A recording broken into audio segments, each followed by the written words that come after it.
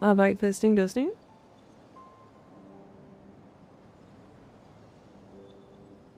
Okay.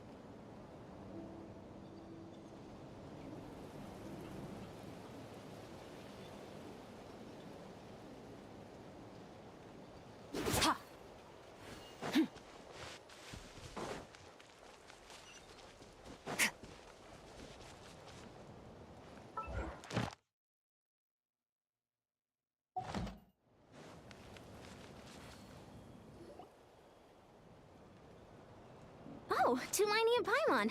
Fancy that. I didn't expect to run into you two here. Oh hey, Kochi-san! What are you doing here all by yourself? Just so you know, Paimon didn't come here to train. Paimon's not looking to sign up for any diet plan or bodybuilding class Wait, right Paimon now. sounds different. Alright, She is less squeaky. But seriously, what do you take me for? Some coach from hell? I'd never force a student into something they didn't want to do. That being said, a little aerobic exercise would probably do you some good. You could take over my patrol for a while. That would count. Yeah, all jokes aside, you're right. I'm looking for some help. The Collective of Plenty is holding a bodybuilding competition soon, and so many people have been busy squeezing in their last-minute workouts that we've run out of staff for patrols. Oh, so you've stepped in to cover their work. But don't you have a last-minute workout to do too? I'm good. For one thing, I believe peak conditioning can only be achieved through consistent training over a long time span. Cramming in a workout at the last minute does next to nothing for you. But more pertinently, well, as you can probably imagine, I'm not able to compete in any of the most popular weight classes, and there's no real competition in my own weight class. Yeah, that makes sense.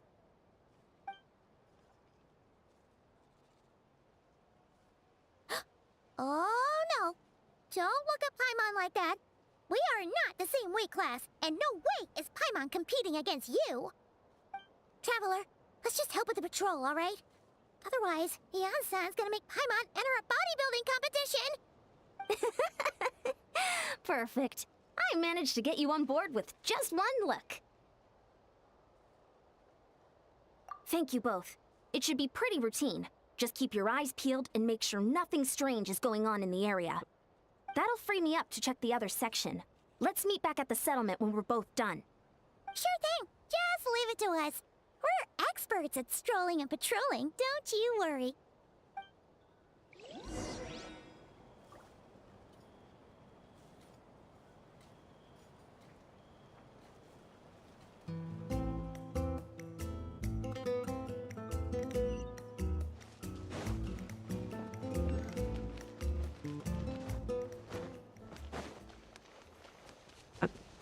I want to pick it up. Give me a second. How do I do that? They got it?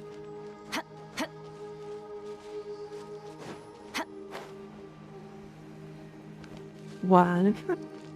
Okay. Probably I have to turn into something at some time.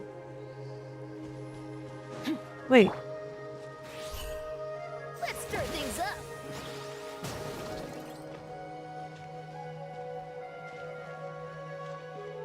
Why the fuck I missed that? This should be fun. Okay. I hate my life. I'm just gonna move. I'm just gonna freaking that it didn't happen.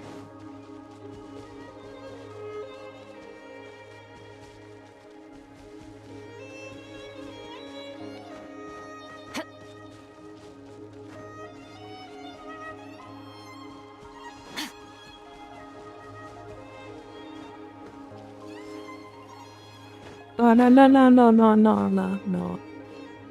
Don't slide. Of course she's gonna slide. Hey. Times like these you pull out? Whoa! Kachina. I can... Tachina, save me. Okay, she can do it. What's this? Was there always a cave here? Thank Lord for that. Thank Lord for Tachina, dude. Otherwise, this area is gonna be a There's a nightmare. hilichurl here. Is it sleeping? Doesn't look very hostile. Why is it hiding away here? Ah! You woke it up! Huh? It ran away. Oh, yes, our reputation in Natland is more fearsome than we thought. Even hilichurls don't want to mess with us now.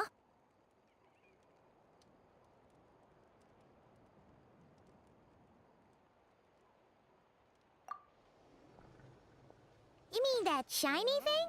Huh. Must have dropped it as it ran off. Huh. Paimon bets that hilichurl thought it was a priceless treasure. It was probably planning to hide it here for safekeeping. Until we showed up. Let Paimon take a look. Hilichurls aren't the brightest, so it might not be worth much, but still.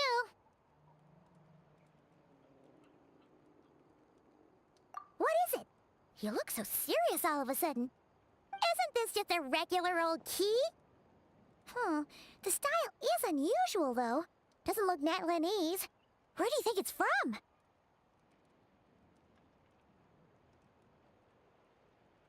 What do you mean? What hibernation chamber? What spaceship? Wait. You mean the spaceship? The one that brought you to Teyvat?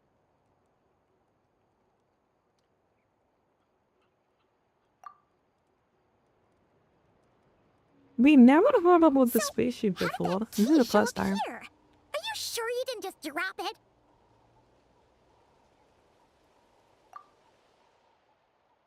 Whoa! Yeah! These look identical! So, if one of them's yours, does that mean the other one is... Knew it! Huh! The keys to a spaceship! Huh!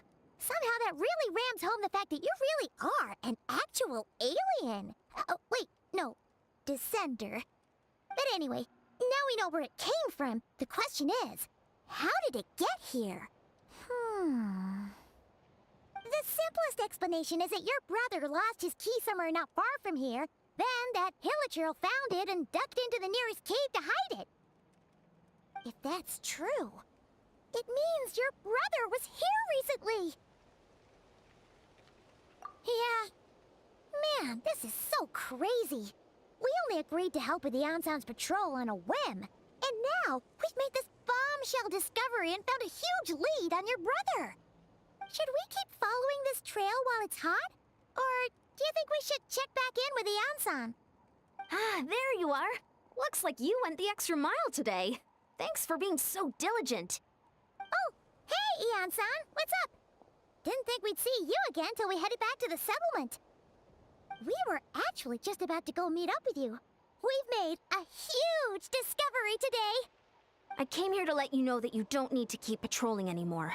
The bodybuilding competition has just been cancelled, so the usual squad will be resuming their normal duties. They'll be here to take over shortly. Wait, canceled? Why? What happened? The Abyss Order attacked. Huh?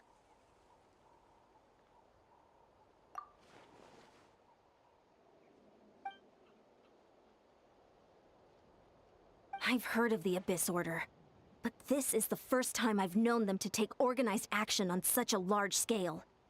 It's like they're preparing to go to war against our entire nation. One little sect versus the entire nation of war? How are they expecting to pull that off? Based on everything we've seen from them so far, they usually prefer to act in the shadows. So, what's different about it this time? What could they be after? No clue. All we know is that they've attacked our tribe, but that doesn't tell us much. Our defenses are holding strong so far, so I'm gonna head to the Stadium of the Sacred Flame and see what Mawika knows. If there is any information out there, she's the one people report to. Oh, want to come with me? I'm sure everyone will feel better knowing that the hero of Natlan is on the case. Great. Then let's head over together. Yeah, let's give our fighter kind of heart back and say your brother is from Abyss.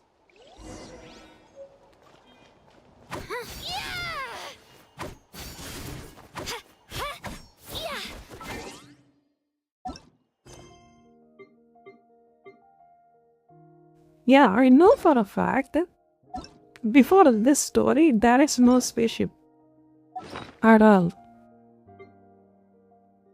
So they just randomly come up. We played around and pulled it out of their ass, I think. The spaceship we used to come to home. Like what? Hello? What is going on?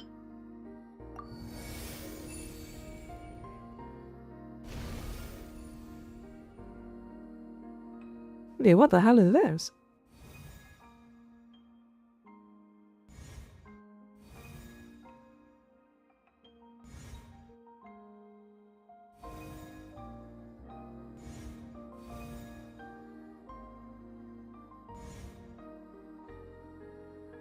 That look pretty cool.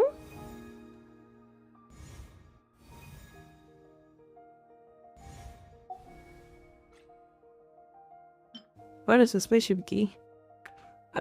On that ship that travels to the Sea of Stars, there should be only 2 keys belonging to Golden Hair traveling to Earth. What?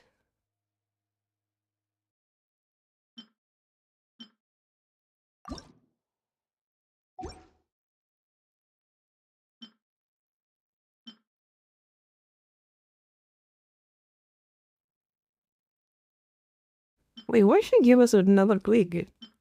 Later? Passing the Hexenberg trial. I see.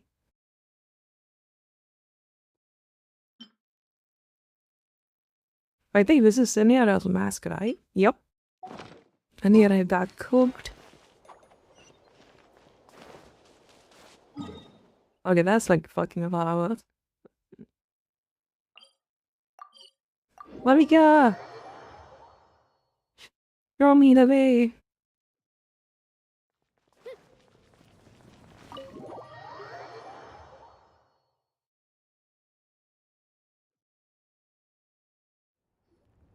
Malika! Oh? Ah, great timing, Eon-san. I was just about to send someone for you. And it's good to see the travelers with you. How are things looking? What's the latest word from the messengers? The Abyss Order has been spotted near several tribes at the same time. Clearly, this is a coordinated strike.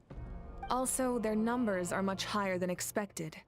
Their organization appears to have grown considerably, but because they're usually so secretive, this is the first we're learning of it. It sounds like they're throwing everything they have at us. What are they trying to achieve? That's what I'd like to know as well. Historically, Natlan has not been a hotbed of Abyss Order activity, and we have no particular quarrel with them. Could it be revenge, perhaps? Would they want to get back at us for a recent victory over the Abyss? Seems unlikely. But then again, Paimon wouldn't put anything past the Abyss Order. It's too early to say anything definite.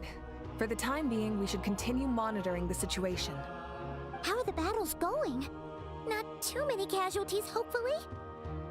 Well, even if they're committing all their forces to the fight, they're in for a tough time. Our brave warriors have just emerged victorious from an all-out fight against the Abyss itself. Yep. We have a whole nation's worth of seasoned veterans fighting for us.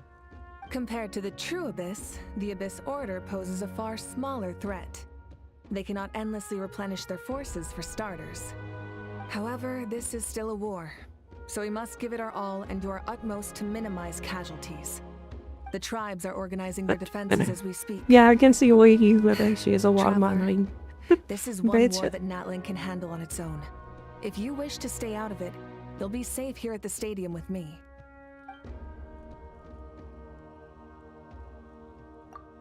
Oh? In what way?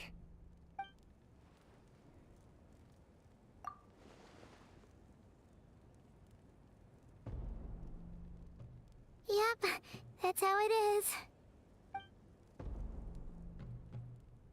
is. I see. My goodness, that is very personal indeed. If you don't mind me asking, do you have any idea what his goal could be? Safe to say, they're not exactly on the best terms at the moment. Ever since Paimon met the Traveler, she's been trying to track her brother down and get some answers. But he's been avoiding her. I see. So you two have fallen out. Huh. A pretty common occurrence between siblings. Well, yeah, that may be. But the stakes are a little higher where these two are involved. They certainly are. Although somehow it doesn't surprise me that a spat between the Traveler and Twin could affect the fate of the entire world. Just so I'm clear, you're still on Natlan's side, and you have no idea what your sibling is after. Is that right? Well, that's a relief. When you first mentioned your sibling, I was worried we were about to be thrust into an impossible position. Our reports say that the Abyss Order has focused most of their efforts against the Masters of the Nightwind.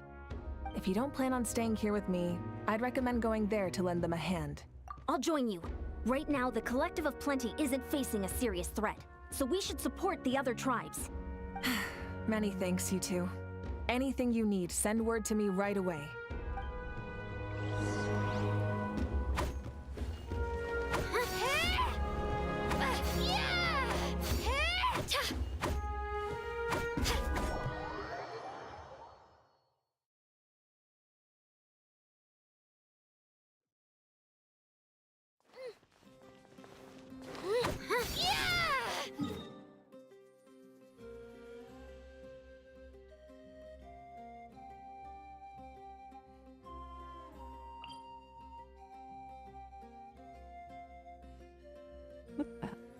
How come I don't even have a single vampire of that?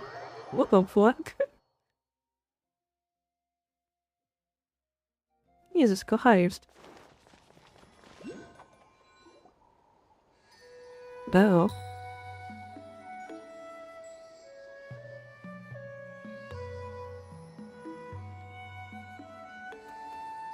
Something's hiding behind that statue!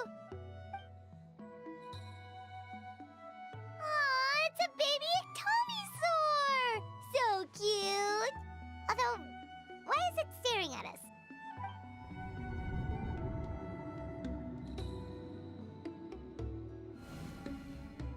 Traveler! No. No.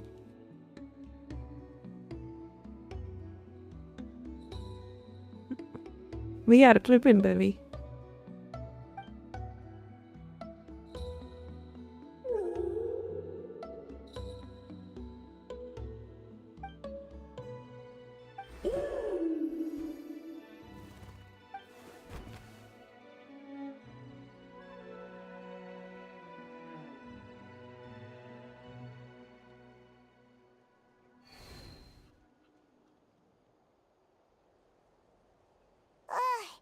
How long was Paimon out?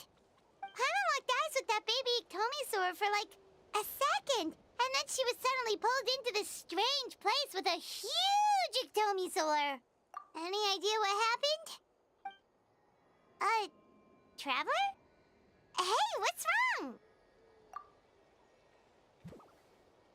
Look, it's that baby Ectomisaur. Seems like it wants us to follow it. Paimon's adventurous side says we have to see where this leads.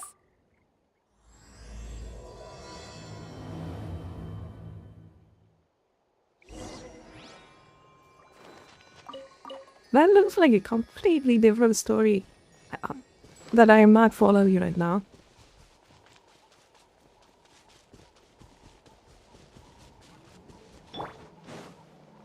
Fearless.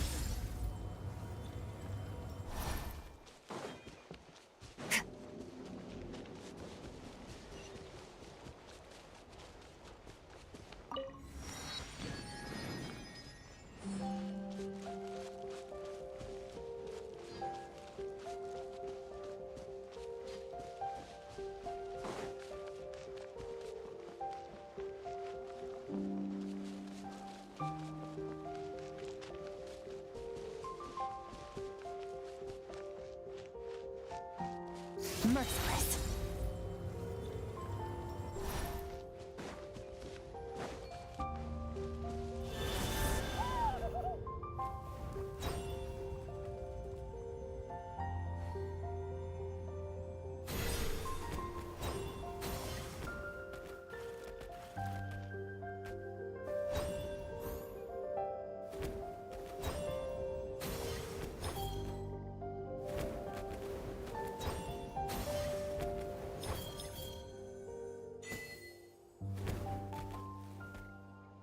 No, no, what the hell? Wow.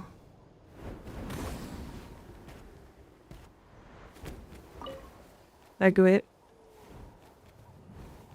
What the hell is he even picking at?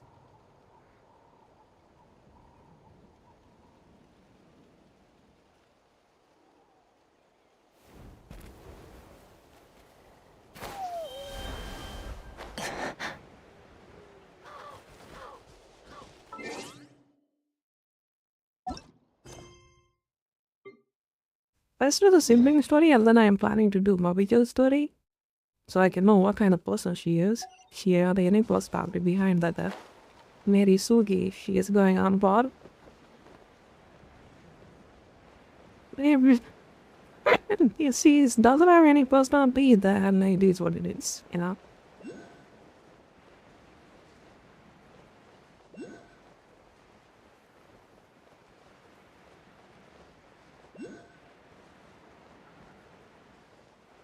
Wait, the Masters of the Night Wind is a Sea Valley area, right? Yeah. You know, Sea Valley is a good character. Like, she is better written than the freaking Pyro, to be honest. Like, Pyro story is kind of mediocre. But Sea Valley is way better, if you ask me.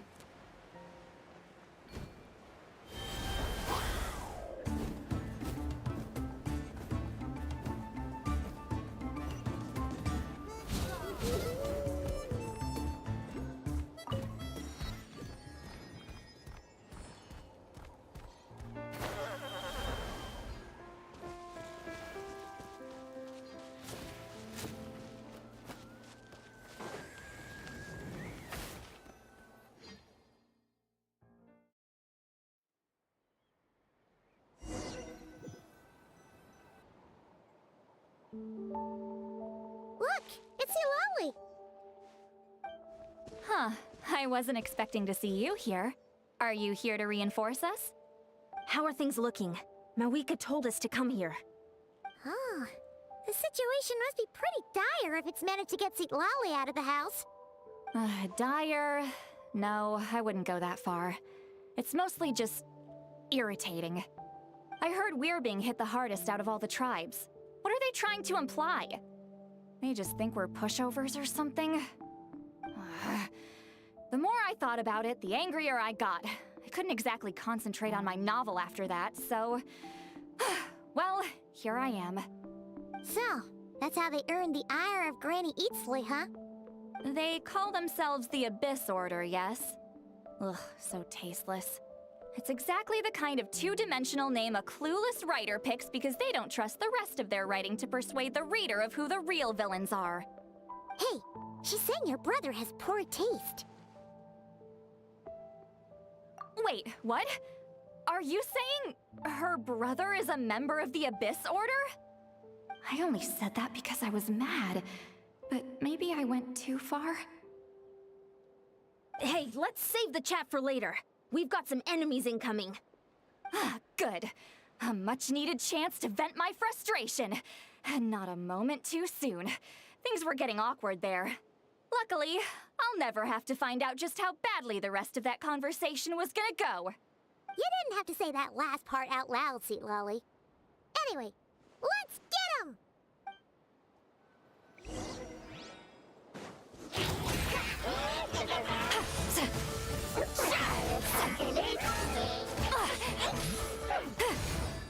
My guiding stars, hold.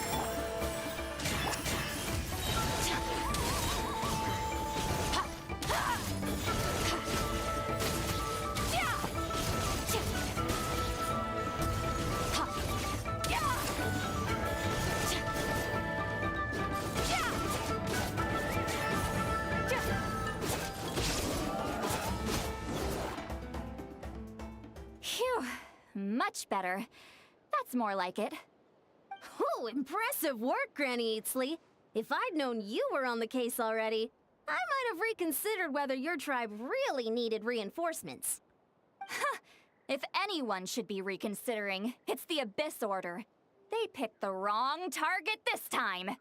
Experience says that if we head in the direction they were attacking from, we should find their stronghold. Why don't we press our advantage and destroy their base? They won't know what hit them. Hey, was there a battle here just now? Need any help? The warriors from the Masters of the Nightwind are here! The battle against the Abyss is still fresh on our minds, so everyone's used to working together. Well, morale's high and everyone's here. Let's go take down that stronghold! The night is cold. Let's dance.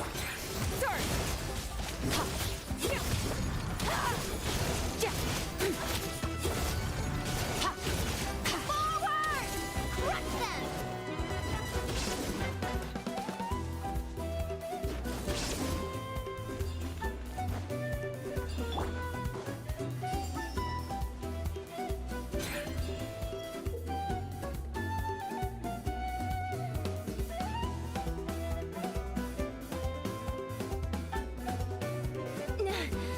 What is that thing?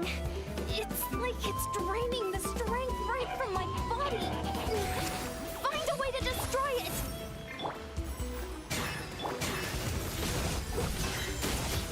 The Abyss Order's resistance is faltering. Now's our chance!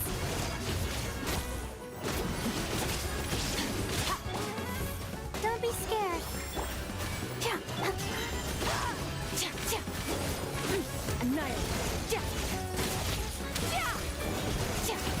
Fulfill our pact! You two! Time to end them! Warriors, attack! After them! Looks like Seedland needs a field though.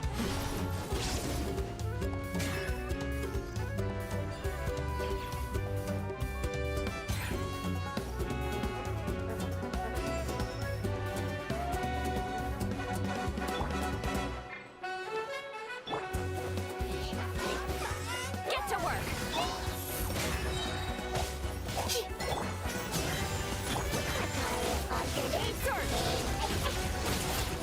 You must be the boss here. Time to show you what happens when you mess with the Masters of the Nightwind! All who resist the Abyss will pay the price! My guiding stars. Cold. Mine to command.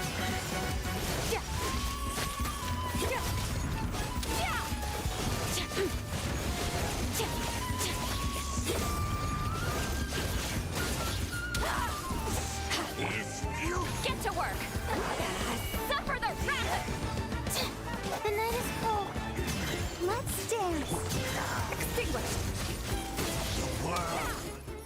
will This stronghold is neutralized. Good work, everyone. The Abyss Order's all bark and no bite. To be honest, this was anticlimactic. I was hoping for a personal apology at the very least. And ideally, a whole speech acknowledging the superior might of the Masters of the Nightwind. Well, whatever. I'll just have to make up for it with some extra wine at the victory feast. With the stronghold cleared, this area should be safe for the time being. But still, something tells me we can't afford to let our guard down yet. Maybe it's just me, but an enemy under siege normally defends their stronghold at all costs. The fighting gets more and more intense right till the bitter end. But this time was different. With a few exceptions, most of the enemies here gave up and fled the moment that... well, I don't know, but it seemed like they sensed something. Huh? Not sure I follow. They did a tactical retreat, that's all. It's just a different strategy. I'm not convinced. Don't forget, they're radicals who chose to wage war on an entire nation. They don't do things in half measures. It seems out of character to cut their losses and run like that. So you're saying there's more to this than meets the eye? I'm saying we don't know enough to be sure of anything at this stage. So let's stay alert and keep our defenses at the ready.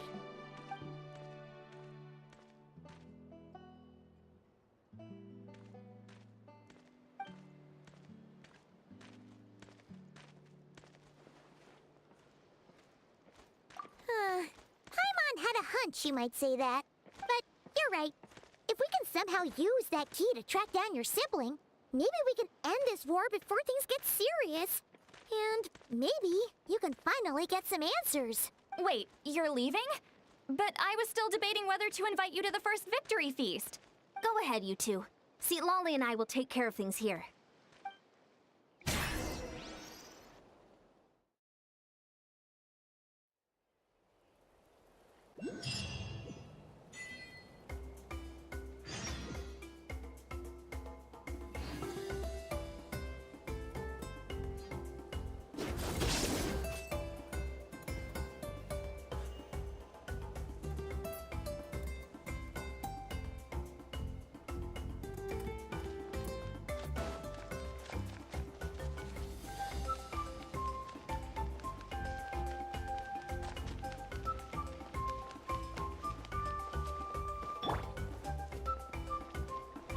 Let's go, Twirly!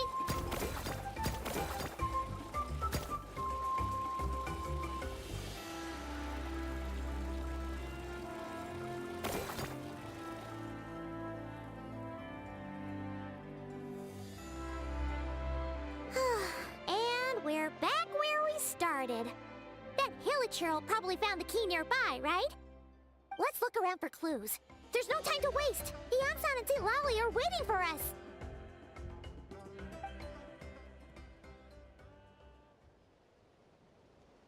Oh, we've scoured the entire area, but still nothing.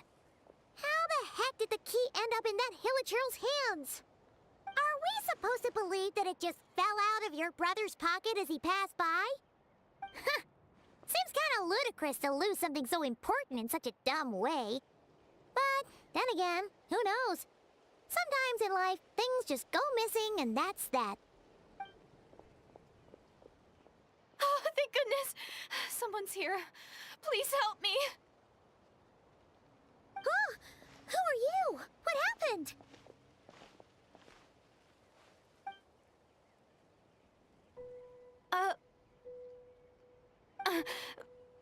No, now isn't the time. Please, you've got to help me. I'm being chased by monsters and I can't keep running. Can you do something? Yeah, where are they? Paimon doesn't see any monsters behind you. Huh? I'm sorry, I don't quite understand. They're almost here. This really isn't the time to be joking around. We're not. We're completely serious. We don't see any monsters. But how? Ugh, there's no time. They're coming. We gotta run. What's wrong with that girl? She must be seeing things. Oh no! It looks like something really hit her. Maybe she was right. Quick, let's see if she's okay. What's wrong? Are you hurt? What was that? The monsters! They're right there! You need to get out of here. It's too dangerous.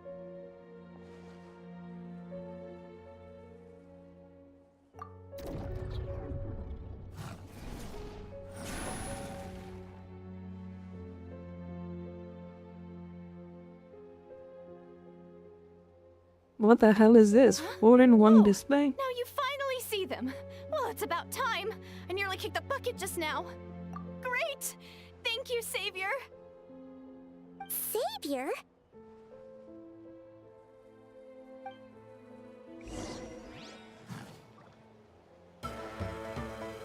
My guiding stars! Stars! Annihilate.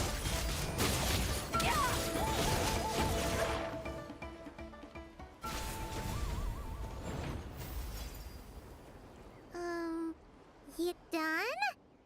Paimon still can't see anything, so she can't tell. It just looked like you were slicing at thin air. Kind of funny, actually.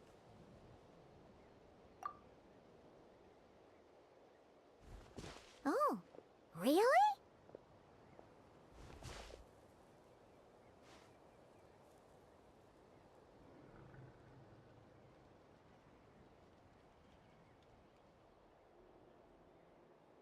Oh.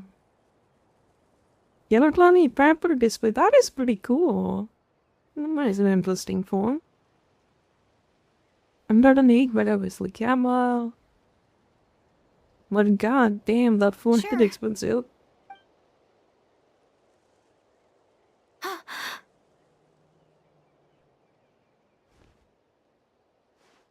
It's nothing. It's okay. I can see they're all gone now. No need for you to check. I didn't think much of it when the monsters were breathing down our necks, but now that I've calmed down, holding hands with you like this, I'm just a little shy, that's all. Huh? Have you never shaken hands with someone before? You sure get flustered easily. Well, anyway, I haven't had the chance to introduce myself yet. I'm Deirdith. Thanks for, saving me just now. I'm really grateful for your help. No worries. Paimon's Paimon, and this is the Traveler. With her around, you'll be safe from any monsters. As long as they're visible. So, what was the deal with those monsters just now, anyway? Your guess is as good as mine. I could see them the whole time, so when you said you couldn't, I thought you were making fun of me. Whoa! That must have been scary. The idea that we'd stand by and laugh while some poor girl was being hunted down by monsters?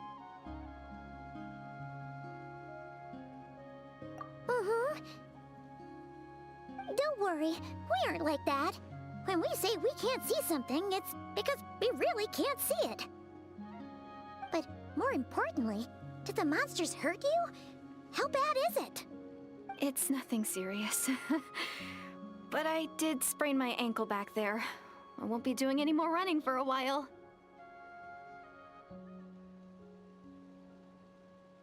Good idea! We'll take you!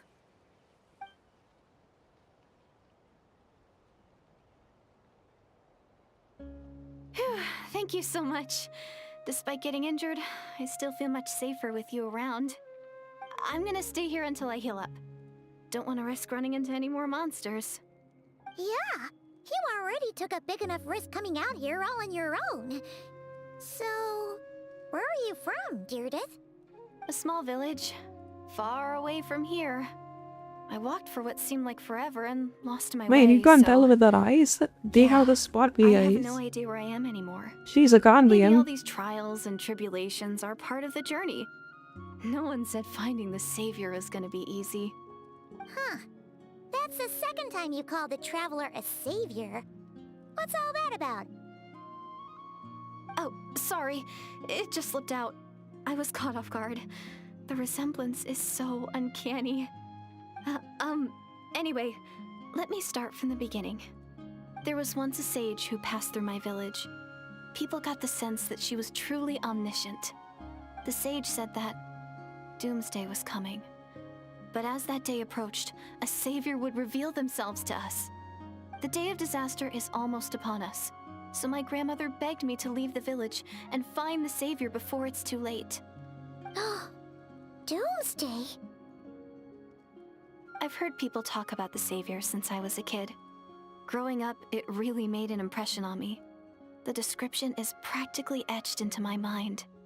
So when I saw your golden hair for the first time, it was like this image that's existed in my mind's eye all these years suddenly came to life. Everything matched. Oh, so that's why you were lost for words when you first saw her. Well, the Traveler's definitely got what it takes to be a savior, and she's already got a ton of titles, so she won't mind one extra. Actually, I don't think it's her. What? But didn't you say that everything matched? Everything except the gender. The savior was described as a young man. Oh, for goodness sake. There are gender requirements to be a savior? Really?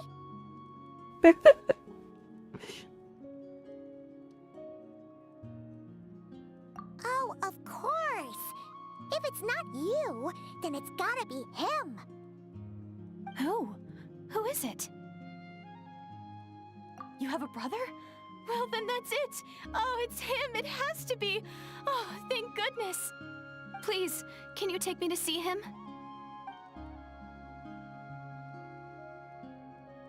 Huh. Maybe, if you're lucky. It just depends if we can find him. Huh? But isn't he your brother? Sorry. Looks like Paimon steered this conversation back to the fallout between you two. It wasn't on purpose, but that's the reality, so it's hard to avoid. Okay, fair enough. But since you're looking for him anyway, why don't we team up? We might stand a better chance if we work together.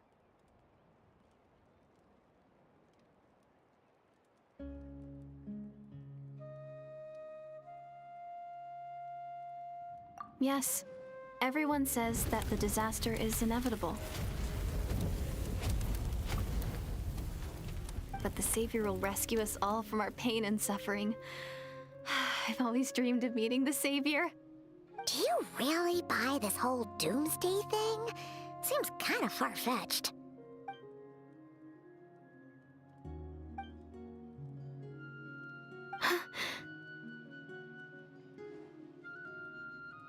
See? She broke eye contact. Sure sign of a guilty conscience. Time to press her for answers. What's wrong, Deirdis? Something's clearly bothering you. You want to tell us what's going through your mind? Oh, I just, how should I put it? The Traveler looks just like the Savior of my dreams. And it's not every day that the Savior of your dreams swoops in and saves the day in your moment of crisis. So I'm just a little overwhelmed, that's all. 3 seconds of unbroken eye contact is the limit. I don't think my mind and body can handle How come any more this is than an NPC? Get a character that does this. Limit. People will pull that up banner. Happens after 3 seconds. I'm sorry.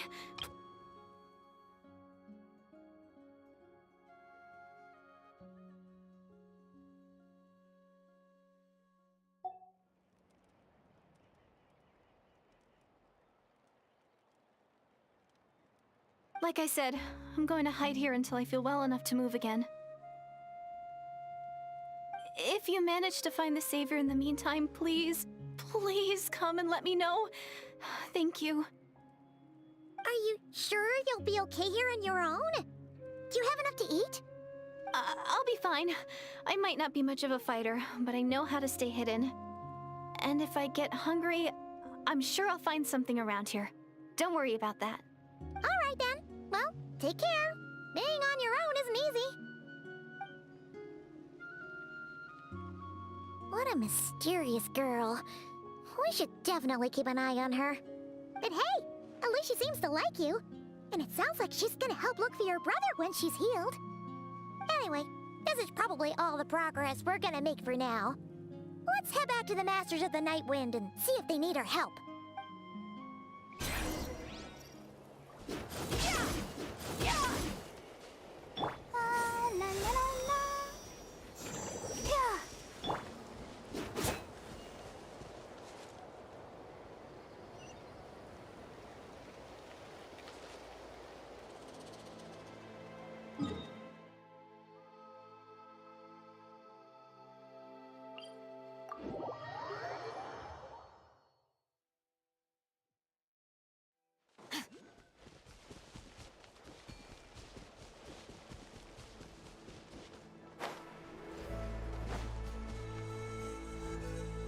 Oh, you're back!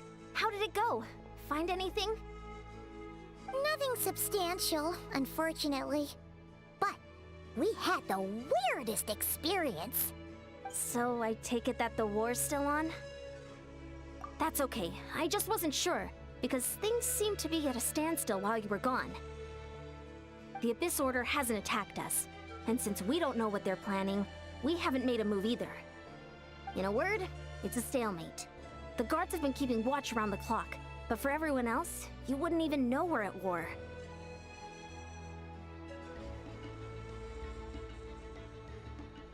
Huh. Really makes you wonder what the Abyss Order's thinking. I was wondering, Traveler, if you have the time, could you go and pay a visit to the guards? They've been working a pretty demanding schedule. I was gonna go see them myself, but I'm sure they'd appreciate a visit from the greatest hero of our time. Oh, but you're a great hero too, Yan-san. Great. Thanks, you two. Oh, check it out! The graffiti on the wall is glowing! Masters of the Night What? Wind. And by the looks of it, Masters of Nightlife too. Wow, what is this drawing? Play money, you piece of shit. It says random things are random bounce. Wow, Tumaini, our hero. We've actually fought together before. You probably don't remember it though. You do? Then it's truly an honor to serve alongside you once more.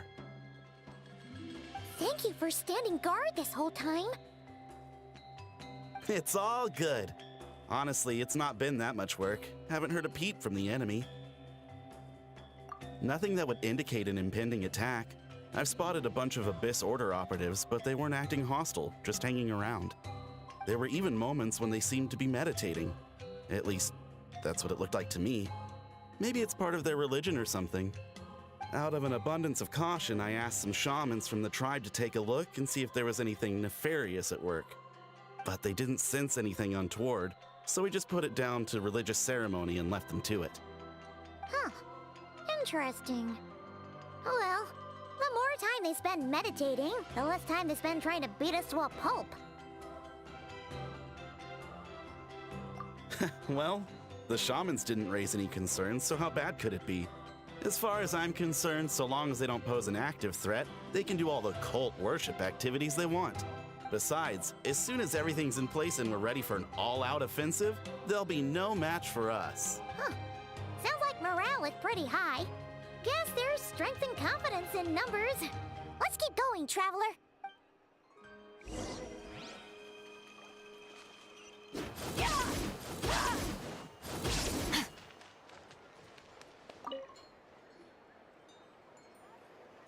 Huh? Hey, come on! It's not the same thing. How can I not? No one's here to...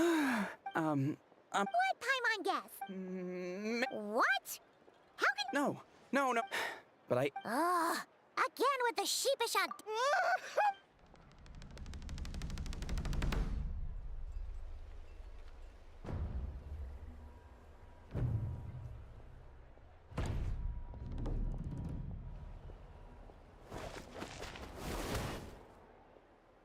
Obviously, I never expected to.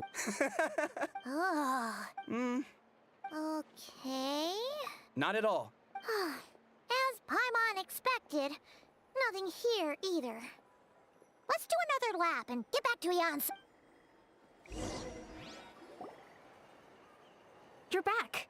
So, did the guards find anything? Nothing much, no. Someone mentioned that the Abyss Order has been doing some kind of meditation or prayer, but apparently it seemed harmless. Paimon wants to lodge a complaint about one of the guards, though. His name's Kintaro.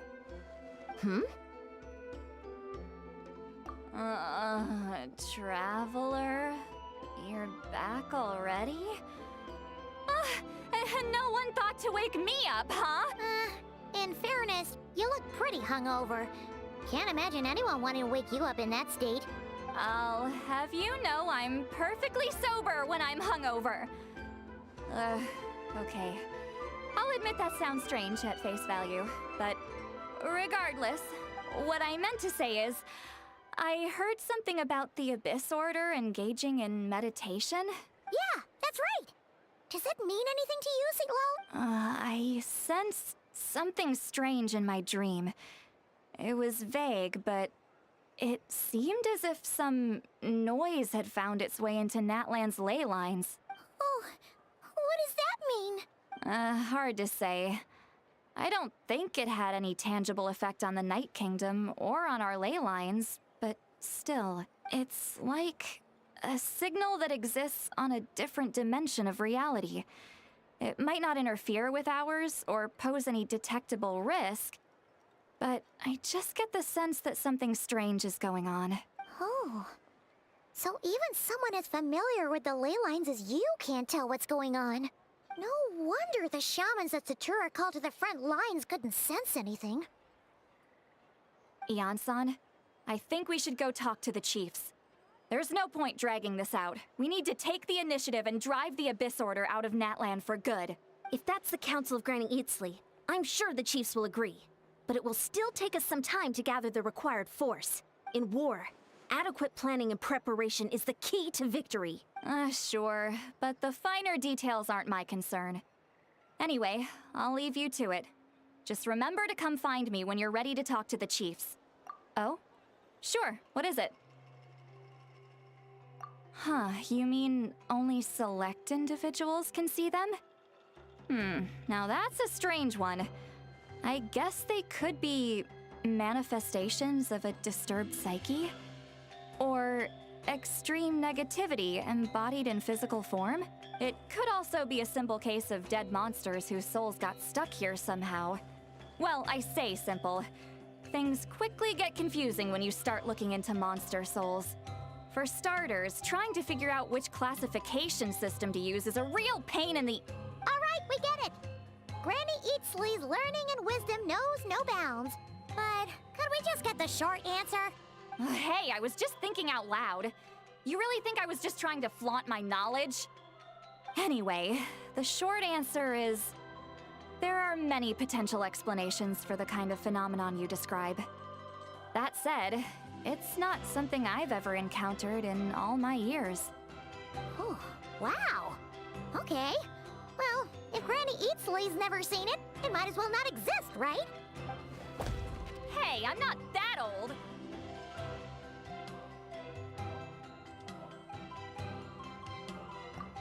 Care to elaborate on what happened? This all sounds rather mysterious. Really? You had to hold her hand to see the monsters? Sounds a little contrived. Huh? That's the part that bothers you? Maybe the point is more that it requires direct physical contact, whether that be hand-holding or otherwise. But that's neither here nor there. What bothers me is, it sounds like she's convinced that your sibling, the leader of the Abyss Order, is a savior. That really makes me question whose side this girl is on, and whether what she told you about her background is actually the truth. Sorry if that comes across as paranoid. It's just hard not to be suspicious of everything when we're in the middle of a war. Actually, Paimon feels like you make a fair point. Whoever this girl is, she sounds like bad news. Okay, well, you're clearly just jumping to conclusions. It's hard to know what to make of it.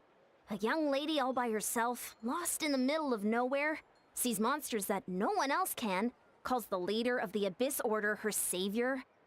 At the very least, we should remain vigilant. Keep a close watch on her. Sounds sensible. On that note, we probably shouldn't have left her by herself in that cave. Traveler, we still need some time to muster our forces. Maybe you could check on her if you're not busy. Just be careful. It's settled then. Let's go check on her.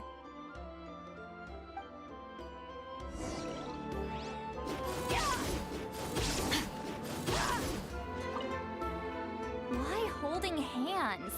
Why that specifically? Why not literally anything else? What the? Wow. See, Valley, been mad like Batman, does he? Jeez, don't want us jelly as well.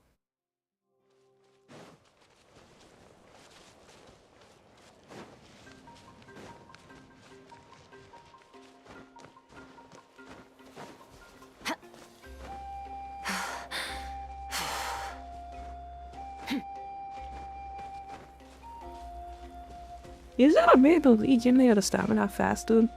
Fucking Christ, this is miserable. Maybe they added some kind of mechanic in, not recognizing or something.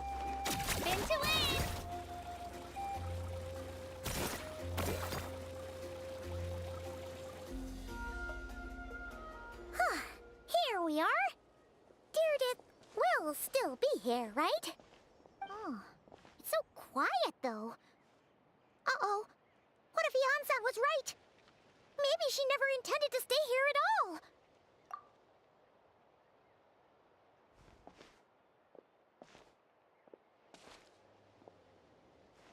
Traveler, watch out!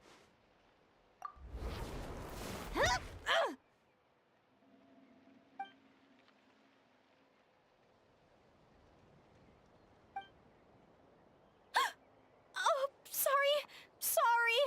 I didn't know it was you. I heard a noise and I thought it was the monsters coming to get me. Did I hurt you? Oh, I'm so sorry. I wasn't thinking straight.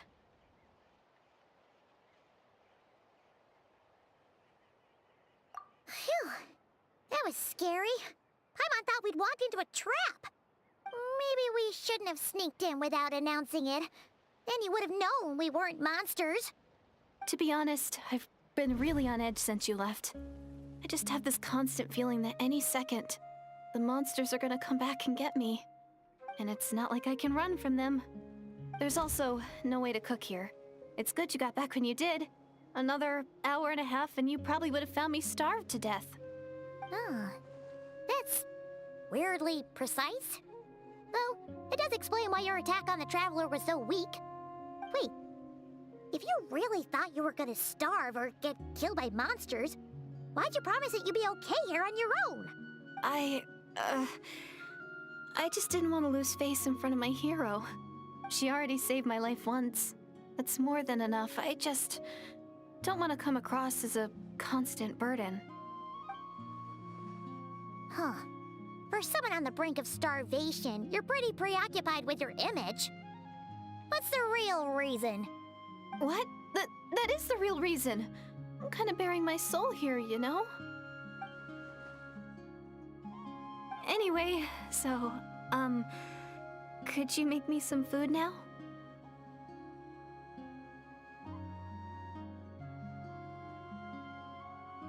Oh, Paimon's getting hungry now too.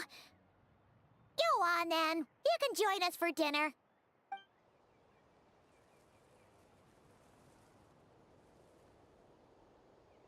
Wait, is that fucking Celestial over there? Let me see. I am I so just saw full. something there. Thanks for saving me, again. Starvation feels like a distant memory now. Huh. You can really pack it away, Deardith. Guess that explains how you had the energy to make it this far. I tried so hard to hold back, but it looks like I still came across like a total glutton. Paimon didn't even realize how late it is. Hey, the night sky here is really pretty. Yeah, and it's all thanks to you both that I'm able to relax and enjoy it. I was cooped up in that cave the whole time you were gone. Now, I'm finally out. The air seems fresher, and the stars more beautiful than ever before. You weren't in there that long.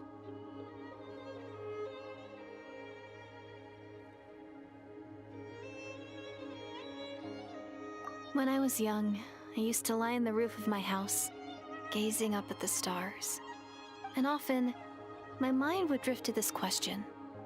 Is this starry sky actually real?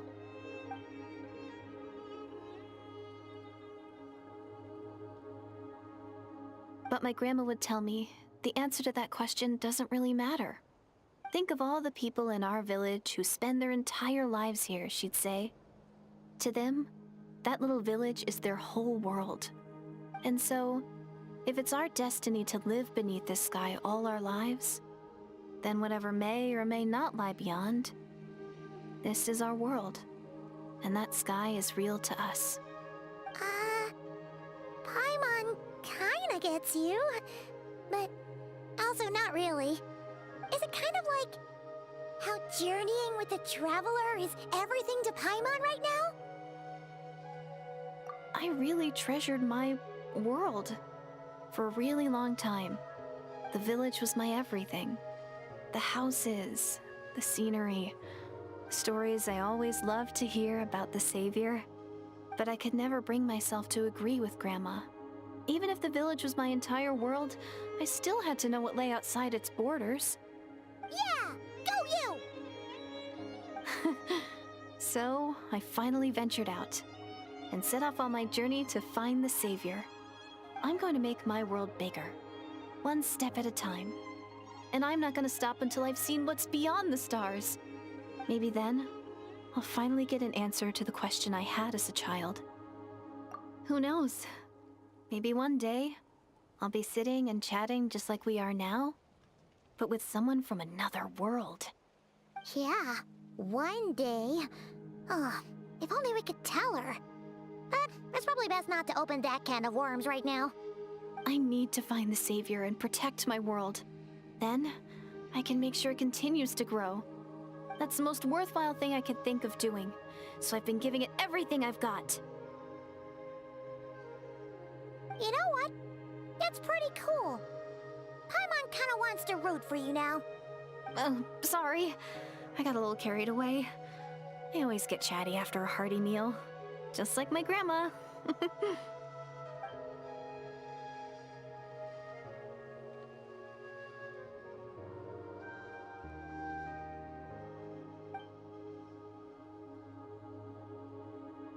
Hold on. Shh. It's them. The monsters are back. Where? Oh, still invisible, huh?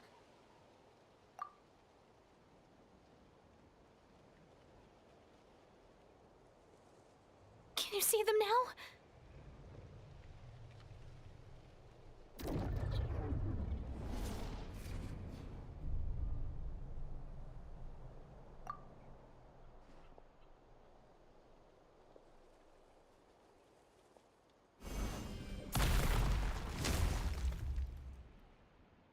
Oh, Paimon still can't see anything.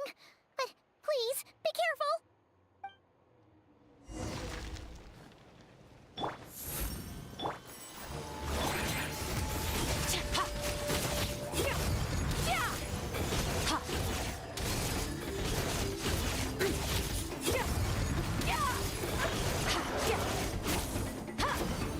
Not now. Hi.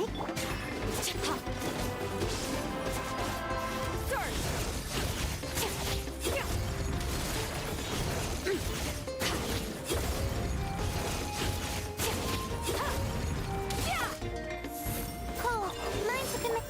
Huh.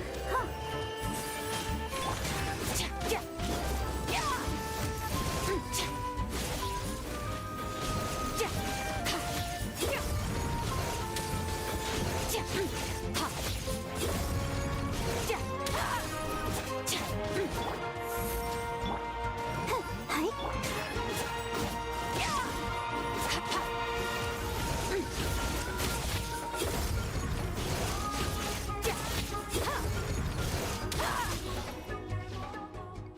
Huh? Wow, that was fast.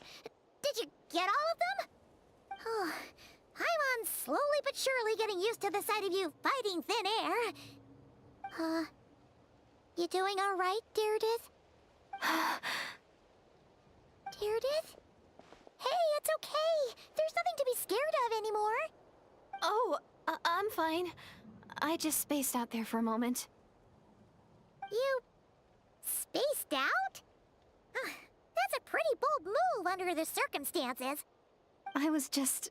the image of the traveler fighting to protect me. I was trying to commit it to memory. Seems like the least I can do. All right. Whatever floats your boat. Anyway, there are no more monsters in the area, and it's getting late. Why don't you stay here tonight? Sounds reasonable to Paimon. What do you think, Fuck. Traveler? Okay.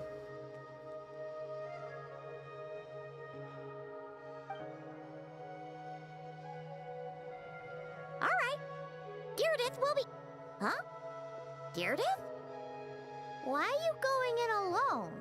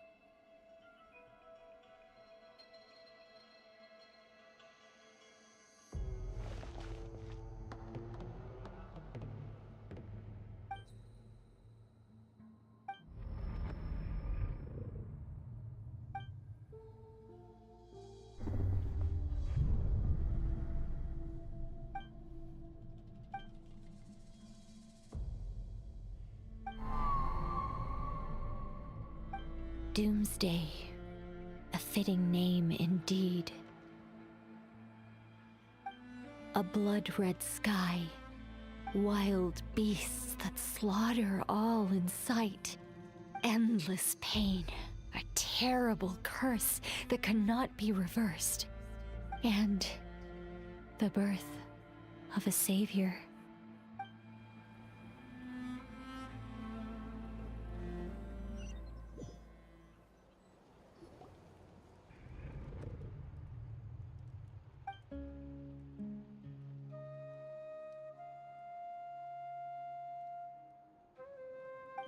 You're awake. I'm sorry. I didn't mean to,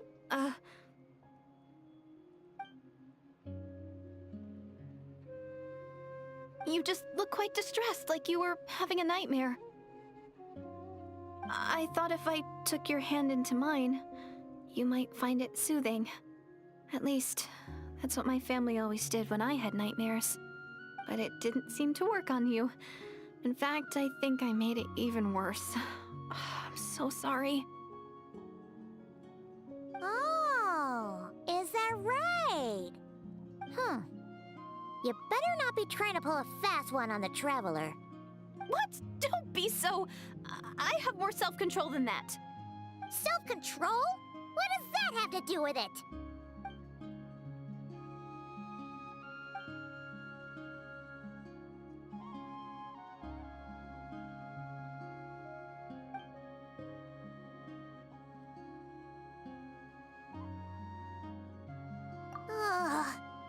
No way is Paimon getting back to sleep after this. You go ahead. But for the rest of the night, Paimon is staying up to keep an eye on this young lady. Oh, do I really seem that shady to you?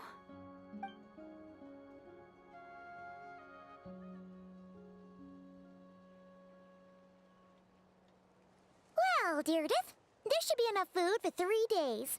Make sure you eat the perishable stuff first, so nothing goes to waste. You can't tell which stuff is perishable, right? Yeah, I can tell from the ingredients.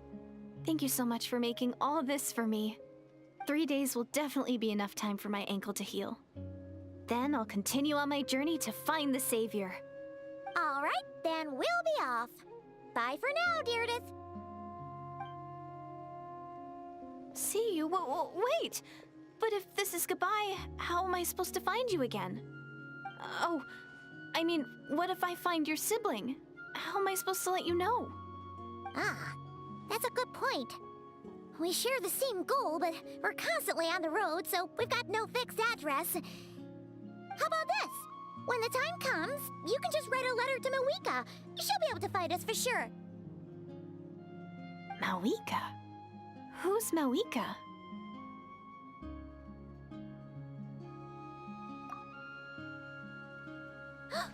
It's the Abyss Order! They're here! But it doesn't look like they're marching to war. More like they're... running away? Where? What are you talking about? A bunch of Abyss Order thugs! You don't see them? They're heading right this way! That's strange. I guess it's my turn to not be able to see the monsters.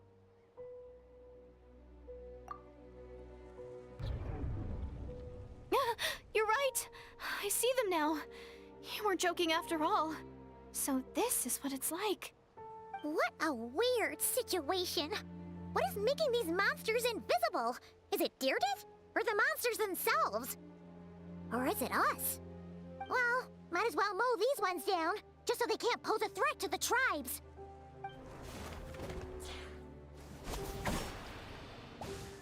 Woohoo! All done! Their morale seems super low. Guess they really were on the run, huh? So there's no more of them, right?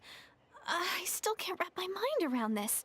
Why couldn't I see them until you took my hand? So, any ideas on why those monsters might have been running away? Maybe something went down on the front line. Oh, Paimon's getting a little worried about Eon-san and the others. Let's head back to the Masters of the Night Wind right away. We gotta go. Bye for now, Deirdre. See ya, and please take care.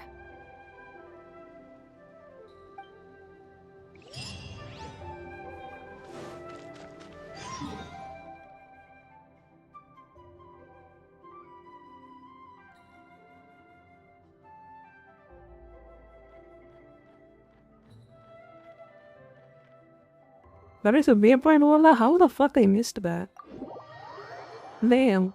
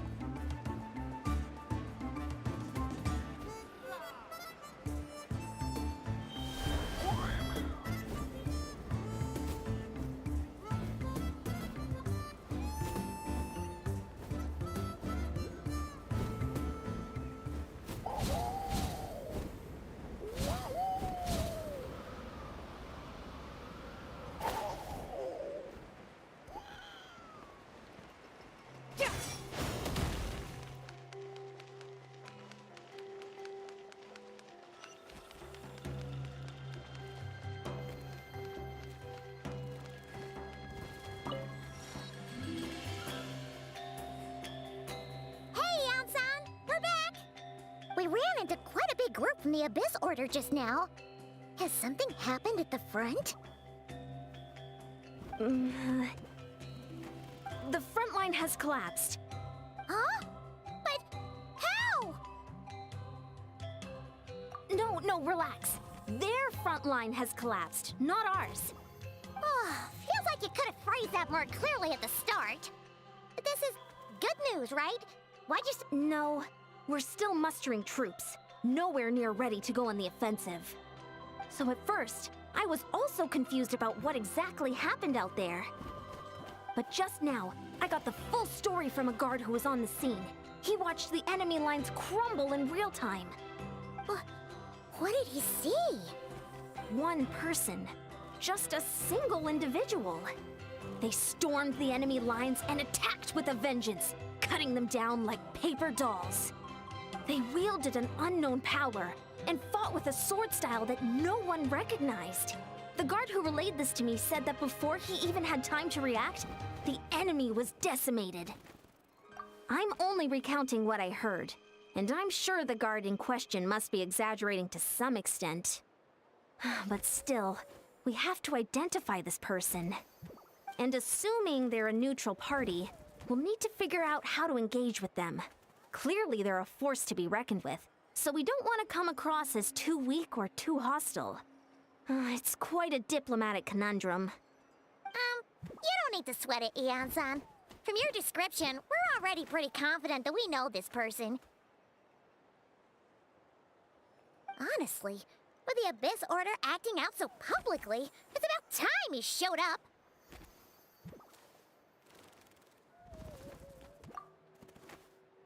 Dainsleif. Wonder if we're allowed in here. Oh, the door opened all by itself. Taking that as a yes? The Tommy store from earlier. It's really here. Then let's go introduce ourselves.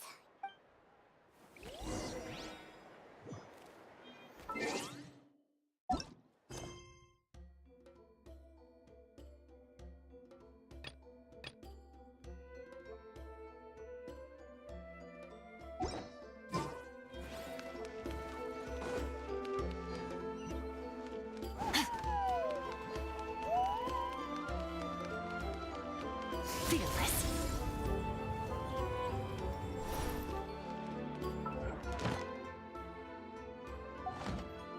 I gotta do the commissions? Okay. Merciless. Finally got here, and now I can...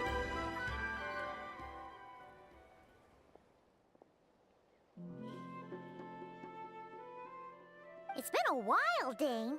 And yeah, after we heard what went down, we figured you'd shown up. You caused quite a stir, you know. Oh, this is a friend of ours from Natlan. Her name's Ian-san. She insisted on coming here to thank you in person. It is my honor, Mr. Dainsleif. Thank you for breaking the stalemate in our war against the Abyss Order. Natlan is fortunate to share a common enemy with such a mighty warrior as yourself. Please don't mind him, Ian-san. He always talks like that, but he's a pretty nice guy deep down. It's quite alright. Uezo Iansen respects those of great power. It's quite clear that he meant no offense, and I am still delighted to make his acquaintance. Anyway, since you're old friends, I'll leave you to catch up for now. Take your time. Sure thing. You probably have plenty of other stuff to do anyway, right? Since this war isn't exactly over. See you later, Ian-san!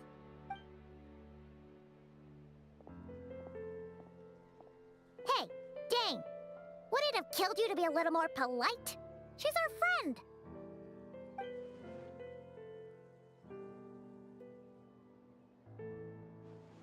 Why Dane's left this muted? Oh my god. That's so good.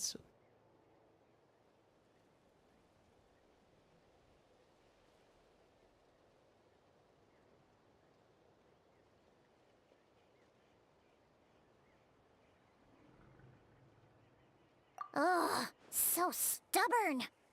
But whatever. So anyway, Dane, do you have any new info about the Abyss Order for us?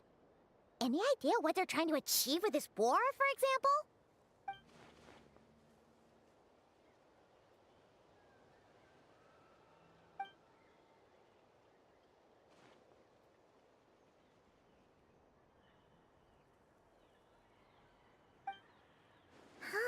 We thought so too.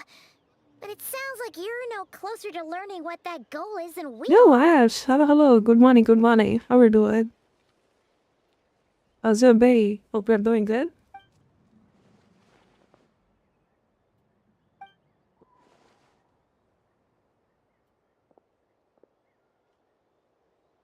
What do you think we should do?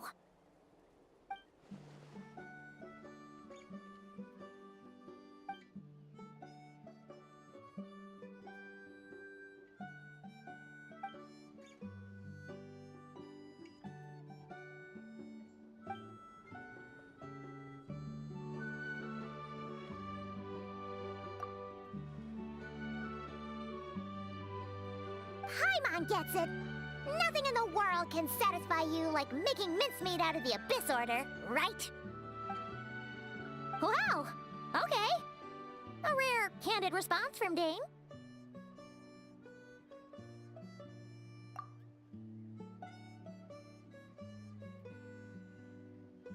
Well, actually, we found her brother's hibernation chamber key near the Collective of Plenty. He must have lost it. Oh, and there's more! After finding the key, we also ran into this weird girl. She kept seeing monsters that we couldn't see, and then, this other time, we saw a load of monsters, but she couldn't. She also said she was on a journey to find the Savior. Her description of this Savior matched the Traveler pretty closely, so we figured it's probably her brother. Yeah, that's right. Is something the matter, Dane?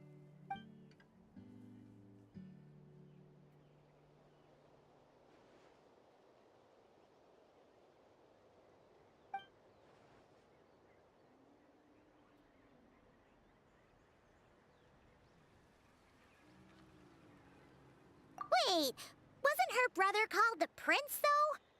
Where did this Savior thing come from?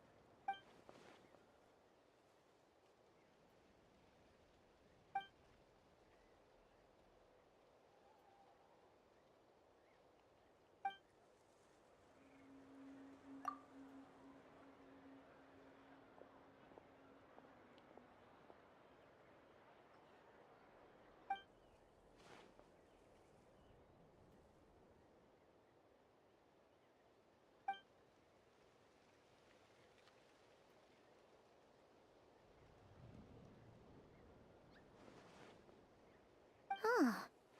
Sounds like the people of Conria really believed in him.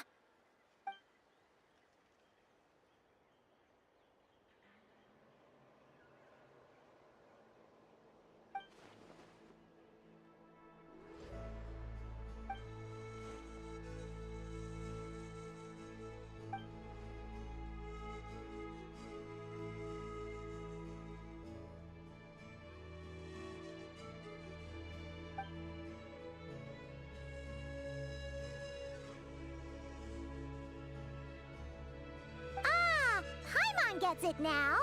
So, a bit like Kaya. Except she grew up somewhere more isolated?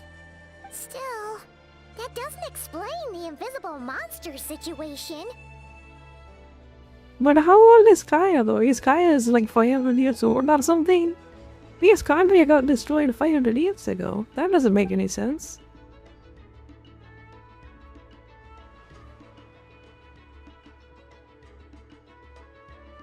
Sure. Also, why don't you stay with us at the Masters of the Night Wind for tonight? You must be tired after all that fighting today.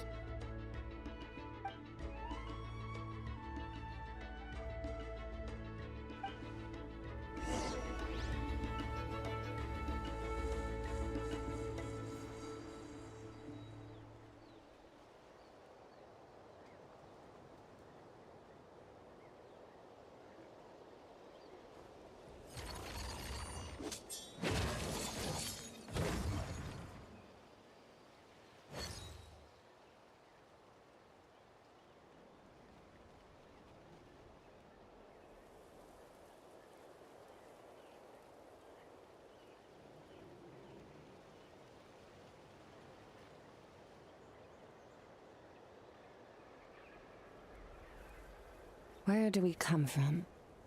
And where are we going?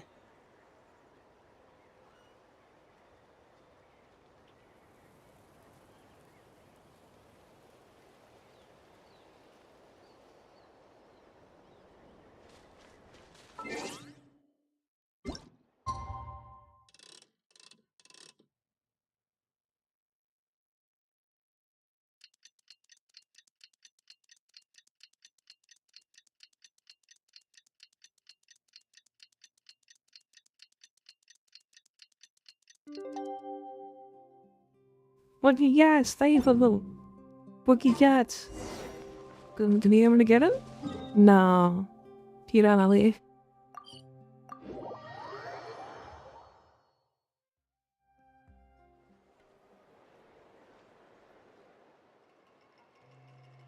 Is that Dane and Neon-san discussing strategy together?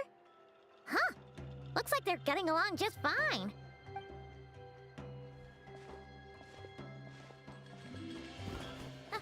Morning!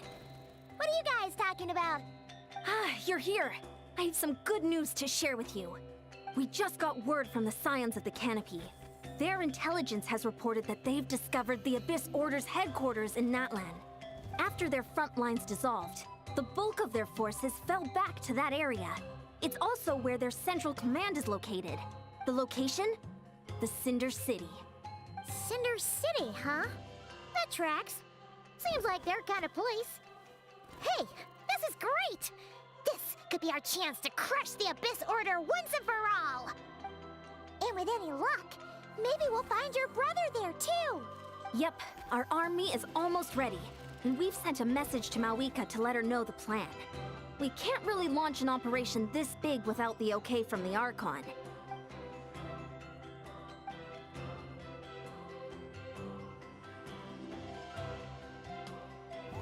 I've already explained my reasoning, Mr. Dainsleif. I understand your concern, but an immediate strike is not on the cards for us.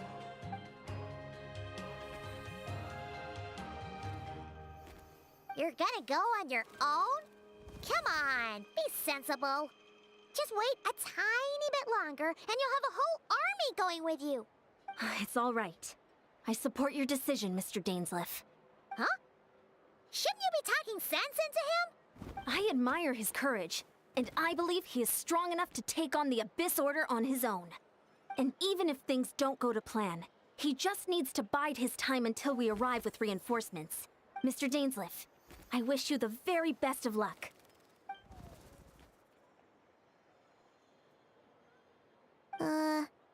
Looks like he's waiting for you to say something, Traveler.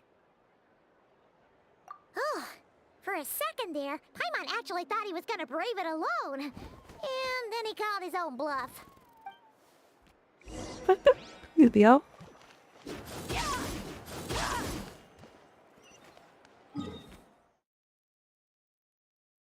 Alright, I think once I finish this, I'll be up to date with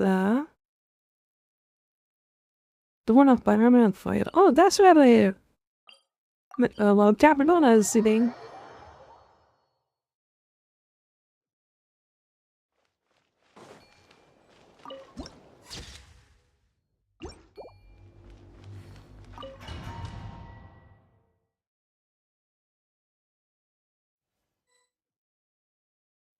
Is this the place? The Abyss Order's hideout in Natlan?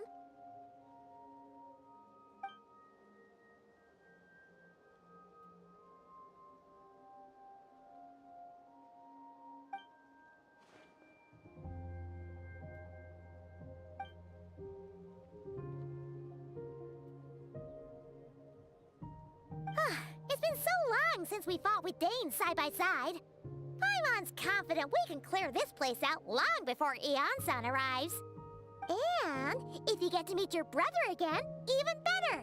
Let's go! I thought when I played it.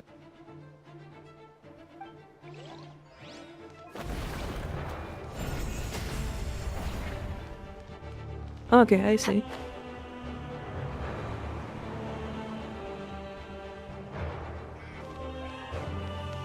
My guiding stars! Let the show begin.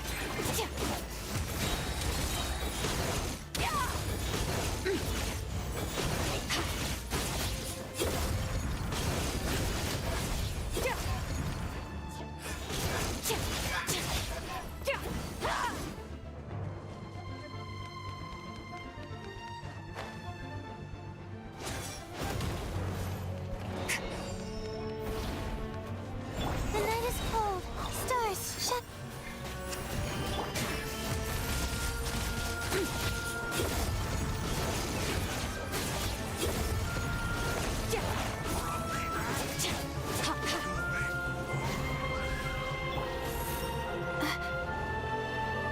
My guiding stars, I'll protect us.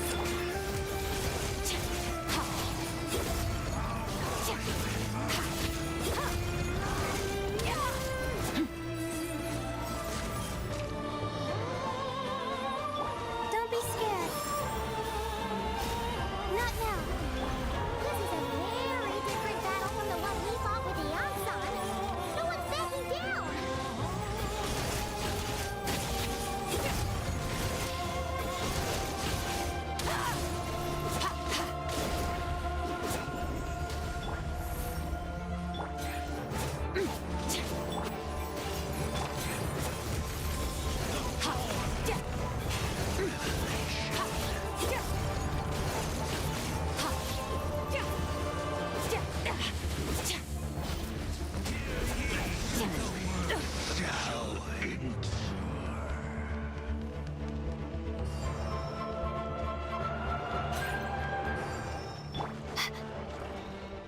The night is cold. Oh, huh, oh.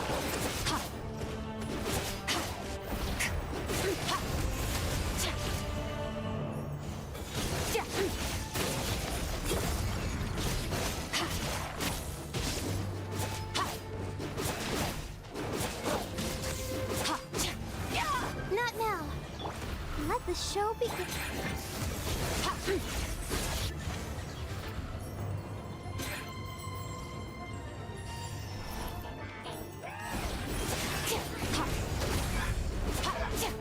My guiding stars, stars.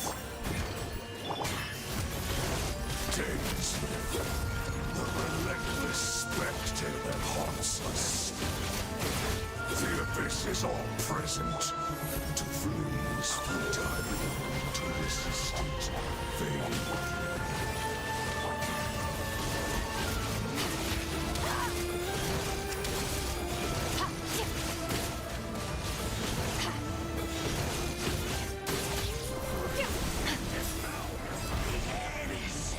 Shall rise once again. Ready, steady, go!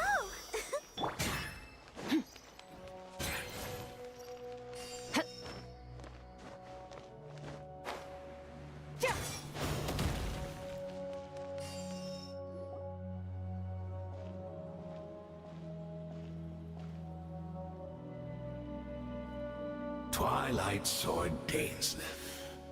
Is this really what you want?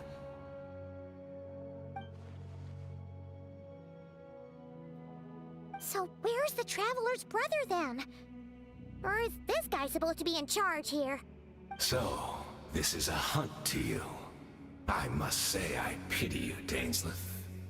The death you dole out so readily to others is a luxury you yourself cannot enjoy. But today, that is the least of your worries. Do you realize that all your years of pursuing us are being rendered utterly meaningless, even as we speak?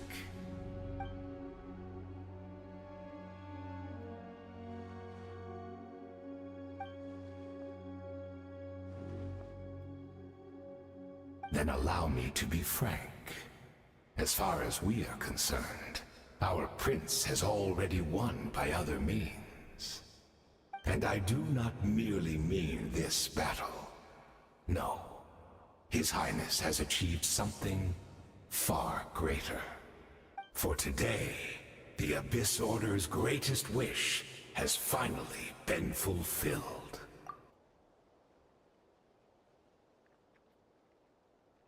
No, Our halaman. Highness quietly infiltrated the Night Kingdom to exploit that realm's past experience with ley line reconstruction. And then used the Loom of Fate to reweave the ley lines of Conria. What? He used the Loom of Fate?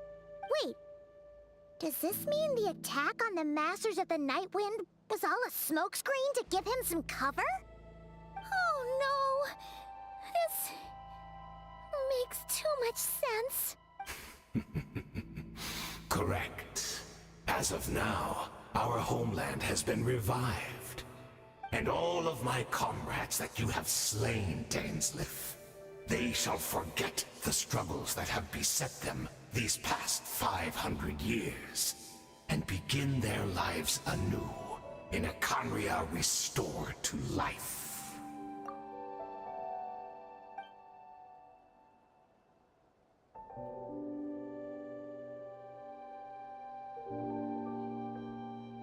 Right! You still need a few steps after that, such as finding a place to host the ley lines you Als just Genshin had een nieuwe bit, pretty good. But Dainsleif was completely muted. Plus, if it Kinda was really lame. so easy, Malika and the captain would have had a way easier time during the war. Oh, you poor fools. Clinging to delusions, even after the truth has been plainly revealed to you. Think back on the past few days. Have you truly not noticed anything amiss since the start of the war?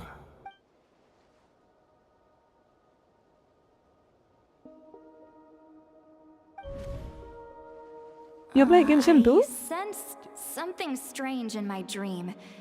It was vague, but it seemed as if some noise had found its way into Natlan's ley lines.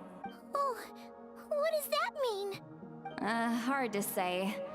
I don't think it had any tangible effect on the Night Kingdom or on our ley lines, but still, it's like a signal that exists on a different dimension of reality.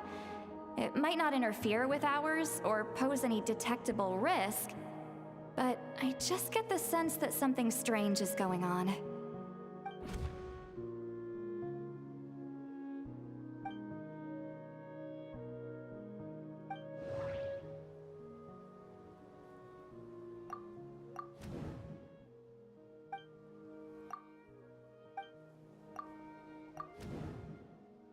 Pull hem on vallen in nu. Oh, thank you. In the episode.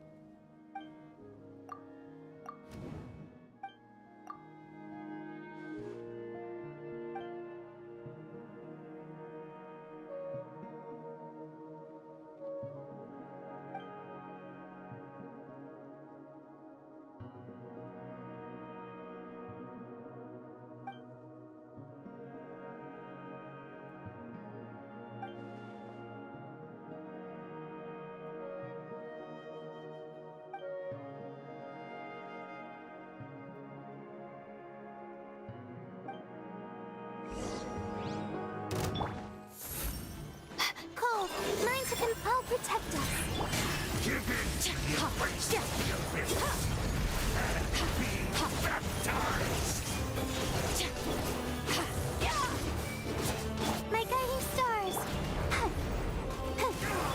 Still don't understand. You battled in vain. The abyss order's mission has been fulfilled. My body is failing. Will not The night is recede cold. to the name of the Stars. abyss. Extinguished!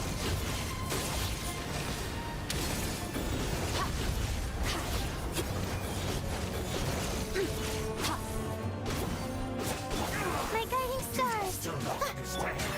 You battled in vain. The abyss order's mission has been That should be all of them, right? So, we've destroyed the Abyss Order's headquarters in Natlan, but somehow, that didn't feel satisfying at all. Are you still thinking about what that guy said? You look really worried. Would I?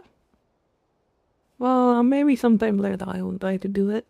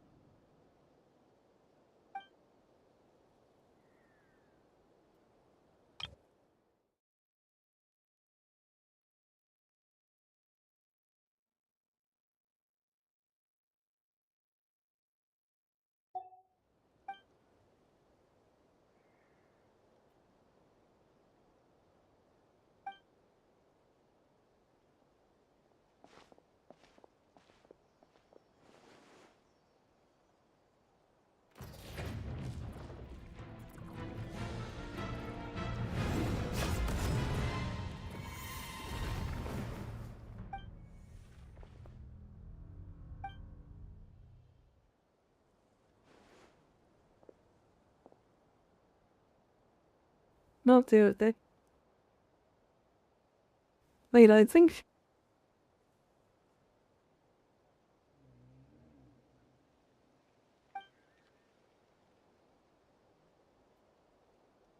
500 years on, and you still refuse to address me as master.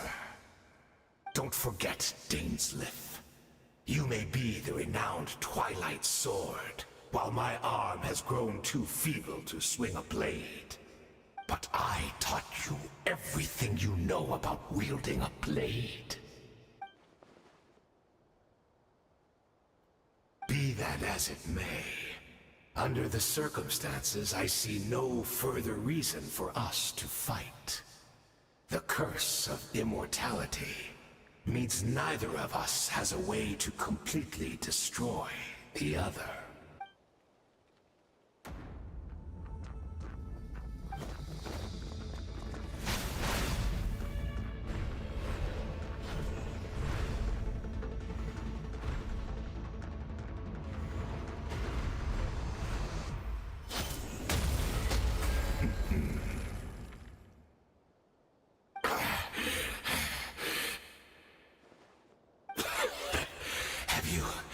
Finally had enough. You weren't joking then, huh? Never, in all my worst nightmares, have I experienced anything close to the pain of 100 deaths. Surely, there's no point taking out all your hatred on me alone. farming game? I'm not sure.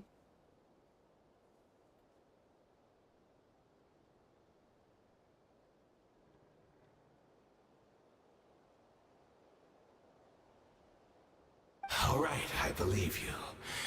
Still, aren't you at least a little tired now? Why don't we sit down, perhaps? Chat a little. What? Not a fan of reminiscing about old times? Well, I suppose you don't have many fond memories to look back on.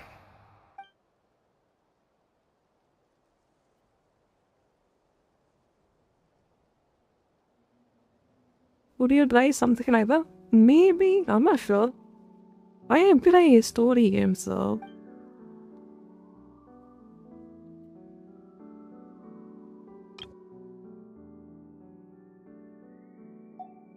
Indeed. When the cataclysm first struck, everyone prayed for the Savior to deliver them, but he was nowhere to be found.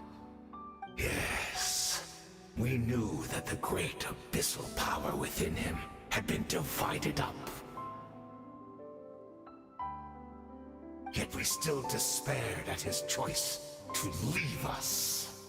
Still, I believe that everything he's doing now, including his regret over what happened, comes from a genuine place in his heart.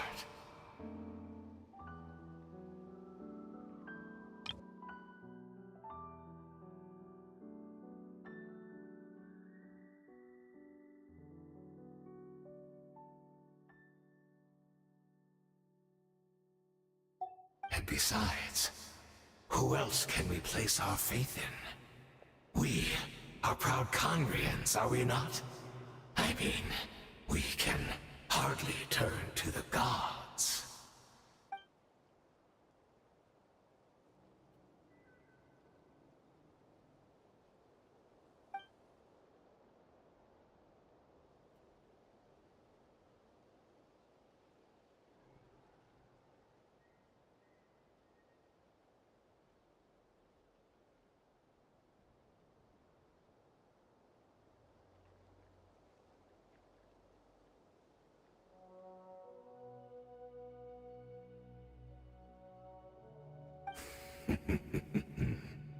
Is that so? Let's go. Yes, thank you, thank you. Thank you for saying that.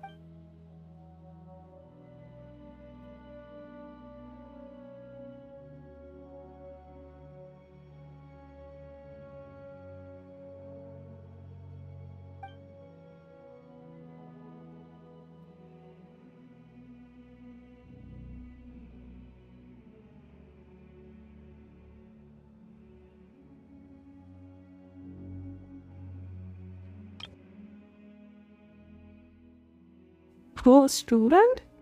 Damn. Sartology, is he a cool student?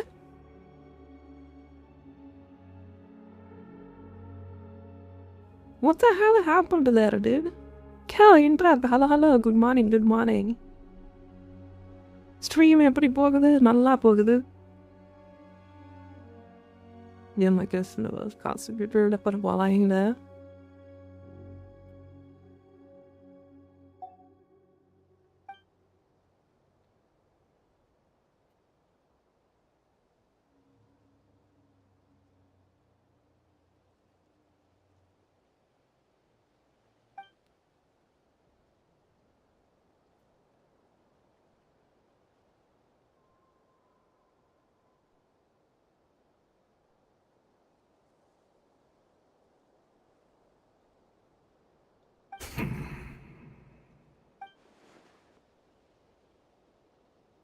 Oh, I'm sorry, Dainsleif.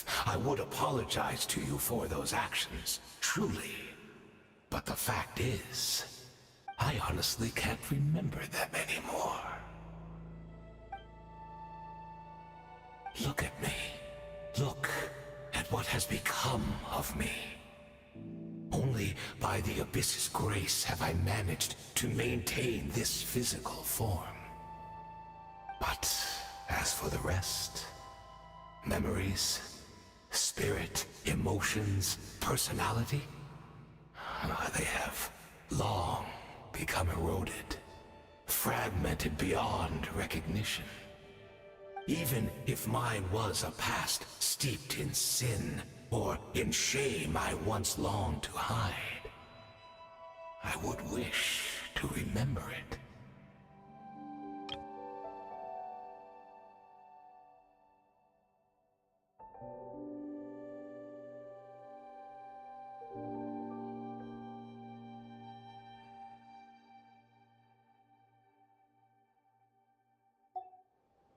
Without my history, I fear I will become another person entirely.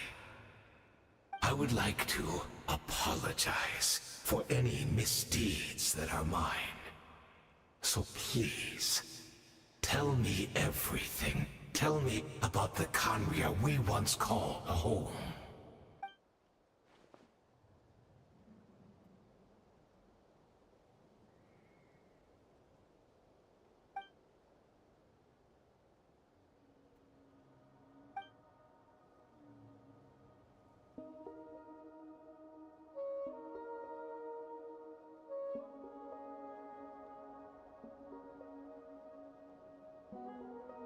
You seem to remember much.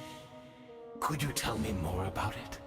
About our golden age?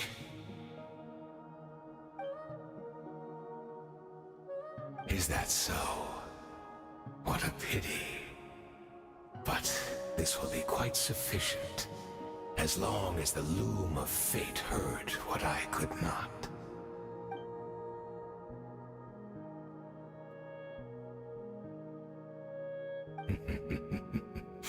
I'm afraid I owe you yet another apology, Dainslith. You were right. I lied to you earlier. Your wits are too sharp to be fooled by me. The homeland hasn't yet been revived. In fact, even the ley line weaving is not yet complete.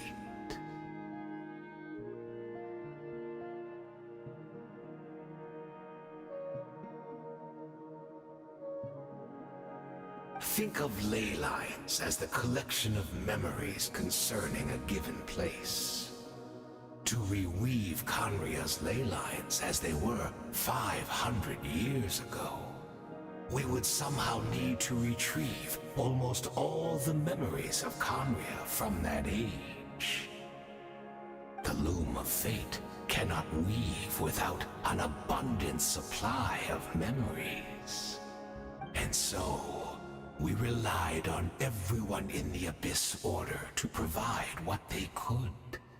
Even though fragments are all that remain in most cases, the more we all share, the more that can be restored.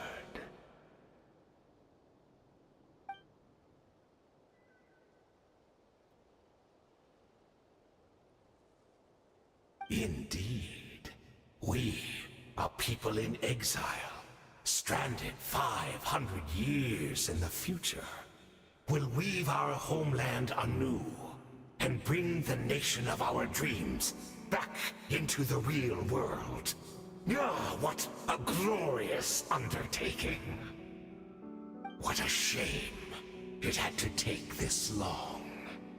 After 500 years, most of our memories have faded. And a world woven from broken memories shall itself be broken.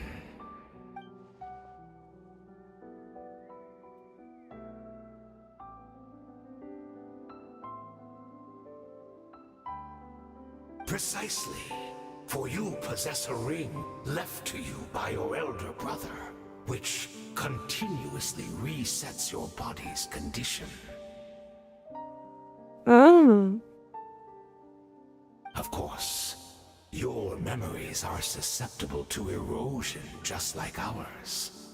But of all Khaenri'ahns who remain, you are sure to remember the most.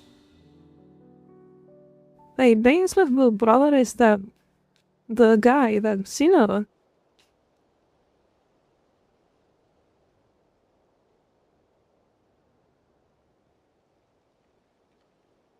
Yeah, the visionary. Yep. We had to obtain the memories in your mind, whatever the price. Even if it meant sacrificing our entire army as bait.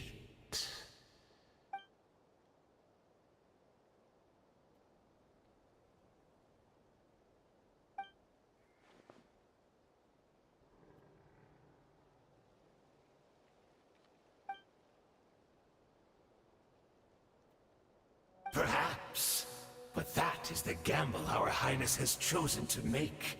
And thanks to you, the loom of fate has now finished weaving the ley lines. New Conria is complete!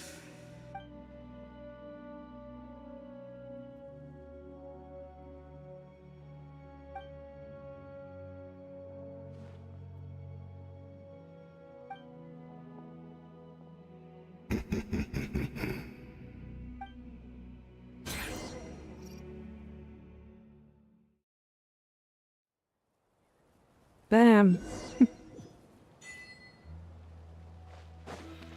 All this shady stuff only can be done because the only principal is not awake yet.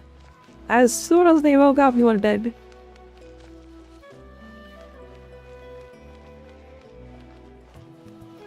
Wait, I think I saw the Celestia's mummy here. Yeah, the moon is still all that. Yeah, see this? I'm in the back. The moon is still all that. I thought I saw the Celestia. Yeah, Celestia is over there. Look at that.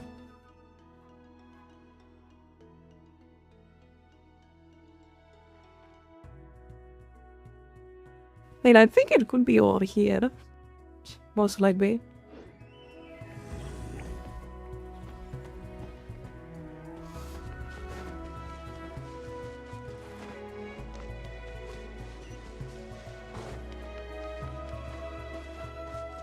It's Judith!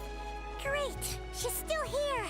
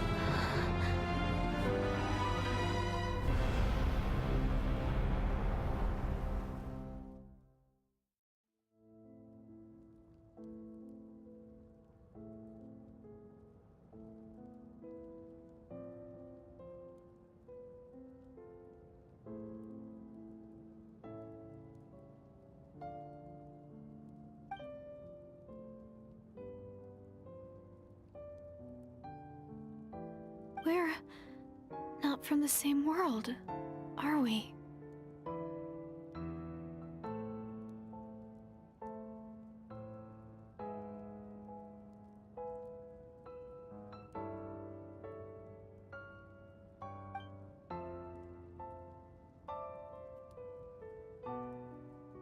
Wait, but that's great! That means the world isn't going to end.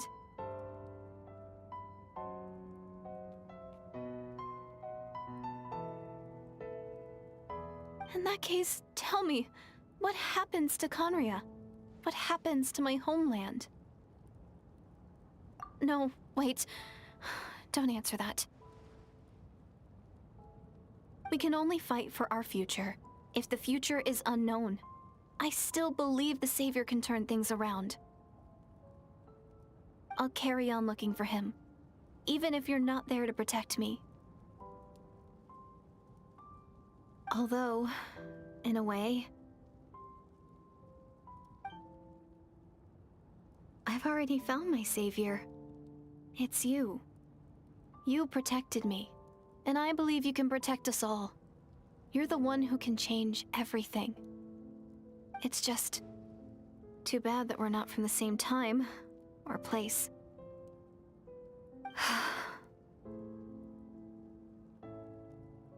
Oh, one last thing before I forget. I know how much you want to find your brother. Surely he must be desperate to find you too. So, is there anything you can give me as a memento?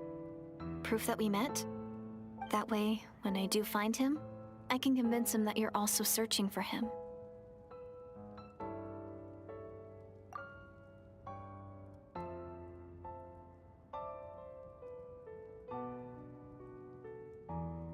Huh?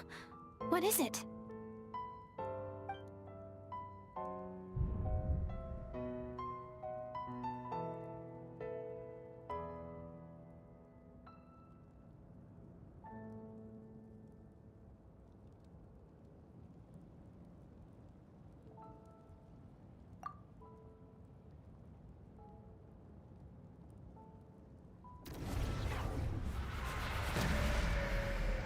Huh?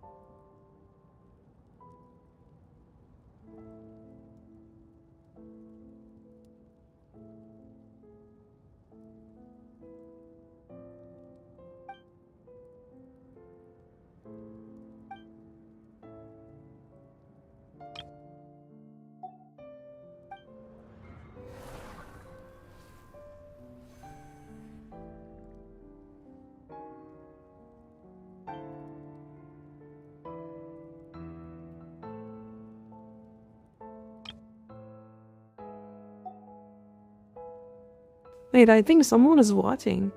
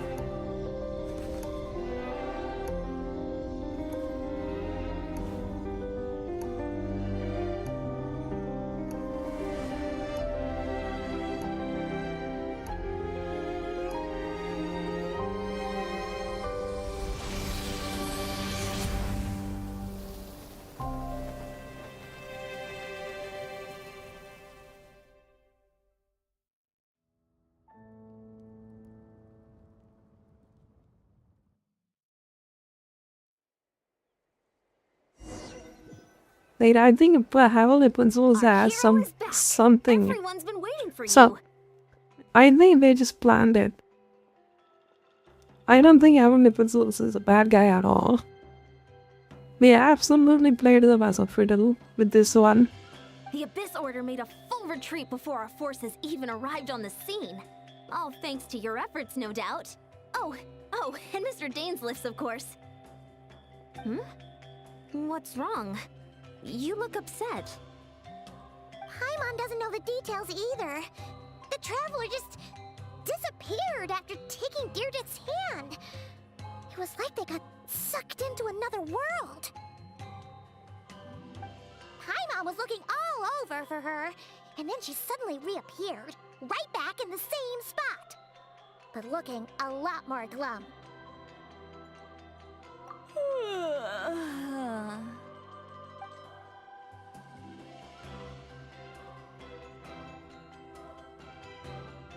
I think I got the gist of what happened. Something to do with your brother? I spoke with the Lord of the Night in a dream just now, and learned quite a lot. Huh? You met your brother? And you didn't think to tell Paimon right away? Well, never mind. Paimon can see that you're pretty down right now. But let's go over everything later, alright? What your brother accomplished? It all but defies comprehension. I was stunned when I heard about it too. But what surprised me the most was that the Lord of the Night actually chose to allow it. Yo, say about a hello. How are you doing? The Lord of the Night did try to explain it to me, but in a word, it's complicated. During the war with the Abyss, Mawika had an argument with the captain. Mawika believed that we should fight to protect our culture and memories, while the captain believed the preservation of the ley lines should come before all else. Well?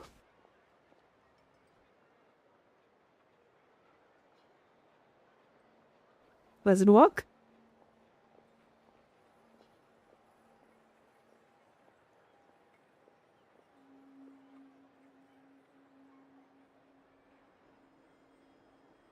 So, the Lord of the Night was very intrigued when presented with the Loom of Fate, and informed of its ability to weave ley lines.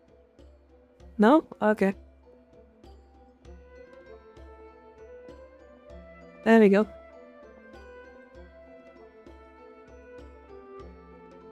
She saw your brother's actions as a potential third option, namely to preserve an entire nation in the form of an atlas.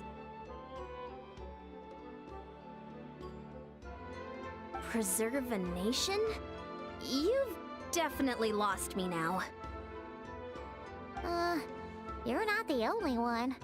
Paimon's got no idea what's going on either. With that in mind, the Lord of the Night gave the go-ahead once she was satisfied that the Loom of Fate wouldn't have any real effect on Natlan. However, I believe she imposed an additional condition of her own. An additional condition? Did she ask for something in return? No idea.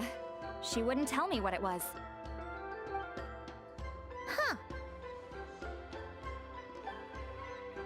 Alright, well, let's not overthink this for now.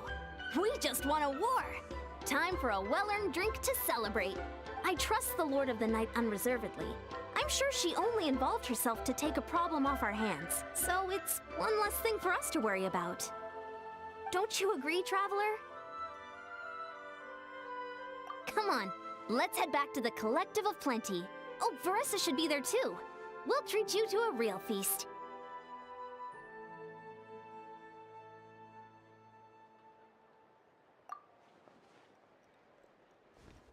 Huh? Eon-san, leave her be. This might be hard to understand for an extrovert like you, but some people need alone time to recharge every once in a while. Traveler?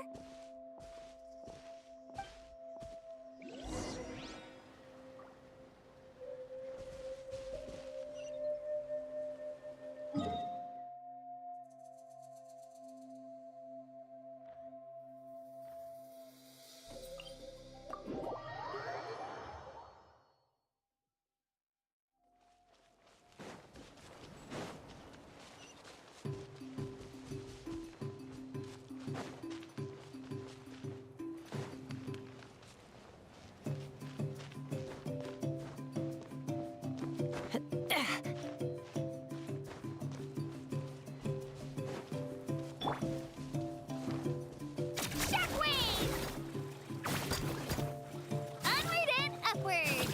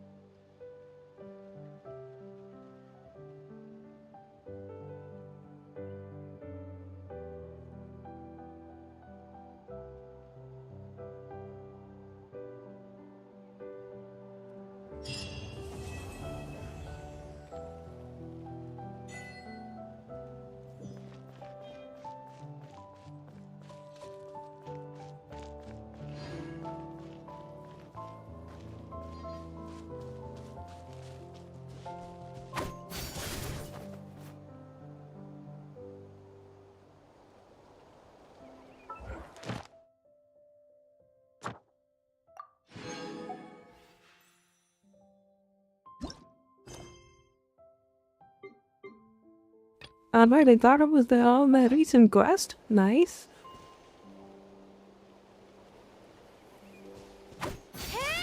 Let's go on, big W.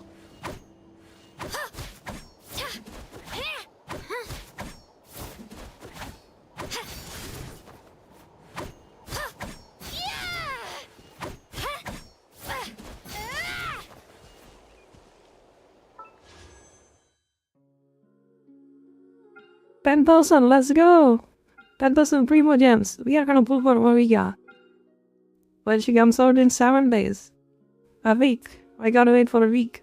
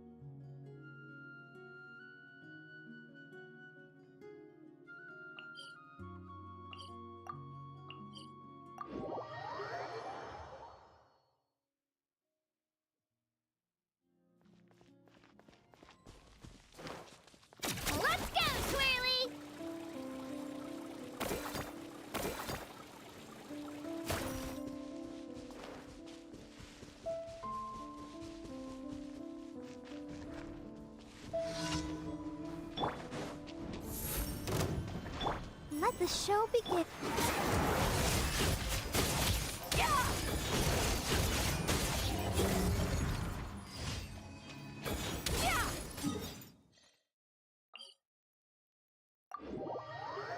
Beleiding vaartkracht. Dat ding gaat annihilated.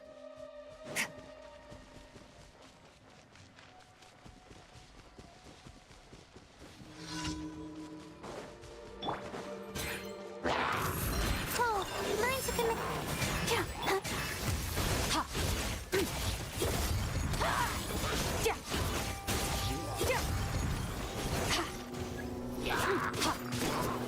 Not now. Don't be scared. Let's dance.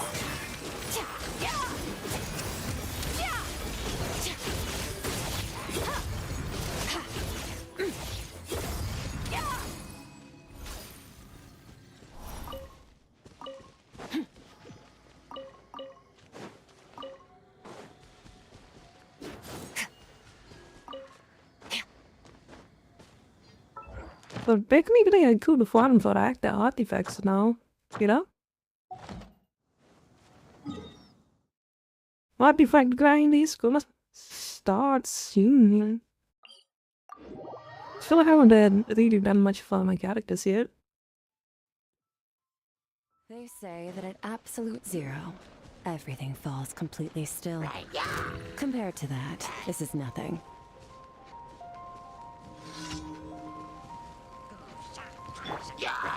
Let her rip! My God.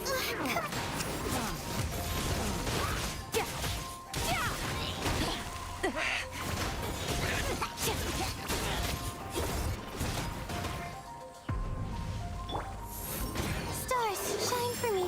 Let the show begin.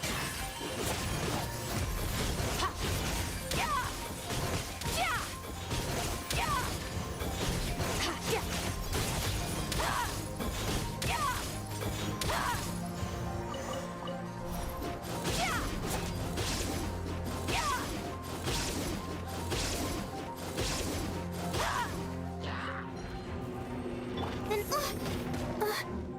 not now. La la la la la. Oh, let's dance.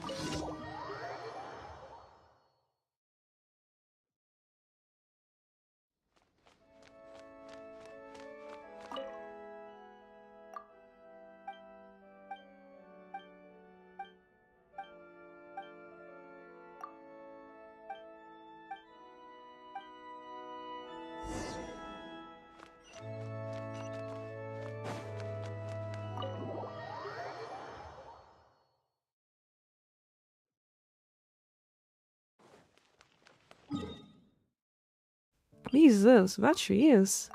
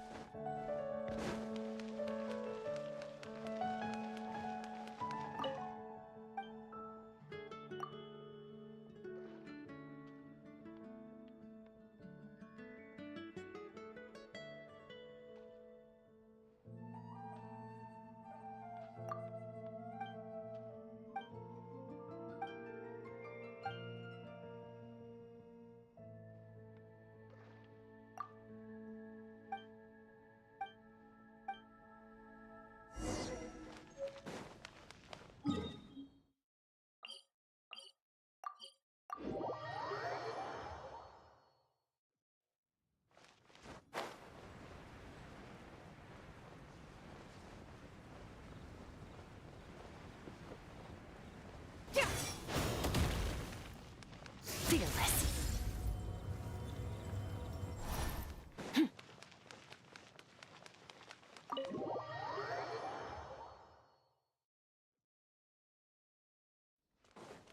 Merciless.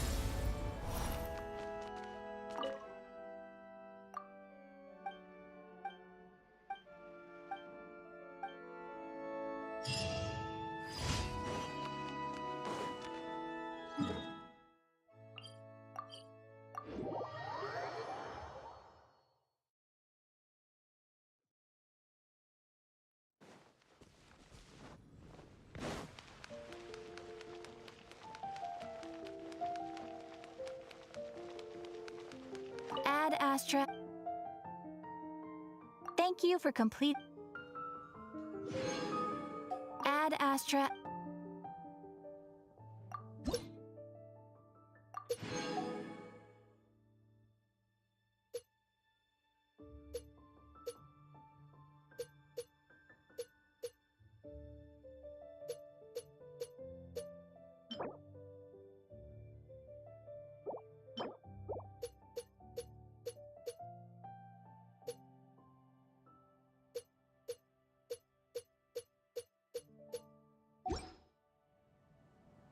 Add Astra.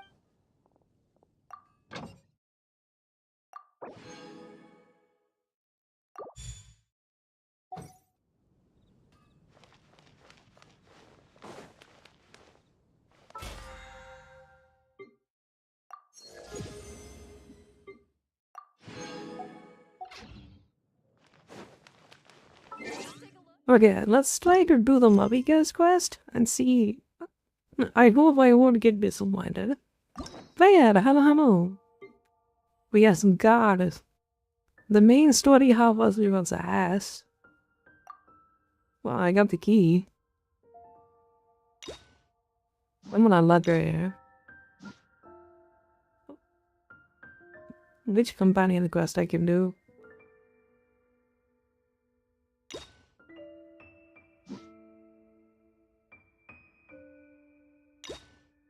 You can do Kaya? He's Meanwhile, Bennett of all things? Yeah, player, I don't know. Welcome. How are you doing? Hope you're doing good.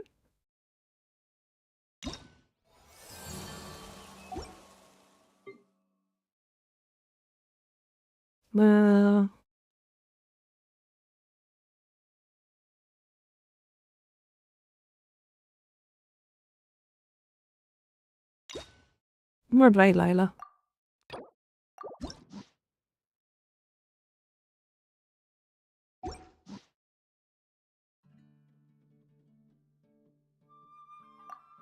Man. Oh, I still can do one more. How many keys you want? 2 keys? Okay. Here's key to how you're doing. I'm doing good, thank you for asking.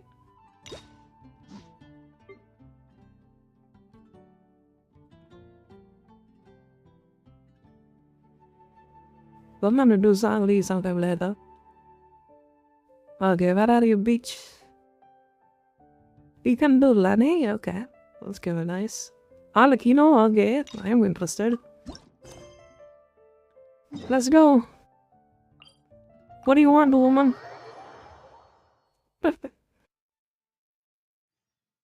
I wanna be sorely disappointed about Mobby Guest Quest. How much you wanna bet? So late.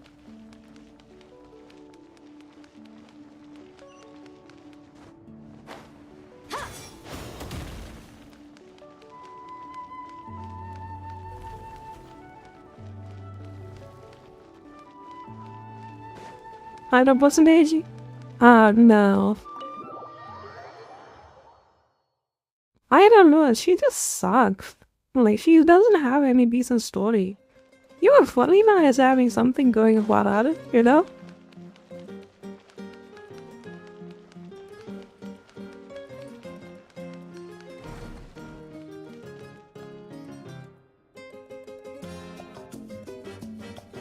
What? God, I wanna hear you like that, Dolly. Oh God. Even better. Now this is especially in the end. Okay, let's see it. Look, Paimon's tummy is so stuffed. It's all round and plump now. And now it's time for some rest.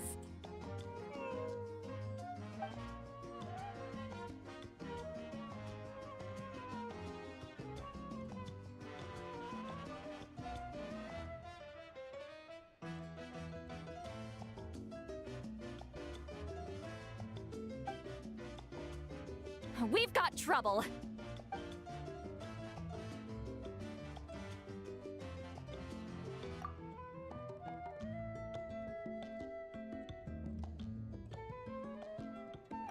Cut that out, it's serious. What are you doing sleeping this late? Who are you, me? I like her. I like Seed Lolly more than Come see us in the Marika. speaker's chamber once you've cleaned yourselves up. We're waiting for you here. Like, Seed Lolly is more of a character than Marika good. What, you, me? You like Seed Lolly too? Like, she is more energetic and she has more emotions when she speaks than the monotone dead body. A dead body Marika all that. No! Paimon's not done eating yet. Huh? Oh, good morning.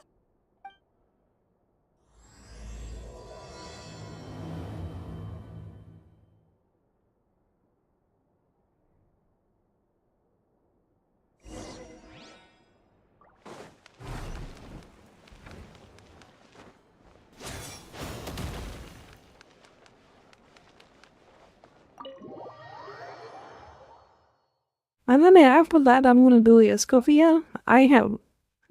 That is no interaction, nothing for her in the game. So I don't even know who that is. So we gotta learn her. You know?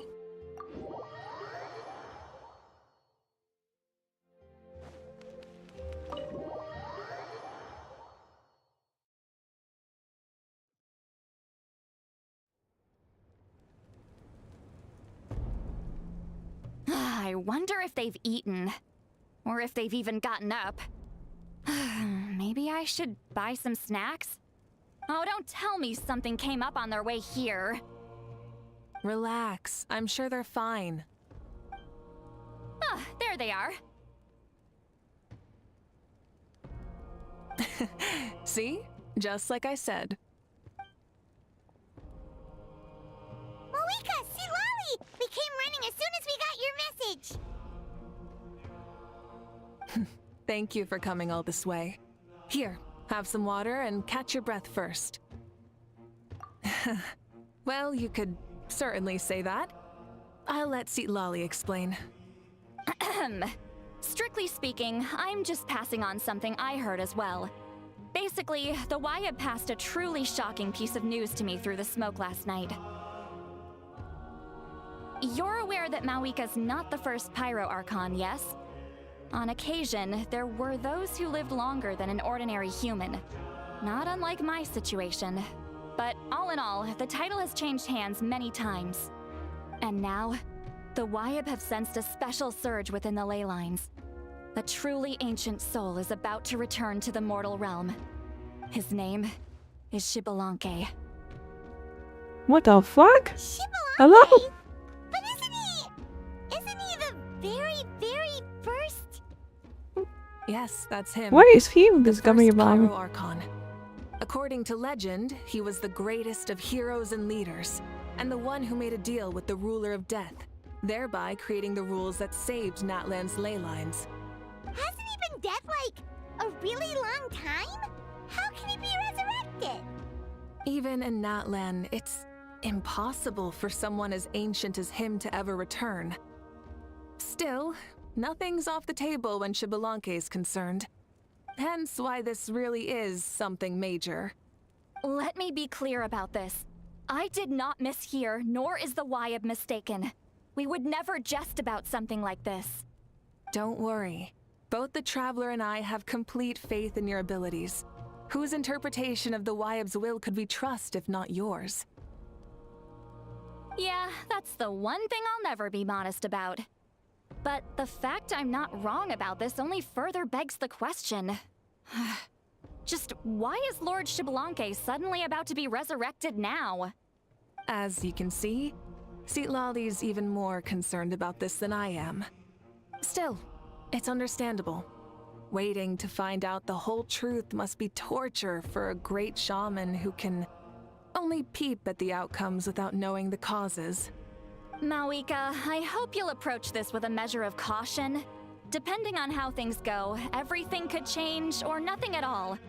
Well, I think you know what I mean. I do. Xbalanque's arrival will shake our nation. After all, we still don't know if he's satisfied with the outcome of this war. Wait, do you think he'll come and find you? Huh! Well, you can't just up and say things like that. You scared me half to death. That's actually pretty likely. Think about it. People in the same line of work tend to have some similarities, right? Maybe all Pyro Archons share my disposition. I don't Unless want he to meet really him. have some personality. I haven't really mentally prepared myself yet for such a grand occasion. I mean, he should absolutely have, because he has the balls to make a deal with the death god. Anyway, my job was just to pass on the message and bring the traveler over. Now that that's dealt with, you can discuss the pilgrimage. I'm done here. Wait! Where are you going, Citlali? Back to bed. You have no idea how much that scared me. I was up all night. Ugh. I am Barely excited. keep my eyes open. This is actually exciting. Nighty night. It's like I said before. Our cultural legacy shouldn't end with our triumph over our suffering. Instead, it'll burn brighter than ever.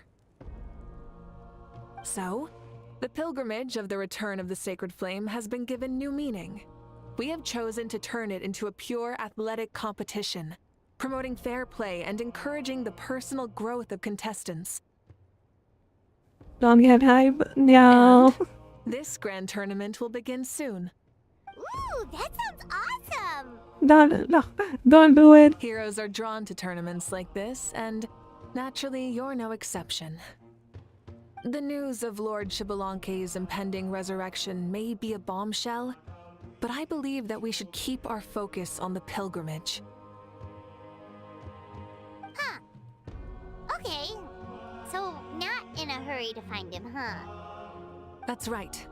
I've already informed the tribes that we'll be hosting the next tournament right away. It'll help If he sweep away shows the up in the shadows tournament, cast that by would be the super war. cool. Please show up. Please don't have a brain to Preparing write the story. supplies, cleaning up and remodeling Please, the competition venues, hype it recruiting up. staff for logistics, moral support, and pre-tournament weather forecasting. All of that's been assigned. We need to make sure everything is completed well and on schedule first. Traveler, Paimon, you are our cherished friends and a part of our nation. I'd like to invite you to serve as special supervisors for this event. Paimon can do it too? Of course. On that note, my two new supervisors, would you come with me to check on the progress of each of the tribes?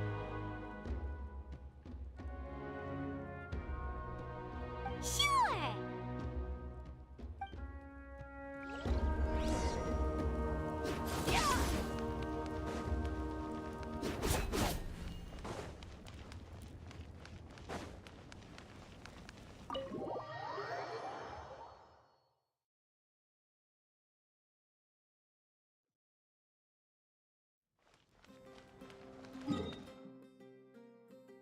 Holy Christ, where is she even? Why she want to go to People Springs? Like, I don't know, it's so disappointing. And Lapland, the Archon is kind of meh. Captain is completely a dud. Saint Lali is interesting. Computer crashed? Oh, why? What happened?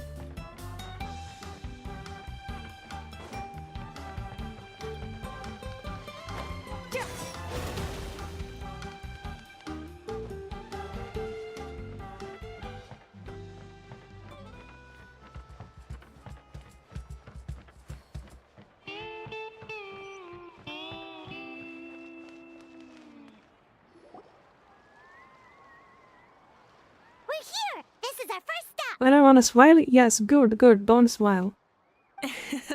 What? Looks like someone's in a good mood. Smile is to a Burma band. Of course! Paimon's here as a special supervisor this time. It's only been a few days, but Paimon's back and cooler than ever.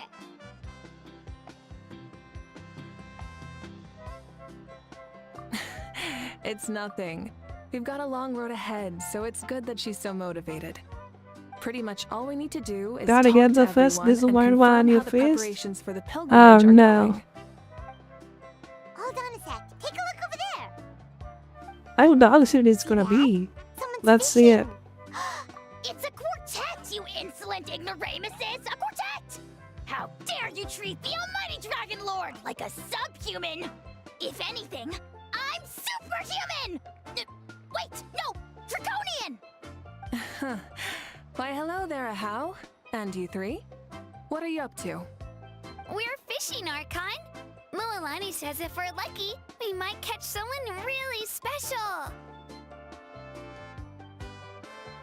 Yeah, like that punk Shibalanke. He's such a pathetic little... My apologies. Ahau clearly hasn't earned his ticket to see the sun today.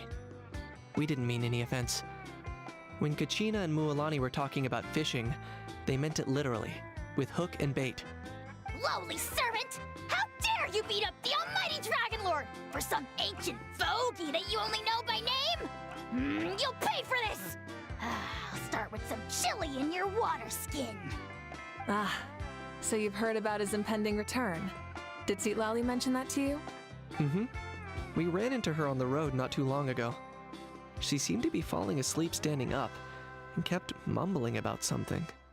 Oh no! Why is Shibalanke coming back now? Did we screw something up? We couldn't have, right? But what else could have alarmed him so much? Wow, that sounds just like her. And now that you're done, scram. Oh, Xavier is here too. To be honest, it's been bothering me quite a lot. Under normal circumstances, it shouldn't be possible for us to meet Lord Shibalanke, right?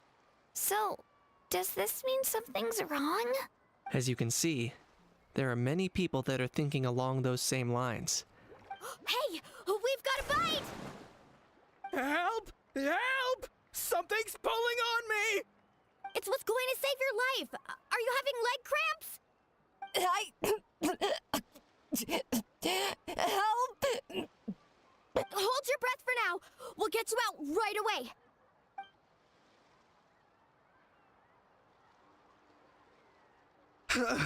What quest is that? Oh, you know, Archon's crest. Thank you so much, everyone. Wait, why is her Archon here too? Well, would you look at that? You actually caught some people after all. Thanks for your help. Otherwise, that sudden bout of leg cramps might have ended our entire surfing squad. The two of us are in charge of transporting supplies. After safely delivering some of the equipment, medicine, and a few other things for the tournament, we had some time to spare, so... Didn't warm up before going into the water, did ya? Thank you. Thank you so much. Well, leave you to it then. We'll never forget how you saved us. We know you're busy though, so no need to worry about us. We'll see you around. Well, you gotta give it to Mualani. When she wants something to happen, then it just happens. Then it won't be long before she reels in Shibalanke himself. Now that'll be a wonder of wonders. I was just thinking, what if he enjoyed swimming like the rest of us?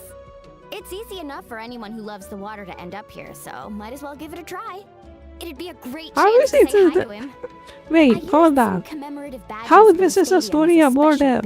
Yeah, but we are talking about Shibalanke most of the time. It'll all be new to him. I'm sure he'll be thrilled. And before you say anything, anything's possible. On the off chance this'll work, I don't think it's he's worth gonna a show try up. no matter Shibalanke how is a unlikely fucking it dog. is. Just like playing Absolutely, lottery. he's not gonna show up. As you can I don't see, believe that. the power of friendship Even if he shows sustains up, their he's gonna faith be a in the fucking theory. NPC. Well, What about you then? Given your personality, isn't your continued presence a testament to the power of friendship too? What?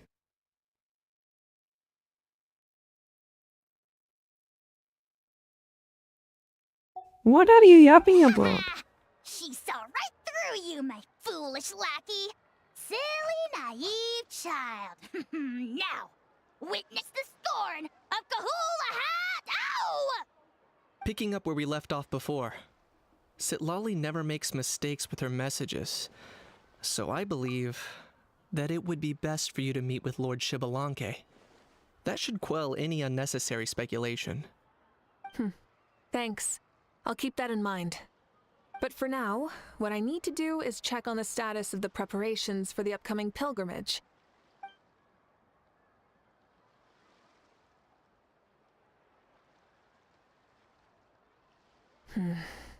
Seems like the people of the Springs have done a great job. Yep, don't worry. We only came here to fish after finishing all of our work. We're all done, all three of us. Everyone at the Children of Echoes has been hard at work too. I only came here after finishing my tasks for today. It looked like everyone else was about finished too. Same for the Scions of the Canopy. We're all wrapped up. Oh, now that's efficiency. I trust you. Well, looks like we won't have to make the trip to your tribes then. Everyone, this iteration of the pilgrimage holds great importance to Natlan as it is now. We must pull together and work as one, creating the best atmosphere possible for all our participants. Sure. Don't know why you'd worry about this stuff. You're always so ready to pounce on and fight just about anything. Why, you even dare to disrespect the almighty Dragon Lord! Remind me again, has Ahau done anything besides talk?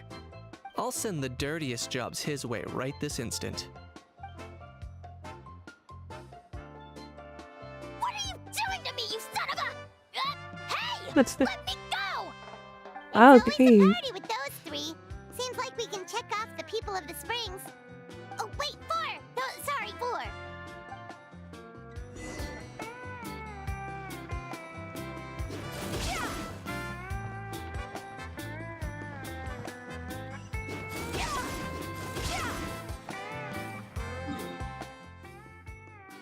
I had a big blade and shogun. You and Florina, I'd rather deal with Florina though. I don't know. Like, I have this finally just a download spiral with this game. Wait, the guys? Straight up a download spiral. I mean, no, the plant lady vegetable god is kinda fine. What's her name? Oh, Nagita? I think Nagita is fine. See, Lolly! Didn't you say you were going to get some more sleep? Why are you still here? The chief came to me for help just now. Not like I can just ignore someone in need and go back to bed, now can I? What?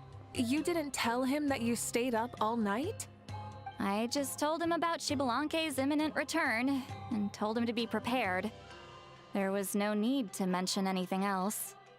Right! You still got a reputation to maintain, huh? Can't have people thinking Granny Eatstily would lose sleep over something like this. Now you're Telling making fun impossible. of me too, Go huh? one day without playing archives. So even Bell? children are ridiculing me now. This cannot stand. And you! Do you also think I'm just trying to keep up appearances?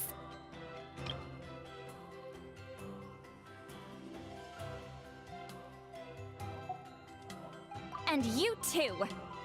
What about you, Mawika? No, of course not.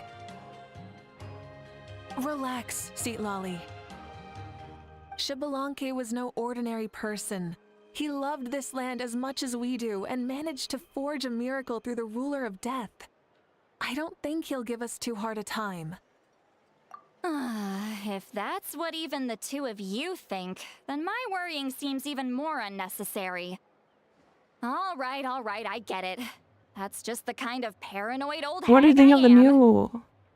new what act then? I have no idea who that actor is. That means I can go get some shut-eye then. I can't see it. It's You coming can since take a look around yourselves. And if you need any help, feel free to go find the chief. Or Auroron.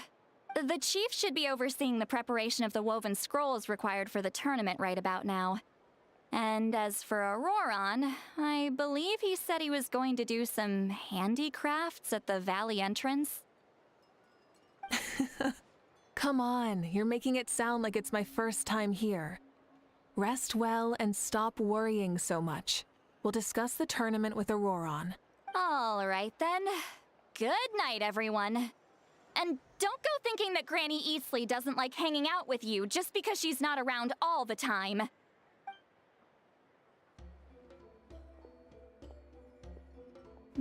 Kids, as soon as they were the hag. I like that.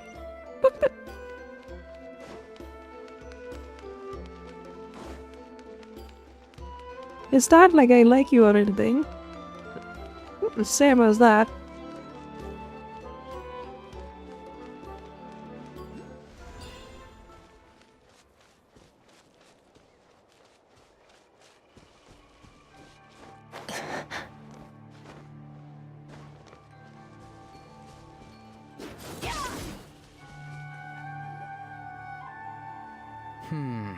What if I put this piece of rope here? Oh, and this wooden dummy. What the hell is that? Then what about this? No way, bro. What the fuck? You can talk? Boys, sounds like Auroron's talking to someone. Let's go Is see that what he's up to. Shivalangi?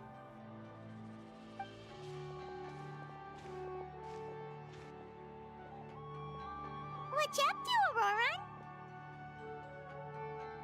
Oh, hello.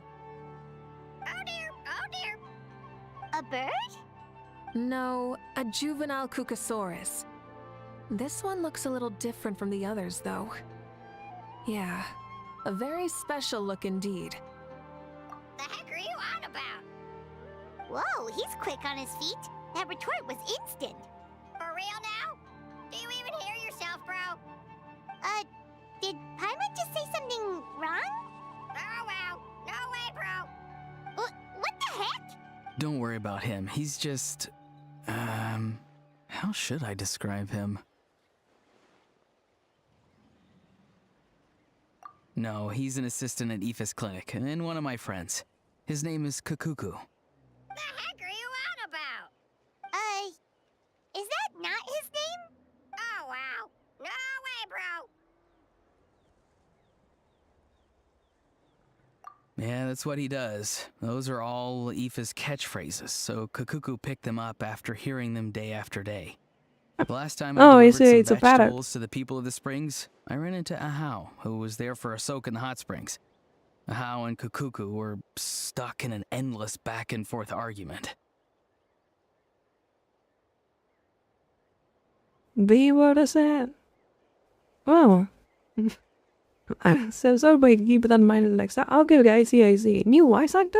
I didn't know. I don't have that. Eventually, Ahau got really agitated and just started immediately shouting, "No, you!" no matter what Kukuku said. How unbelievably childish. No less than I'd expect of a How. Even I have rarely witnessed things like that. They went on like How that is for that an entire funny? afternoon. It's not How funny. do you know that? Did you stay and listen to that I the whole hear you. time? Yeah, I did. It was so dumb I couldn't look away. Anyway, I'm here because I'm trying to capture Shibalanke. Capture, huh? Wild choice of words. Then how about hunting for Shibalanke? Sorry, you're trying to do what now? We've never seen someone so ancient come back to life before, right? So I wanted to see if I could intercept him. See, this is the trap that I made. I've used it before. It's quite good at catching wild animals. Don't worry though. I've already told everyone that there's a trap here, so they won't get too close. See, I've even made a notice board. Good luck catching anyone with this. And what are you planning on doing with the poor guy when you catch him anyways? Stick him in a stew? No. I just want to see what he looks like, and then I'll probably invite him to our tribe as a guest. I'll admit, I didn't take you for the actively hospitable sort. Well, a chance like this doesn't come every day. I wanted to give it a try, so I also made these little handicrafts. He says that, yet all of these look like a hunter's lethal handiwork. I see. In that case, I wish you success. If you do manage to catch a wild Xbalanque, please let me know. What do you think about that I'd love one? to come and watch Pretty the good. fun. Hey, not you too! If the real Xbalanque does show up, a trap like that won't hurt him. We all have faith in him. After all, he was the first Archon of this land. That's right. That's also why I stuffed several layers of cushions and hay in there. If he really triggers the trap, he can just sprawl out and take a nap. For real now? Do you even hear yourself, bro? Bro, stop! You're driving Paimon insane over here! Oh, wow. No way, bro. Well, if you got time for this, then you finished prepping for the tournament, right? You took the words Yep. right out of my mouth, Paimon. It's a bad. Ah, so that's it. Sorry, I didn't know that's what you wanted to ask about. We, Masters of the Nightwind, are broadly responsible for the woven scrolls and mental support. I have expertise in exactly neither of those, so I joined the logistics team. I provided some amazing supplies. The others even praised me for the quality of my produce and even asked me about how to grow such great fruits and vegetables. I was very happy. You've gotten quite good at dealing with people. Yes, I think I've rediscovered a bit of that feeling I had in my childhood. Seems like things here are going smoothly. In that case, we'll check on how things are going elsewhere. See you later, Auroran. Bye, Auroran! Good luck with the... capturing Xbalanque. See you later! So he also knows how to say goodbye. See you later then, bros. Huh? Alright. See you later, my bros. This is, oh my god, just give me a gun. What is this? Oh, Moika. Oh, shoot. What are you doing here? Shilonin? What a coincidence.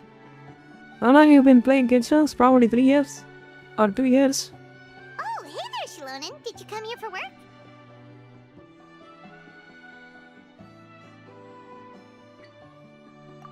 Auroran. Did he sell me out? I thought I asked him to not tell anyone that I was here. Nope. He didn't mention you at all. That's so. She's avoiding me. There are a few big pieces of equipment we need for the tournament, and I've been wanting to ask her to make them. I went straight to her place because I was worried she might refuse, but each time there was nobody home, and the neighbors said that she was busy. Turns out, she was here. Wow. She literally ran away from home just to avoid taking work from you. Okay, that's enough about me. What are you here for? Checking on pilgrimage prep progress? Yes, and to see how everyone's doing while we're at it. Still, most everyone we've talked to so far has been pretty interested in Xbalanque. Oh, Xbalanque? Did you just say Xbalanque? Wait, have you been so busy running away that you missed the whole memo about him?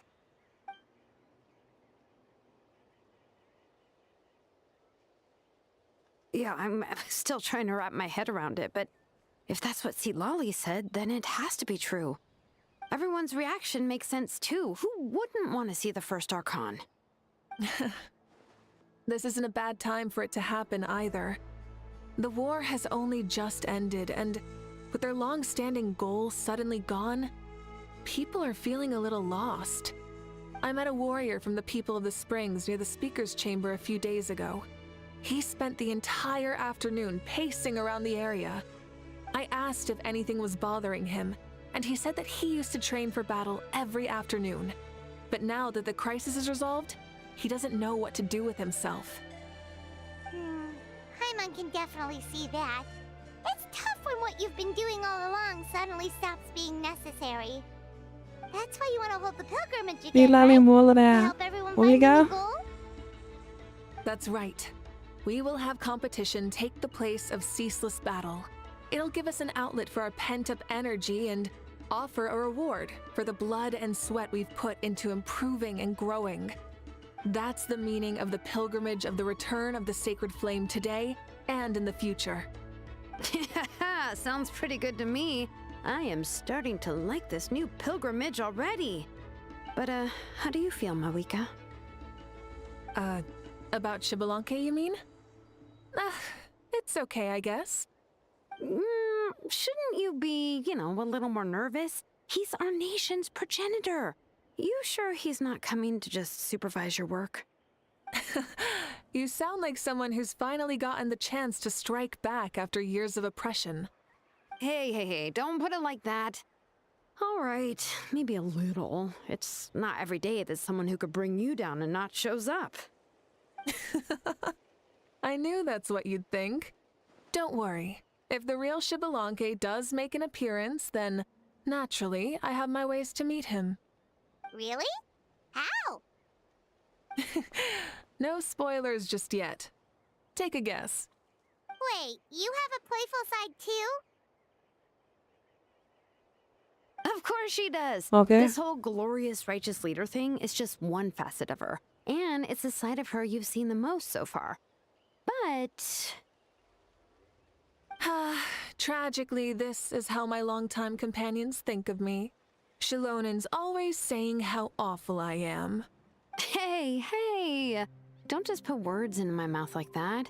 I've only ever said that you can be quite terrible sometimes. Sure, whatever you say. Come on, traveler, Paimon. Let's head to our next stop.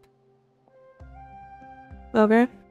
Oh, I mean, and she's Shilonin, basically slow now driving that you've been Shinolan to death. busted, be sure to stop by my office and pick up the documents I left for you. I wrote down everything you need to fair do for enough. the tournament. Good night.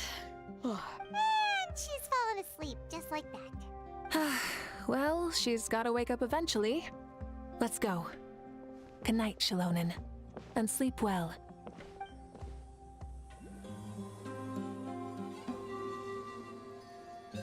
Wait, what? It said something.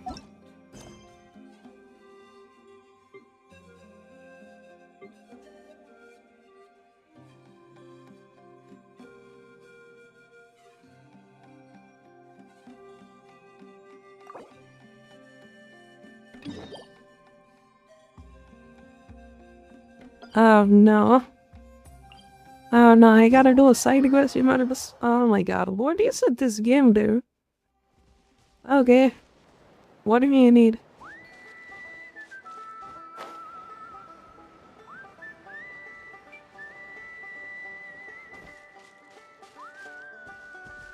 I can't like this?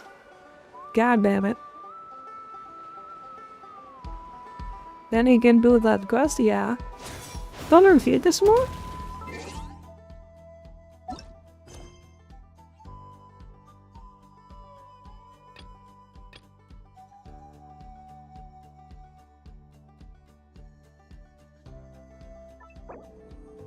Oh, cool.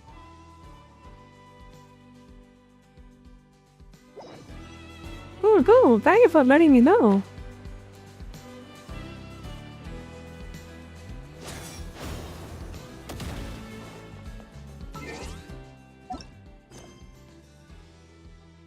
I didn't know that's a thing.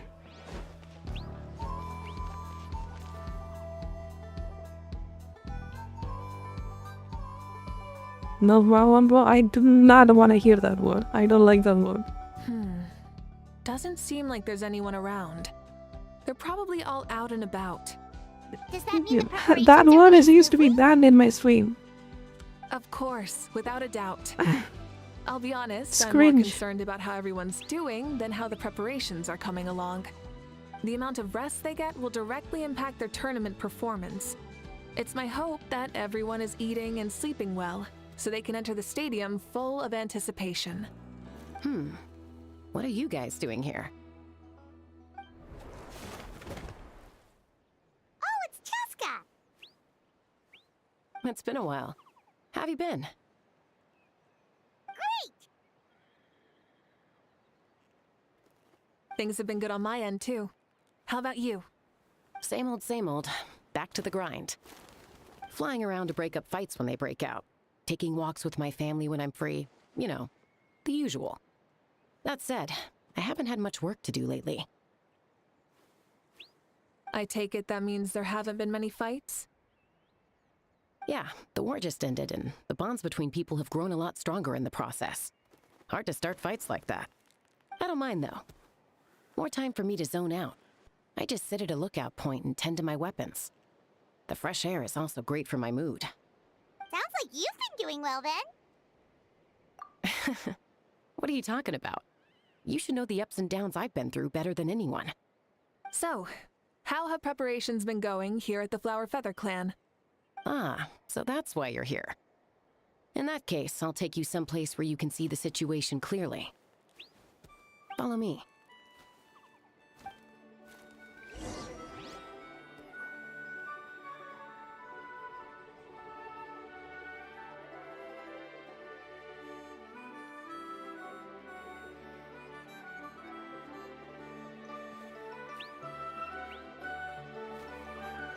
Okay, let's continue.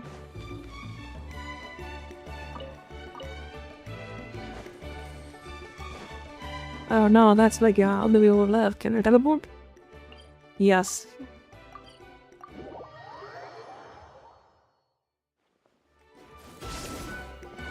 I want to explore this area. That area looks pretty cool. Reminds me of Prometheus movie. For some reason.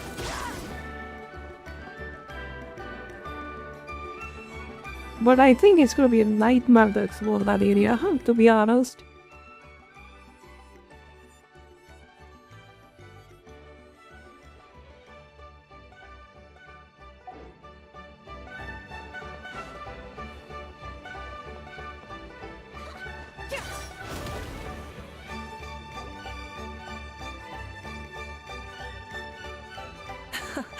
So this is the place you had in mind. Quite the view. Yeah. You can see our whole camp from up here. We trained like this back when we were fighting against the Abyss, too. You can see people talking and laughing.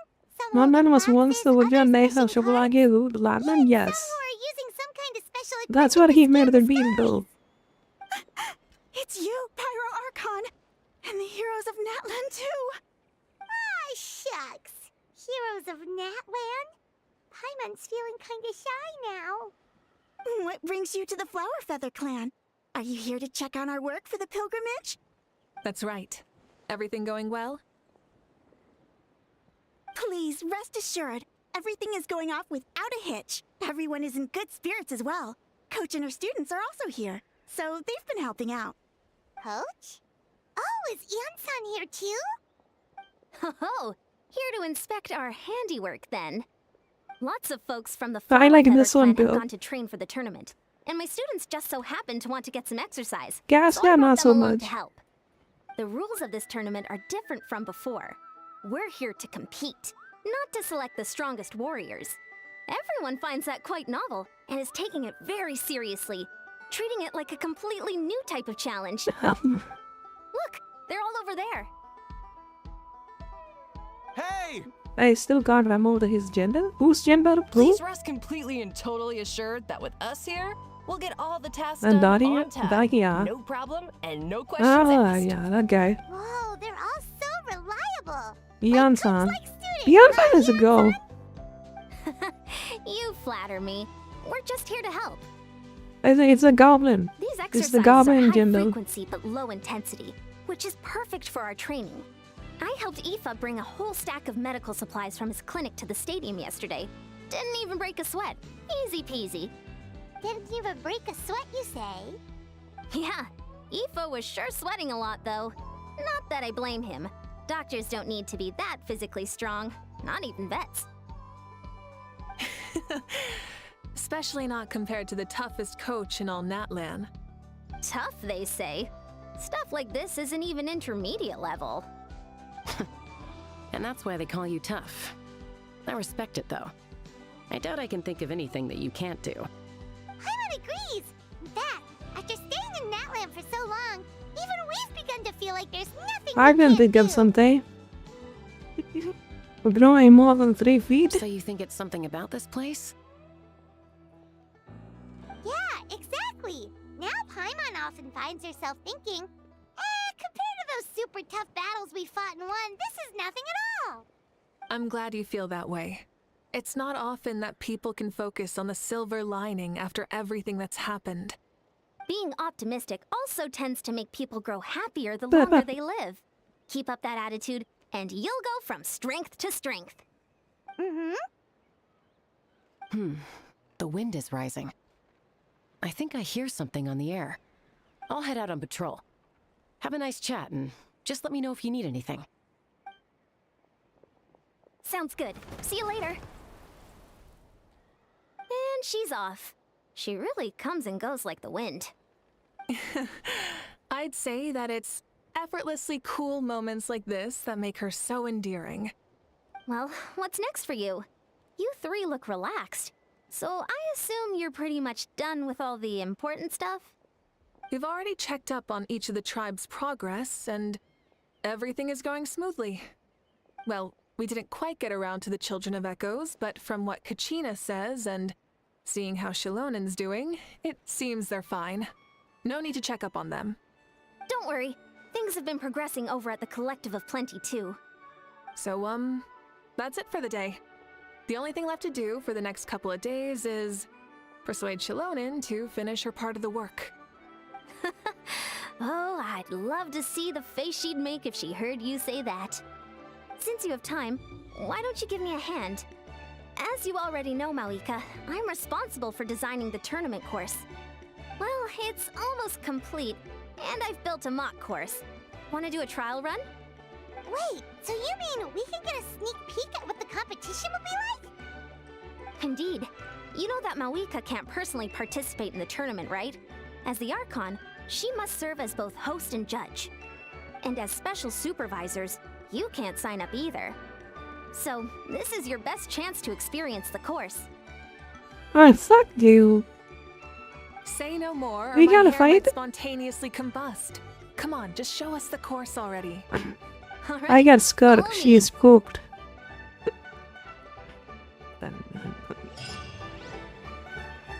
I got the 5-star that's on the current banner. Yeah, she is dead.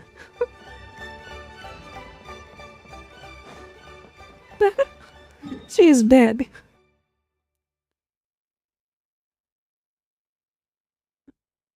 Okay, that is it.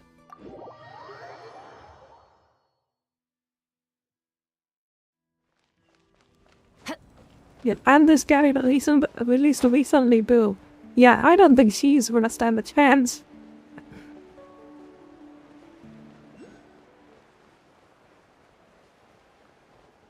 Depends on what kind of game though.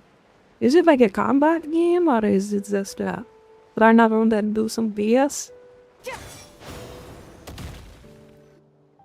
Here you go. What lies before you is a mock-up of the course that will be used for the upcoming tournament. You mean this entire thing? If it's for the pilgrimage, it's gotta be grand. That's right.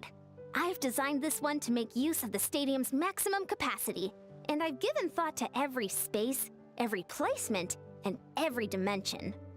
See this kindling? Contestants will have to chase it throughout the competition, encountering all kinds of terrain, and they'll prove themselves by using their abilities to overcome anything and everything that stands in their way. That's the focus of this course. Yup, this round counts as a knockout round. There'll be other events as well, and the 8 contestants with the highest total scores will move on to the final individual battles. Oh, you're keeping those? Yeah, everyone loves a good duel. It really gets the adrenaline pumping and allows people to go all out with their skills. A warrior should always feel fortunate to meet their match on the battlefield, even if it only happens once in their life. No one can resist such a good fight. That's the most Natland thing Paimon's ever heard! This tournament, too. It's just so... you. Oh? Why do you say that? Well, the competition's all about chasing the kindling, and you're all chasing something too, right? Oh, that's a good metaphor. That'll come in handy when I'm explaining my ideation process later. Well, I'm glad you found this helpful.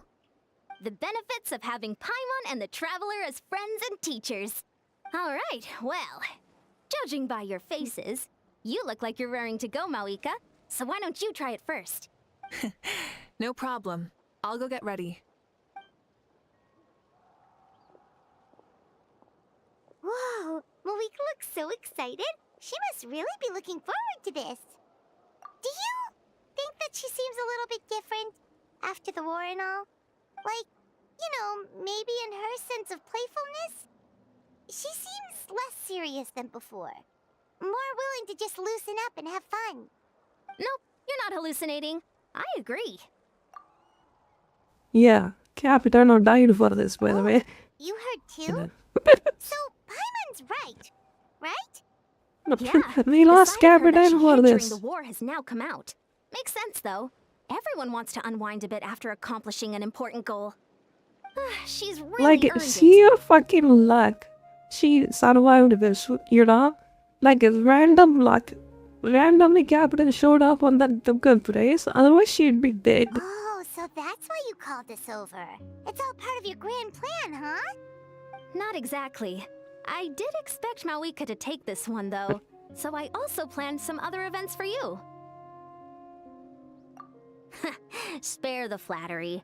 It'll be awkward if you end up complaining that you're tired later. Wait, Coach, what about Paimon? Does she not even get to be a substitute? You have not yet met the basic criteria to even begin training. Practice a few more years and come back, and then we'll see. Aw, come on! I'm ready. What did you do?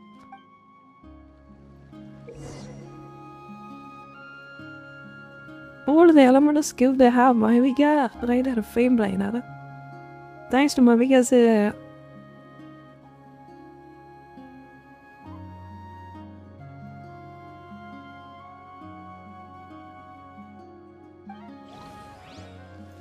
sounds like a fun time. Rev the engines.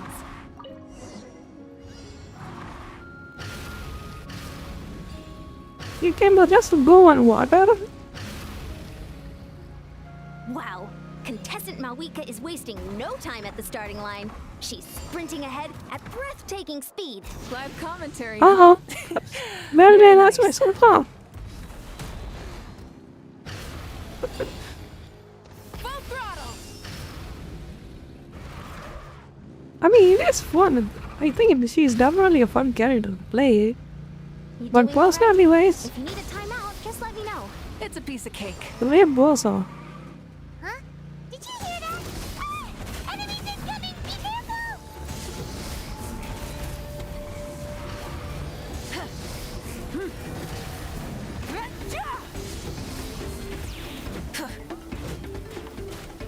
Uh-uh. Stop me.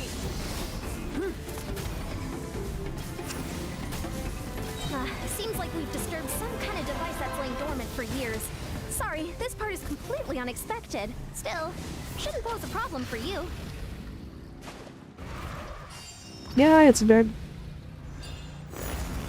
I gotta say, this is pretty interesting.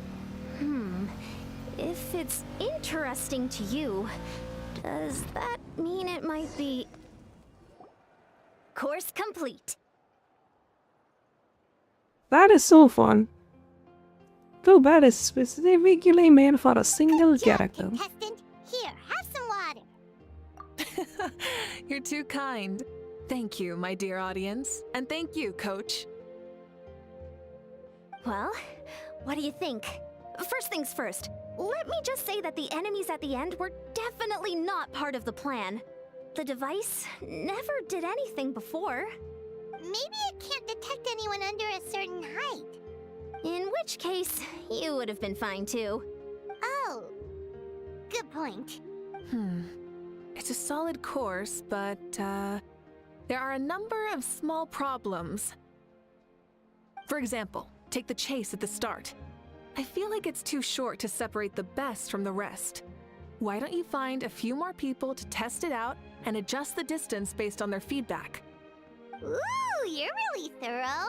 And yeah, getting multiple opinions is a great idea. Also, about the vertical section. It's only so-so, and contestants might get dizzy from the sudden change of direction, which might cause some of them to fall if they get motion sickness. Also...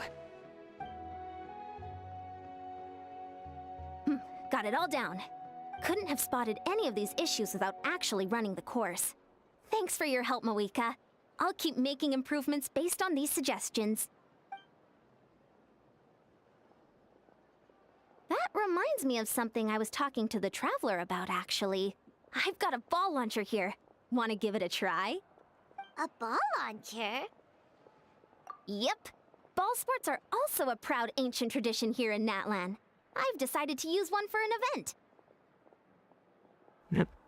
Not that I had in my book. I mean, I see a playable character, like she plays well. It's been a long time since I saw gear like this. Same goes with Squad This as game well. can be played by 2, 3, or 4 people, and it's a fun one. Delta plays well too, but personality wise, character wise, Want to give it a try? Great. I'll be your opponent then. In that case, get into position, you two, and I'll start the clock. Whoever has the higher score when the clock runs out wins. If you're ready, begin! Come on, Traveler! You can beat her! wait, how does the game work?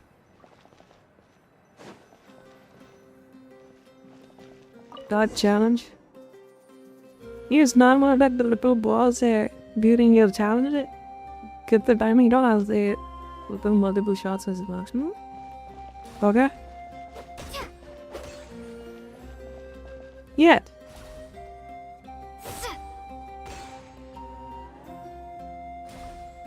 Oh, great shot! Well, money here is gonna beat my ass.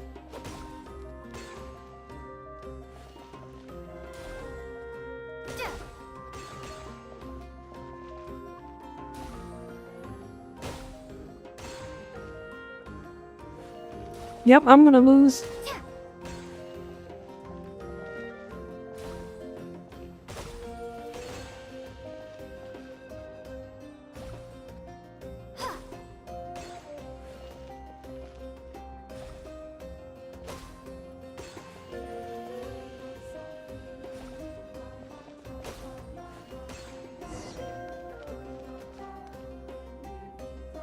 It was a thrilling game! Paimon was on the edge of her seat! Yes, it's like pretty well up pro, I can see. You played well. We can play a few more rounds when we have the time.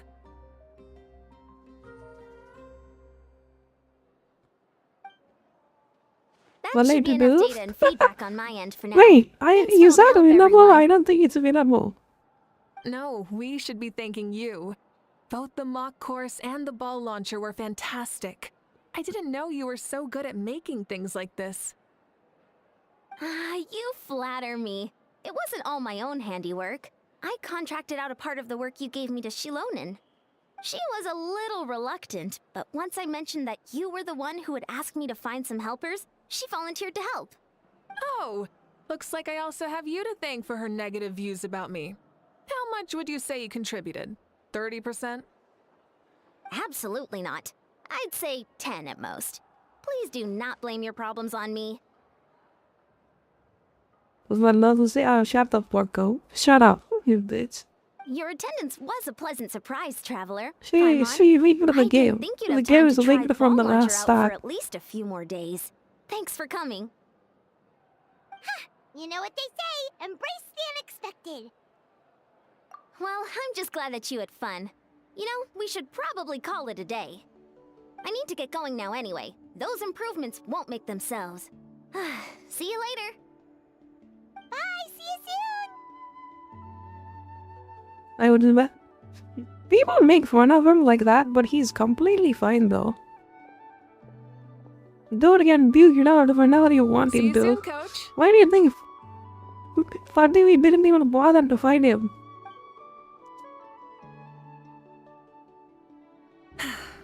It's not every day I get to call Yansan that. Did you see the look on her face? She almost jumped out of her own skin. You kinda enjoy messing with people, don't you? Really? I never noticed. Anyway, we've been out and about for so long. You must be hungry. Come on, let's go get some grub. My treat. What? Okay, Paimon takes it all back. You're the best person ever. Okay, so you got a little bit of pasta on me. Redeemable, I would say. Still kinda weird. No, they wanna. No, they got me? What? What do you mean? What are you on about now?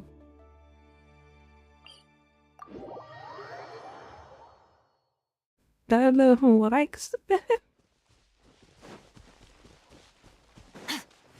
That means Sarah will definitely ask him for a fight. That's for sure. I would 100% he asked me about a fight.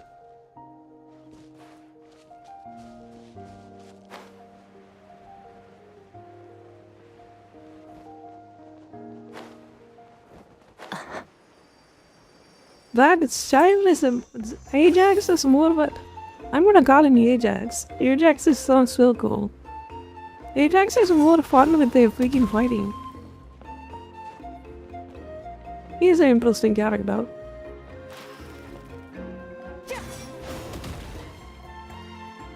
Hey there, boss. I'm here with some guests. I'll have the usual. Ah, Pyro Archon. Welcome, welcome. It's been a while. Glad to see you with our new heroes, too. Boss, this is the Traveler, and this is Paimon. Why are you nagging? Stop nagging. I will do it later. Greetings to you both as well. You'll have I don't know much about you. I gotta check to where you are and then I have to figure it out and then I will follow back. We're not like demanding people. Ajax in real life alone died saving his brother? I have no idea who that is. Oh, come on, Traveler. You've never been so stingy even when we were low on Mora, so why are you going after Paimon's food now that someone's treating us? You two are a riot. I get where the Traveler's coming from, though. You're too cute not to tease, Miss Paimon. If someone's down in the dumps, your banter can cheer him right up. And that's not just from me, by the way. I've heard it from plenty of other people. For real? So, were you teasing Paimon on purpose, Traveler?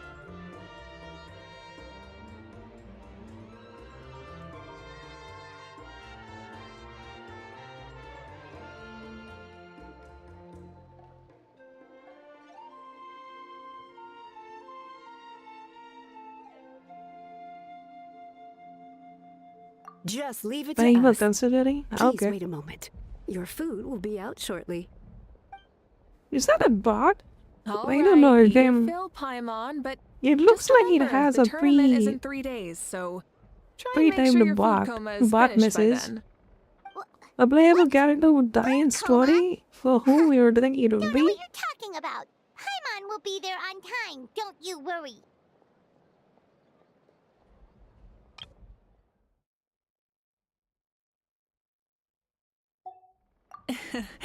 Don't worry, in the event that you do oversleep a bit, I have my ways of waking you up.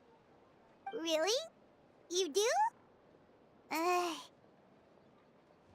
Speaking of your ways, Moika, you still haven't told us about how you plan to find Shibalake.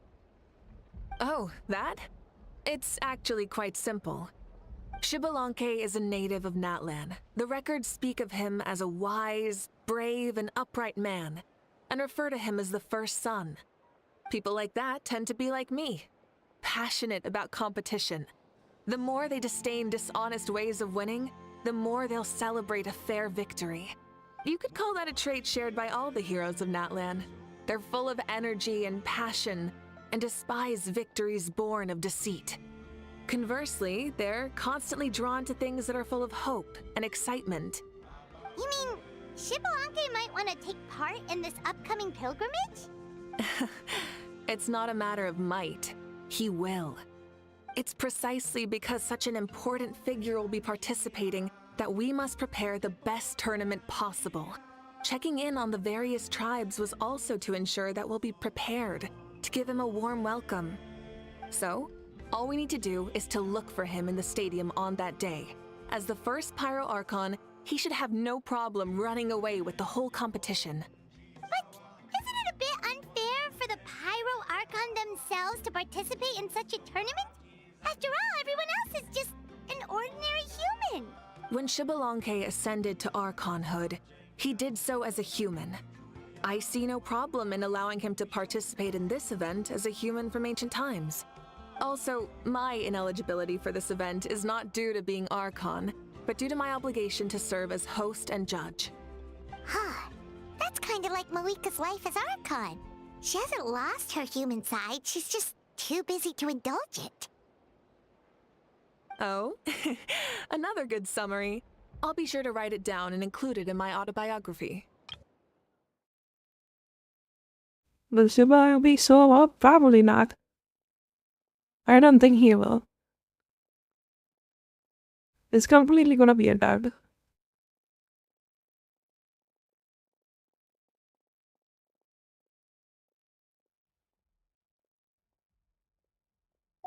You're working on an autobiography? No, I was joking. Even Xbalanque didn't write one, so why would I? Still, if on the off chance I ever did write one, you two definitely be in it. Then, can Paimon have a super long title? Sure, as long as you want.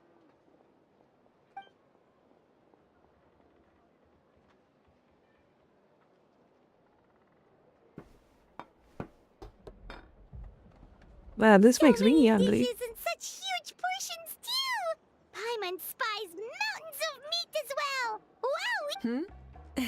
You know this is just a normal breakfast, right? Wait, what? Our Archons always had a healthy appetite. Please enjoy the food while it's still hot. Food never tastes Seriously? good once it gets cold. She's a glutton? What the fuck?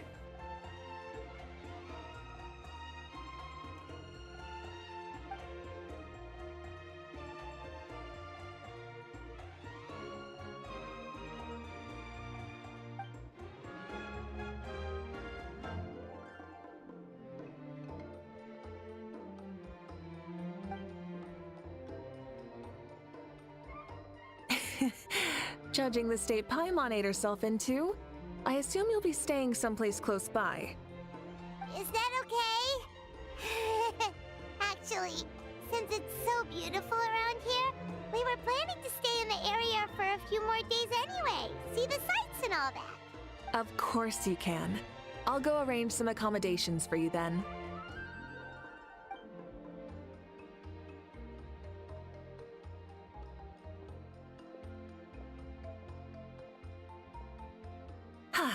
All right, I'll leave you here.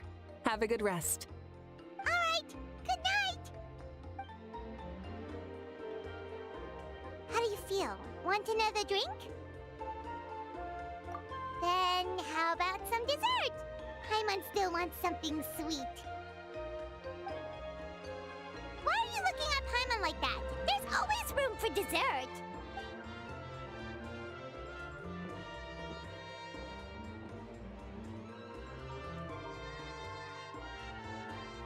Lord Xbalanque is coming back, huh? Well, I didn't see that coming. Wait, what's that look on your face?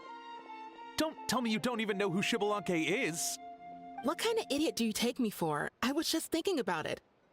I mean, we just managed to defeat the Abyss for good and fulfill the wish of all the citizens of Natlan, past and present, so why is he coming back now of all times? Yeah, if he's here to help, the war's already over.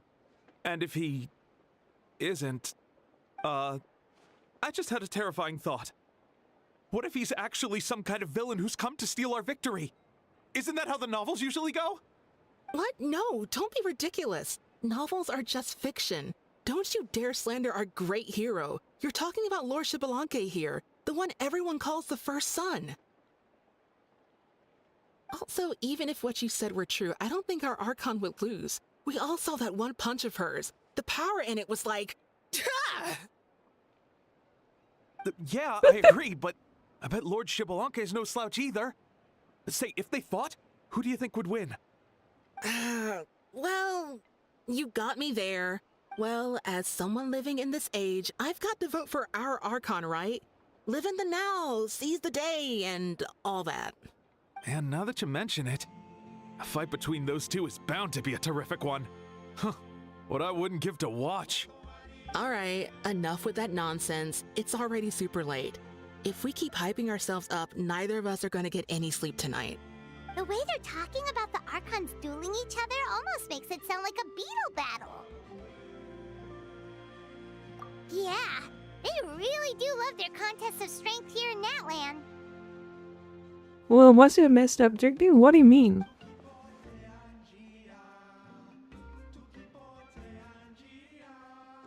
Objective in what?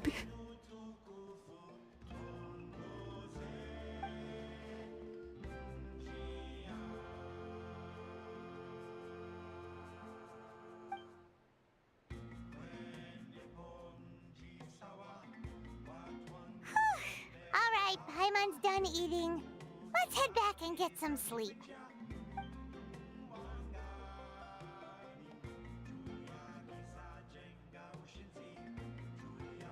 Time sure flies, huh? The tournament's taking place tomorrow morning, so let's get some sleep while we can.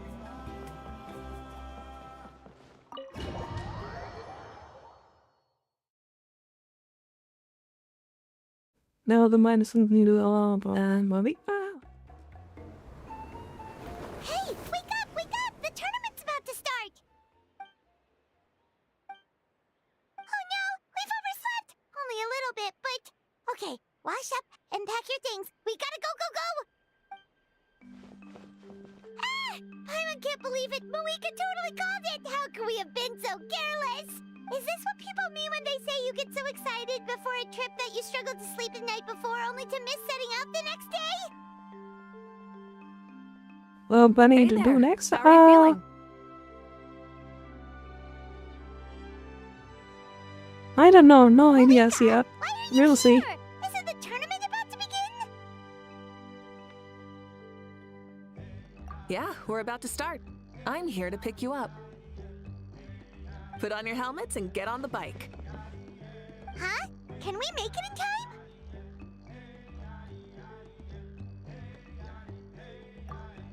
We'll take a shortcut. Sit down and sit tight. You can hold on to my waist if you get scared.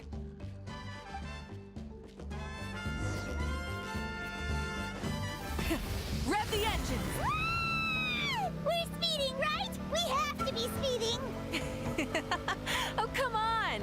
If this counts as speeding, Mualani would have been arrested a long time ago. Paimon's entrusted her life Well, for so long, but oh my Mualani is way faster. just how unhinged the two of you are!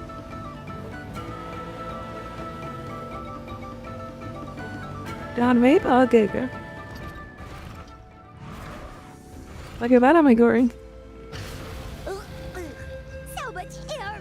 And Paimon's stomach! Oh, knowing Barbados, he'd probably crack up if he heard that! Huh? Barbados?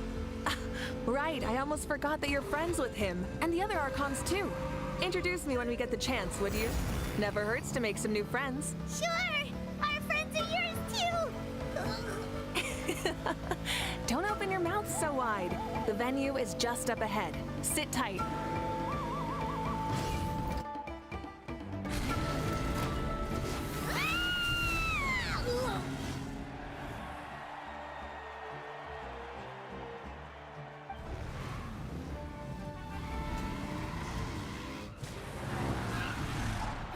He loves to show off. Safe! Just in time, too. We won the bet! We won the bet! That's right. Pay up a how. Yeah! Pay up a how! Pay up. Darn it! How do you like that? A short Flame Strider show to start us off, and to introduce and welcome Natlan's great friend Tumaini. Sure pulled off that stunt pretty neatly. How can you call that a stunt? Wait, what do you mean, pulled it off? That wasn't supposed to be part of the show? Everyone, welcome back to the pilgrimage of the return of the sacred flame. Once more, I will say a few words before we begin. Bored? Heard it all before? Not to worry. We're doing things differently from now on. The Abyss no longer threatens us day and night as it once did. My comrades, my friends, thank you for your hard work and sacrifice. We have achieved a lasting victory. A new day has dawned on Natlan. Yeah, all right! From now on, the pilgrimage will no longer serve as the prelude to a war waged to defend our land. However, many aspects of it will remain the same. It remains a trial to determine the strongest among us, as well as a stage upon which to showcase your individual growth. Today marks the beginning of yet another legendary saga, one written in the triumphs of the victors. So without further ado, let the tournament begin! Yeah! Heck yeah! Who's gonna be the new champion? Now then, you two. You'll be the mobile supervisors, moving with the contestants as they progress, and making sure that everything is proceeding fairly and in good order. Leave it to us! We're the best adventurer and travel guide duo you'll ever meet! Oh, and one more thing. I believe I've mentioned this already, but if you find any leads on Lord Xbalanque, please pass them on to me. Thanks. I'm counting on you. Let's go check on everyone and see if we can find any leads on Xbalanque before things kick off.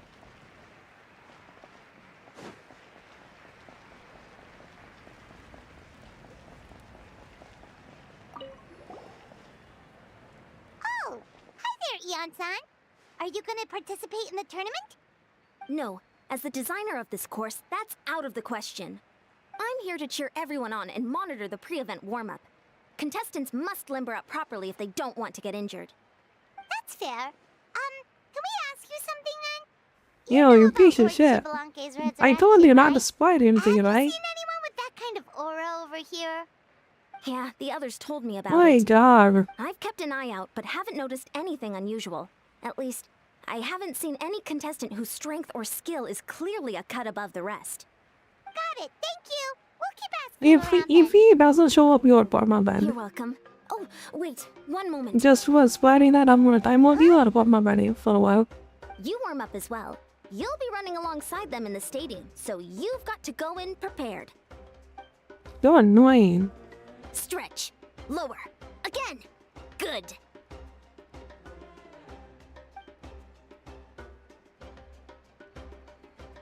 All right, you're good. You may go. Thank you, Coach. Paimon feels like even her blood is boiling.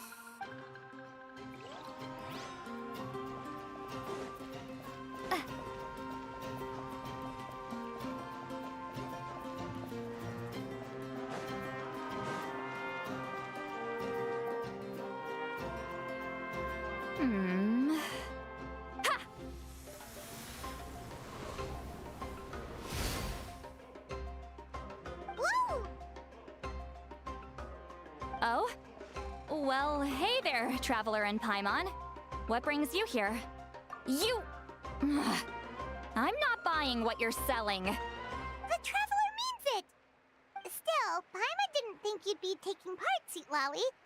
Given who you are you sure it isn't against the rules? Though not a violation per se, what it will be is an unpleasant surprise for the youngsters. Normally I stay out of this kind of event.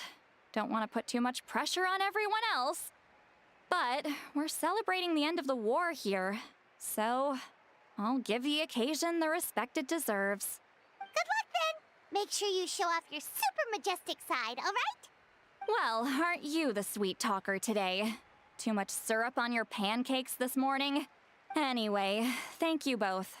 I'll remember your words of encouragement and do my best. So, what was that? Ha! Thing all about?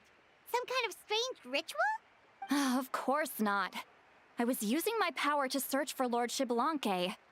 To be more precise, I was trying to look for him in the world of souls. After all, I also have no idea what he might look like. Still, nothing so far. But why?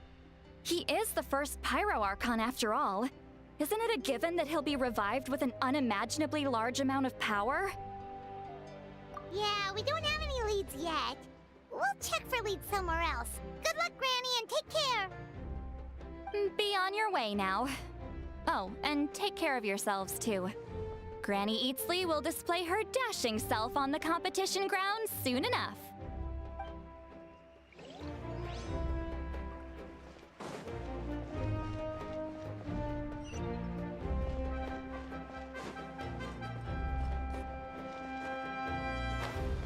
Hey, Kanich! Gonna take part in the tournament? Of course. I wouldn't dream of missing such a rare opportunity. Best of luck! You can do it! Where's the how, though? I locked him in a chest.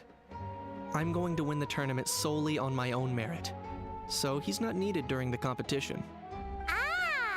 On a different note, have you heard anything Wait, what about happened? Lord Did I do Xbalanque? something wrong? No, not you. It's I've someone looked else. all over, but haven't seen anyone that struck me as being on his level. Sure. You're reliable as always, Kanich. We should go check with the others now, so we'll see you later. Good luck, and make sure you don't get injured. Appreciate it. Wish you guys every success as well.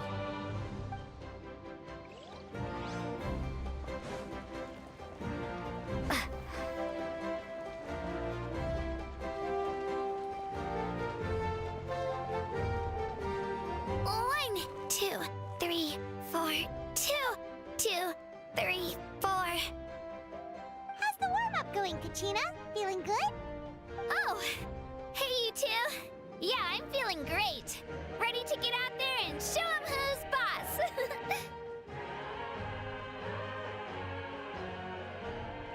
Yes, yes, I am.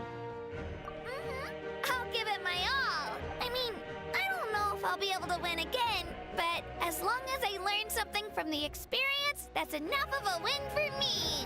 Yeah, having the right mindset is everything. Yep. Oh, by the way, have you seen anyone who seems like Lord Xbalanque? Lord Xbalanque? I don't think so. A powerful figure like him is sure to attract attention wherever he goes. Like Moalani and Kanich, only even more so. What is for you know someone I haven't else? seen anyone like that, though, so he probably hasn't passed this way. All right. Thanks, Kachina. We'll go take a look around. Focus on taking care of yourself as well as winning. I will, thank you. Seems like we still haven't found any useful clues. Maybe we should just go back and check in with Moika.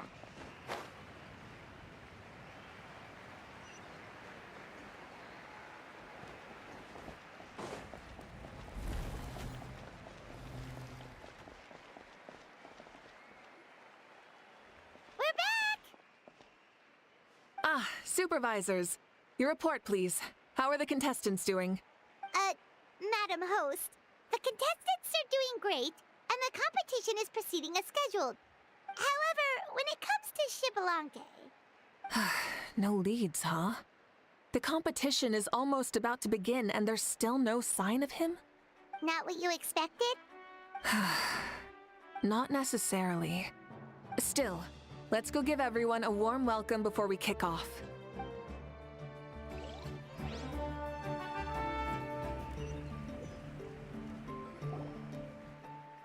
I believe we're all warmed up. Now, take your positions. This iteration of the pilgrimage is the perfect chance for us to bid farewell to the past. Now go forth and soar. Faster, higher, stronger. Become a better version of yourself. Remember what brought you here and keep pushing forward. This tournament begins now! All right. Ready or not, here I come! There's Mualani, a natural sports star. She's not gonna stop scoring anytime soon. I've got this. This round's in the bag. A vertical course, huh? Time to leave them all in the dust. Kanich is coming up to the trickiest parts of the course here. But is he slowing down? No! He's speeding up! Amazing! How's he so fast? See you later. The gap between our competitors has increased significantly. Could this mean? Oh! Contestant Kachina has suddenly appeared from the side. This part's rough, but I won't give up. So annoying. The competition has entered its final phase. Who will emerge victorious? We're about to find out.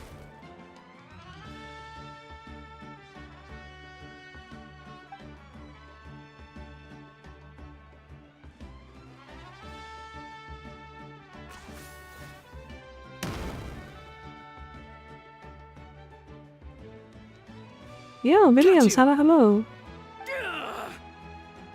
Well, do you yield? I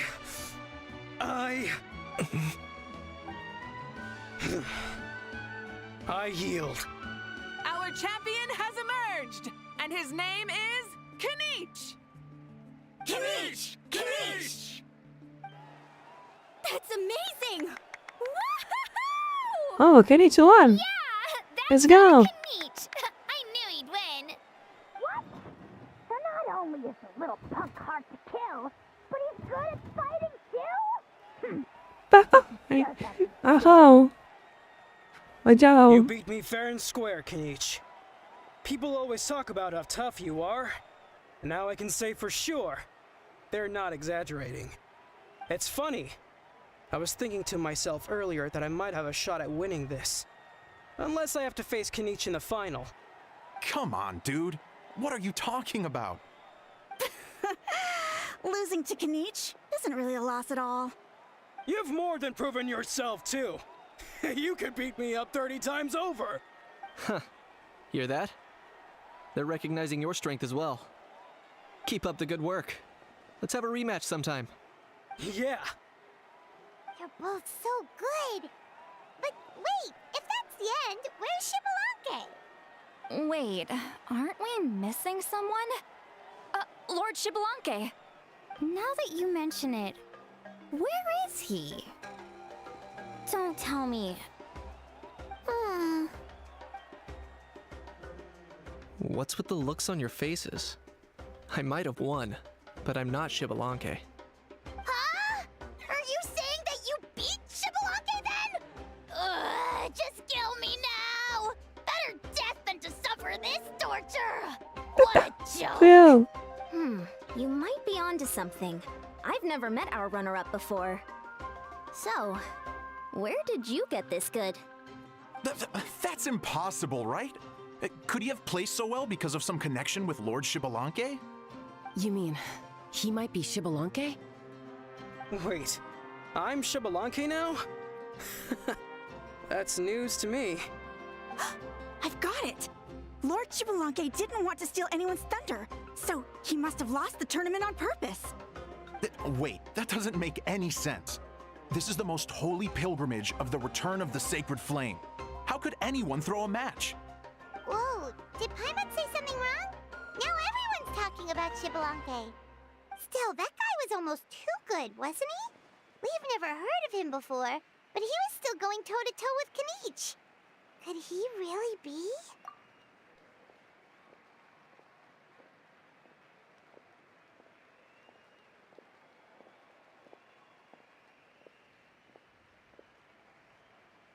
Well? Huh? What are you looking at, Moika? I felt that something was off since the tournament began. Reflecting back on it, it wasn't because I could sense Shibalanke's power, but rather that I could not.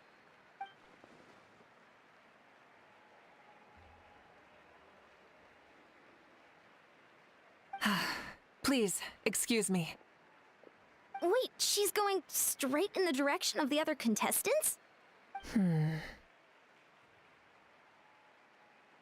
There you are. No unimaginably strong soul aura, nor any whiff of extraordinary power. But I know, beyond any doubt, that you are Xbalanque himself. Huh? Who's that? I've never seen him before. Isn't that Mausao? Like, Tato's grandson? When did he sign up for the tournament? Did he even fight anyone out on the field? What are you talking about? He's been standing there this whole time. I totally thought he was just there to cheer the others on. Wait, so that's Okay, Xbalanque? finally. But he's just a kid. Ahem. Ha! Ha! Well, this kid doesn't look like he can take a single punch from the almighty Dragon Lord! Kahola how! Just give me 1 second and I'll...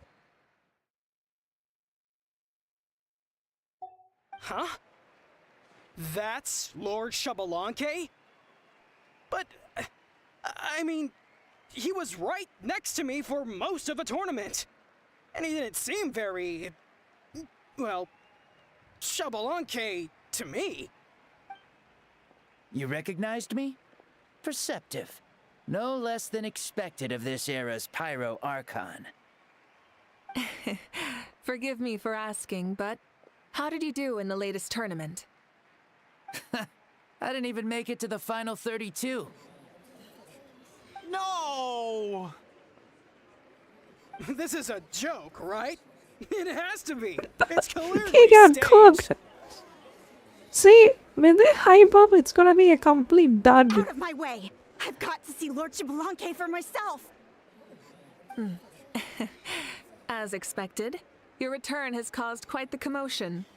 Less talking, more doing. Hurry up and take Lord Xbalanque to a safe place. I've got this place covered.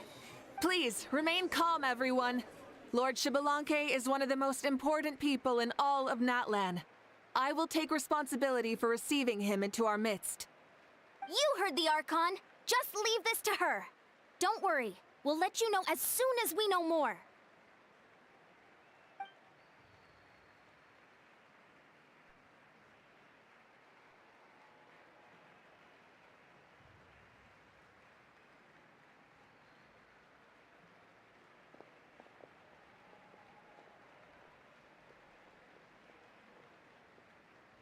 She's calling us! Quick, let's go! Hey, wait up!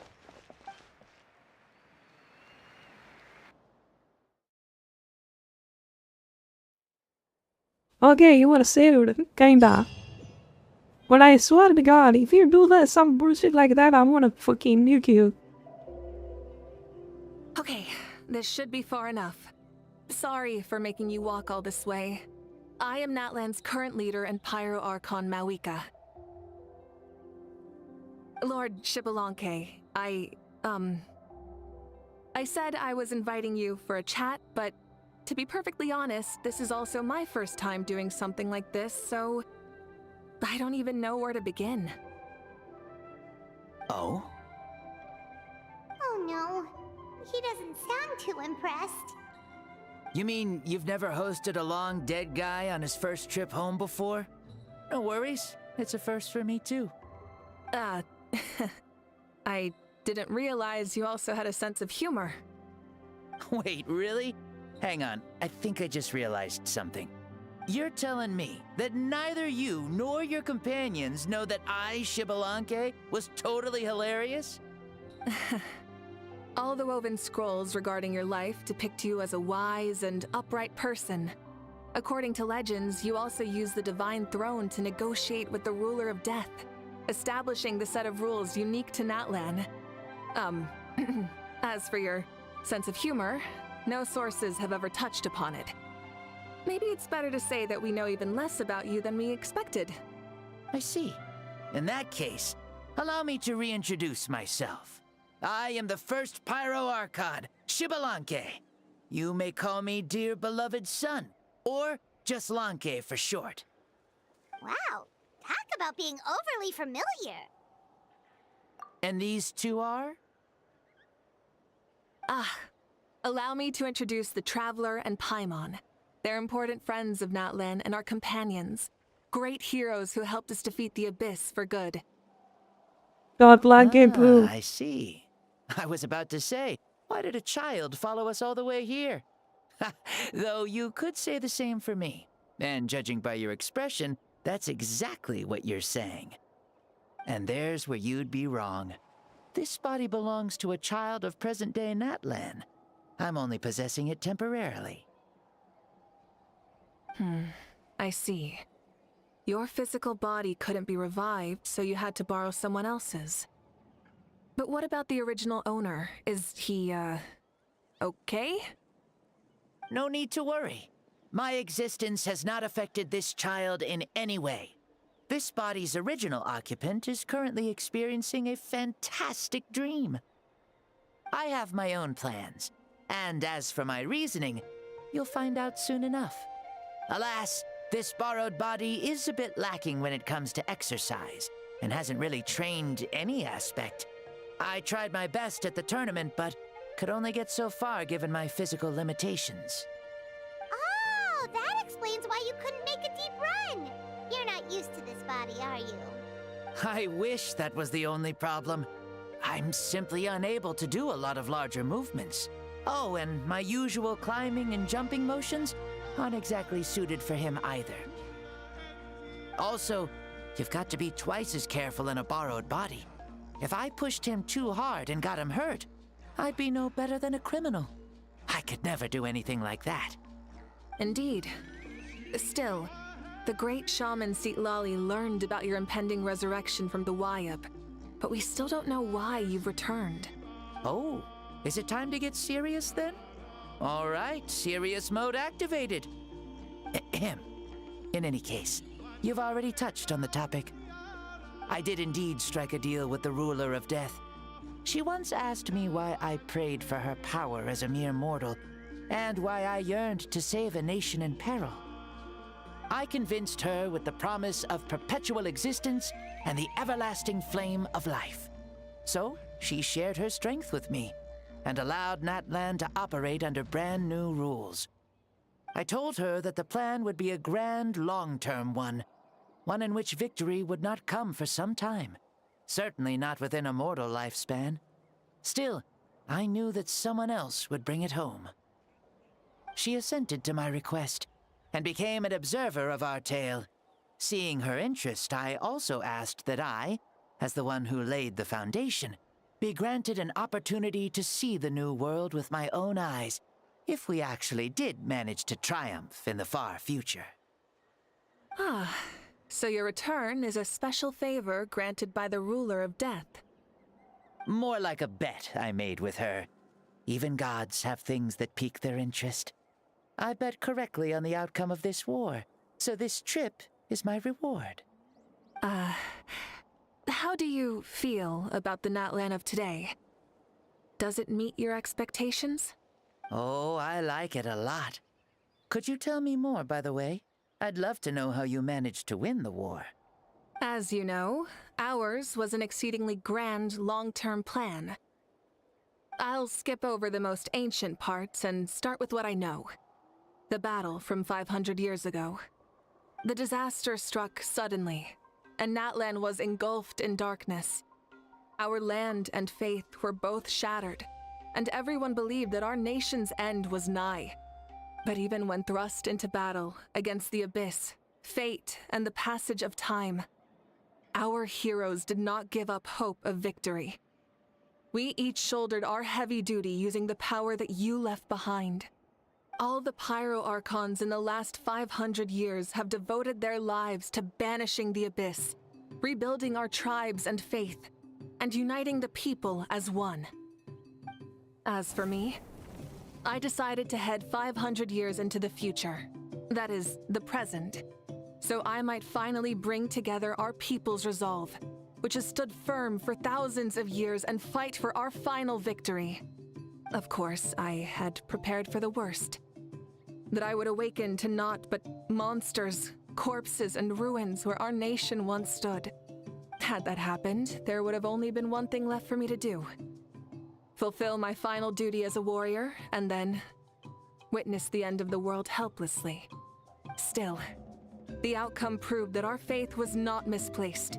This victory and the miracle that it created is the greatest reward for all who gave everything to protect our realm. Yeah, had anything gone wrong, whether in the past or in the now? I have always believed you to be shrewd. Surely, such a quality was needed to bargain with the ruler of death, and win so much for us in the process. Natlan was only able to overcome this crisis with your help. All these millennia later, and the people of Natlan have finally achieved victory over fate. If future generations will call me the one who created the rules and initiated the plan, then you are the one who inherited those rules. The final executor of the plan. The one who created a miracle. Beginnings and endings. Creation and change. Mawika, you truly are a remarkable leader. It is my honor to have met you. Please, you're too modest. Rather, it's our honor to welcome you back to this world. Ah, and that's the perfect segue to something that you should know. You see, you don't have to worry too much about my second life, since I'll only be here for a single day.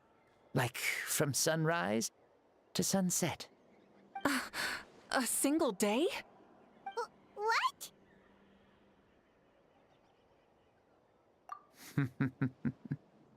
That's why I said you won't have to worry too much about the boy this body actually belongs to. I'll be long gone by this time tomorrow. Besides, no one ever said I was actually going to return and stick around for years and years, right? This is just a short little outing back home, so I can see some of my compatriots again. Still, I've got to say, it has not been an easy trip. After being resurrected, I woke up in the home of a normal boy and wanted to take a quick dip to relax, only to have my trouser legs snagged by a fishing line that came out of nowhere. And once I finally made it to shore, I decided to take a stroll and see the sights, only to step into a trap along the way. Beats me who'd put a trap out there, and there wasn't even anybody around to check it. Thankfully, the bottom was pretty soft, so I lay down and took a nap before getting up to continue on my merry way. This is so embarrassing. After countless buzz trials off. and tribulations, I finally managed to sign up for the tournament. But then, I ran into a girl who claimed to be a fitness coach. She insisted that my muscles weren't up to snuff, and made me do twice as many warm-up exercises as everyone else. Oof, you guys in the future sure have it rough.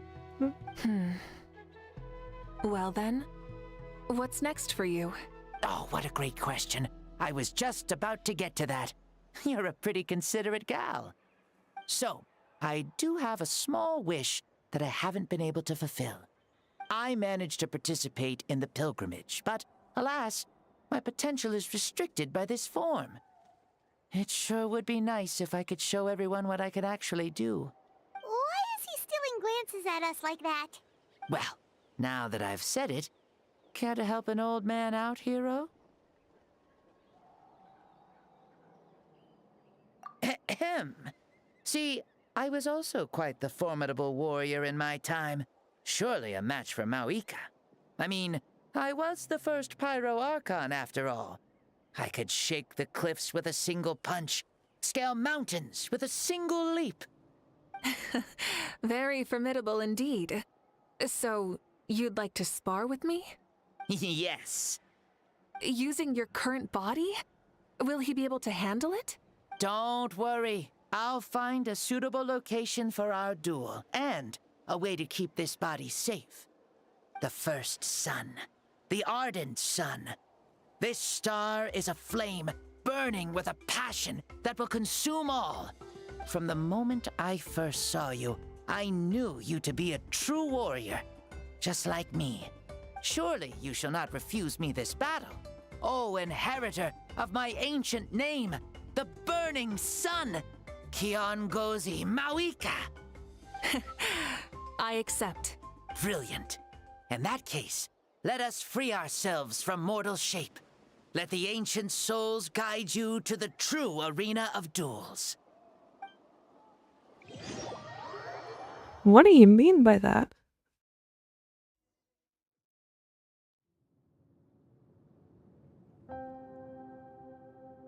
What is this place?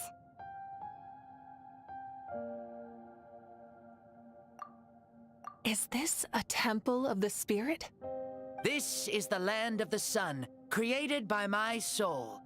Only the sun and those blessed by it can survive here.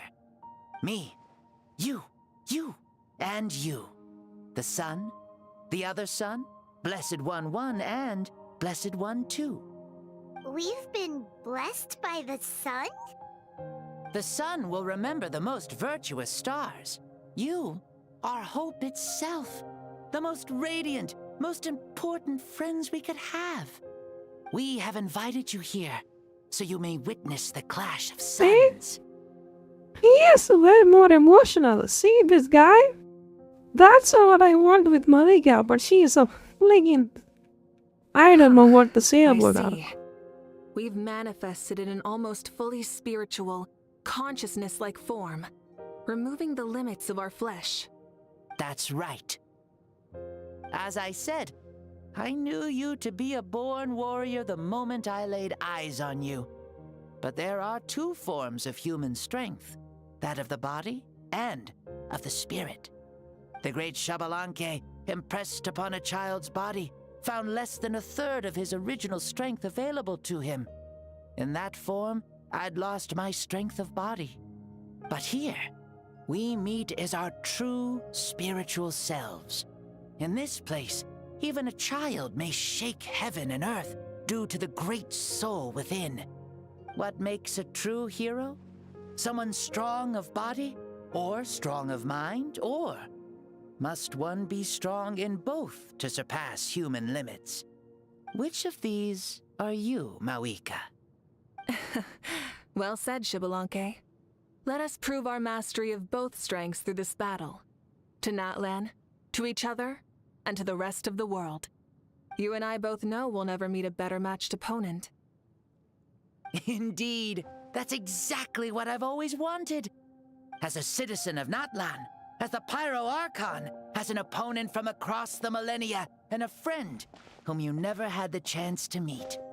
Let us have a fair and honorable duel.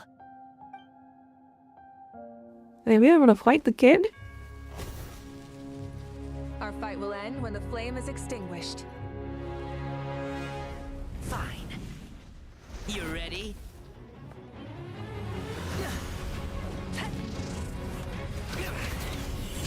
I think Malika is gonna win.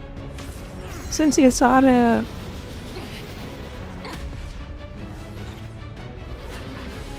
out of storyline, she's gonna win.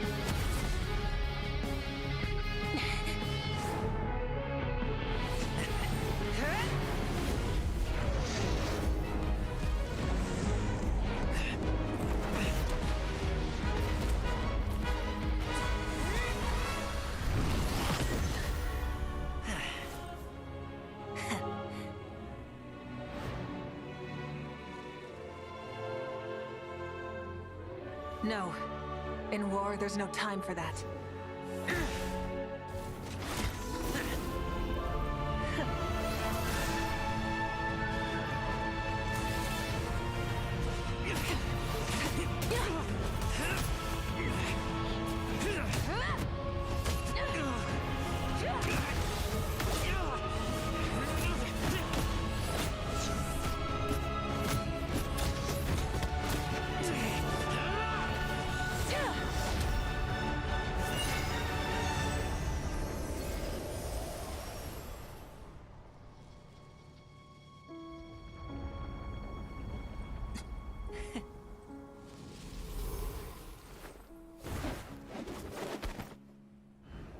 The fire's out. Let's stop here. Xbalanque is way better. I like that guy. It was a great fight. That was an exhilarating battle, Mawika. Looks like this old man's still got some fuel left in the tank after all. You jest, Lord Xbalanque. Your spirit is as strong and youthful as ever. Come now. Can't you tell I was making excuses for coming up just a hair short? Not by much, just the slimmest of margins. Yet still, you actually won. I've always seen myself as the strongest warrior, but it would seem that the inheritance of ancient names has proven its worth after all. I bear the name Kiongozi, the leader of our people. After countless generations, this name came to you, and you used the power it accumulated over the years to defeat everything in your path. This battle has been most meaningful. Beyond the facts of victory and defeat, I've also learned a lot about you. Take, for example, your strength. It is at once ruthless and gentle, both tenacious and sharp. You neither overwhelm your opponent with sheer power, nor defy them with only your strength of will. You possess a great understanding of your own might, and will convert all of it into fuel, so you may climb to even greater heights. It is thanks to heroes like you that this war was won. I'd have never been able to return to the mortal realm otherwise. Your victory granted me this chance at a second life. Even if it is just for one day, the sun has risen again to drive away the darkness. Even the darkness of death that once enveloped me has been dispersed by your flames. Mawika, you are the newborn sun, greater and more radiant. Allow me to give you a present to celebrate your victory. Ooh, there's a prize too? Paimon wants to know what it is! Coming from you, it must be super awesome. My journey is complete, and I have no more need for my remaining time. Mawika, I would like to give you all my remaining life force, which I obtained from the ruler of death. Use it to awaken those you wish to see the most. Surely there must be at least one person that you'd like to meet. What? So it's a blank check to bring anyone back for a time? Though Natlan possesses incredibly unique ley lines, it is still extremely difficult to meet the dead outside of the Night Kingdom. Now, take it. Though we both became Pyro Archons in life, we were still born into this world as ordinary humans. There's no need to hesitate. Just do what you think is best. Thank you for the offer, but I don't think I'll be needing it. Huh? The past lives on in my memories, and will always remain my treasure. Meeting someone we can no longer see again will only lead to more longing. Rather than cling to the past, we should enshrine it in memory. Ever loved and never forgotten. Mawika.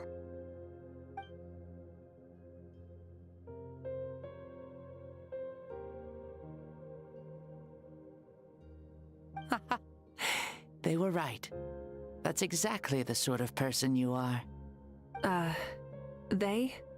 Your parents, sister, comrades, and friends. Those who walked with you, and those who left you behind. Those who crossed blades with you, and those who prayed for your safe return. Each and every one. Mawika, has one granted the special privilege to return, I can sense them calling for you, and watching over you from within the distant winds. Dear Mawika, our esteemed Archon, leader of our people, how have you been doing? We all miss you so. There are so many things we want to say to you, but if we really were to say them, they'd just be those simple, heartfelt words. The war is over, Mawika. All our efforts had meaning, and all our struggles bore fruit. This is the fairest and most precious thing in the entire world. May you be happy in this era of peace. May you eat well, sleep well, always be full of energy, and never forget that we will always love you. These are all words spoken by the people from the past. Their voices are echoing through this Temple of Souls.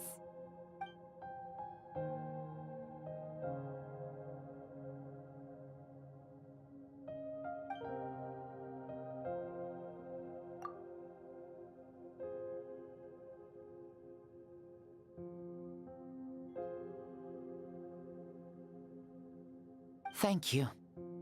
Those who have gone before will never forget you, even as you keep all their names deep within your heart. Mawika, my dear child, though we have ascended to Archonhood, never forget that we are still human. Live as you please, in this age of peace you forged with your own 2 hands.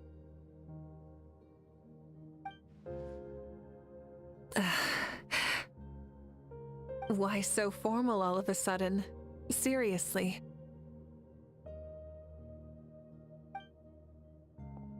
Huh? Mawika, where are you going? Ho ho! Leaving already? Now you're the one acting all impatient. Since we're done with all the serious stuff, it's time to follow me. Shibalanke. Doubt you've ever ridden a flame strider in your current body, right? Never even heard of such a thing, to be honest. Ooh, are you gonna take him out for a ride? You're coming too. Come on, it's time for us to live as we please.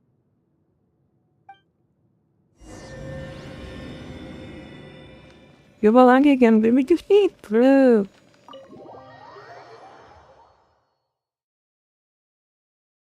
Like, see, that is what I want to hear. Like, she is so emotional.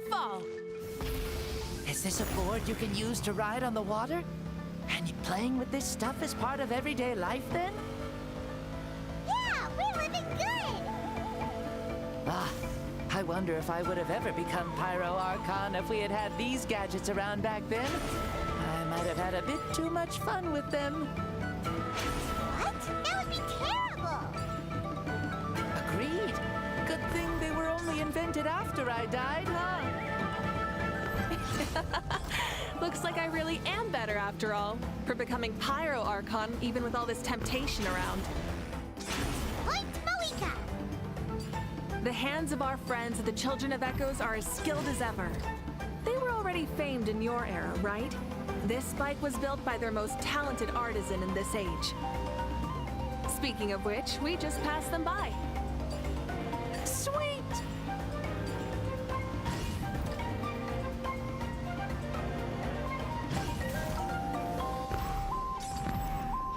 What is that crackle over there?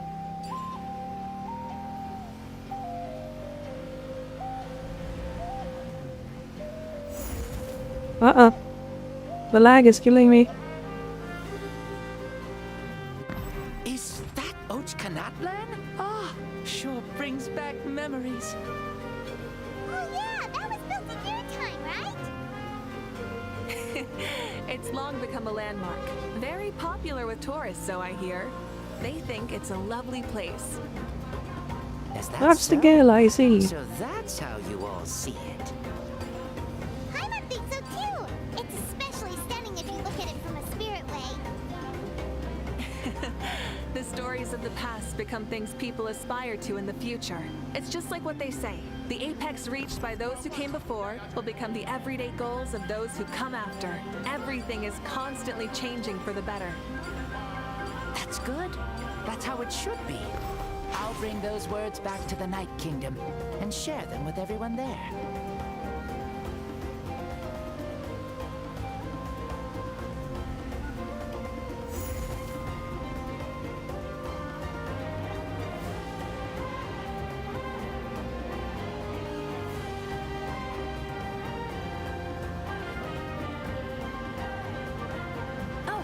You can see the people of the springs from here.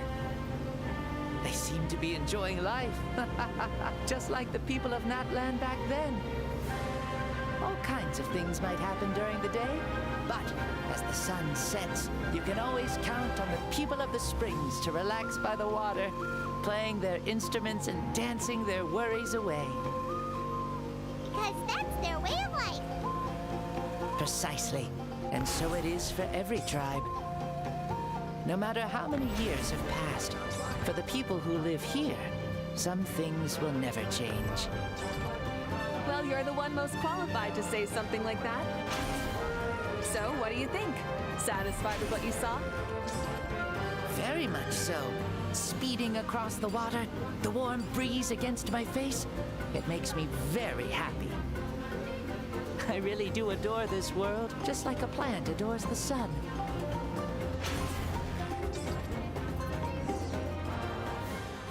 There we go. We made it!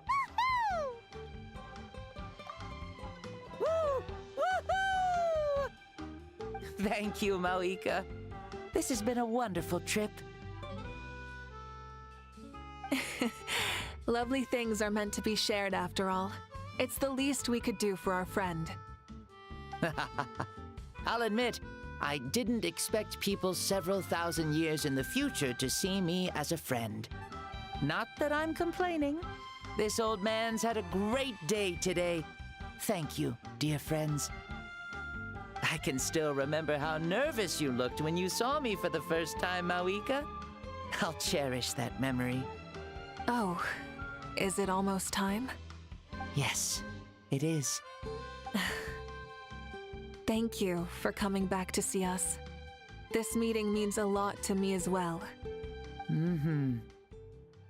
Well, time to go. Don't forget to lead a happy life. Aw, already? Paimon's gonna miss you. See you later, Shibalonke.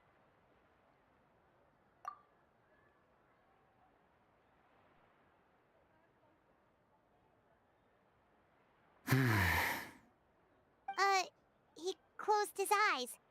Did he fall asleep? Mm-hmm. I can no longer sense Shibalonke's soul.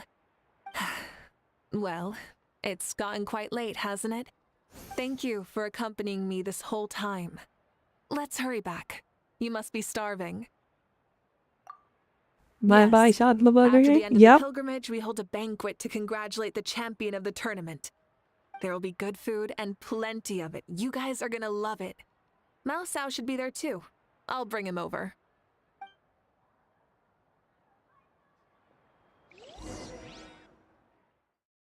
That's pretty good. Like, she's just not that cool though. Like, Marika's design and her personality doesn't really fit, if you know what I mean. Do you think there'll still be any food left over for us? It's kinda late and all. I'm sure the feast has already started, but don't worry. I'm sure Yan-san will save some for But us. I sure as hell like your She's bike, very reliable. but it doesn't look Leaving good. the tournament planning to her was a smart move. So she probably figured that we'd be gone a long time. Yeah, I told her as much too.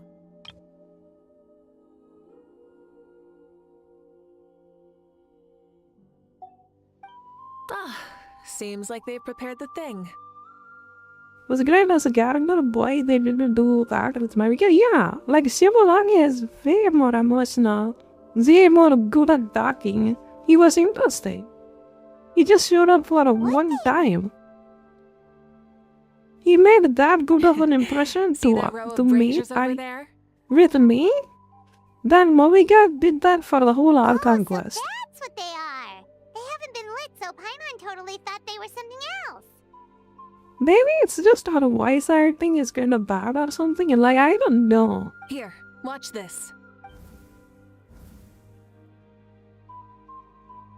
Whoa, they're beautiful! This particular kind of brazier is called a signal flame, and is reserved for those coming back late at night. The others set up an entire path using these signal flames to await our return. Those returning to the tribes must light them with their own hands. The flames will illuminate the path ahead and show the tribe that the person has made it back. Even if you're surrounded by darkness, never forget. Your friends wait Oh for my you in god, the she's distant on light. board it again. Remember that She's feeling on when board the it exhaustion of again. your journey creeps up on you. And something gave out of faster is more absolutely. She is a goner material. She just made out of gold, like the way she sits on the bike, like what the fuck? Archon, Traveler, Paimon! You were really gone a long time. We've already started grilling the meat. We had a long talk with Lord Xbalanque. It was pretty time-consuming. Did it all go well? More than well. Xbalanque, he's a very good man. He far surpassed even my expectations.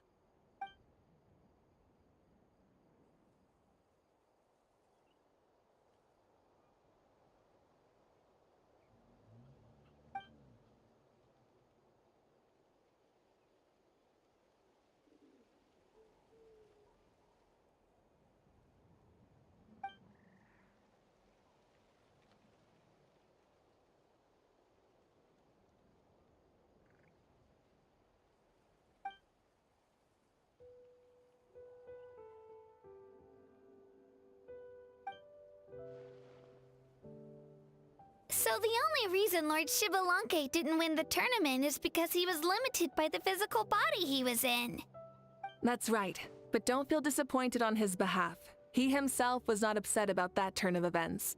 He had many revelations during this journey, and as he said, strength of mind is as important as the strength of the body. He realized that after failing to make it to the final 32. Huh. No matter how many times Paimon hears it, it's still so funny to think that Xbalanque didn't even make it that far. Yeah. Yeah. Strong in both body and mind. Huh. I'd say our champion Kaniche fits the bill. Don't you think?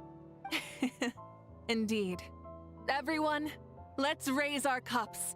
Let's celebrate our champion!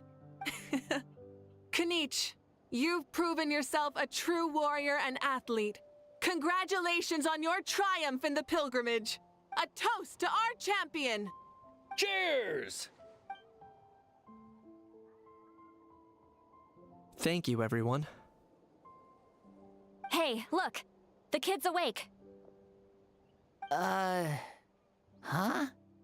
Where am I? Hello, Mausau. You're awake. This is the celebration feast for the pilgrimage of the return of the Sacred Flame. You participated in the tournament too. Huh? Me? It's a long story. It's so long, even my lowly servant couldn't manage to give a simple summary. Ha! I see. I remember Lord Xbalanque, our Archon, Mauika, and the pilgrimage. I feel like I dreamed a very long dream. I was super strong in that dream, too. I could jump up onto the roof with one leap, and I could climb, fly, and glide. It wasn't a dream. Your body did go through all the motions of the tournament. You were already an outstanding contestant. I'm a contestant? You know, Mom and Dad always say that my health isn't the best, and I might not be able to do all the things everyone else can. But right now, I feel like I can fly. Really? Like Paimon? Yeah, I feel amazing. It's like I'm filled with power from head to toe. I want to feel like this next time, too. Then go and train hard, then come back next year and show us what you've got. Yeah, as long as you put in the work, you'll do great. I know it. That's how it is for all of us. Yes.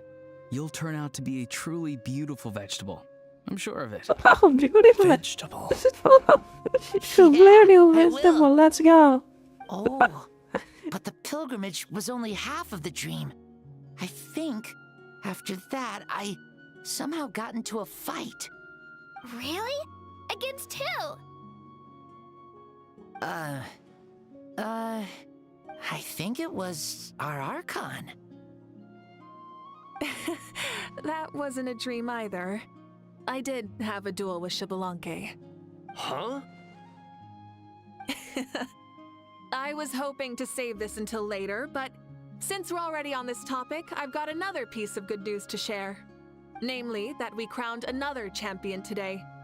Lord Xbalanque and I engaged in an all-out duel, as worthy rivals from across the millennia. In the end, I won by the slimmest of margins, defeating our legendary hero. Wow! I can't believe it. You beat the Shibalanke? This is no lie, and I have our best friend here to back me up.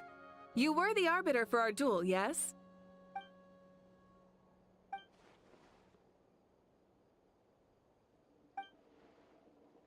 Wait, it was more like a draw. Yeah! You get a dart out of the captain or two. Amazing! What an achievement! Come on, everyone, let's have another toast. For our Archon this time. Very well. Acknowledge my victory, recognize my valor, and drink this wine of victory for me. Woohoo! Yeah!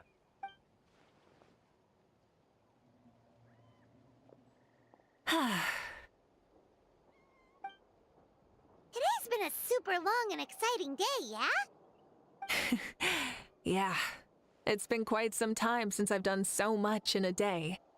Or felt that it's gone on for so long. Of course. Oh, right. Malika, the Traveler said there was something to ask you. Hmm?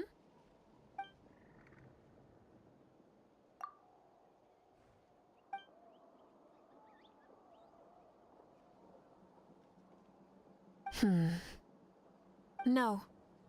In battle, there's no time for that, so it never crossed my mind.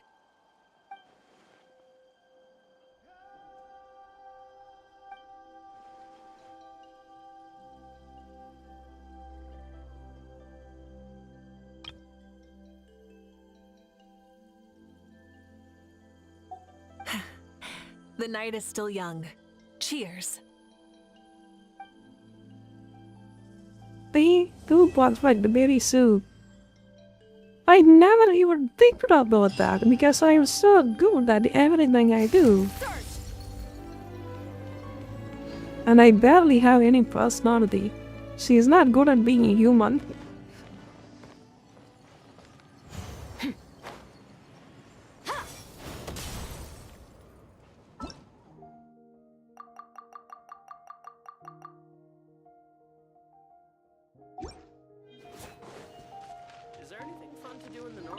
Say, what kind of vegetable do you think I'll become? A red one? Or a green one? You?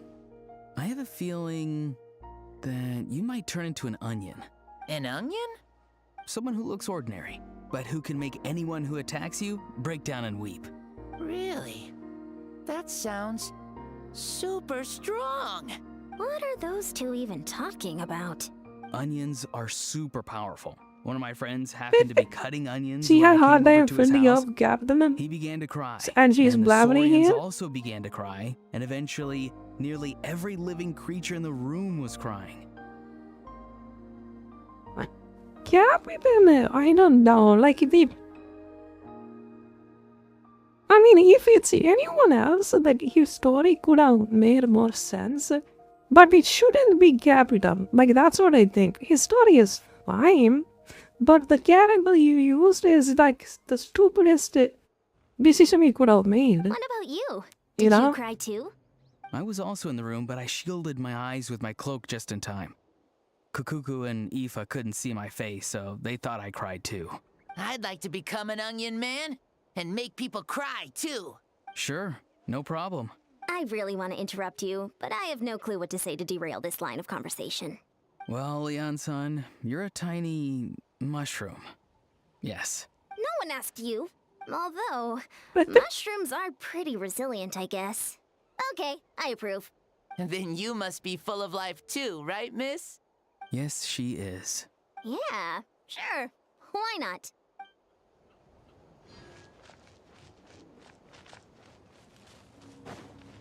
Where is Mamika? Let's see if she got anything to say.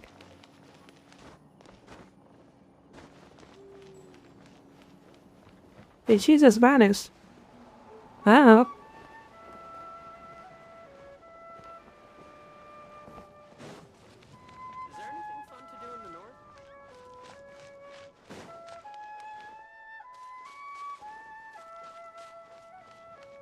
Visit of the Kingdom? Yep. He sure is.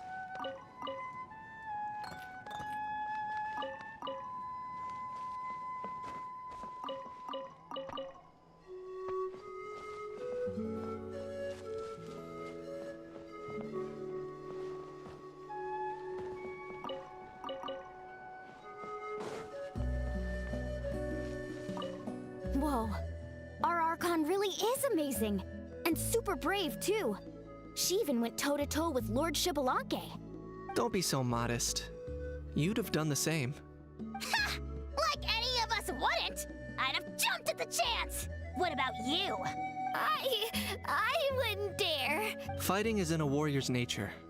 If the opportunity was presented to you, I'm sure your instincts would make that choice for you. I swear, like an you're all emotions just nowhere to be brimming seen, with energy bro. over here. This is Lord Shibalanke we're talking about. Our greatest ancestor?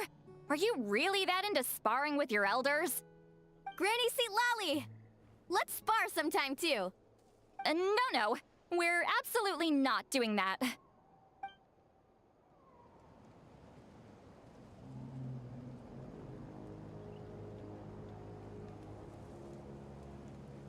Whoa. Our Archon... Don't be so modest. Like any of us...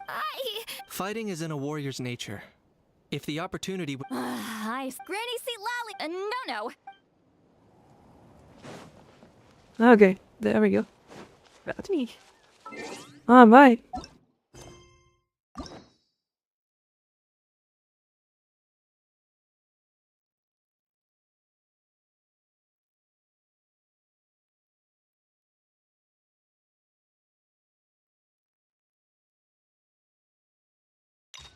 Wait, I think Arlecchino's quest is just the boss fight with them, right? If I remember it right. I want to know who these two characters are, so I think I will go with Escopiera once I'm back. I want to check if there is something to eat. We are gonna go get breakfast. Wait, I don't think I ever beat the Tatarnia's quest either. Did I beat it? I'm on both.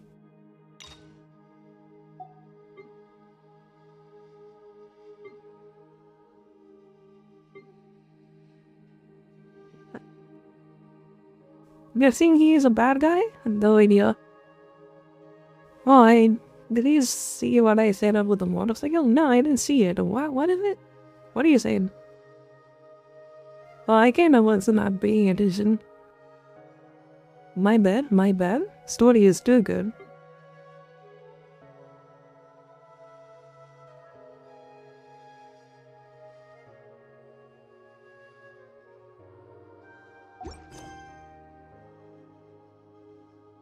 Okay, give me a second. Be right back.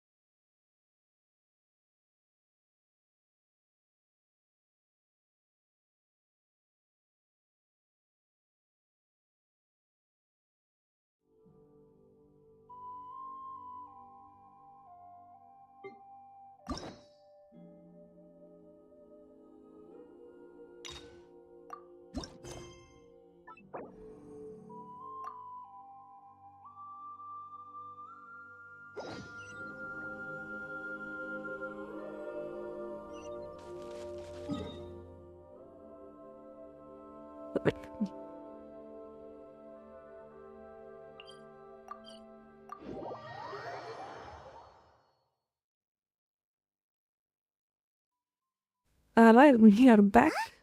Is that Navia over there? Oh, it's been a while. Let's go say hi.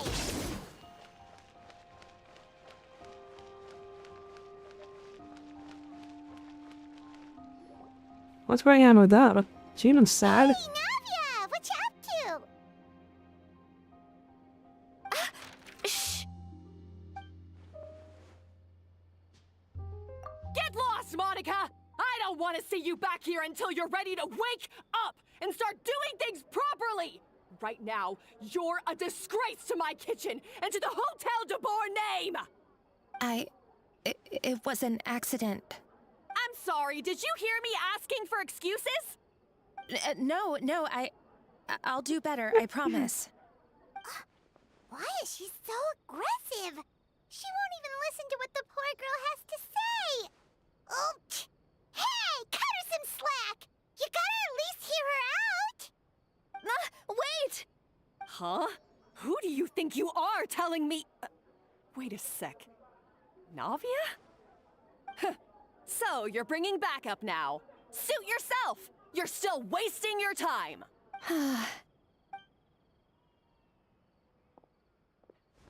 Savannah, is this how you always treat your staff? My staff is right. I'm the one in charge here now. And last time I checked, the Hotel de Boer doesn't take orders from the Spina di Rosula. Of course. How you run your kitchen is none of our business. But when a member of your staff is so overworked he becomes gravely ill, that most definitely is our business. We're going to stand up for him, whether you like it or not. Overworked? I've said it before and I'll say it again. If Vermont can't handle the job, then tough luck. There are plenty of other capable people I can hire instead. But Vermont can do the job, he just... Monica, back inside, now! But you said I shouldn't come back until... Just do as you're told, and not another word out of you! Come on, we have It work be to this. do! What is this? It's just like that cooking show. The one guy you need salads, you guys remember that? Sorry. Looks like I've dragged you into some drama again. Drama, Her name is yeah. Savannah. She's the new head chef at Hotel de Boer. Ever since she took the job, she's been enforcing a brutal work regime and putting a huge amount of pressure on her staff. One guy was so overworked, he collapsed from illness. He's been bedridden for days, and he can barely even talk properly.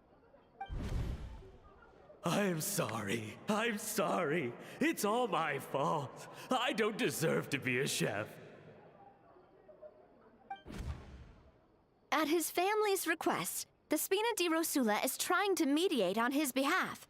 We're not exactly making a ton of progress, as you saw. Savannah is adamant that Vermont's exhaustion and illness have nothing to do with her or how she's been running her kitchen. She's refusing to have any kind of meaningful dialogue with us. Our next thought was to talk to the other chefs at the restaurant and get a better idea of their working conditions. But with Savannah watching them like a hawk, no one has been willing to open up. And that's why I'm here, doing it the old-fashioned way. Camping out, watching, and waiting for an opportunity. Oh, shoot! It all makes sense now. Sorry. Paimon should have thunked before she spoke. Did Paimon ruin everything? Oh, no, not at all, Paimon. Honestly, the way she was laying into Monica, someone had to step in. I'm sure I would have piped up if you hadn't. And besides, I don't really think I'm built for espionage. Well, you guys say that again. Yeah, meaning it's gonna be all the more difficult to get the inside scoop now. Oh, I might as well head back to the Fleuve Cendre then. We'll need to come up with a whole new game plan. trouble, don't you? 'Cause this is kinda all Paimon's fault. Guys, it's fine. You don't need to worry about it. That said, if you were planning to visit the Fleuve Cendre anyway, let me take you out for a meal. I'll make sure it's a proper feast. A really famous chef just joined the Spina di Rosules tavern. Her name is... Sorry to interrupt. I just wanted to apologize for the scene you witnessed just now. We shouldn't subject our customers to that. This is a small token from us. It's some candy from Monica. She asked me to make sure it was delivered into your hands. Monica's the one apologizing? Huh. Clearly Savannah is the one who owes an apology. Our head chef has been a little highly strung lately. Sorry for everything. Alright. Since there's candy, Paimon will drop it. Not the candy. Thank you for understanding. We'll make sure to pass your feedback on to Miss Savannah. A little highly strung, huh?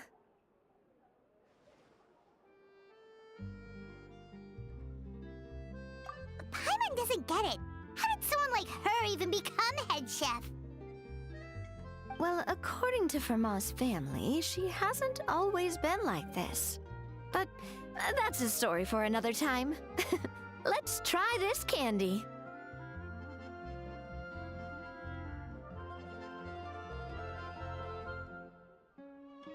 Paimon totally gets it. Come on, dig in! Huh? Hold on, there's something written on the wrapper. Find... Escoffier? Escoffier? That's what I mean?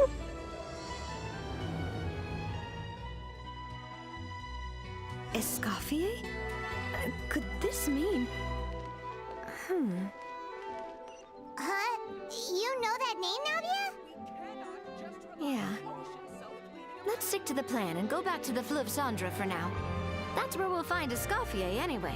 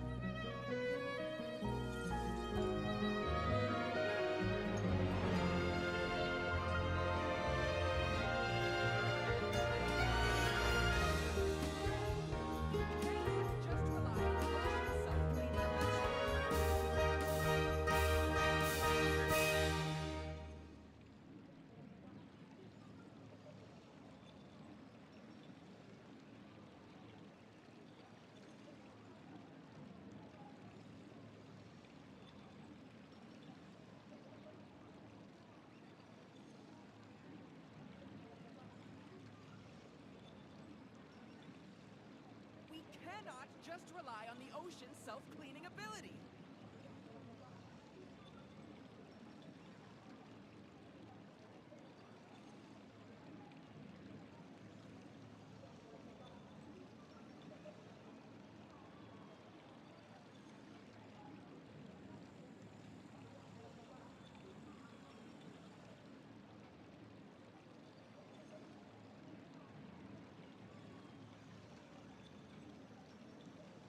Cannot just rely on the ocean's self-cleaning ability.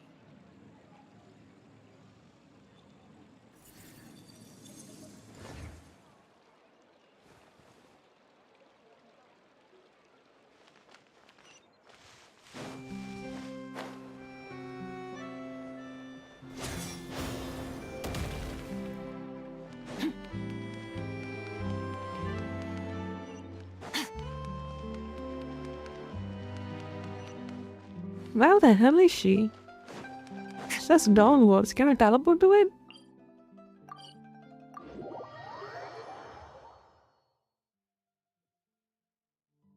Okay.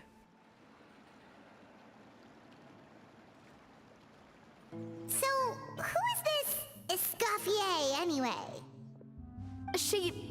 Well, for starters, she used to be the head chef at the Hotel de Boer, before Savannah.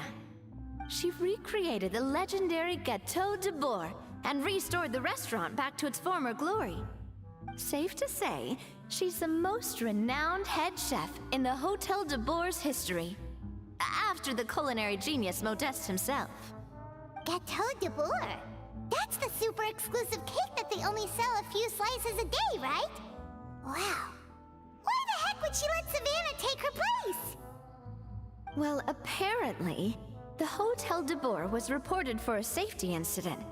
Someone claims that the kitchen was adding an illegal substance to their menu. But none of the chefs had any idea how it could have gotten into the food. In the end, Escoffier decided that as head chef, she should take responsibility. And she was sent to the Fortress of Meripede. The Fortress What of the Meripede? fuck? She is in jail? Okay.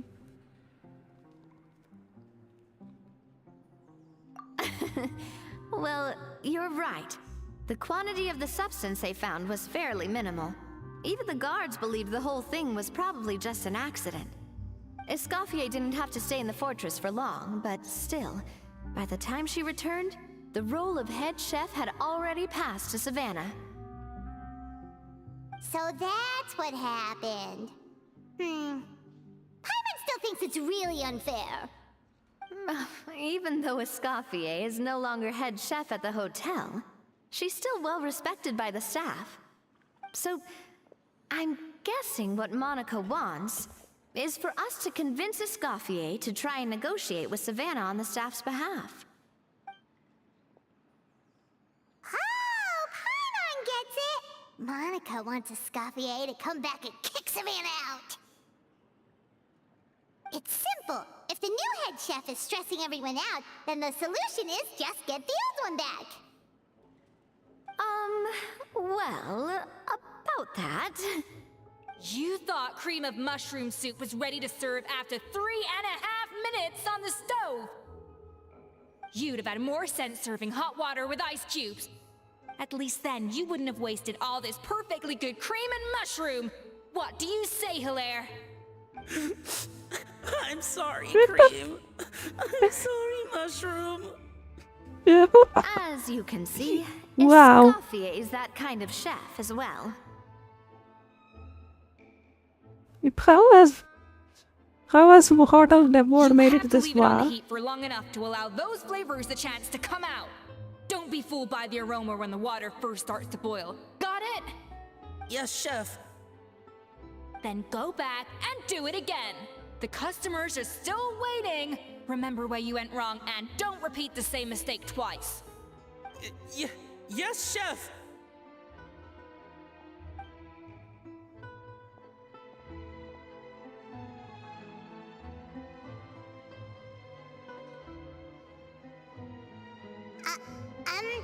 Excuse us, we're... Waiting to be served? Sorry, we're pretty busy. I'm afraid you have to join the line. Oh, no, we're not here to eat. So you're not paying customers? Then I'm afraid the wait will be even longer. It's hard to talk to Escoffier when she's in the zone. Let's take a seat. We can catch up while we wait.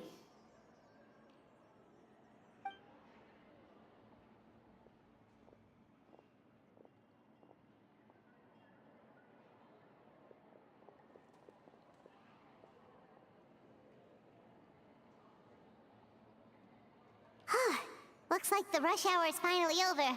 Is it always this busy here? These days, yes. I'd say business has tripled since Escoffier joined as temporary head chef. Well, in her words, the Hotel de Boer doesn't need her anymore. It doesn't look like she's got any plans to go back. I guess I'll be heading off then. Wait, take these home with you. We can't serve them now, and there's no sense in letting them go to waste. Oh, thank you, Chef. For what? Like I said, I just don't want them going to waste. Oh, and tell Fiamma to get well soon, so you're not running yourself ragged every single shift.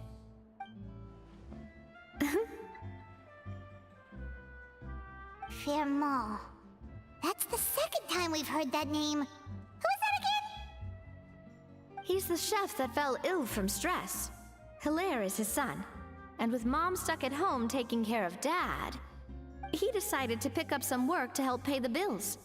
Escoffier knows their situation, so she's been making some extra food every day for him to take home. Hey, I heard that, Navia! I've told you before, no one's making extra food. Hilaire is making blunders in the kitchen, and I can't serve his failed dishes, so he might as well take them home. Yeah, failed dishes that just so happen to be nutritionally complete every single time. So, you two must be the world-famous traveler and her companion, Paimon, yes? Is there something I can help you with? Oh, so you know us already. We'll skip the introduction then. We're here to talk about Savannah.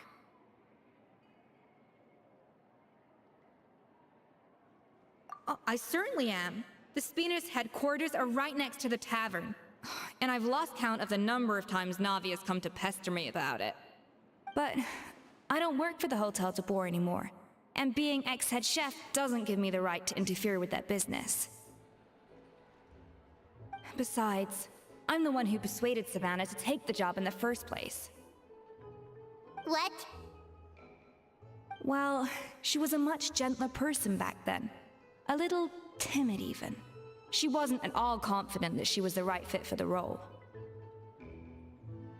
That's hard to believe. Are we definitely talking about the same Savannah here? Honestly, I do wonder if she's just emulating me. I mean, I'm not the most pleasant head chef to be around either.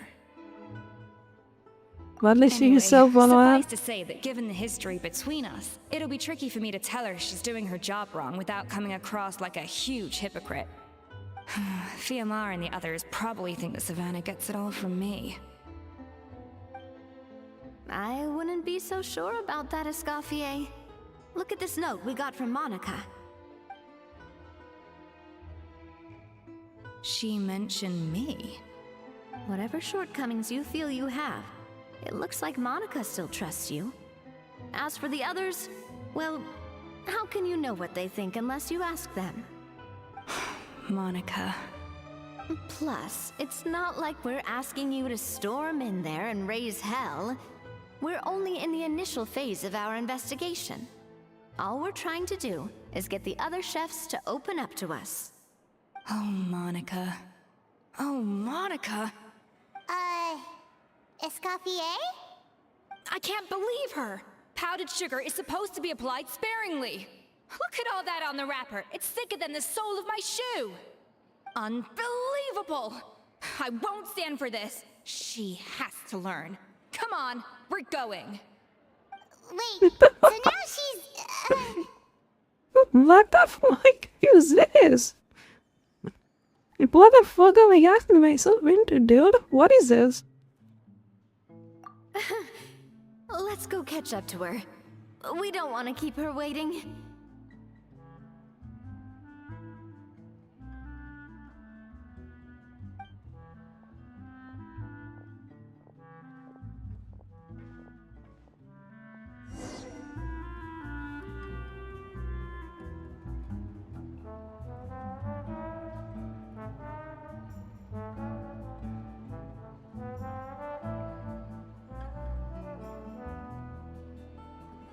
The abyss is like the world's shadow.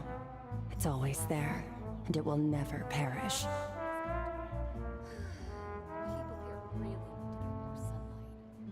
guess I'm finally on the right path.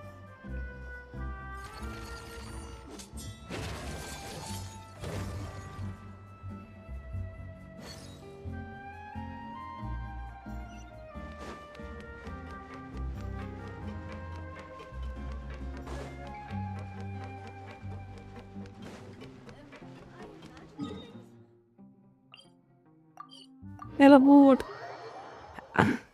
Teleport me.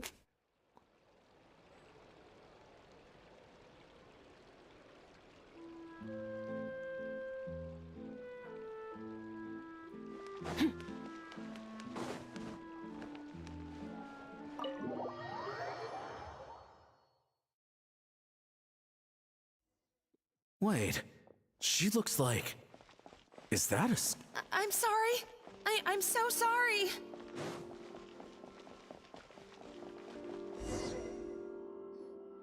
I'm sorry, I'm so sorry. I messed up your order. Oh, I wouldn't go that far. Maybe the taste is a little off, but if you hadn't brought it up, I don't think I would have noticed. But, please. What the heck?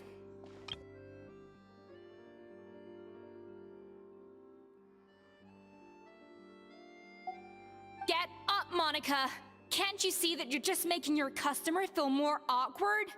Ah! Escoffier? If you want forgiveness, then do what any self-respecting chef would do. Make the dish again. And this time, get it right. You cannot go begging your customers to feel sorry for you. Savannah said that I'm not allowed back in the kitchen until I've corrected my mistake. But if I can't go back into the kitchen, I can't do the dish over.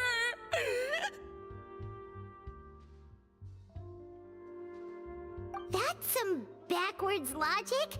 How can you fix your mistake without being allowed to cook? If this is what Fermat had to put up with, then no wonder he had a breakdown. We apologize for interrupting your meal, sir. It's fine. With my layman's palate, it's not like I can tell the difference anyway. I was actually quite enjoying my meal until she appeared out of nowhere and started apologizing. Gave me a bit of a fright, to be honest. Oh, well, it's because Chef Savannah tasted a bit of the leftover soup from my pot and then threw me out of the kitchen. Gosh, that's pretty strict. Has she always been that way? I don't recall things being like this when Escoffier was head chef here. I gotta say, you're all looking a little worse for wear these days. I mean, Escoffier was strict too, but I think the difference is that her criticism was more constructive, so you knew what you did wrong and how to improve, and we all knew that it came from a good place. Chef Escoffier was hard on us because she truly wanted us to reach her level. But these days, whenever we make a mistake, we just get told to wake up, get your head in the game, or just do it again. And it's only gotten worse since word got out that Chef Escoffier had started working again in the Fleuve Cendre. Monica, you don't need to call me chef. I'm not the boss here anymore. Yeah, but through no fault of your own. What happened back then, that wasn't on you, and all of us know that. That banquet was a huge event, and so many staff were involved every step of the way. With so many moving parts, there's no way of knowing how that Lumiline ended up in the food we served. Lumiline? What's that? A new drug from the Fontaine Research Institute, produced from an extract of the Lumitoile. Apparently it sharpens the senses, so they used it to treat people with impaired responses to stimuli. Oh, yeah, I've heard about that. They found out you can use it as a flavor enhancer since it stimulates the taste buds. Makes things pretty addictive. They also found that overuse can have mood-altering effects, and even lead to nerve damage. So it quickly ended up on the guards' list of controlled substances. Unfortunately, however, some food products containing the additive had already made it to the market by the time the guards banned it from the restaurant industry. Everyone knows that in all likelihood, someone probably just purchased a batch of contaminated ingredients by mistake. But you took all the blame. We all know why. You just didn't want to see this turn into a place where tensions are constantly running high, because everyone's suspicious of each other all the time. And now look at you, a fry chef in the Fleuve Cendre. What are you trying to say? Sure, the Spina's Tavern is no Hotel de Boer, but come on, it's not that bad, is it? Oh, the Fleuve Cendre, you say? Great. That's where I'm dining from now on. Monica, I'm very happy with my current job. And there's no changing the past. We just have to let bygones be bygones. Besides, at the end of the day, I was the head chef, regardless of whose mistake it was. Ultimately, the responsibility lay with me. If only Savannah was half the boss you were. I'm sorry? Do you have a problem with my conduct as head chef? No. No, chef. So, you do remember who's boss? Escoffier? I thought you'd left this place for good. What are you doing back here? What happened to you, Savannah? Why are you acting like this? When I turned this place over to you, You made me the head chef and gave up your right to tell me how to do my job. You're not the boss here anymore, so stop acting like you own the place. Whoa. Sounds like someone has a chip on her shoulder. Oh, Savannah! My God, have you grown a temper since I last saw you? Have you put even half the amount of energy into improving your cooking skills, or are you still using the Pluie Lotus as an off-brand marcotte, thinking no one can tell the difference? That's none of your business! What happened to not storming in and raising hell? Ho ho! I was not expecting to see something this spicy as soon as Escoffier returned. Huh? Fan Asian? Aye, miladies. Might I make a humble suggestion? Given that we have ourselves a tête-à-tête between chefs at the Hôtel de Bord, I dare say it would be de rigueur to settle this the traditional way. The traditional way? That can only mean one thing. That's right. I'm talking, of course, about the tradition established by Modeste himself. Get the fuck out of here. We did this cooking contest with Qingding in 2002. 2020. Get the fuck out. According to legend, the founders of Hôtel de Bord, Modeste and Savelli, used this method to resolve all of their disputes. Everything from petty arguments over next week's menu to disagreements over the strategic direction of the restaurant. The cooking contest would decide who had the final say. Huh. Sounds like they had a lot of free time on their hands. Ah, well, it might sound that way to us. But in fact, the cooking contest played an enormous role in motivating chefs to hone their skills, reaching new heights of excellence in the culinary arts. And indeed, the reintroduction of this institution in recent years has surely been instrumental in transforming the Hôtel de Bord into the top-ranking restaurant in Fontaine. Reintroduction? Someone brought it back? Who? What say you, Escoffier? Surely you of all people won't back down from this challenge. It was you who put the rule in place, after all. Sure, I reinstated it, but I'm not a chef at Hôtel de Bord anymore. Isn't this bending the rules a little? I see no issue as long as both sides agree to the terms. We could simply treat it as an exhibition of sorts.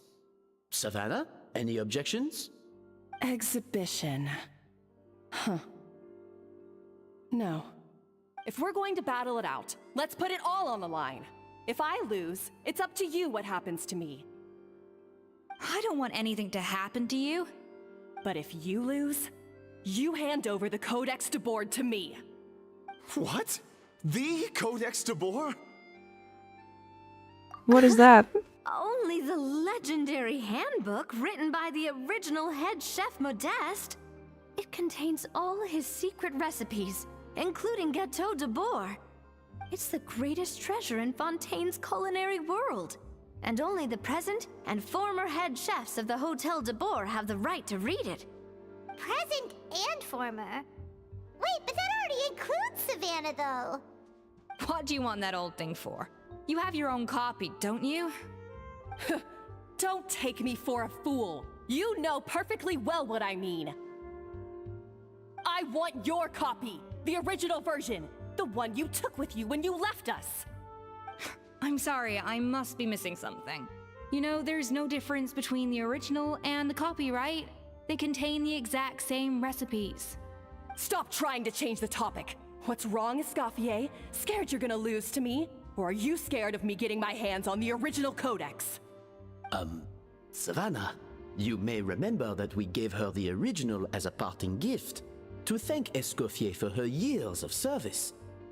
Asking for it back feels a little, Oh, I'm sure it won't be an issue, as long as both sides agree to the terms. Those were your words, weren't they? And as for the contest itself, let's make it a bake-off. Gâteau de boar, per the recipe in the codex. Well, Escoffier, you against me. Are you in or out? You sound surprisingly confident. Alright then, let's see how much you've actually grown. I hope you surprise me, Savannah. I'd hate to find out that all you've learned after this long is how to chew people's heads off. Believe me, I'll show you. Escoffier? Jesus. Are you sure this is a good idea? You accepted her terms a little hastily. Oh, it'll be fine. Let's head back to the Fleuve Cendres so I can get prepping.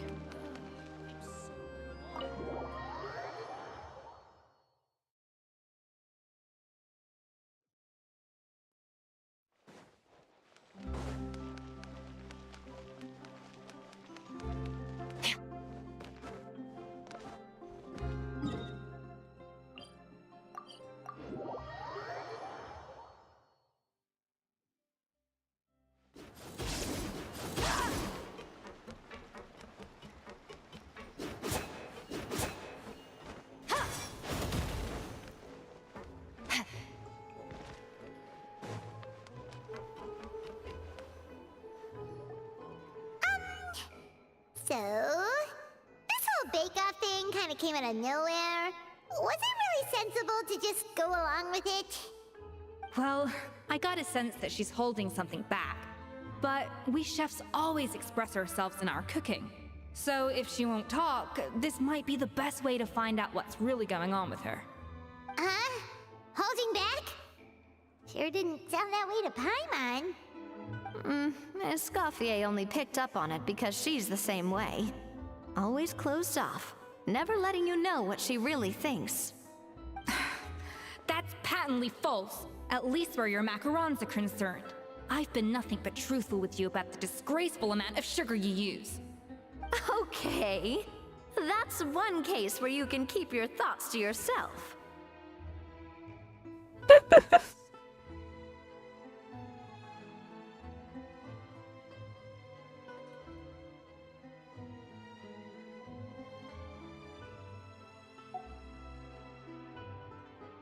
Oh, that? Well, it's not so much a recipe book as a diary of Modeste's adventures. Back in the day, he and his good friend Savelli explored far and wide, partly adventuring, partly looking for new ingredients and developing new recipes.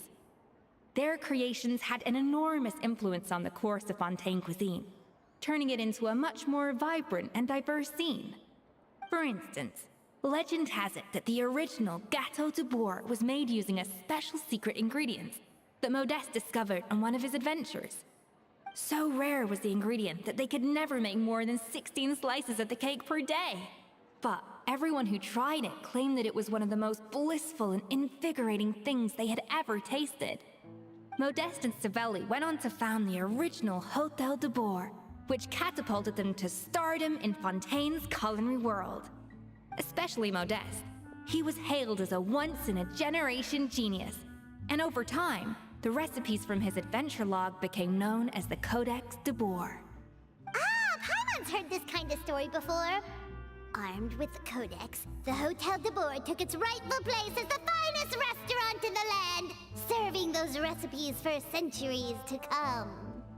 Something like that? What? No, of course not. Cooking is a constantly evolving art form. How could any restaurant survive if they only served food that was popular last century? Anyway, never mind centuries. Savelli and Modeste parted ways not even 10 years after their rise to fame. Then, Modeste passed away while he was still in his prime. And that was it. The end of the Hôtel de Bourg's heyday. It fell into decline, and for most of its history, it was just a nondescript place with a couple of cheap tables. It's only in recent decades that it started recovering. Even then, it still took numerous relocations and changes of management before we finally ended up with Vanigem and the restaurant we have today. Oh! So the Codex really isn't all that, then. Paimon figured it was like one of those mystical books they have in Liyue's martial arts novels, where the main character learns all their secret powers from. Yes, well, that's fiction, and this is reality. You can't meet the tastes of modern diners by following some ancient recipes from a dusty old book. Case in point. Even the Gâteau de Bourg they sell now is actually Escoffier's reimagination. Wait, really? Why though? Didn't that recipe make it into the Codex? It did, but like I said, it's the dusty old book now, and the records aren't as legible as they once were. Not to mention that there's no way of finding the secret ingredient Modest wrote about. So, reimagination is right. I consulted some historical records and took what I could from the Codex. But ultimately, the Gâteau de Bourg of today is my own recipe. As for why we gave it the same name and kept the tradition of only selling 16 slices a day, well, you've got Vanigem's business sense to thank for that. Oh! Huh. Well, that kind of takes all the mystique out of it.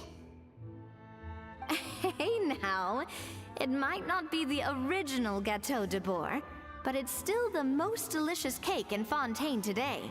And who knows, maybe Escoffier's version is more suited to your palate.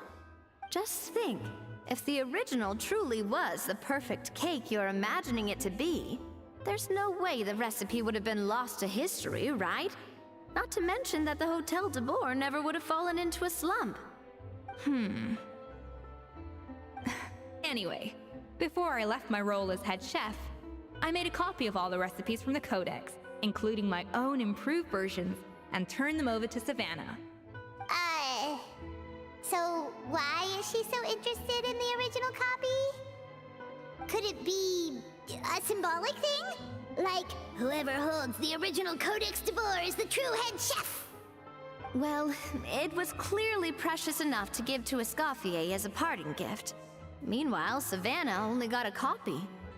Maybe from her point of view, it's like management doesn't truly see her as being worthy of the role. You think so?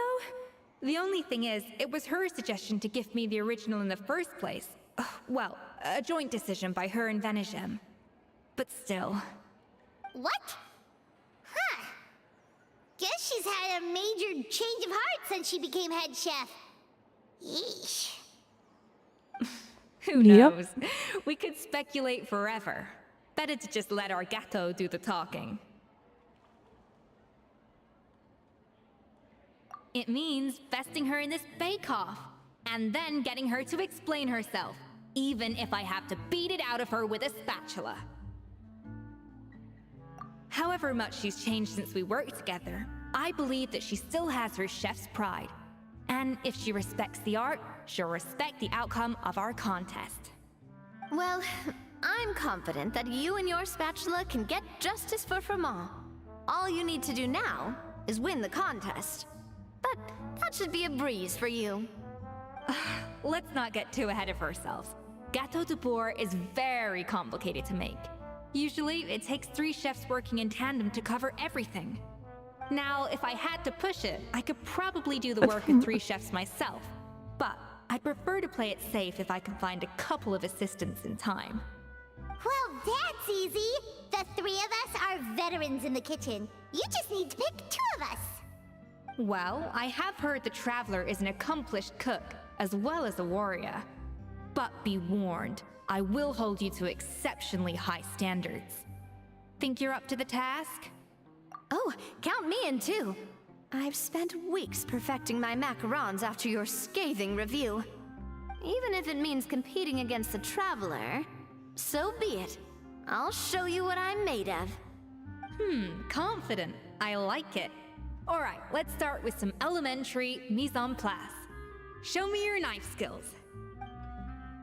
I've always called it chopping stuff up, not mise en place. But it's basically the same thing, right? Oh, Navia. The difference in your case is that mise en place is chopping stuff up without sending juices flying all over the kitchen. Telling a skipper with 9 skill use normal effects to cut fruit, slices and process them into plain substance. Okay.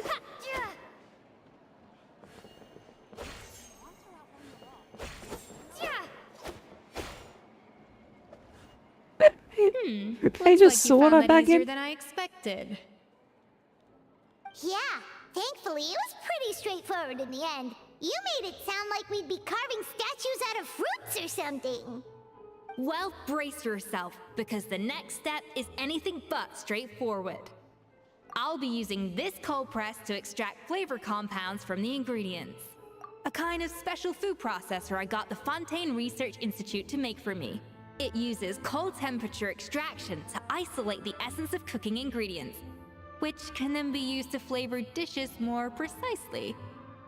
But this isn't exactly standard kitchen equipment, so that probably didn't make a whole lot of sense. Let me give you a demonstration instead. Custom-made equipment from the Fontaine Research Institute, huh? That's some pretty high-tech food prep. Paimon's never used anything this weird before. Cool. Not weird.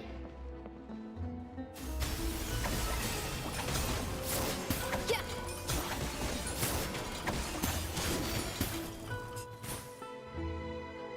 And done. These are the flavor compounds extracted from our ingredients. I processed all the fruit you chopped up earlier. Wow! Even the smell is so much more concentrated. What next? Do we add all this stuff in? Absolutely not! Throwing everything in at once will ruin the balance of flavors. We have to go slowly and carefully to calibrate the exact flavor we want. I'll demonstrate again. Now, watch closely. Slowly and carefully. Not a drop too much, and not a drop too little.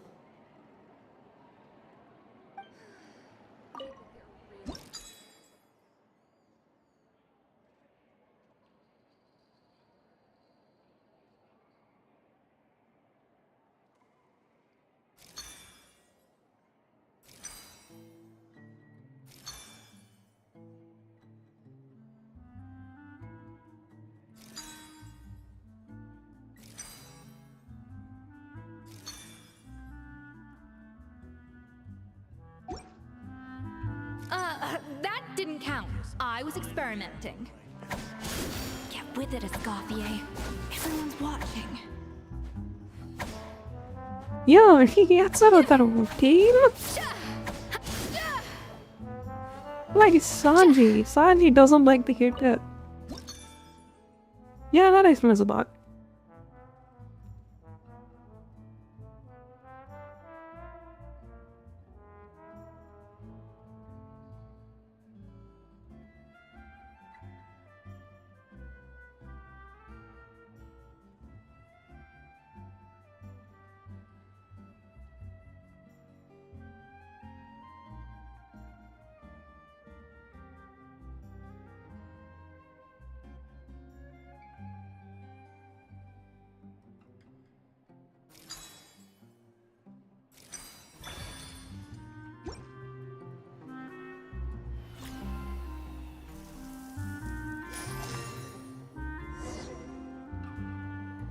And voila!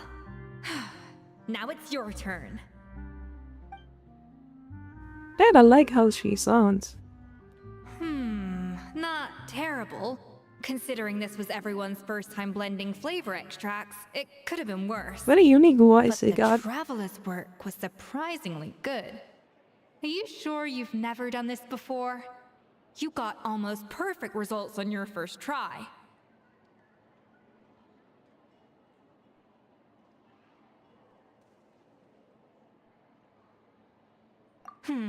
That goes without saying.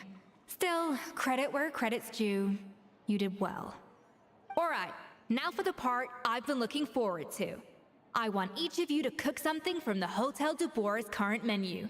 I'll judge your submissions and give you a final score. That's right, The true test of your cooking skills is the finished product. It'll be good practice for the contest itself. Now get to it. Chop chop! How's it going?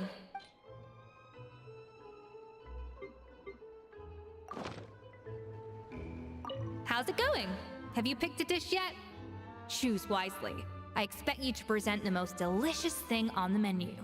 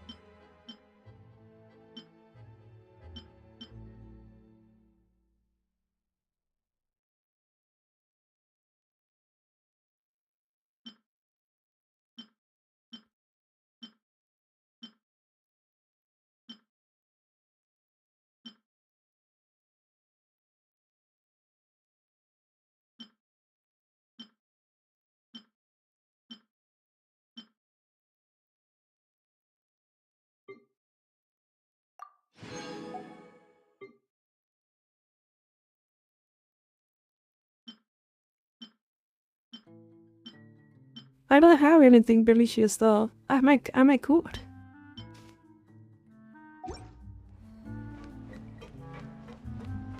How's it going? Have you picked a dish yet? Choose wisely. I expect you to present the most delicious thing on the menu.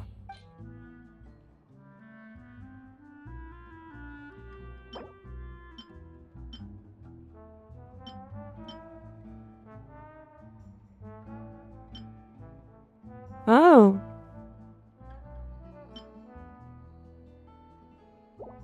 I think I can make sweet marden.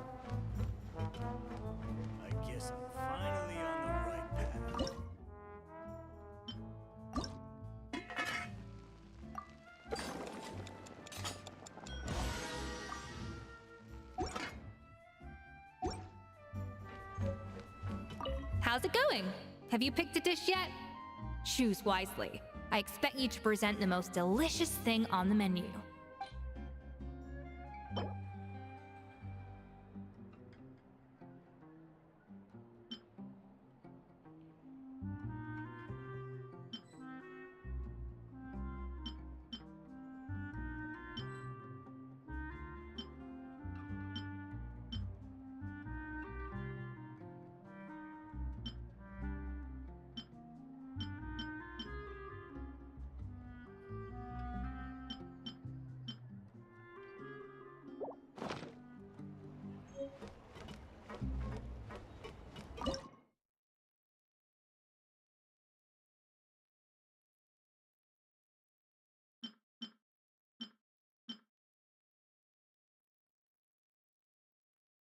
I'm not sure what I'm supposed to give to her. Give me a second.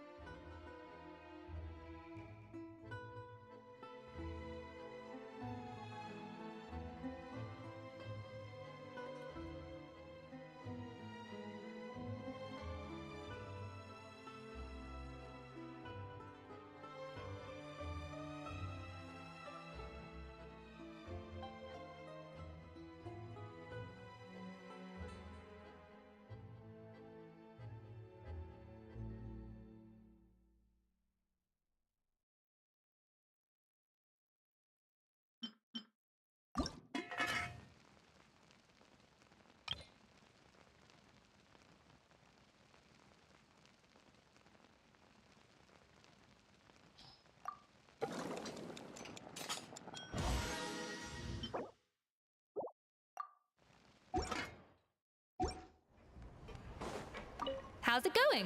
Have you picked a dish yet? Choose wisely. I expect you to present the most delicious thing on the menu.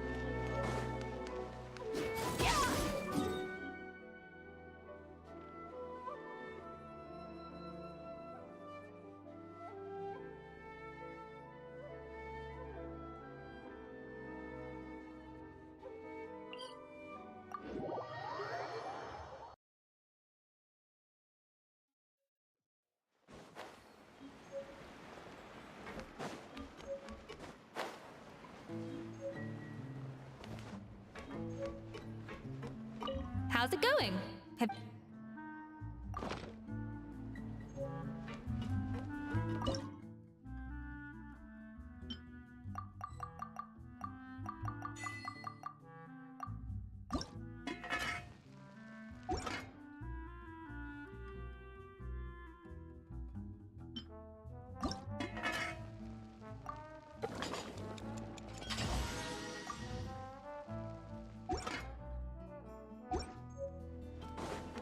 How's it going?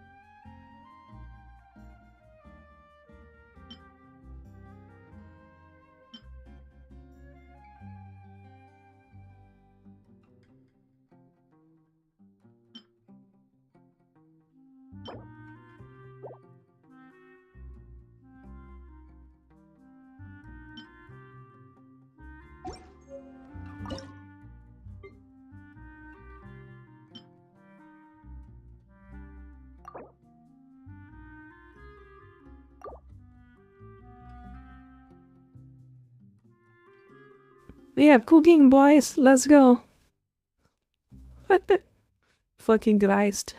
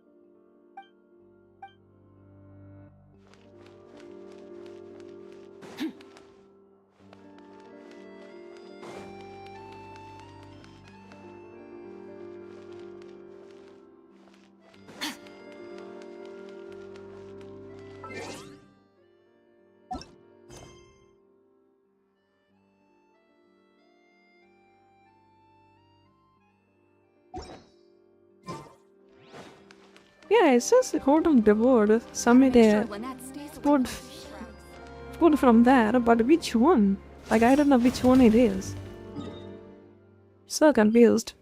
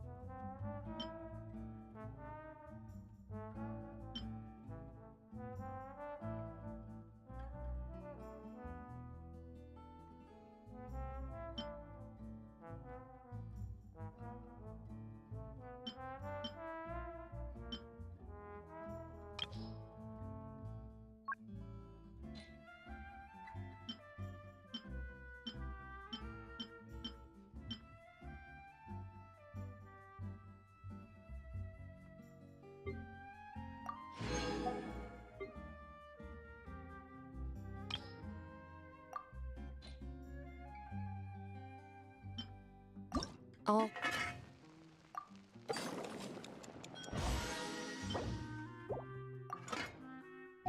Things come to an end. How's it going? Have you... Okay, finally. Eat this. Look at that!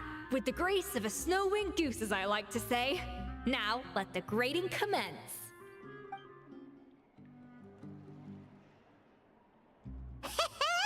Pretty good, right? Not to brag or anything, but Paimon's a bit of a connoisseur when it comes to la food. 6 points. What? Oh, well, fair enough. Paimon doesn't cook all that often, so as long as it's a pass. That's 6 out of 100. You are cooked. You say you're a connoisseur, but it's quite clear from this dish that you have far more experience consuming food than creating it. By that logic, I suppose you think listening to Lady Farina on repeat every day would make you an opera singer. Leposa. I'll have you know that this batch of macarons has 2 whole tablespoons less sugar than my previous ones. So you Cool. went from 12 tablespoons to 10? Well, it's nice to know you actually measured it out. Because it tastes like you just threw in whatever was left in the jar. 6 points.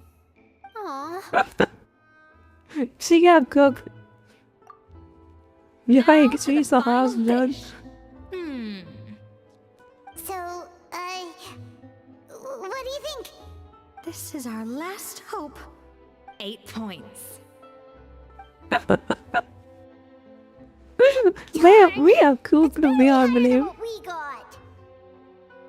Not exactly. The color is spot on. Beautiful aroma. Excellent presentation. I have to give this one 8 points out of 10. Maybe even 9 points. Huh? How did you pull that off? Don't get me wrong. There's room for improvement. But still, this is clearly the work of an accomplished chef. I can tell that you've put many hours of work into honing your skills in the kitchen. I can really taste the grace of the snow-winged goose in this dish. The traveler's journey, with all its trials, tribulations, and setbacks. Not to mention the Yeah, it took me frustrations half of an having hour a to figure picky that eater out. for a partner. Hey, you made that last part up! No way did you taste that! Well, it looks like I lost fair and square. I guess you'll be taking the Traveler as one of your assistants then?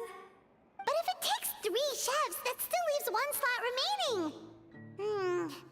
Maybe Paimon and Navia should keep practicing and see how it goes? Chef Escoffier! Oh, it's Hilaire! What brings you here? I heard the news about the cooking contest. You're doing Gâteau de Bois, right? I was just wondering if you needed any help? And you think you're up to the task, do you? Oh, no, I know I'm not there yet. It's actually my dad who wanted to help.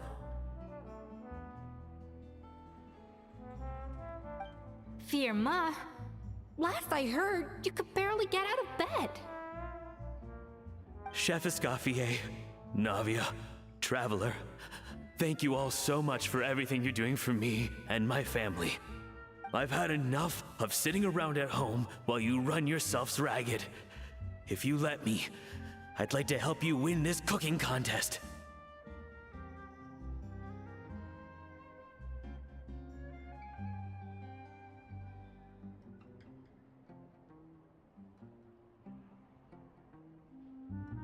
Yeah, I was gonna say the same thing. Don't you worry. I'll be fine. I'm feeling much better now. I'm sorry. I know I've been rather useless these past few days, but not anymore.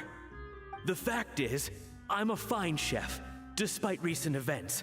I've proven myself in the Hotel de Bois kitchen, so if anyone's qualified to work under Chef Escoffier, it's me. I think. I mean, I hope so. Firma, have you even set foot in a kitchen since leaving Hotel de Bois? I have not, but I'm fully rested now. I know I can handle it. I'll prove it. Let me whip something up for you right now.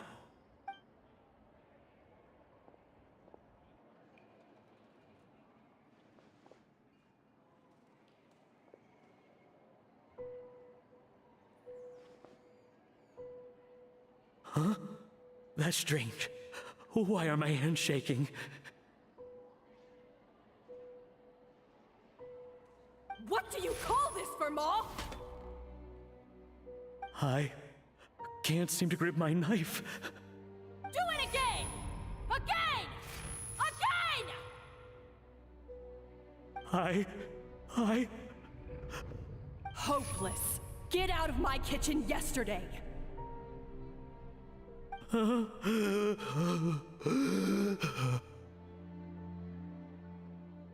Dad, what's wrong? I don't understand. I was feeling so much better, and then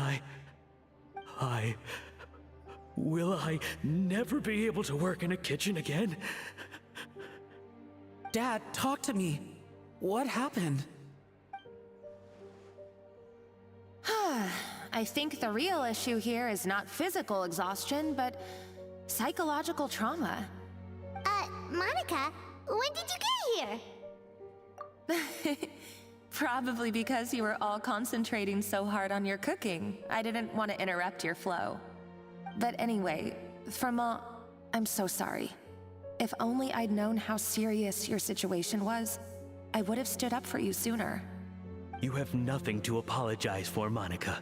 During those long nights of redoing every order, you were the only person who looked out for me. Oh, come on. All I did was make you some tea. I doubt it was much help. Savannah was so ruthless toward you. I probably should have brought you something stronger. She sounds like the worst. All right, another Savannah horror story. Let's hear it. She's been getting harsher and harsher on us ever since she heard about Escaffier's new role in the Fleuve Cendre. Seems like no matter what we make, she'll find something wrong with it. What is this? It looks like a dog's been at it! In the trash now! Then she orders us to redo the dish again and again, but we never know what's going to make her happy. Do it again! Do it again! Do it again! Every time you remake it, you just get another earful from her. Either straighten yourself out, or get out of my kitchen! So now, it seems like just picking up a kitchen utensil gives me flashbacks of her yelling at me. Oh man, that must be awful.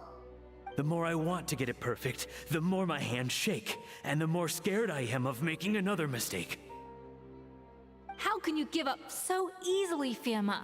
You weren't a quitter when you were working for me. And even under Savannah, you talk about working late into the night trying to perfect your dishes. That says to me that you still hadn't lost that determination to prove yourself. What changed? I don't know what's come over me. When I think back, I just remember feeling like my heart and my hands were growing heavier and heavier as the shift went on. Each time I had to redo a dish, my heart sank a little further. Maybe Savannah was right. Maybe I am just hopeless at this. Dad. I see. Well, it sounds like there are some deep issues at work here. Ones that won't be resolved by merely seeking compensation. I will win this contest, and after that, I encourage you to approach Savannah and talk this out. But what if you can't find another assistant in time? Clearly, I'm in no state to help out. You think being one person short will ruin my chances? Let's not forget, I taught you and her everything you know.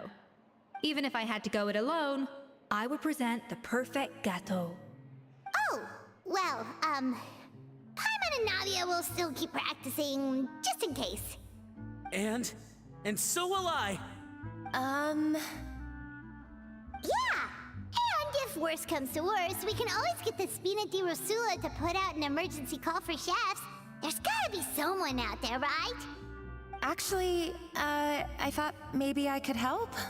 That's sort of why I'm here. What? Why didn't you say so? I was going to, but then... well, this is the first chance I got. You do this for us? Thank you so much, Monica.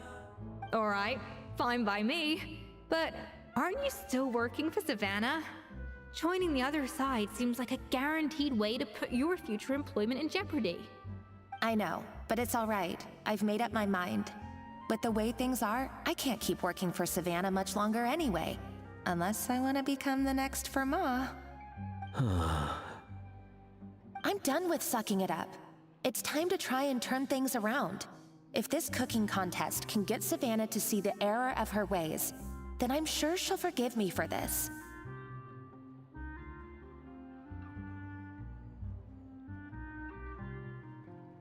Well, Hyman didn't think we'd be poaching from Savannah's staff to get our third person, but there you go. Anyway, Monica's a professional chef, so nothing could possibly go wrong now. Great! Then it's settled. And to congratulate you all on making the team, I propose a Spina-sponsored meal to celebrate. Spina-sponsored? Wait, you mean I'm cooking? Well, I promised the Traveler a feast in the Fleuve Cendre. And I know how much you've been looking forward to it. Yeah! Feast, feast, feast! All right, if you insist, then prepare for some of the finest food of your lives.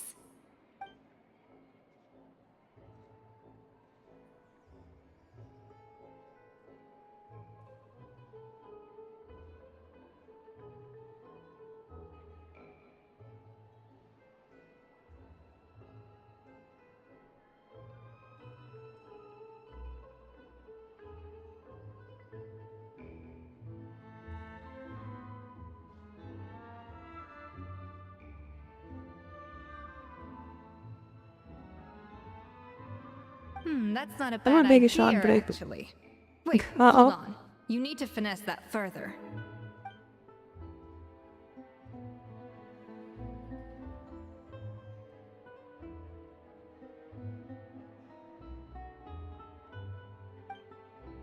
That was a dream come true.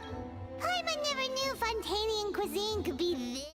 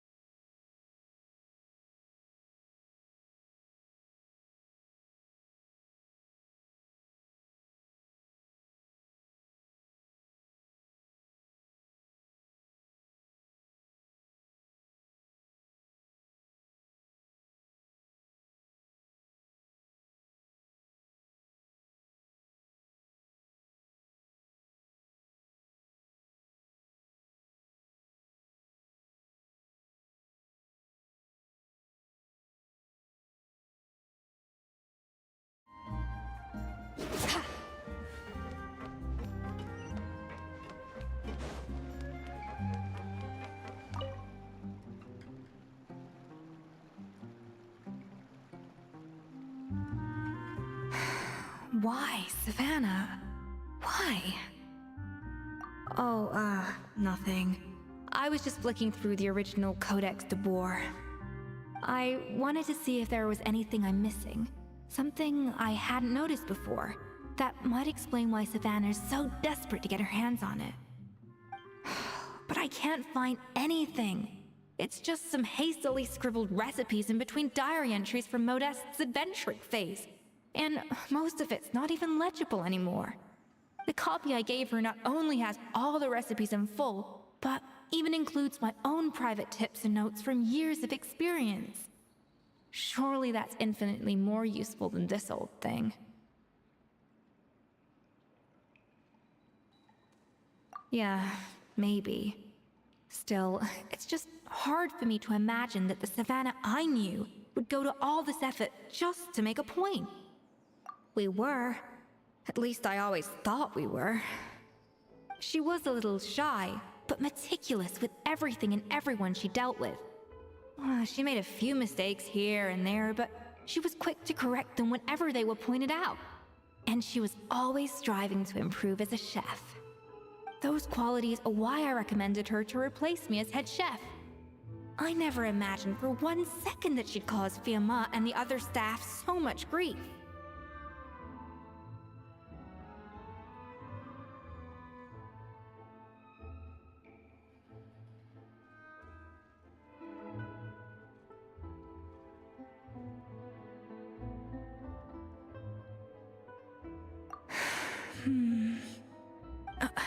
Well, I mean to an extent, of course. I pushed hard for her to get the role.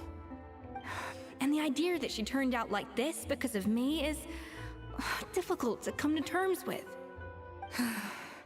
I wonder if this is how Modeste felt back when he was writing the Codex.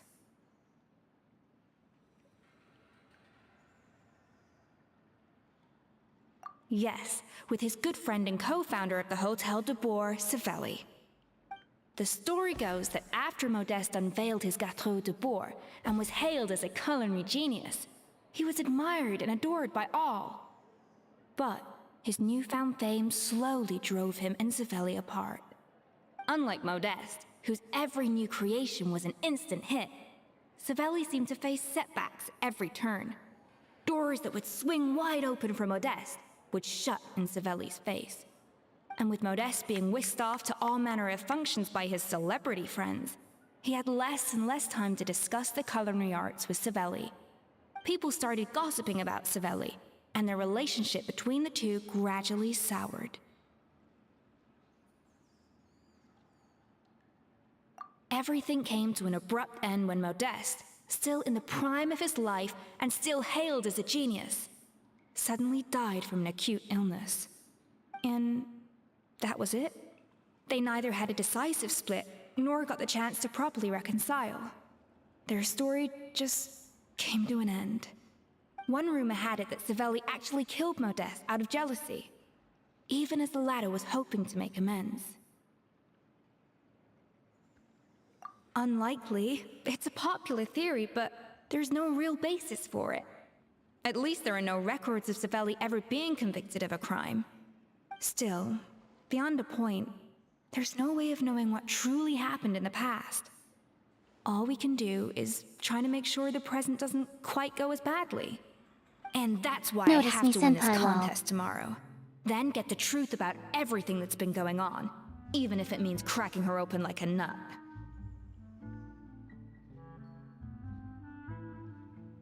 Really? Well, I like the confidence. Don't let me down tomorrow, then. You better bring your A game.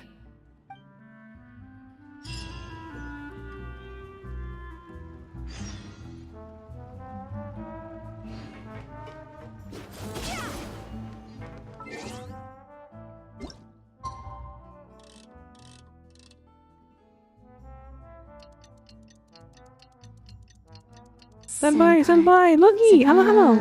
Senpai, hello. How are you doing? How are you doing? Are you playing? How are you doing? How's your day? How's it? Oh, fuck. I was completely spaced out. Someone from South Bay? Back from South Bay. How's the day? My day is doing pretty good. I'm doing good. Okay, but didn't have breakfast yet, so kinda hungry. Around 6 a.m. now? Yeah, that's technically bro. That is me, yes. I just saw the chat, my bad.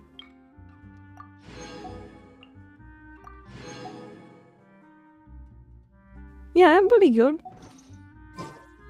Just got on to some food in the menu. Eat it.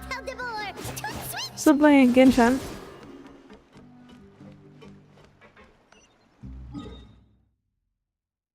Nice, nice. What about you? How are you? I didn't see you online there.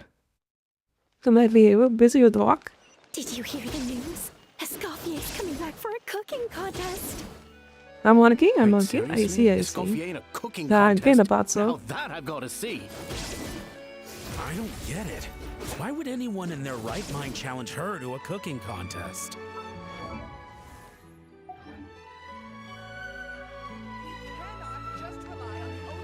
Glad to be back. Glad to be back.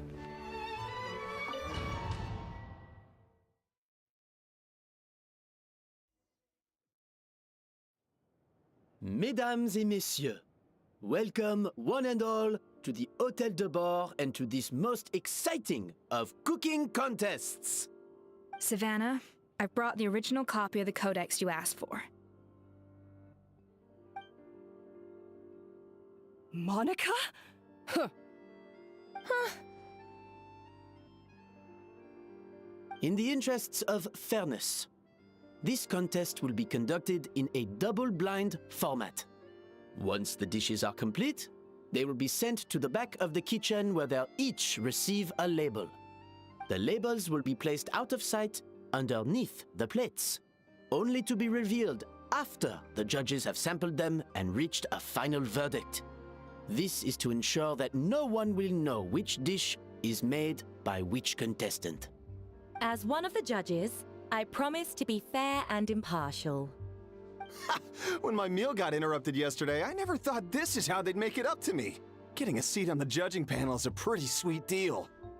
Both contestants have taken their positions. Then, without further ado, let the Hôtel de Bord cooking contest commence!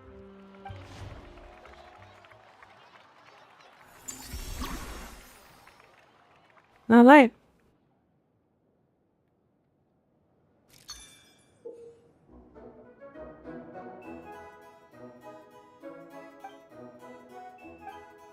Monica, Traveler, it's go time. Even the best chef in the world can't flavor their food without prepping the flavoring, right?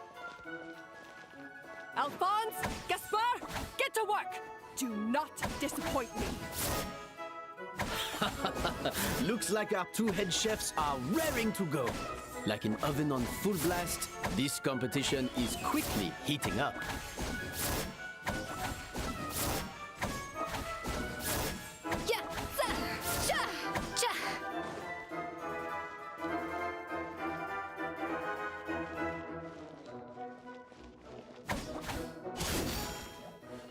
Up to the freezer! That should be enough flavoring. Now hurry up and balance the flavors.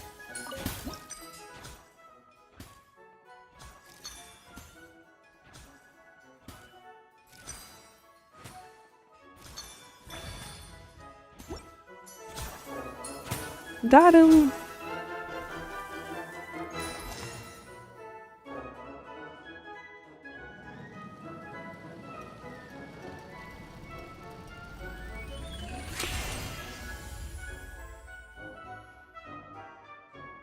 Wait a second. Speaking of food, I want the food too. I'm hungry.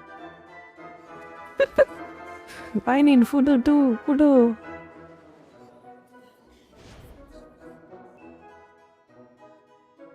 What a mental school for normal.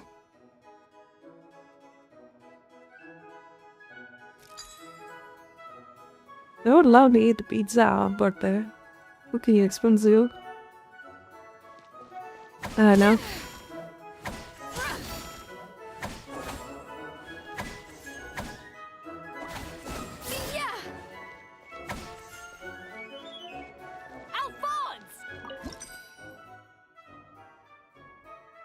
The balance of flavors is about right, but the quantity is too low.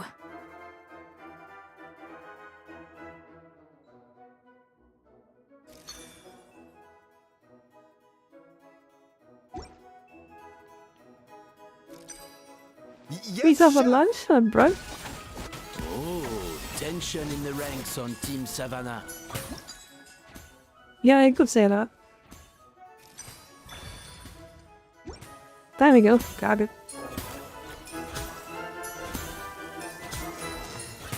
You could say it's technically brunch because I didn't have breakfast yet. So, Oh, what do you call this? But I'm not ordering pizza. Pizza is expensive. And it's not enough.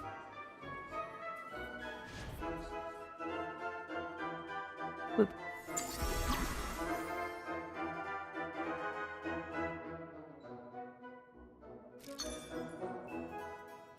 okay.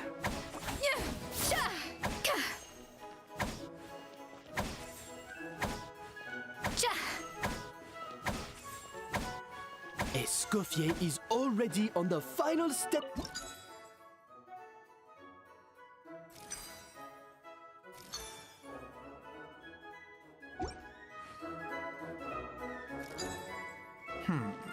I think this flavor profile is still a little bit off.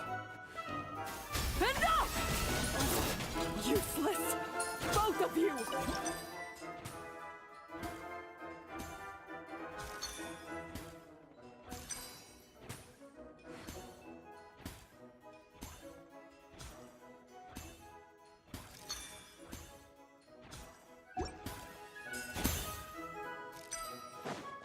Wow! Is Savannah serious? Can she really make up for lost time? Well, Stay calm, Escoffier. There has to be a way to balance the flavors. Just think.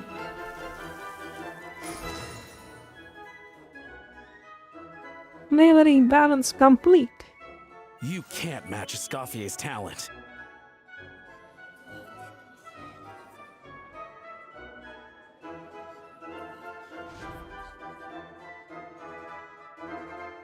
Oh.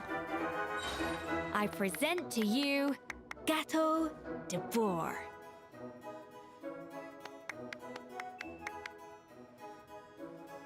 Elemental Blast? Why do we have to do that?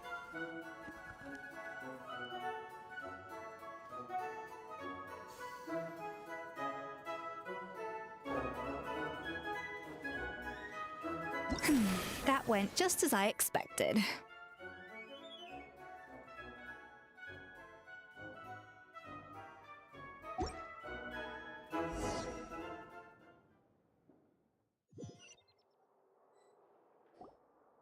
time's up! Contestants, please take your dishes to the back. Oh, she's gonna do something bad. Huh. That guy was right. You really can't tell whose is whose just by looking at them. We both made the same dish after all. For all her flaws, Savannah's a talented chef who earned my recommendation for good reason. She wouldn't screw up something as elementary as the cake's appearance. Whoa!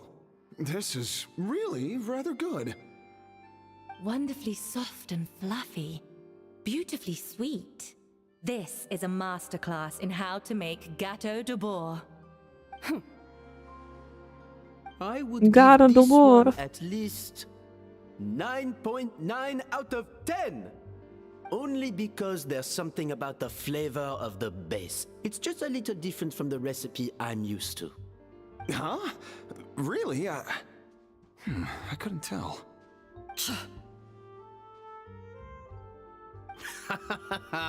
All right, on to gâteau number 2. I haven't had a single bite and already this aroma is a delight to the senses. I have a feeling that this gâteau will be a gâteau for the ages. How exciting! I'm gonna dig in.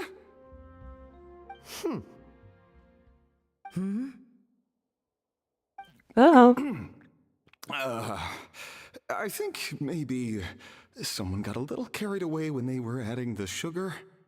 Not just the sugar, it's the flavors too. This is all over the place. Who made this? It appears the decision is unanimous. This gâteau is far below the standard we would expect. Uh-oh. Who got cooked? I think it's Escovia that This cooked might it. actually be close. Turns out she can't bake to save her life. Something's not right here. Savannah may not be perfect, but no way is she this sloppy. I can now declare that the creator of the first gâteau has won this cooking contest. Now, all that remains is to turn the plate over and reveal the chef's name underneath. What? It's Savannah? No! Yeah, that's bullshit. Possible! It's rigged. To make us walk. Hey, Savannah! You cheated, didn't you? You cheater! What did you do? Oh, you swapped the plates, didn't you? Well, someone's a sore loser. These cakes went from the oven to the judge's table without me ever laying a finger on them. And everyone here can attest to that. It was Vanejem's staff who labeled them in the kitchen. If you're looking to accuse someone, why don't you start with them? Isn't it more likely that Escoffier's lost her edge? Oh, or maybe her assistants let the team down. You take that back! Judges, we demand a rematch.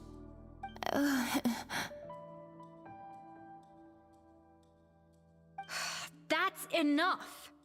What's done is done. As head chef, or rather as team lead, I take responsibility for the dish I served. Whatever went wrong and however it happened, I should have spotted it. Savannah, I didn't think you'd stoop this low just to beat me in a bake-off. What happened to your chef's pride? I don't know what you're talking about. If you want the Codex de Boer that much, you can have it. Scoffier, no! But you must promise me that you'll apologize to Firma and compensate him for everything you put him through. It's a little late to be negotiating terms. The contest is over and I won. That means you owe me the Codex, and I owe you nothing. Look, Savannah, you may have fooled everyone else, but can you really fool yourself? What I'm offering is to accept defeat without looking to expose what you've done.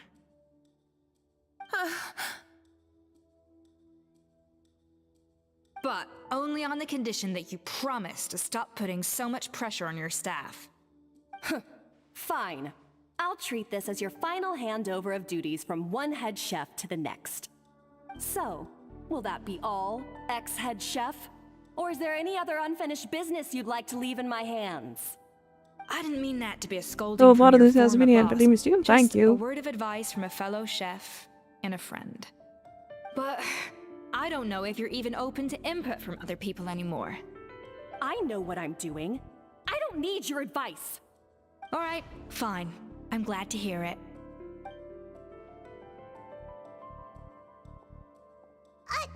Escoffier! The Codex de Boer! Finally. Now, at long last, I will succeed. Escoffier? How could you let her get away with this? Yeah! The Codex is a souvenir of your time here! Doesn't that mean anything to you? It's all right. It was just a bake-off, not the end of the world. I'm already over it. Besides, it's not all bad. She agreed to compensate Firma. That's mission accomplished for the Spina. Honestly, if I'd have known that giving her the Codex would solve everything, I'd have just done that in the first place. I mean, why bother with the whole cooking contest? It's such a waste of time and energy.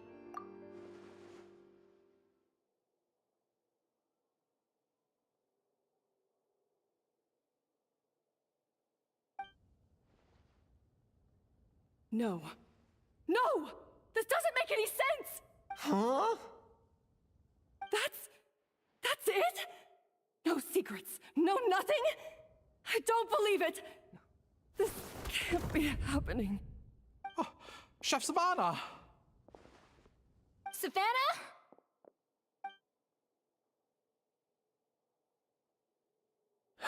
It's nothing life-threatening.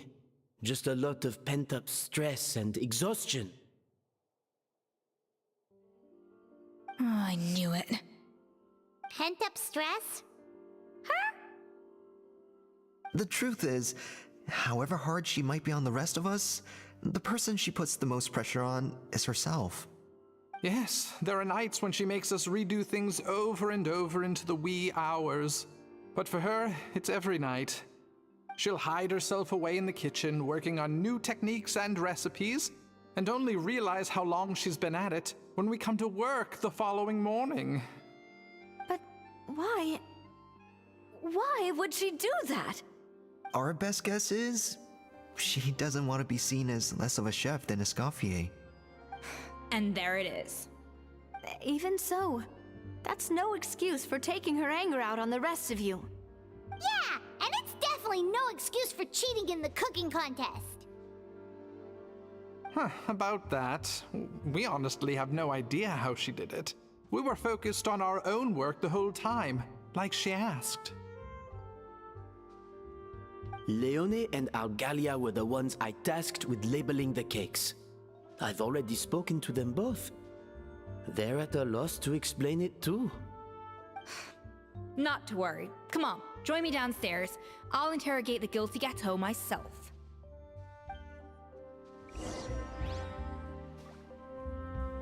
Okay. The food is coming, so... Oh, I just slammed into the devil. There goes our evidence.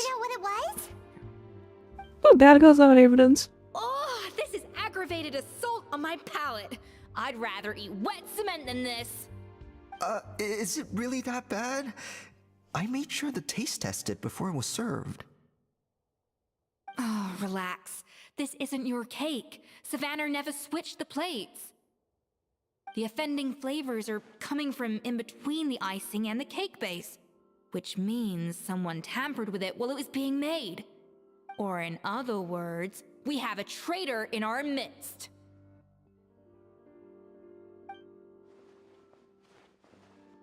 I'm sorry. I was forced into it. It was Chef Savannah. She said if I didn't cooperate, she would... Calm down, Monica. I've already accepted defeat. And if I wanted retribution, I would have brought this up when the results were announced. Whatever's going on with you, just spill the beans. There's no need to hide it.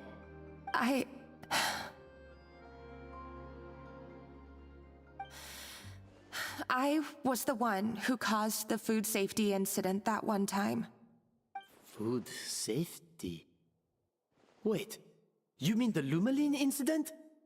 So you procured the contaminated ingredients? You did it all along?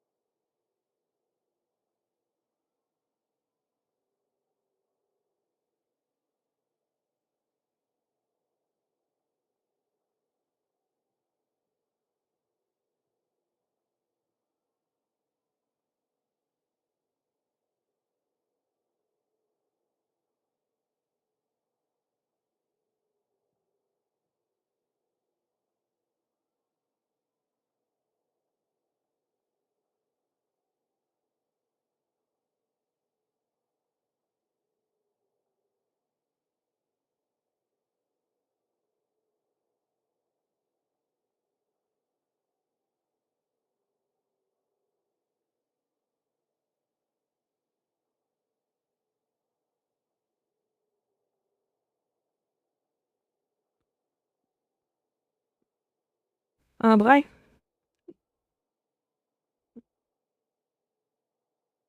Die are back.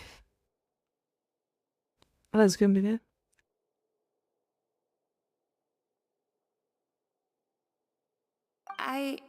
I think so. Savannah and I were on procurement that day.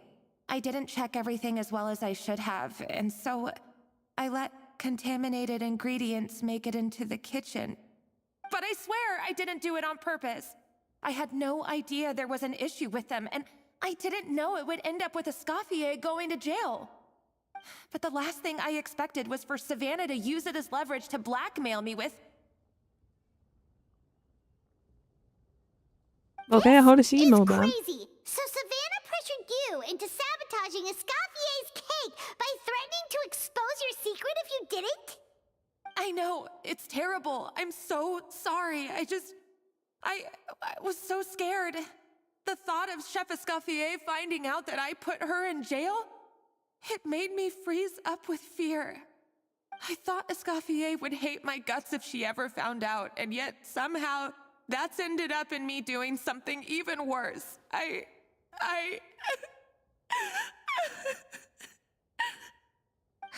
Seriously? All this fuss over a little slip-up? Huh? Firstly, it's not like I got a life sentence. I did my stint at the fortress, and now I'm out. And secondly, I had my own reasons for leaving the Hotel de Boer. This wasn't the only factor. So, you don't need to feel ashamed or frightened or anything like that. Any more than you need to add butter when you're pan-searing foie gras. You mean... What the fuck? Does that mean? Oh, well, I'm not saying you don't have to take responsibility for your mistakes. You should tell Vanagem to mark down your performance for the past few months. Then do some digging and find out exactly where those contaminated ingredients came from. Sure, you've made mistakes, but now's the time to fix them. Understood? Understood.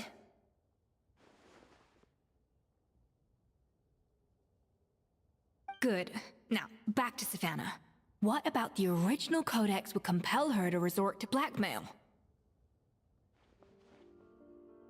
I have my suspicions. Not that I've got any proof to back them up, though. Ugh. What happened to me? Look at money. Hello. Look at the stream. I've overheard Thank you so some much for the customers raid. murmuring about how the Hotel de Boer hasn't been the same since Escoffier left. They think our menu doesn't taste like it used to, especially our signature items. How are you doing? How are you doing? Hello, what's up? Thank you. Blade, hello. How are you doing? Starts to eat your chat? Why are you eating for chat? No.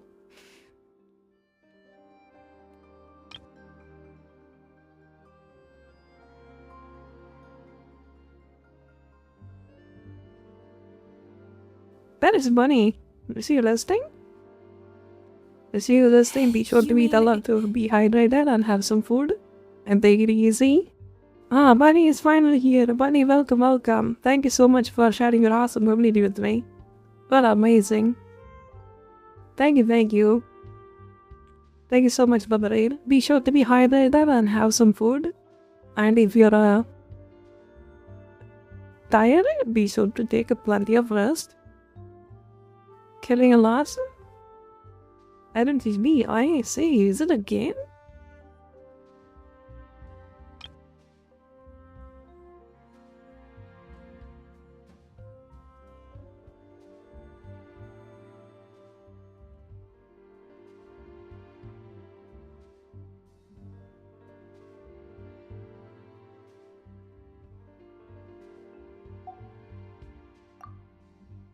Now that you mention it, I noticed it during the contest too.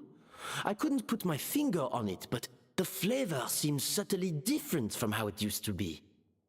I see. Of course. I was hard them like yeah. Did we like that? I see. Nice. Sounds great. But the difference was so small, I'm sure no one would notice it besides our most loyal customers and true dessert connoisseurs.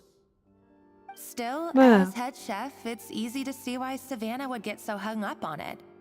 So many times I've seen her make the cake base over and over again, late into the night, determined to match Escoffier's version. But something's always slightly off every time. Because she uses the elemental energy, that's why. Yeah, I think. I've noticed that too. Never really gave it much thought though.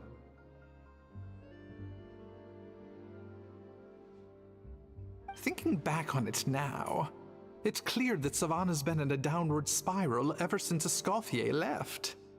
She wants to prove that she can fill Escoffier's shoes. That's gotta be the reason.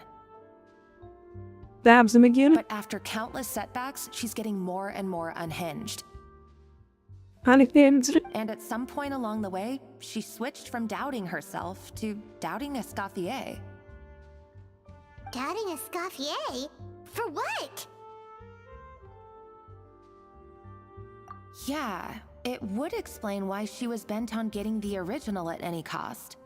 She must have thought Escoffier purposely omitted key details from her recipes when she copied them out. You're too a savage? Nice. Also, she could retain her place as the #1 chef in Fontaine, the only one privy to all the secrets of the trade. Oh, for goodness sake. What a stupid idea. Of course. Then she finally got the codex, only to discover that the secret recipes she's been pining for don't exist at all. Seeing how utterly wrong she was must have been a real shock to the system. It probably brought up everything at once. It overwhelmed her, and she passed out. There's still one thing that doesn't make sense, though. If Savannah had the real recipe all along, how come it tasted different? She might not be on the same level as Escoffier, but surely after like 50 attempts, she'd get it right one of those times. You'd think so, but geniuses like Escoffier are in a league of their own.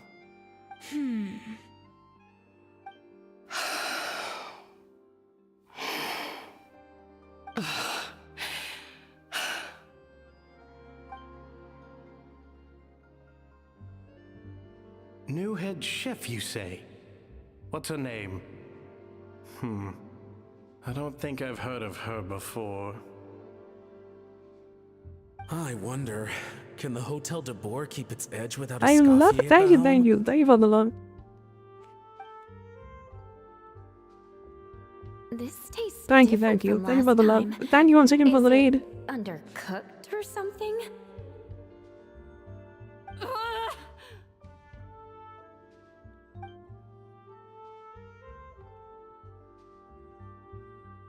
Take this. It's a copy of the Codex de Boer. From now on, you will be its keeper. Don't listen to the doubters. If I say you can do it, then you can do it.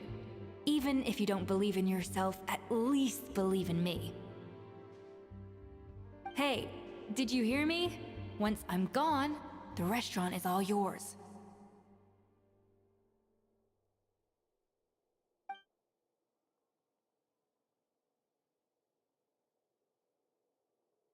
All this time, I've been blaming other people, but maybe I'm the problem.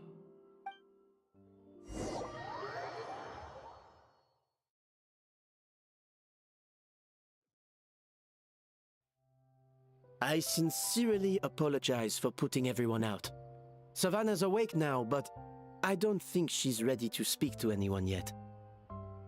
Let's give her the day to calm down. I'm sure you'll have the chance to talk everything out tomorrow. In that case, I'll go and update Verma and his family. I wonder what he'll make of all this. So, we'll come back tomorrow then. That was a long day. I think I've earned myself a sweet treat when I get back home. Oh, nice! Macarons? Or are you gonna switch it up this time?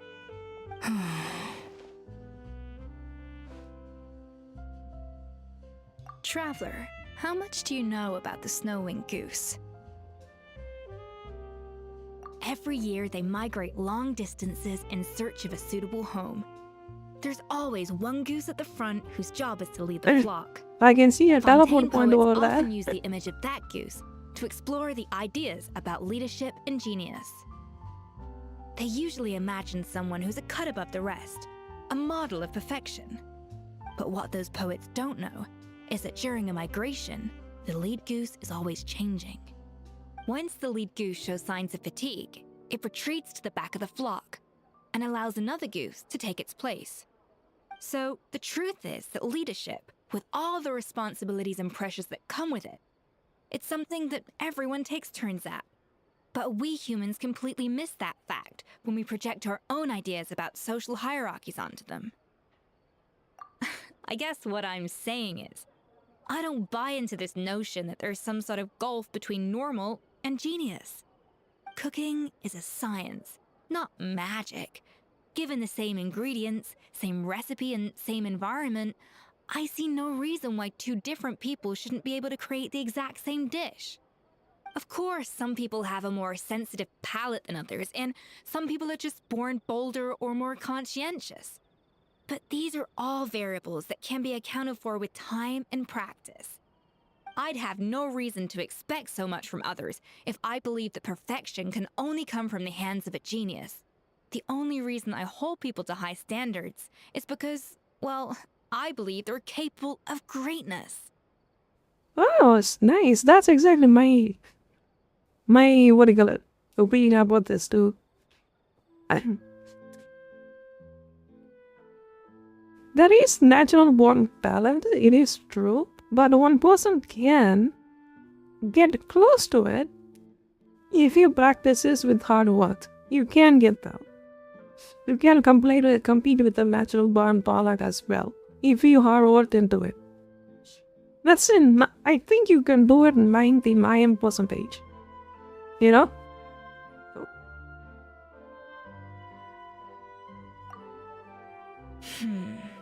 Okay, I've made up my mind. I'm gonna get to the bottom of why Savannah failed. And come tomorrow, I'll give her the scolding of her life, pointing out all the mistakes she's made along the way. Then she'll finally see the error of her ways.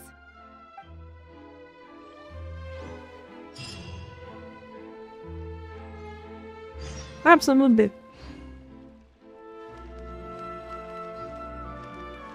Given the right circumstances, one person can reach the point of the genius.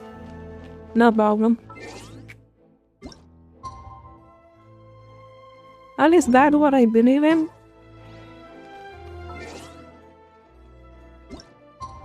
But we haven't seen another Einstein yet, you know?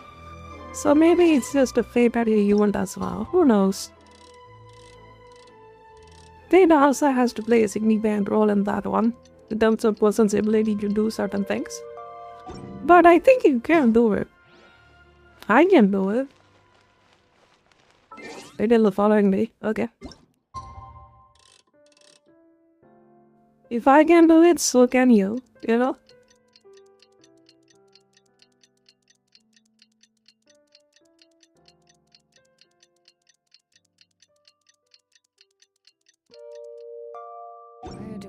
At the end of the day, if the person is differentiated by only their memories and then their personality. So, basically, if you remove all of that, everybody is pretty much the same, right? So yeah, you can do them. So early. Our meeting with Vanisham isn't for a while. Check on her? Why? What happened?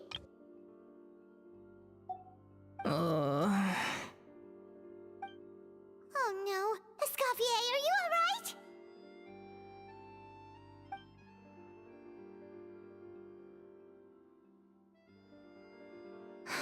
I'm fine.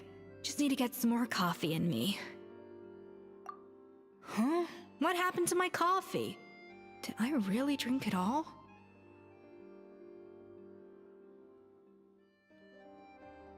Alright. Thanks. I appreciate it.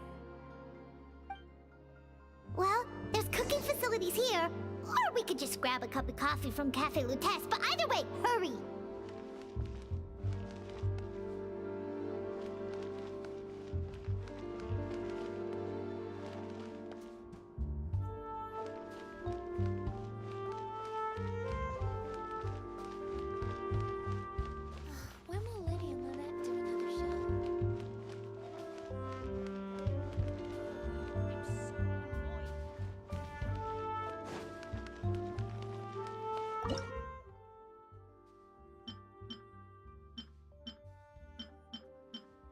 I don't think I can make anything that has a coffee bean, right?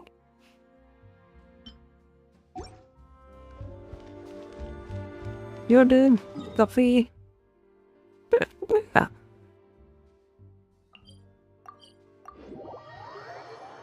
Let's go back. I can't cook. Yeah, I remember, but yeah, I kind of wanted to be good at it and then wanted to attend classes about it, but my mom didn't allow me to do it. So I just gave up on it. Now I can only cook hard water. Hello! You know? What can I get for you? Sure thing. We're here to go. Huh? Oh, I see. First cup of the season. Yeah, I get it. Young people these days do love their little surprises.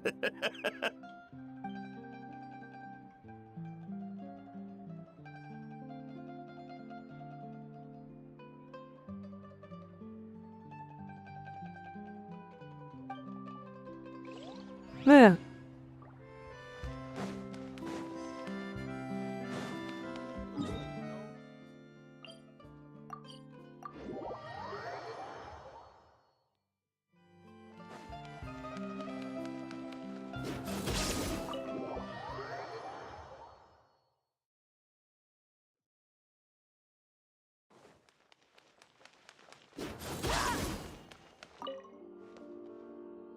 Coffee. Need coffee.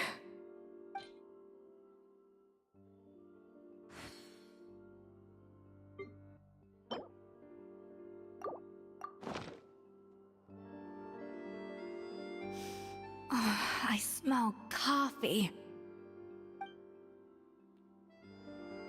I feel much better now. Thank you so much, Traveler and Paimon.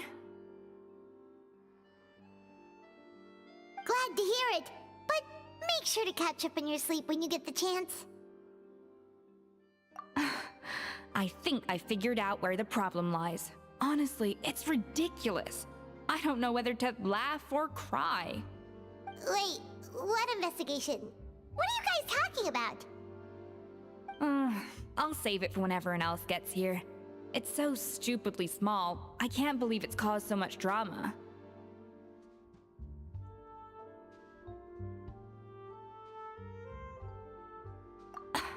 Yes, except my failures were stepping stones to success.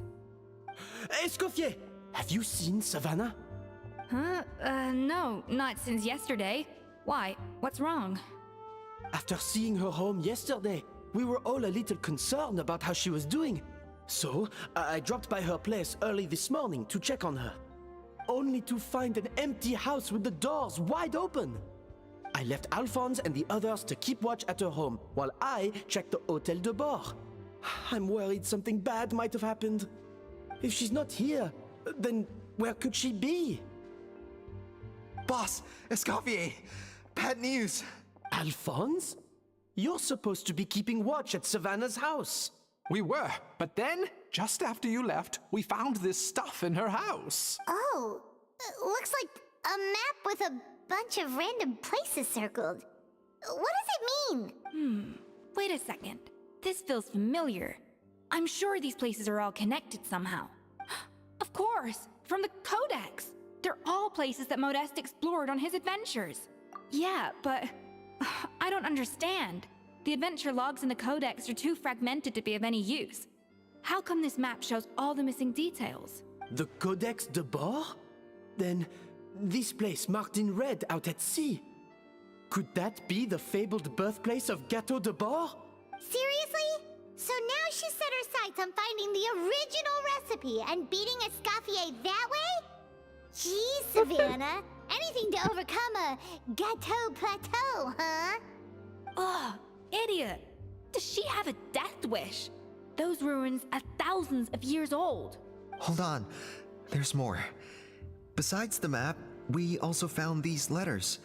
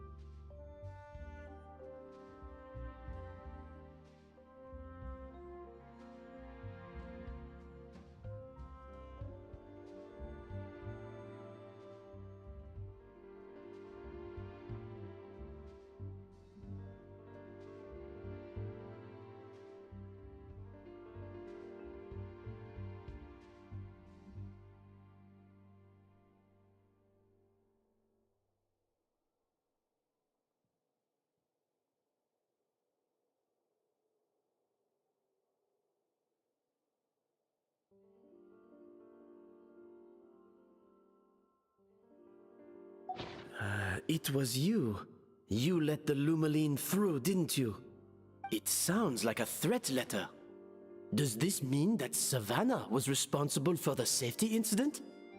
And not Monica after all? Retrieve the codex by any means necessary. So the cooking contest and the cheating. Someone else was behind her pulling the strings? She's keeping the true recipe to herself. Ugh, this is all such a mess. Paimon needs a second to process this. First, we thought that Savannah forced Monica to cheat in the cooking contest. But now, it turns out that someone else forced Savannah to force Monica to cheat?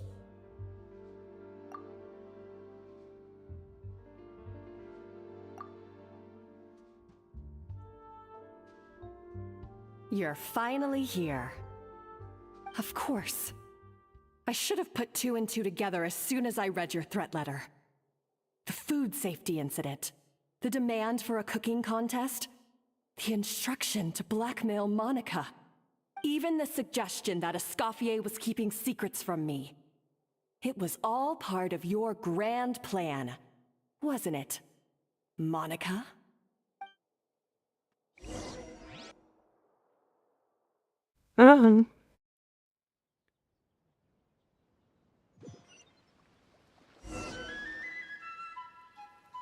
We should be getting close to the spot marked on the map.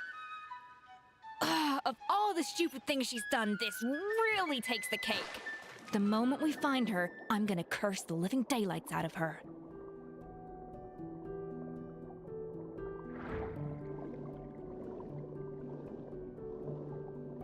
I can give Genshin one thing. They nailed the underwater level. Don't want Fantasy did it first.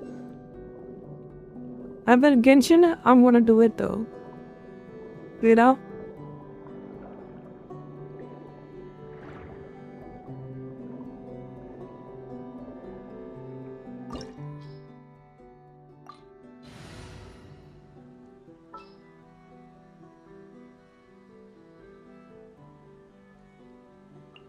Let us pray.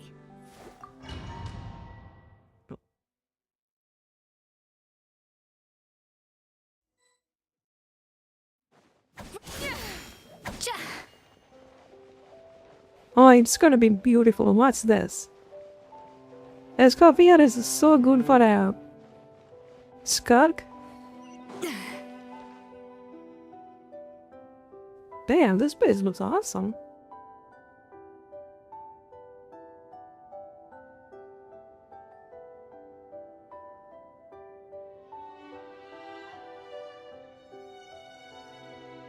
That is the reason why I play games longer time. I have a really high standard, and this game meets it to one extent. The idea of an adventure chef finding secret ingredients. Just playing everyday game and losing yourself.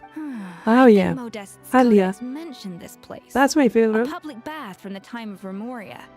So yeah, definitely the kind of place that would have served food and drinks. Huh? Some blubber beasts have come to join the party? How did they get here?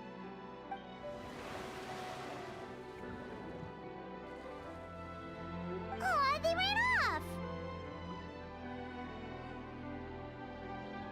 That could be easier said than done. Something's blocking the entrance. Well, did Modeste mention it in his adventure logs by any chance? They must have... Good point. Yes, that's right. It's coming back to me now. We prepared a banquet for our shy little guests, and as the food flowed away on the current, they broke into a joyous chorus, and the path opened to us. Oh. We have to feed the blubber beasts? With what? There's nothing here besides rocks, Yep. romaritime flowers, and lumitoile. See, this is why you should always bring snacks. You never know when you're gonna need them. Now we have to head all the way back to shore and grab some. There's no time for that. Romaritime flowers and lumitoile will have to do. They may not look appetizing to us, but who knows? They could be blubber beast delicacies. Wait, we're seriously gonna try this?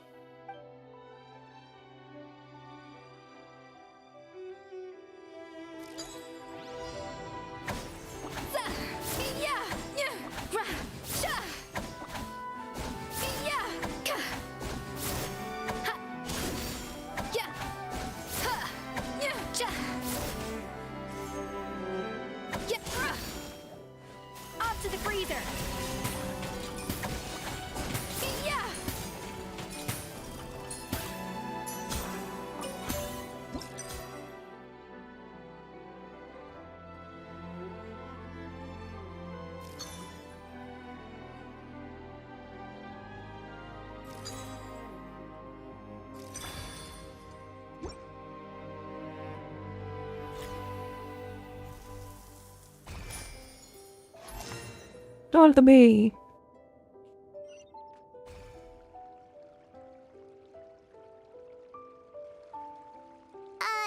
Blubber beasts or not, are we sure this stuff is edible? Trust me, they'll love it. Oh, good question. If we try to put them in the pool, we'll probably just scare them off again, and who knows how long they'll be Music. Music and Can't afford to wait for them to double back. cooking is in what was it that Mo humans' said invention, again? man, for Something about the themselves. food None of the floating other away on the creatures does current. that.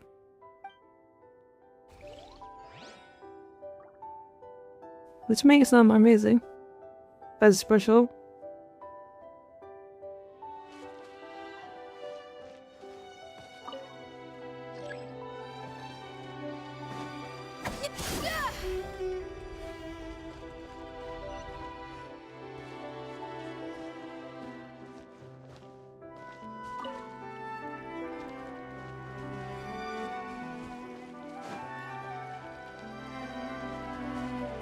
An inspired melange.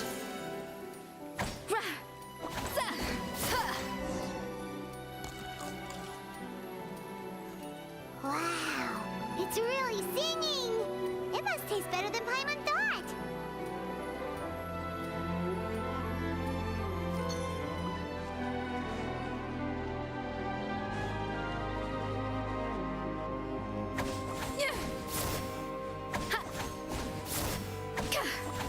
The tracks turned back again.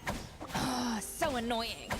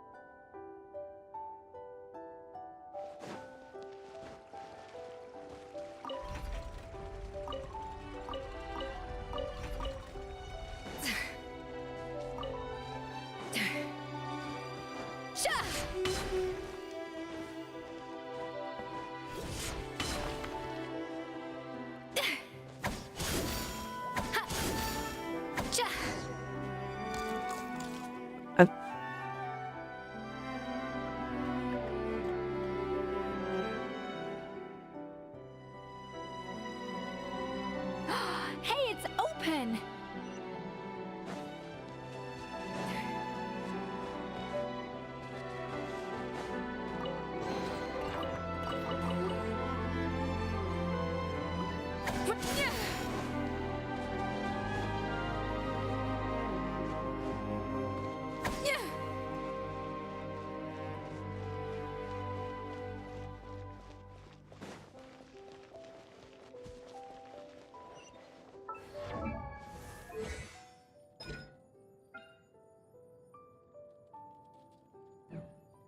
Lady, it has a cool board. A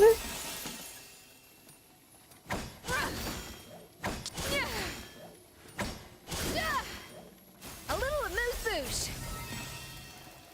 Oh, I see.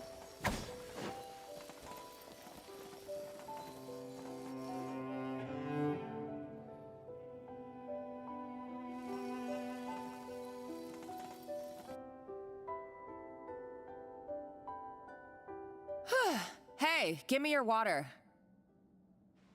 Here.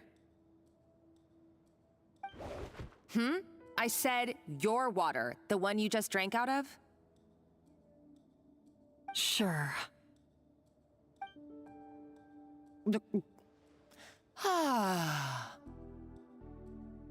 All those years slaving away under Escoffier, and then you. Today, it's finally paying off. Not only have I found the ruin that Savelli kept hidden, but I also get to boss you around like my little lapdog. Hey, go scout ahead for me.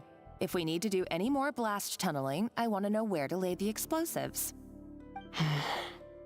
Did you not hear me? Get going. Why don't you do it yourself? Oh, when did you learn to fight back? You're always so compliant when I give you instructions by letter. That's because you threatened to expose me for the Lumiline incident. I swear, if I'd known what you were planning, I'd never have... Ha! Don't be so self-righteous. Admit it, you've always been jealous of Escoffier. That's why you lapped up everything I told you. You were terrified of her finding out about your part in the Lumiline incident, and you resented the way her reputation hung over you. So you jumped at the chance to convince yourself that she was the villain, that she deliberately hid her secret recipes from you just to hold you back. It was the only excuse you needed to justify getting back at her. First, idolization, then jealousy, suspicion, and self-deception. That's what this comes down to.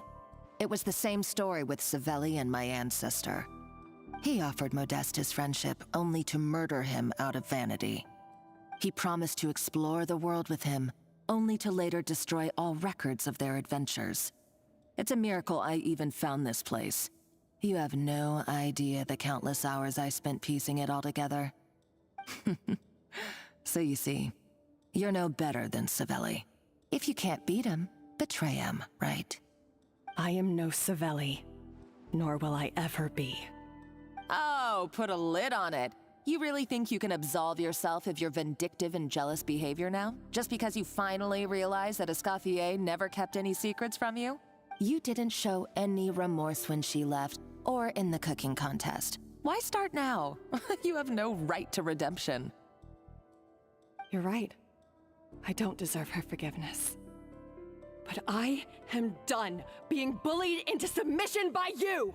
Ooh, feisty. But you should watch your tone. Talking to me like that could get you in big trouble. I somehow doubt that. Since I poisoned both our water bottles. What? Ever since fuck. I learned the truth, I've been biding my time, waiting for this moment. You've played me like a fiddle for so long, and now this is payback! But you drank it too! It's what we both deserve. This is the price we must pay for betraying Escoffier. You'll die here with me, Monica! You.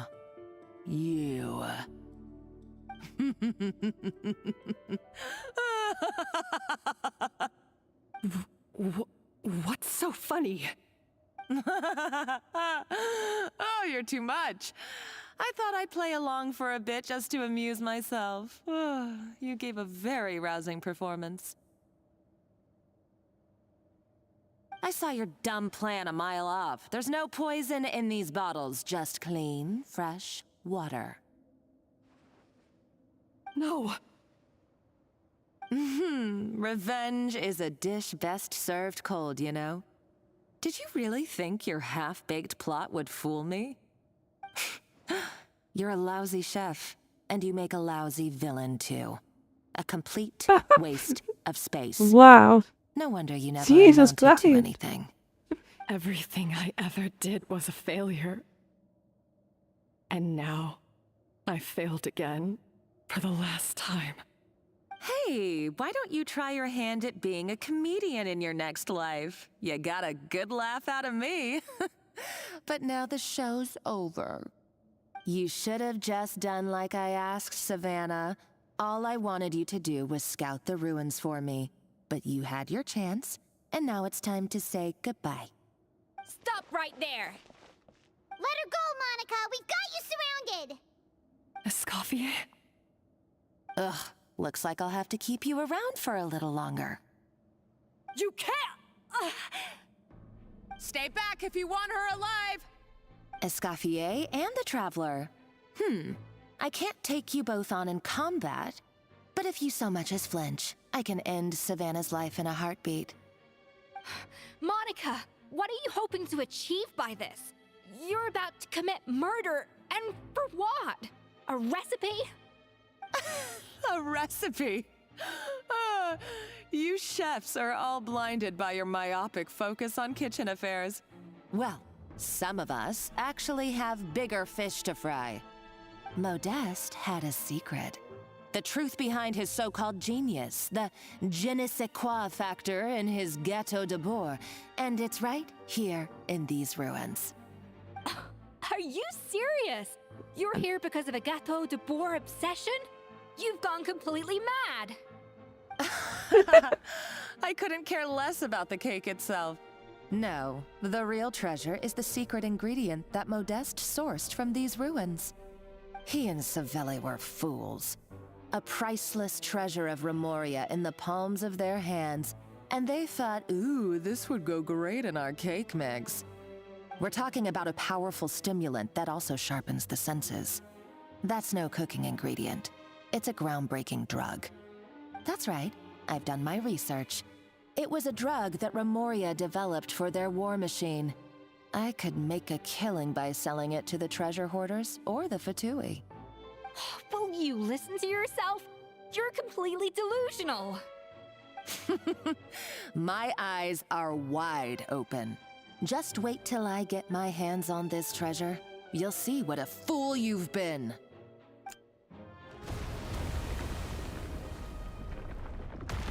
This is hilarious. Pescavia story is hilarious. Just when I thought she couldn't get any crazier. She's lucky the whole place didn't collapse.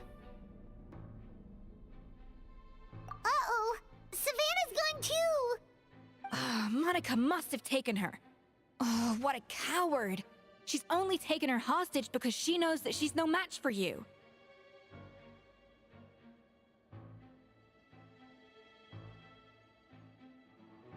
That's true. Even if she finds the treasure, she'll need Savannah alive if she wants to get out of here in one piece.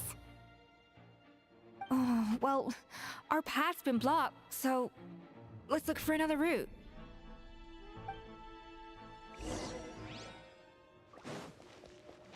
The water looks pretty deep here. Maybe it leads somewhere.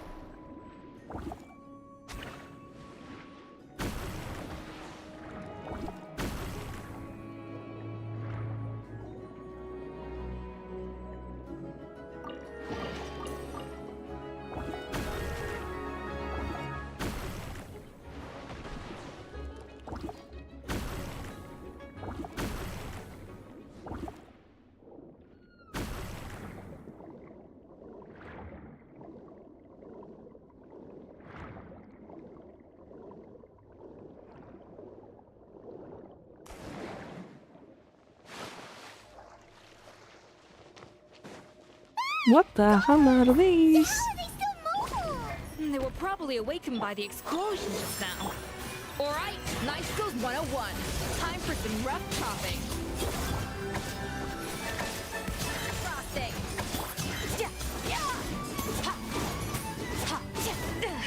My guiding stars!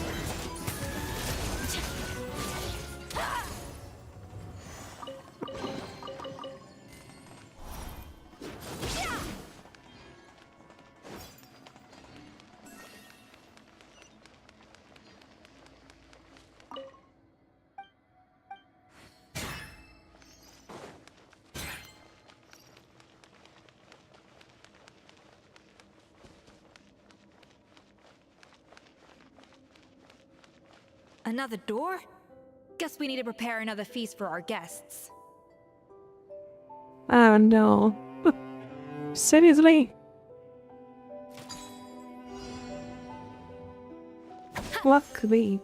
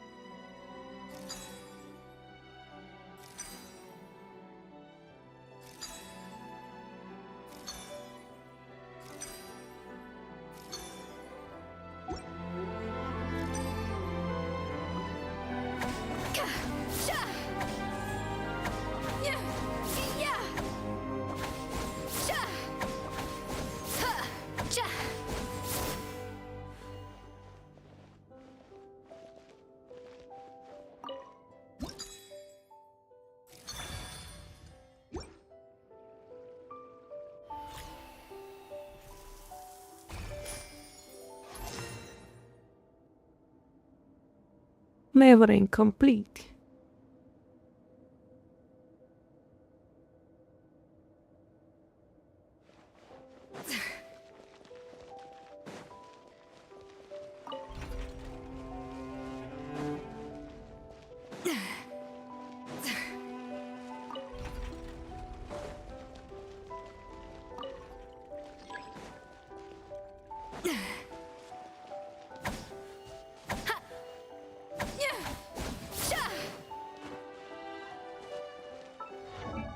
Is she a BBS or what is she? I think it's a kind of some BBS.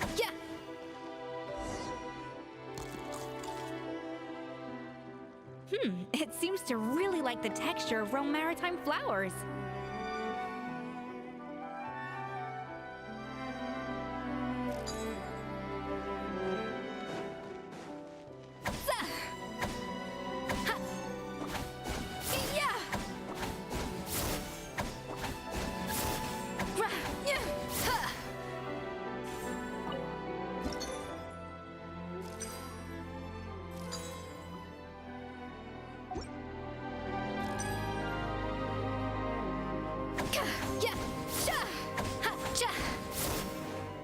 Off to the freezer.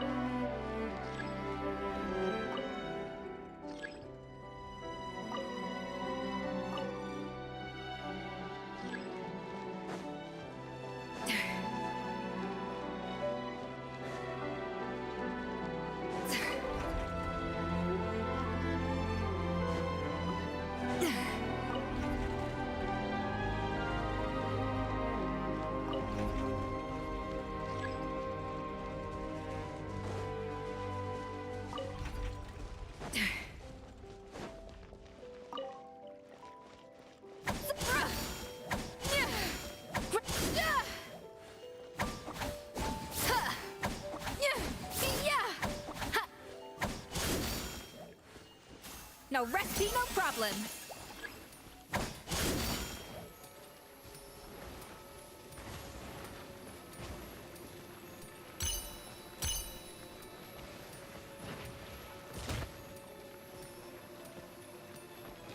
A dash of frosting. Let's dance.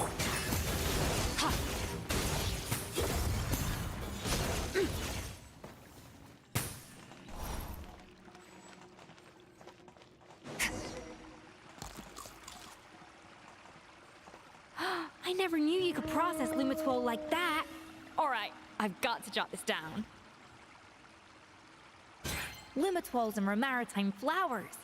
This could open the door to a whole new world. Yep, that's literally the plan. Wait, hold on. Which door are you talking about? Merciless.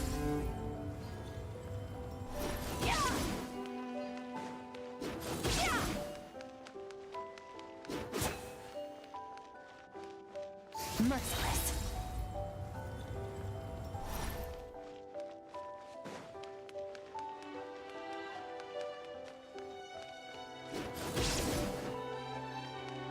Merciless.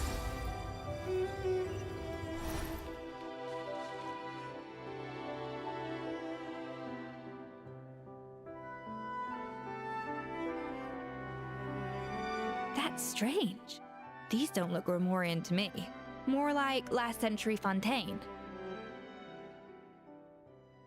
Adventurers from last century Fontaine, huh? Oh, Modeste and Savelli, do you think they camped here? By the looks of it, this was a one-person camp. They adventured together, but maybe one of them came back alone at a later date. You really think so? Trust our adventurers' instincts. We're pros at this stuff, just like you're a pro in the kitchen.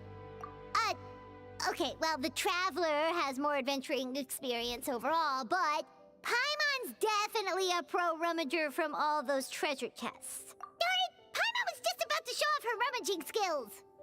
Huh, no kidding. Are all adventurers so obsessed with journaling? I mean, I guess I take a lot of notes when I'm cooking as well, but I thought that was just me. Anyway, let's find out who was here. It's been years since I've last visited these ruins. It's exactly the way I remember it. This place probably hasn't changed in millennia. Sadly, up above, on dry land, everything has changed. The treasure of Remoria. That's what we used to call it. Modeste was right about its potential. It turned Gâteau de Bourg into a national sensation. Our limited stock of the substance meant that the gâteau could only be produced on a small scale, but this only drove up the popularity all the more. Modeste was right about that too. He predicted all of it. He was praised as a genius, while I, as the one person who'd ever disagreed with him, was labeled a talentless fool. Modeste tried his best to console me, but I knew better than anyone just how great the gulf was between us. Our conversations grew scarce, and we saw less and less of each other. I didn't fight it. He had new friends and a career of his own. Why invite further disdain by inserting myself where I did not belong?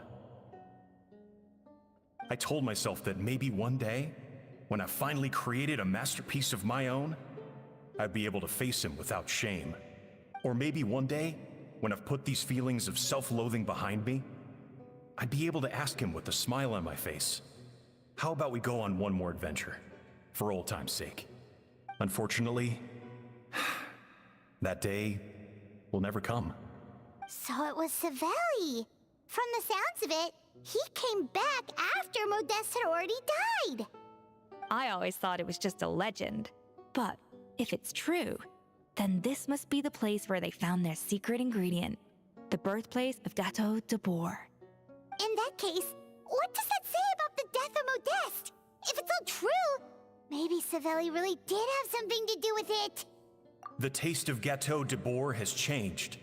Modeste was convinced of this, even though everyone swore they couldn't tell.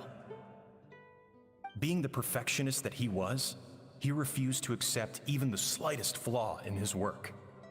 He stopped all sales of the product, locked himself away in the kitchen, and worked day and night, vowing to find out where he had gone wrong.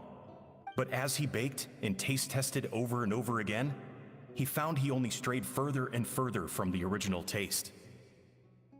It was only when he was sipping on coffee one day and realized he could not taste the bitterness that the truth finally dawned on him.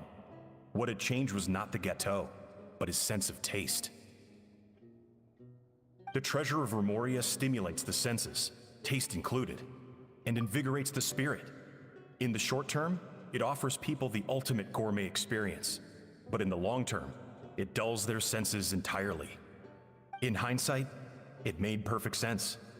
After all, why would a culture that sought liberation from the constraints of their bodies care for the loss of their senses? But we realized it too late. We were just too late.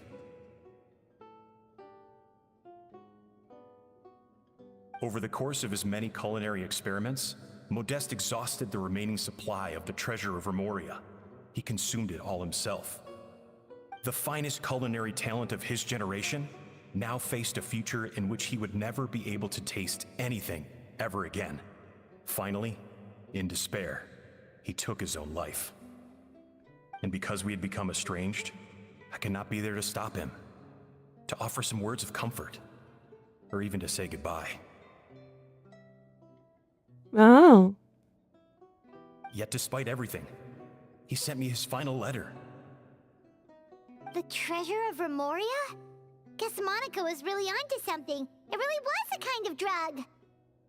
So, Modeste chose to end his own life. Then, why all the rumors that Savelli murdered him? Also, neither the Codex nor any other contemporary records make any mention of the treasure of Remoria. It's almost as if someone deliberately erased it from history. Modeste told me everything in his final letter. His was a tale of how even a genius could fail, and how much more devastating it is when it happens. Did he hope I would gain some personal catharsis from knowing the truth? Or maybe he wished for me to warn the public about the dangers of Gâteau de Bourg, proving that I had been right all along. But if the public ever learned how Modeste's greatest triumph became his undoing, his fall from grace would be swift and merciless. 1 minute a genius, the next a joke. It would surely spell the end for his restaurant too. What would be his legacy then? How would future generations view everything we built together? I fear the scorn I have faced these last years would pale in comparison to the scorn shown to him by the history books. I cannot let that come to pass. I will do what I must to protect his name. It will mean tampering with his notes to remove the damning details, leaving mere fragments of our story behind. It may lead his family to suspect me of having a hand in his demise. But if that's the price of destroying all evidence of my crimes, then so be it. I would rather the world believe a tale of genius and jealousy than see his reputation in tatters. The final loose end is the evidence here, at the bottom of the sea. Huh? What's wrong?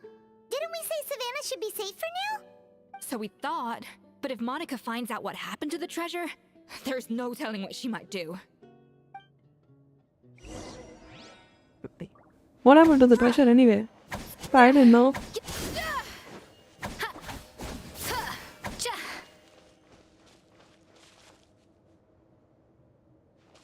That even what? That is a bunch of bullshit. I think it's Leo. Yeah, the thing moves.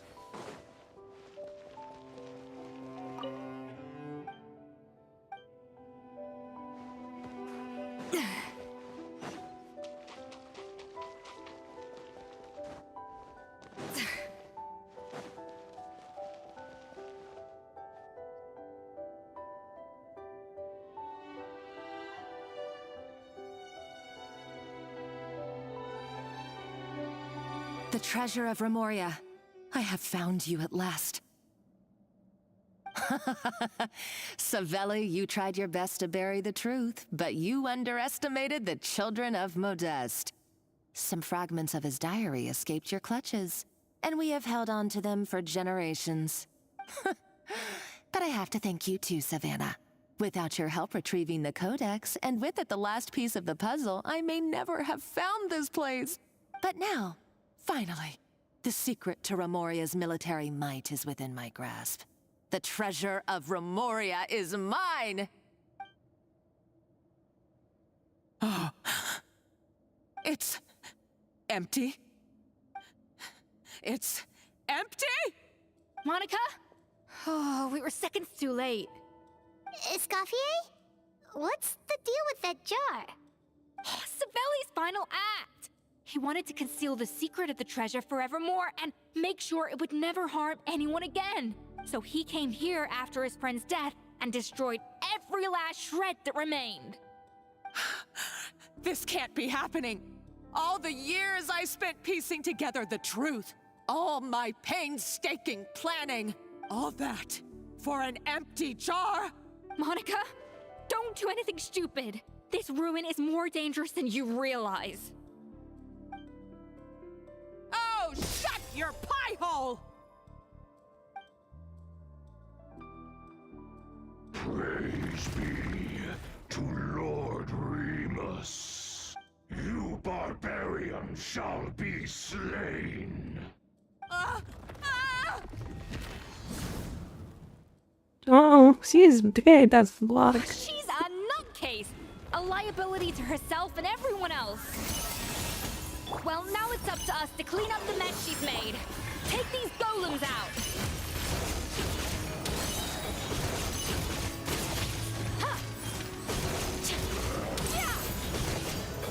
Ha! Ha! Ha! Yeah! My guidance stop. Hi. Ha!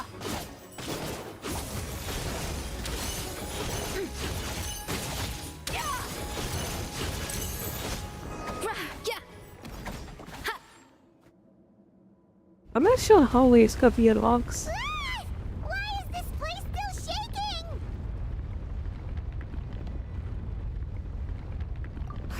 Either way, it's all her fault. Enough chit-chat. Let's get out of here, Traveler Escoffier, come on! Okay, I'm coming. Huh? Oh, no you don't. If I can't get what I want, neither will any of you. I've got nothing to show for my life's work so far. But if I can take another so-called genius down with me in my final moment, then it was all worth it. You're a psycho!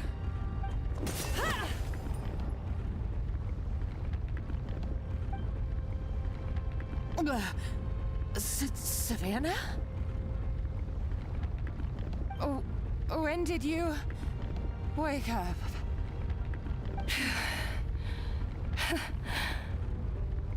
I may be a lousy chef, but it looks like I'm not a complete waste of space. Traveler?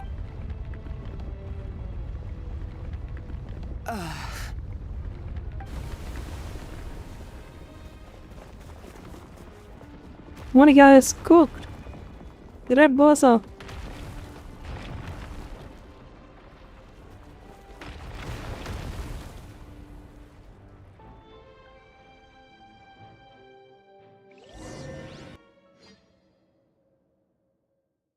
Wait, I got messages. Fuck, I don't see it. Discard that much. God damn it.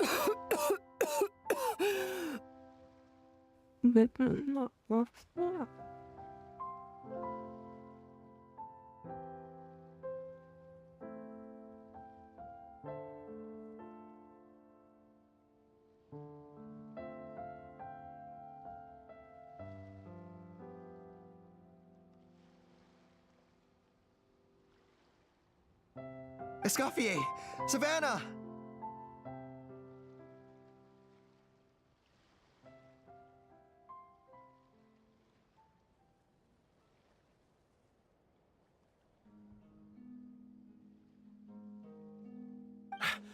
Traveler!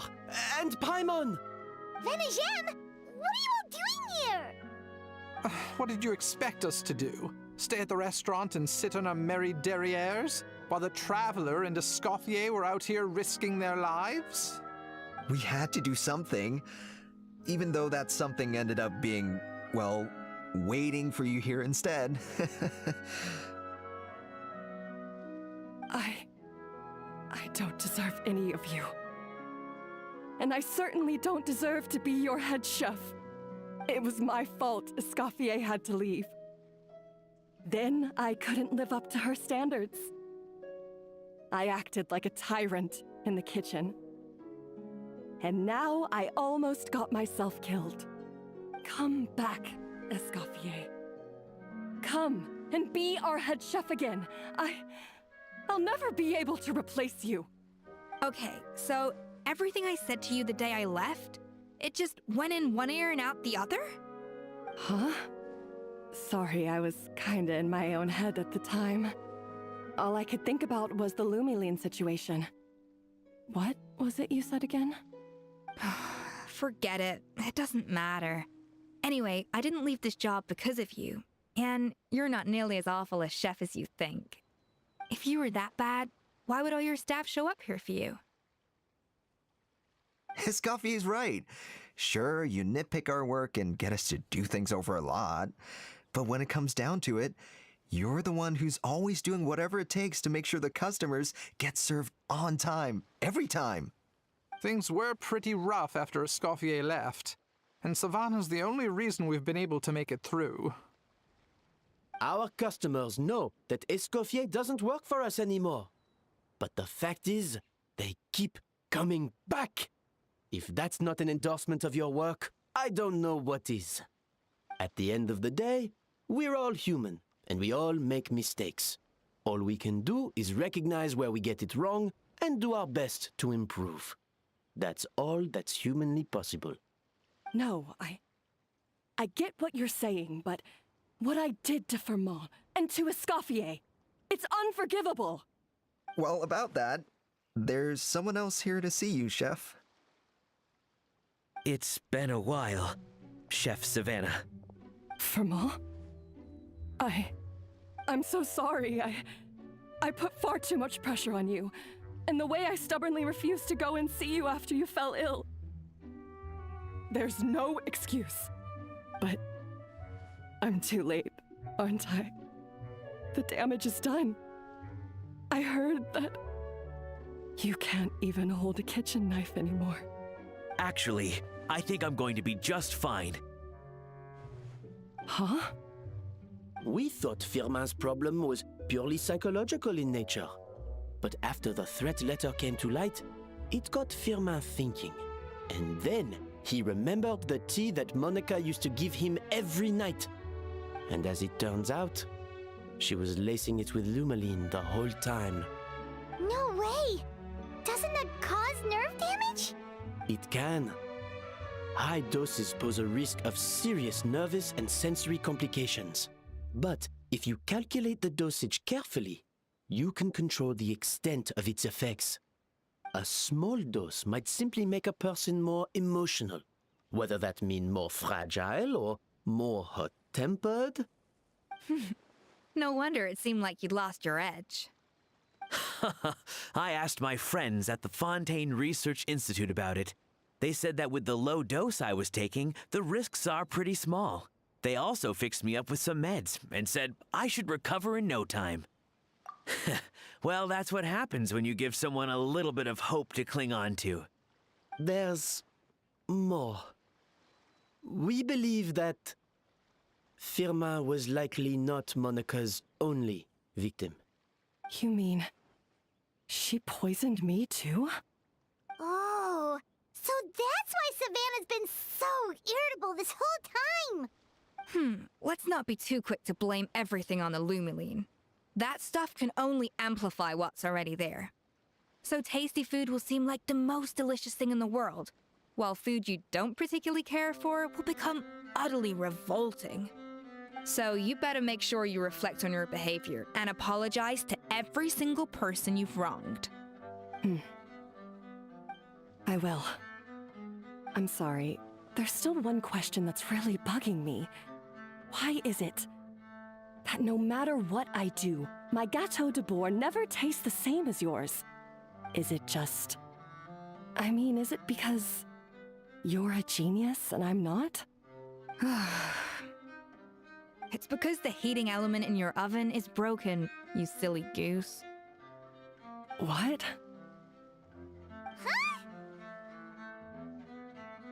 I felt like something was off during the cooking contest. Once I got around to checking all the equipment, I noticed it right away. There was a half-degree discrepancy between the temperature setting and the actual temperature. All the ovens in the whole kitchen had the same problem, which confused me at the time, but by this point, it's pretty obvious that Monica must have tampered with them. I would have figured it out the day of the bake-off, since the issue affected both our teams. But of course, Monica sabotaged mine so that could never happen. No. I spent so long trying to find out where I was going wrong, and then you pinpoint the problem in just one night? It all comes back to one simple, undeniable truth. You're a genius, and I'm just plain old Savannah. Oh, cut it out! Stop the woe is me act for a second and just think. I came up with this recipe. You don't think that might have something to do with it? Do you know how long I spent perfecting my Gâteau de Bourg? 3 years! 3 whole years! I know this dish inside out, back to front and upside down. And you've been head chef now for what, 6 months? If that? A couple hundred failed attempts, and you're gonna throw in the kitchen towel and declare you'll never be successful because you're not a genius. You clearly have no idea how many kitchen failures I've had under my belt, or just how long it took me to finally get my recipe to a level I was satisfied with.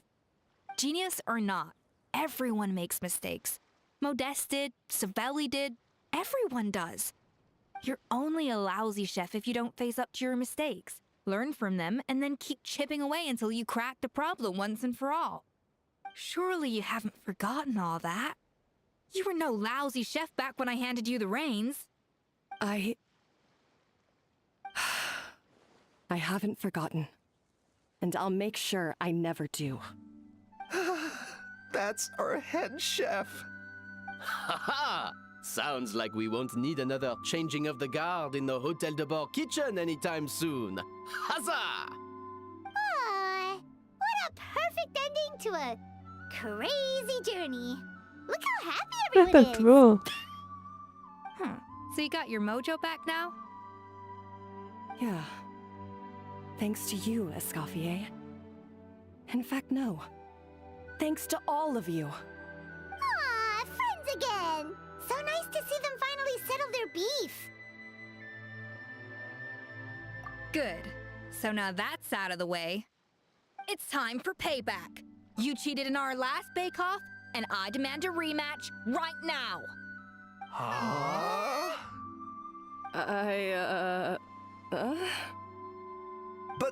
But that was mostly Monica's fault, wasn't it?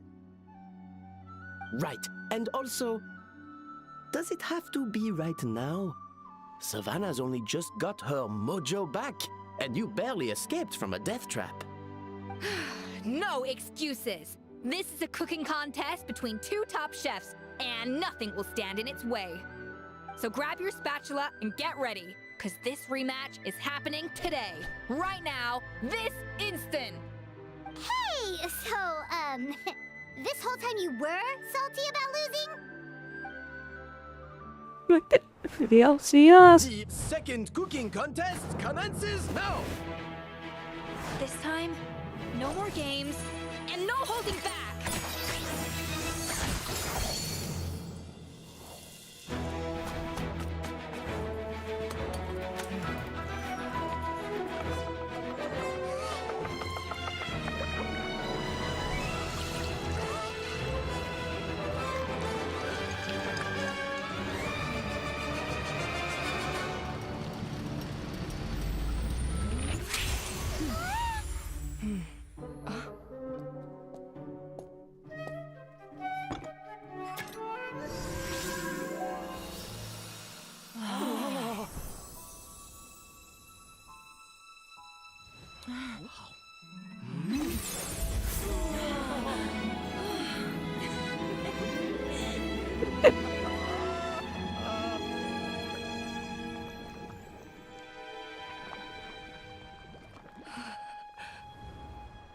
I feel like I don't have the right to be here.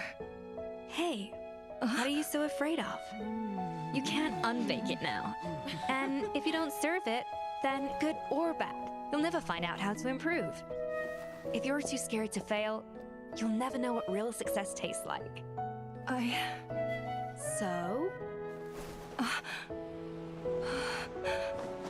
Embrace your failure. Taste it. Digest it. That's the way to success. I don't know. Sounds like it's easier said than done. I'll do it.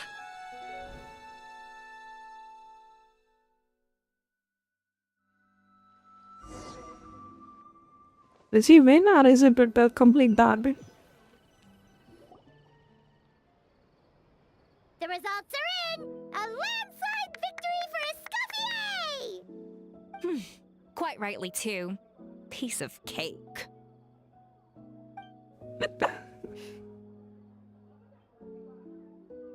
Oh yeah, look at that! Savannah looks pretty chipper too, considering she lost.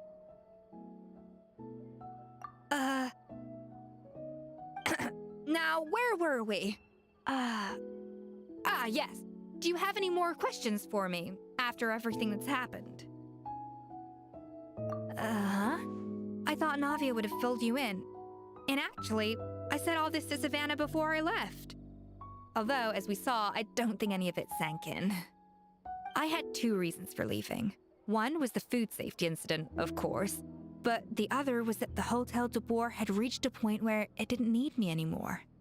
So I decided to step down and look for new opportunities to improve myself. Improve how? Well, a while back, I got to know a fellow chef from Liyue, and in her, I saw so many new possibilities. Yep, that it is. Sun She Li. has that same Jiggly, adventurous not this. spirit that Sun Li, Modeste and Sibeli Jiggly. had in their youth.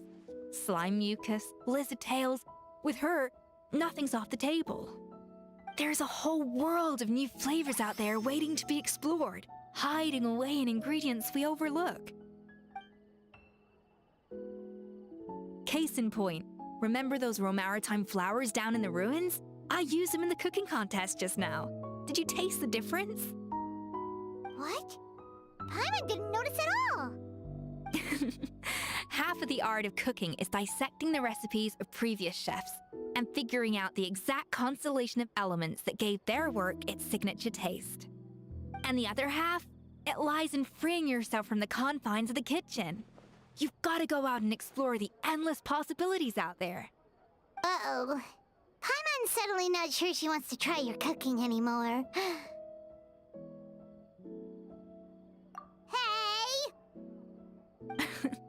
Don't worry, it's not going to be a free-for-all like in Modeste's time. Before I put anything into my food, I'll obviously do my research, make sure it doesn't contain any harmful substances. In the meantime, take this.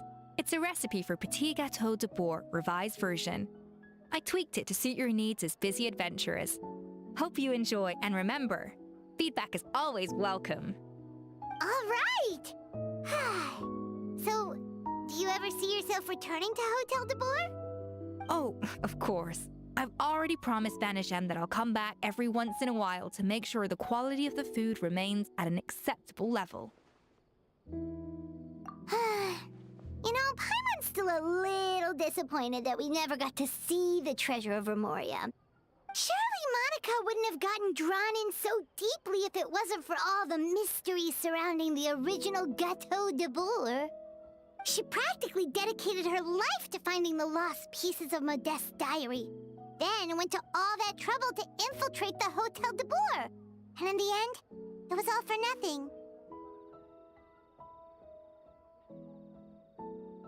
Since you mentioned the treasure, between Modeste's writings and what we saw in those ruins, I think I may have figured out the truth. The so-called treasure of Remoria was most likely a substance that the Remorians extracted from Lumitoiles, better known to us as Lumiline. Huh? So then, why all the hype back in the early days of Gâteau de Boer? Don't forget, it was a very different era. We could barely even refine sugar back then, so desserts were very much in their infancy. In a world of bland food, it's no wonder that the first thing to really excite people's taste buds took the world by storm. And as for the Lumiline, it may well have been somewhat valuable in ancient times. But these days, it's just another drug from the Fontaine Research Institute. Even if Sibeli hadn't destroyed it all, I doubt it would be worth that much these days. So after all that, there was nothing in those ruins but worthless junk. Feels strange to say it, but Paimon almost feels sorry for Monica. She sacrificed it all only to get nothing in return. Hey! Huh? Navia? You just got back from that underwater ruin, right? Well, check it out. They ran a special issue. Did you see anything like this down there? Freshly unearthed from the ruins of Remoria. A magnificent jar thought to be over 1,000 years old. Experts say it has immense artistic and historical value. It could be worth an absolute fortune. Wait! Isn't that the jar they used to hold the treasure? If only it was still in one piece.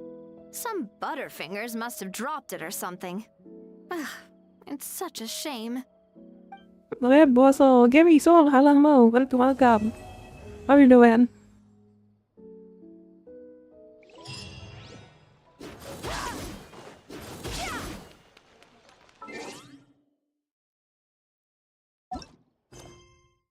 How's your day?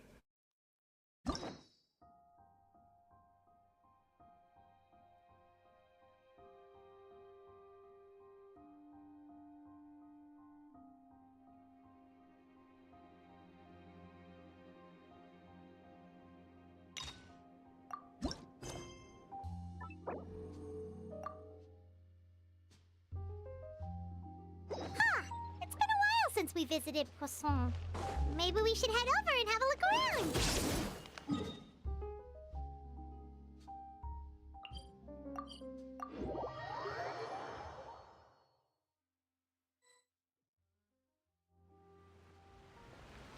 Hey, Traveler. Paimon.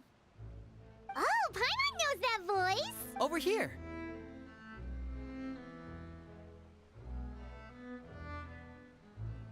Well, I think it's about the ghost, right? I think so.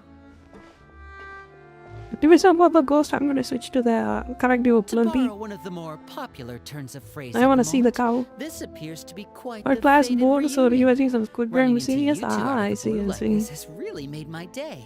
I certainly wasn't expecting it. You can say that again. What brings you to Poisson? Wait, Paimon's got it! You must be here for one of your magic shows, right? Actually, we've run into a bit of trouble on the home front, so Father arranged for us to stay in Poisson for the time being. Oh, are Lynette and Fremine here too? Yep, along with most of the other members of the House of the Hearth. You may have noticed Poisson seems a bit more crowded than usual. So you're saying nearly the entire organization has moved to Poisson? Sounds like you've run into way more than just a bit of trouble. What's really going on? Well... Since the two of you are so curious, perhaps I can fill in the gaps. You scared Paimon half to death! Father, you're here. You know... On second thought, maybe we don't need to know? It's all probably super confidential House of the Hearth stuff, right? We totally weren't trying to pry or anything. No Father, need to be yes. nervous. I could sense your genuine concern from your conversation just now. Of course, I can also understand your confusion. Sending so many Fatui here to Poisson, it's only natural that some might suspect an ulterior motive to be involved. I understand. I'm well aware you've had your fair share of confrontations with the Fatui in the past. She's not a mother, she's and I not. can't exactly guarantee that we'll remain on good terms in the future. As for right now, however, I would say we have little reason to be at odds, wouldn't you agree? The House of the Hearth could stand to be more open with those who have worked so closely with us in the past. As for the issue at hand, well, it hardly relates to any ulterior motive. To be frank, it all stems from a certain rumor circulating around the House of the Hearth. It's an internal matter. What sort of rumor? A rumor that a certain phantom child is hiding away Yep, I in the played House this of the one. Hearth. I wanna skip it. A phantom child? Ooh, just hearing the Yeah, I name remember is giving this. Paimon the creeps. A spirit that should have long ceased to exist is lurking in the shadows of the House of the Hearth. So I decided to bring the children to Poisson before continuing to investigate the situation. I expect I should be able to track down the spirit fairly quickly. After that, it's just a matter of resolving the situation, if you will. It shouldn't be much trouble at all. If you're curious, or if you still have some concerns, it might be advisable to stick around for a few days. I'm sure the children would be exceedingly pleased to welcome some visitors. Lenny, I'll leave you to entertain our guests. I have some matters to attend to. Of course, Father.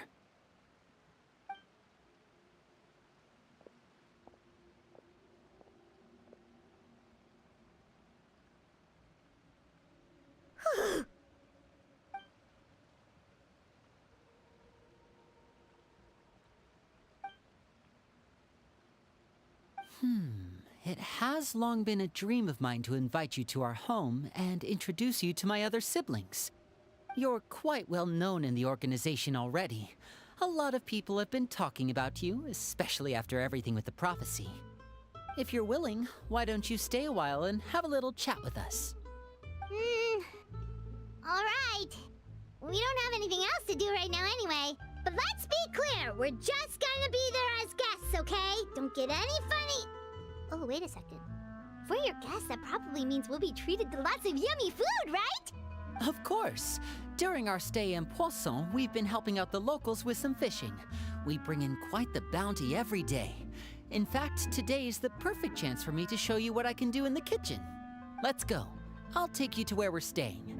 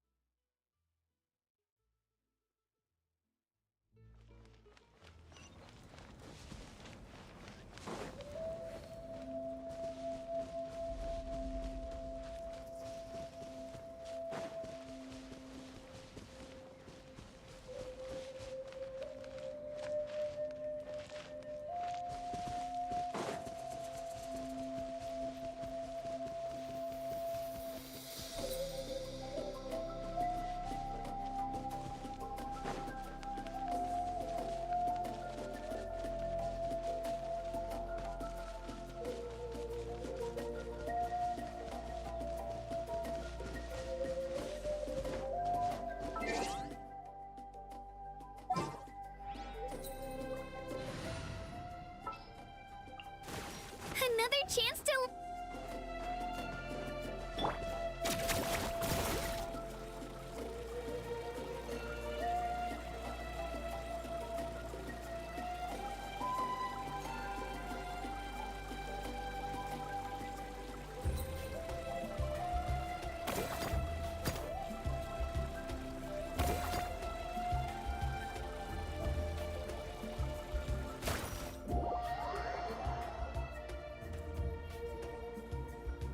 Wait, what the hell happened? What the fuck is this? She wasn't out the dragons into the molded? What? Hello?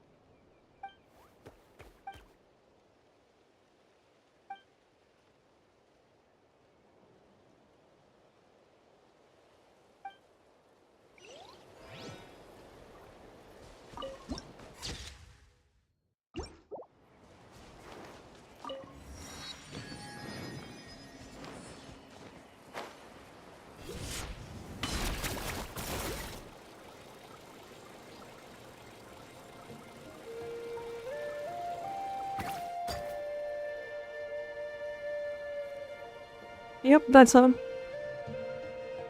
Hello there. That's the cow. Let's go. Huh?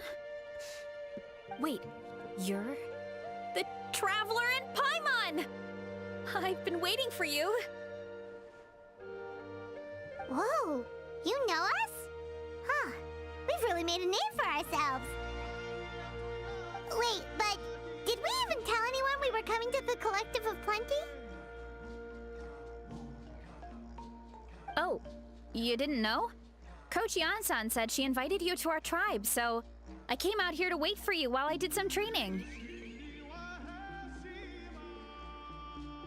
And now you're actually here. I can't believe it. This is great. Surely we're not that big of a deal. You're the heroes who defeated the Abyss. You're a huge deal to everyone in Natlan. I've heard the story of Tumaini so many times I can practically recite it by heart. I've been so excited to meet you ever since Coach Yan-san told me you might be coming. Oh, my name's vrchat, by the way. Not sure if Coach mentioned me before.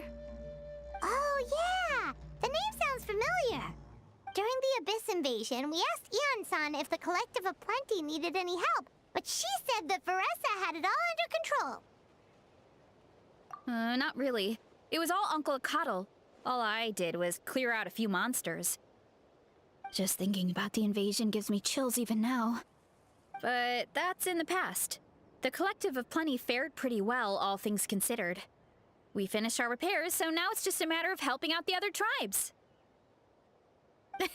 Come on, I'll take you to our camp. Great, let's go!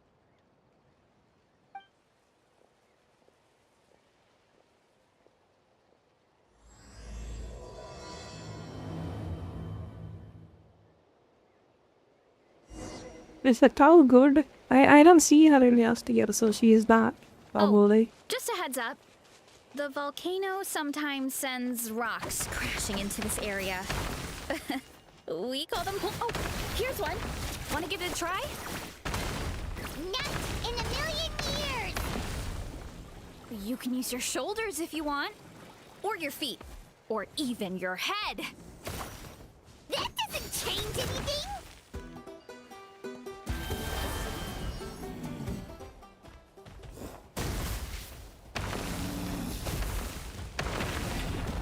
See? There's nothing to it. Whoa! There's treasure inside these rocks! Okay, so maybe a little pain isn't too bad?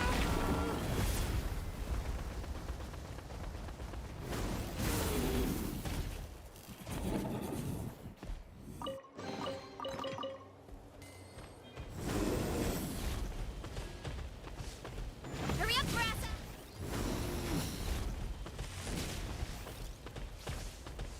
Hey, there's another one over there. Want to give it a try?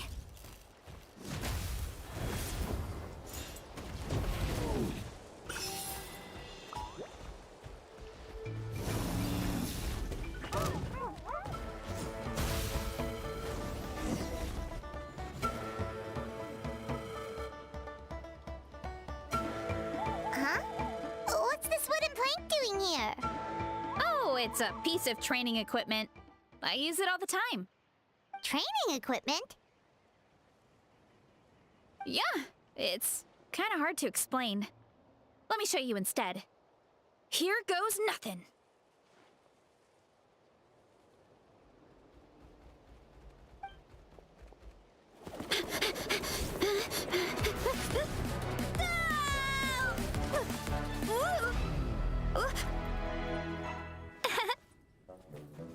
That's it? And she sticks the landing! Yeah, I'm expecting a lot more. Whoa! You jumped over that huge gap just like that? Incredible! I didn't get the father born to this Anyone guess. can do it with a bit of practice. Play the game. I'm not gonna spoil it. There is a reason why Cross she without calls any herself training at all. father. That's a lot more incredible than anything I can do. I'm not gonna spoil the story. Oh, well, Paimon can fly, but you've got a point. Didn't already give up?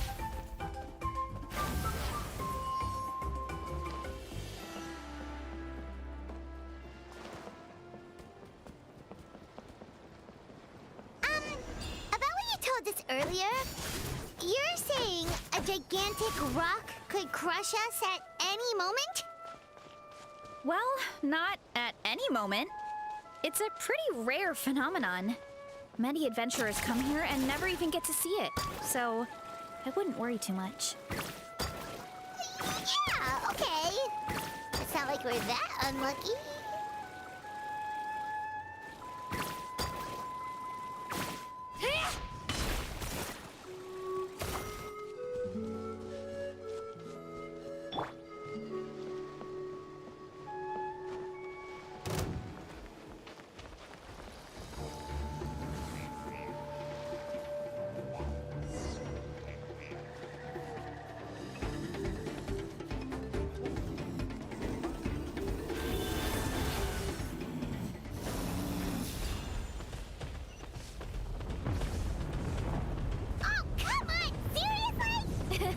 Don't be scared.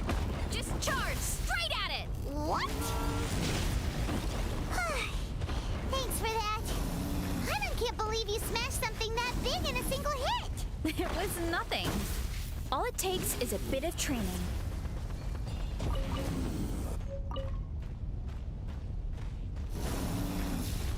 Hilly churls? It's too much of a hassle to deal with them.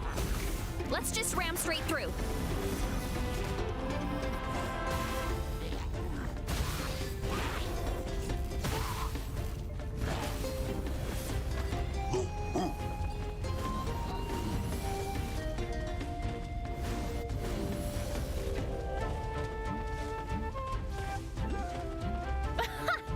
I think we can call that a success. Wow, you gave them the same treatment as that giant rock. I don't even see her though. Where she went? Am I doing this right, or is it bugging out?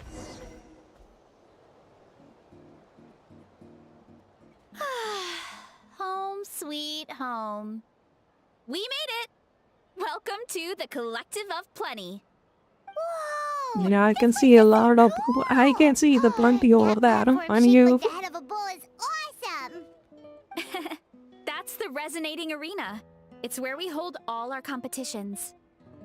You got a competition too? Can I join? Don't mention it. It was no trouble at all. I wish I could show you around, but I need to get home. Oh, did you remember something important? You really hit the ground running when we ran into those hilly trails back there. Oh, no, not at all. We made it in time. There's just something important I have to do. The most important thing after training. The post-workout meal. Otherwise, I'll be a lethargic, dizzy, hunger-addled mess. The perils of an empty stomach. That's the important thing you gotta do. Anyway, I'm sorry, but I gotta get some food in me. Like, yesterday. You should grab something too. We can meet back up at the arena. See you soon! And she's Damn. off. Wow, talk about whiplash. One second she's chill and laid back, and then the next she's charging headfirst into danger. Literally! The spirit of youth. Sure, whatever you say, old-timer. Paimon thinks we're still young. Anyway, why don't we take a look around in the meantime? We can head to the arena in a little bit. The view must be amazing from up there.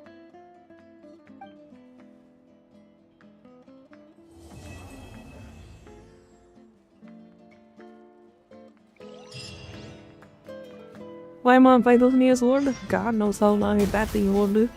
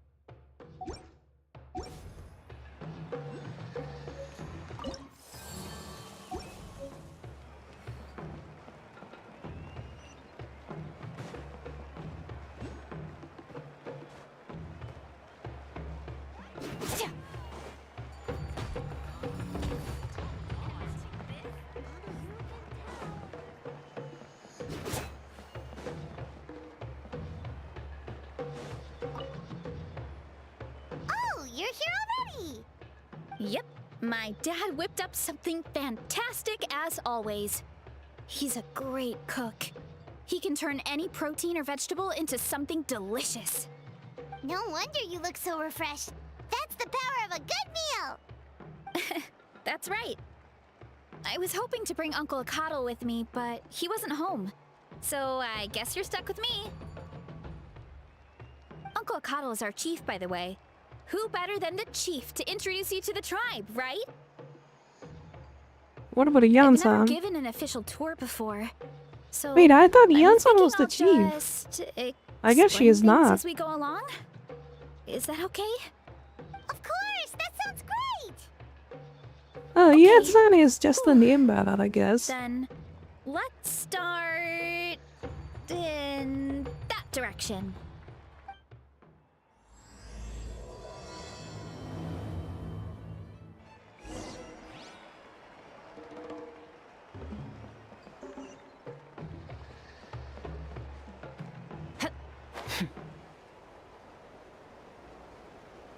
Oh, I should have catched it over. Never mind.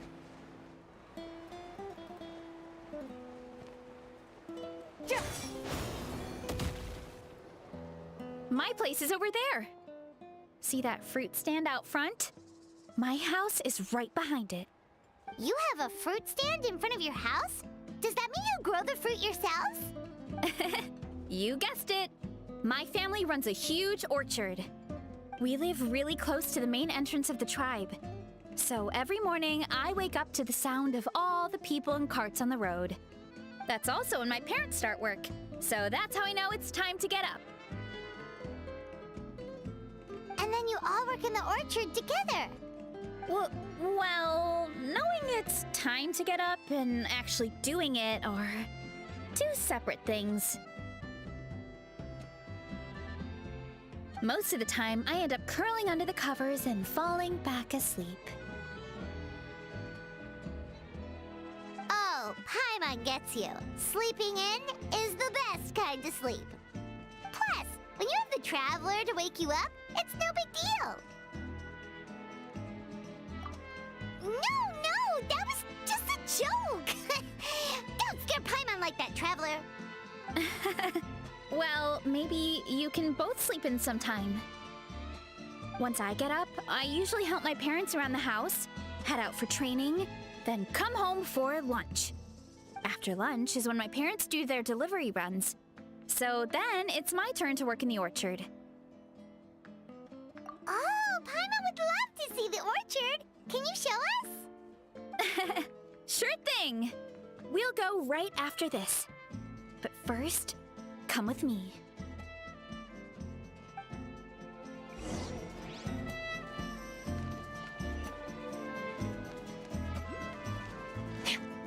Merciless.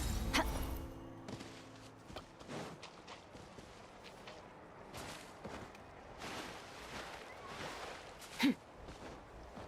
Oh, Yansan. Oh, Coach Yansan. Are you here to do some training? Nope, just doing some maintenance on the equipment here while I have some time. Oh, it's you two! Welcome to the Collective of Plenty. Look, I bought this at the stadium the other day. Wait, we've seen that graffiti design before. It's not easy to get your hands on one of these. I had to wait in a super long line. Ooh, I bought a top with that design too. I hung it up right next to my bed. Ooh, you should sign it for me sometime. It would mean the world to me. Oh, I meant to ask, what brings you out here anyway? We're just doing some adventuring. We don't have any concrete plans. We ran into Varessa on the road, and she was nice enough to lead us the rest of the way. She's even giving us a tour. It's my pleasure. Still keeping up with your training, Varessa? No slacking, I hope. Yes, Coach! did 3 full shuttle runs, just as you instructed, Coach. Good. Then we'll continue with the training plan. As for your diet, actually, no dieting for now. As you are. Feel free to use any of the equipment around here, but if you're planning to do strength training, make sure you have a spotter.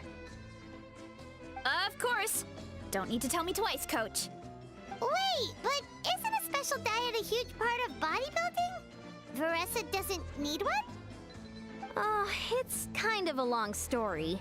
I suppose you could say Vrchat is among the select few who have a natural gift. When she first started training with me, I started her on a standard training regimen and wrote out a simple recipe plan to give to her father. But it left me so hungry. I couldn't even muster up the energy to make it to class. Yeah, that was my fault. It was just your average nutrition plan, but Vrchat's metabolism is something else. Once I studied her eating habits, I was able to tailor it to her needs. Yeah, Coach is really thoughtful that way. Now I feel like I'm making real progress. And the training and classes are a lot more fun. Vrchat is currently my top student. She can lift even more than me. Wait, but you're the coach and the victor of the pilgrimage. Don't sound so surprised. Yeah, but she is on power grip next to 5-star, so she is cool. From a different baseline. You know?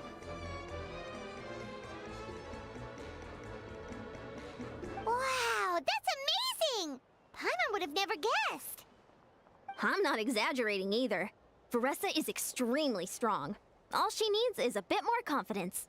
Oh, well, it's just because Coach is a great teacher. It didn't take much effort at all. Oh, believe me, I'm not. I mean, sure, I can face a few monsters and lift some heavy training equipment. But I'm useless when it comes to fighting other people. I'm scared I'll hurt someone. Oh, that makes sense. But what about the pilgrimage? I've never placed or even made it out of the team stage. I'm not good at fighting actual people. When it comes to power, it's all about control. Take these weights, for example.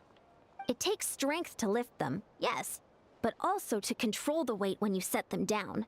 True mastery means control during both motions. I know that, and I can do it just fine during training. But whenever I have to face a real person, I start to doubt myself. Thanks, I appreciate the support. As long as I keep training, I'm sure I'll get it eventually. Well, we should get going, Coach.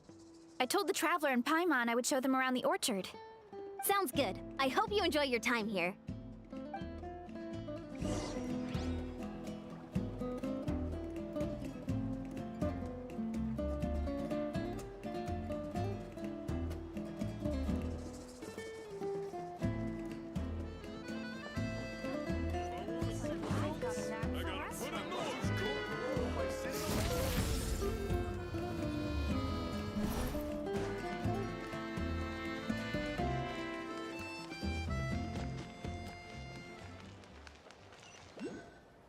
I'm feeling a bit sleepy.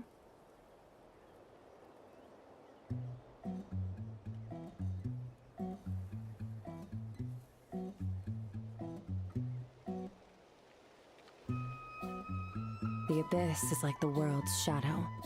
It's always there, and it will never perish.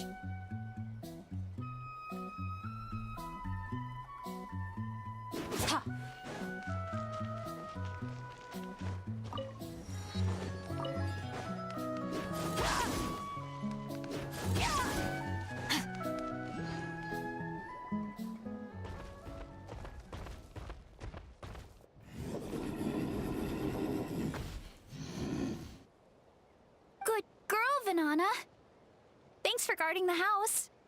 Now, let me take a good look at you. Did you have another growth spurt?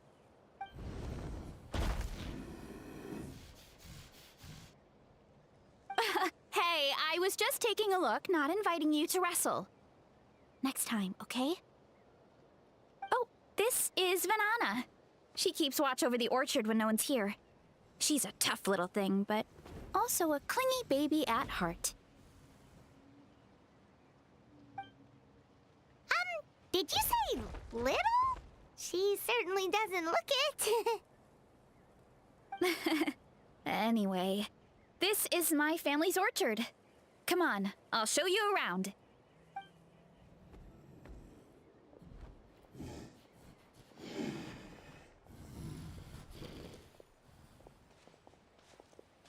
Whoa!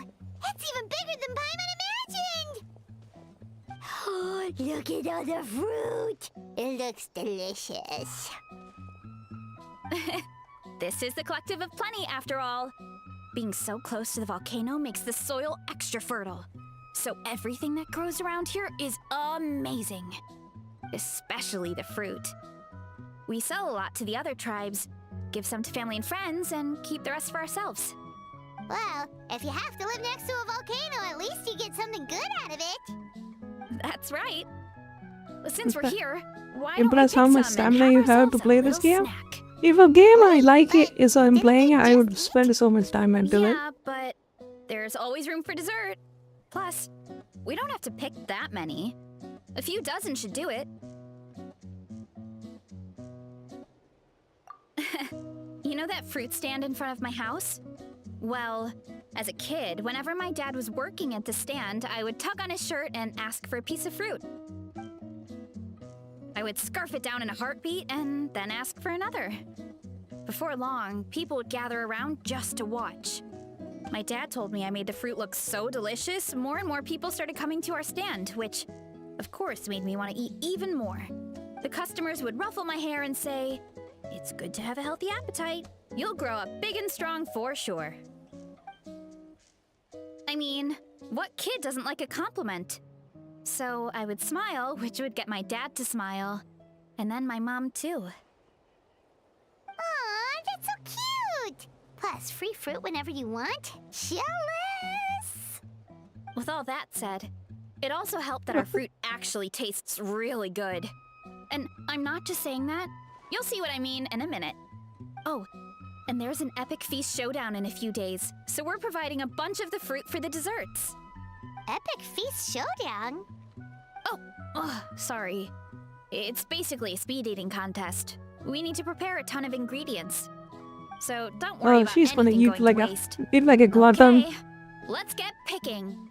Alright! Where should we start? Why is there a mushroom over there?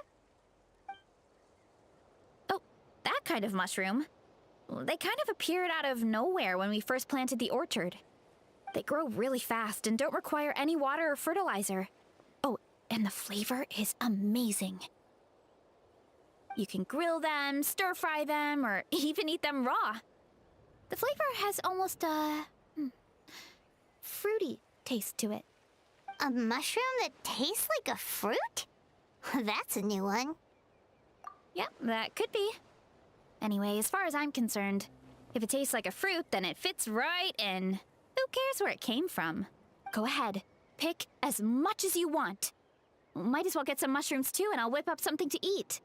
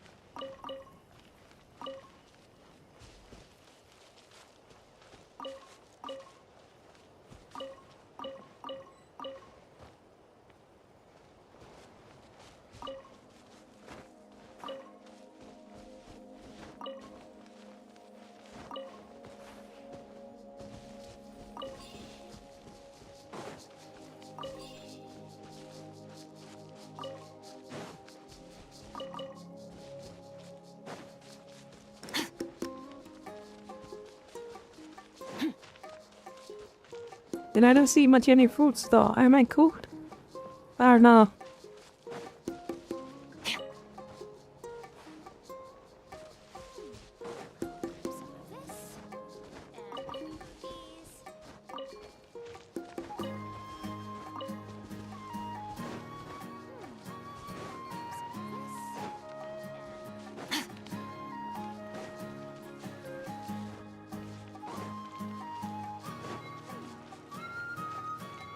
Well, GG.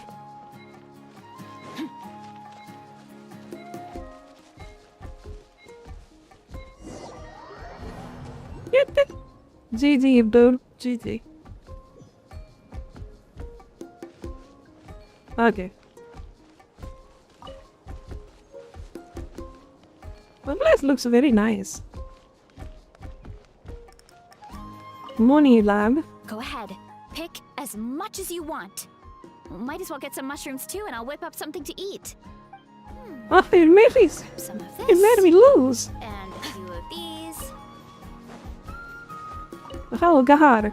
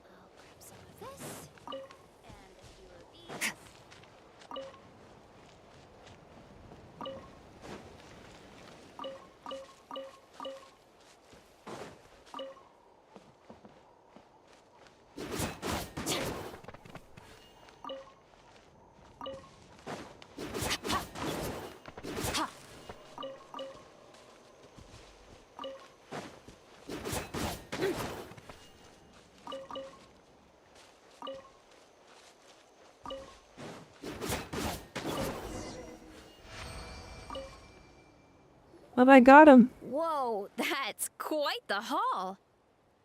We should beat the shit out of the tree and money Bunch drops. of ingredients for the eating competition, right? Thought we'd give you some help. Oh, and you were right about the fruit. Paimon tried one, and it was one of the sweetest, juiciest pieces of fruit Paimon has ever had. You must sell out every time. Also, Paimon tried one of the mushrooms too. In a weird way, it really did taste like a fruit. We What, should call them deforestation? berry Yes. shrooms.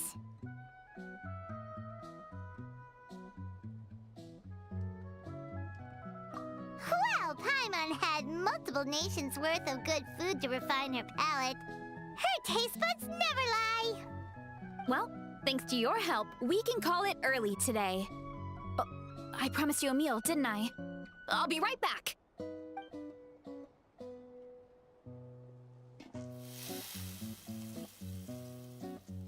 I'm not the greatest cook, so it's nothing special.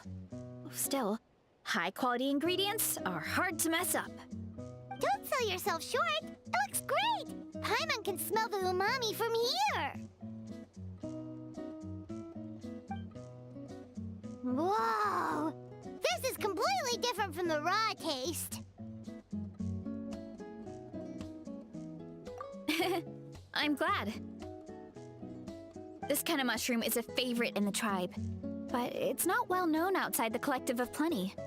Actually, we're hoping to use the upcoming competition to introduce it to a wider audience. Uncle Atoli has been coming up with new recipes like there's no tomorrow. Hey, you two should sign up. Only if you want to, of course. Oh, you mean the Epic Feast Showdown? Yeah, Paimon would love to sign up. She might not do very well, though. Don't worry. You can tap out at any time. Nothing goes to waste. I'll take care of anything you can't finish. Oh, good. Wait, aren't you competing too? Oh, then Paimon doesn't stand a chance. You never know until you try. Oh, besides, from what I just saw, it looks like you can hold your own. Well, anyway, winning isn't the point. Just think of it as an opportunity to try our local delicacies. Oh, good point. Nice! Then let's sign up together! Time for Paimon to show these people what she's made of! But these quests are really short.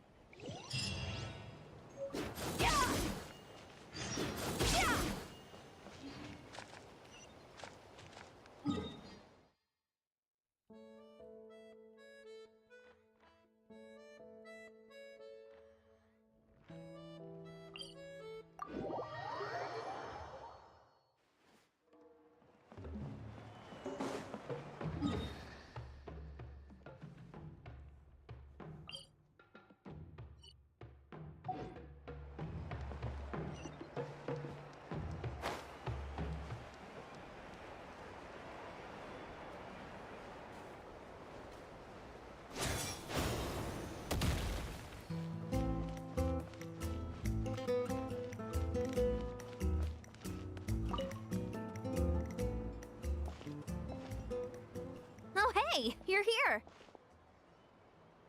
It's been a while. When Varessa told me you signed up for the Epic Feast Showdown, I could barely believe it. Sounds like Varessa might finally be in for a challenge this year.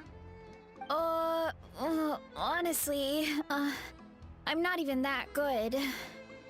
What's wrong? Sounds like you're still half asleep. Just, hungry. It's competition day, so gotta show up with an empty stomach.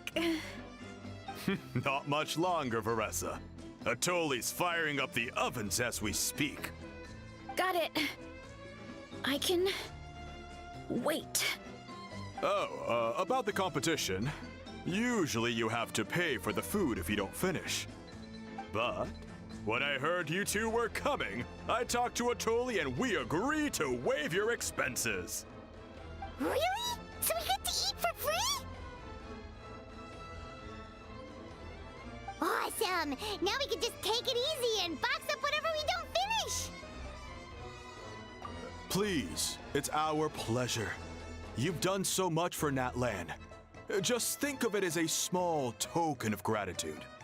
When the Abyss invaded, we weren't hit with large waves of monsters, but the volcano became unusually active.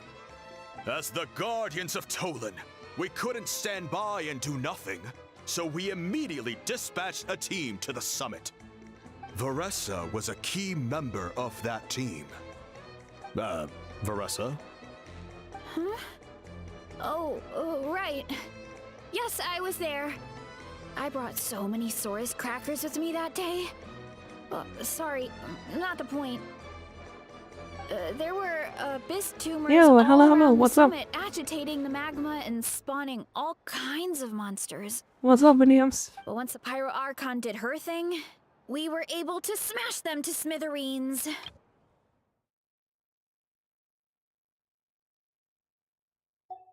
Looking back on it, the goal was probably to hold us up so we couldn't send reinforcements to the areas around the stadium. Good point! Your tribe must be full of great warriors with all the training you do.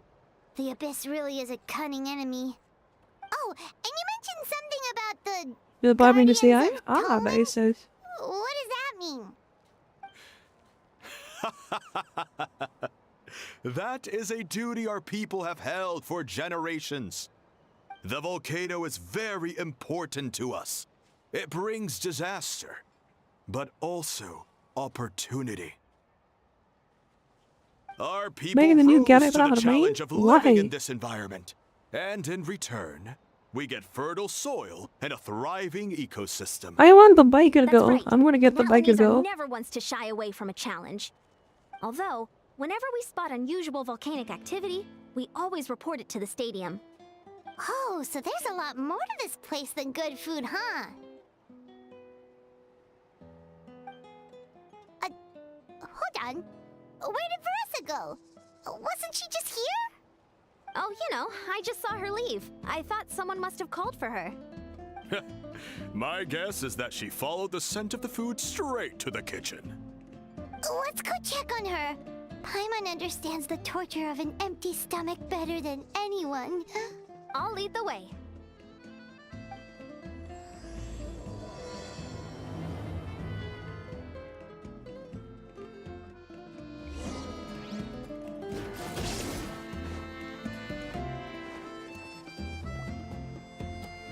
Oh, that smell. So delicious. Juicy mushrooms, melted cheese, mouth-watering steak. Ah, look who it is. I thought I felt an intense energy around here. I know better than to get between you and your next meal. The food just needs a few more minutes. Here, this should tide you over in the meantime. Wait, is this priest meat stew? Thank you, Uncle Atoli!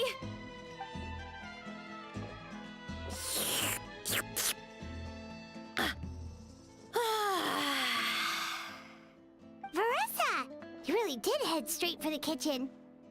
What's up? You seemed lost in your own world just now. Oh, it's you. Sorry. I completely spaced out just now. The next thing I knew, I was all the way over here with a bowl of stew in my hands.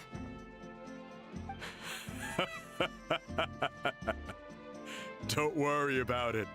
I think we can all guess what happened.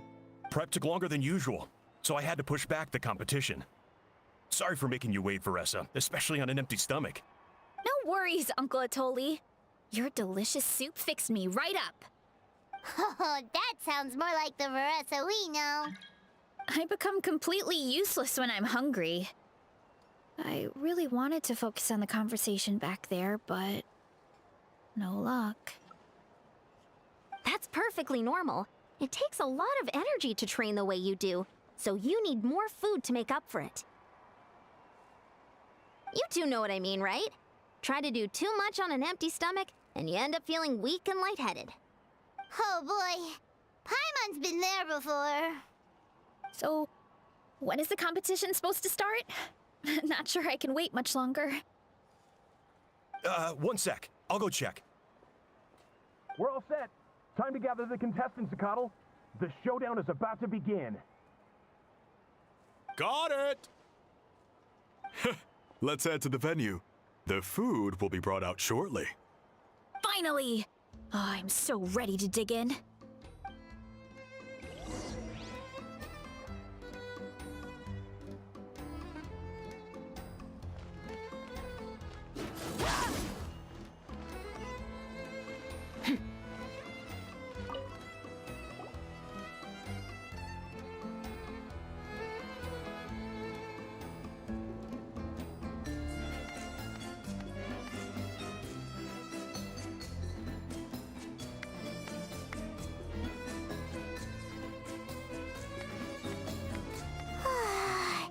It smells so good! Veressa had the right idea. It's definitely worth the wait.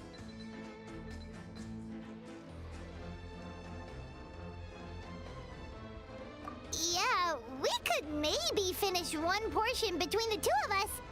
And even that's a stretch. But one portion each? There's no chance. Time to dig in. Thanks for the food, Uncle Atoli. Whoa! Hold on! Veressa's plate looks completely different than ours! What the fuck? Oh my god! I forgot to mention, the competition actually has 2 levels. The regular challenge, and the Veressa What the challenge. fuck was that? Does he want to heal my that blade? The Veressa challenge is only for people who have completed the regular challenge in the past. It's named after Veressa because, well, so far, she's the only one who's been able to finish it. Look at that blade, dude. You're kidding. You had to invent a whole new challenge just for her? Believe me, if Veressa competed in the same class as everyone else, the winner would be decided before the competition even started. What's the fun in that? Only one other person has come close to beating the Veressa challenge. And that would be the Pyro Archon herself. Mommy, yup, I can see that. Of course. She breezed through the normal level, but the vrchat challenge was still too much, even for her. She even played a I'm It was freaking out all at that part of one. an investigation.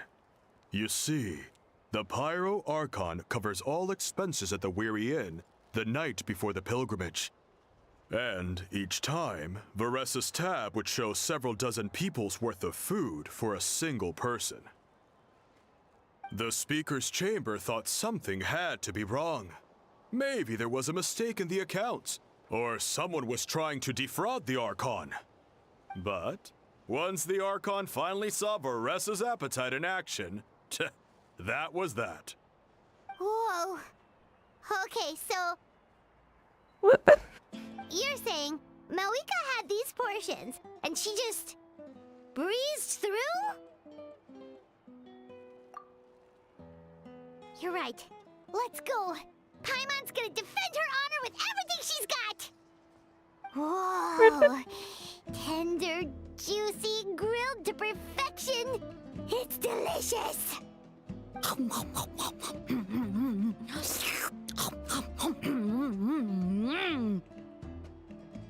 Oh, you gotta try What's this the one too, black, Traveler. dude? It's amazing. Oh, and this.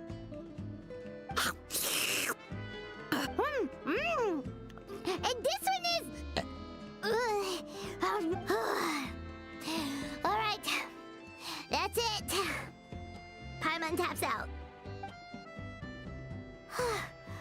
All this time, and it doesn't look like we've made any progress. Man, that's how I already finished that fucking Paimon's ready plate. to throw in the towel. Okay, Paimon's tried as hard as she could, but this enemy is too strong. Yep. You know what? There really should be a Paimon challenge. Paimon's smaller than the rest of you. It's no fair for her portion to be the same.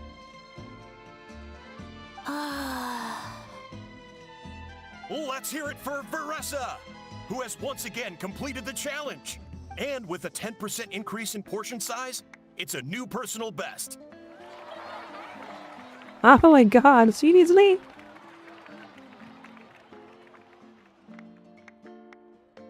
Look at the plate size, dude. Look at that. Let me go this side. Do you guys see the plate size of all that?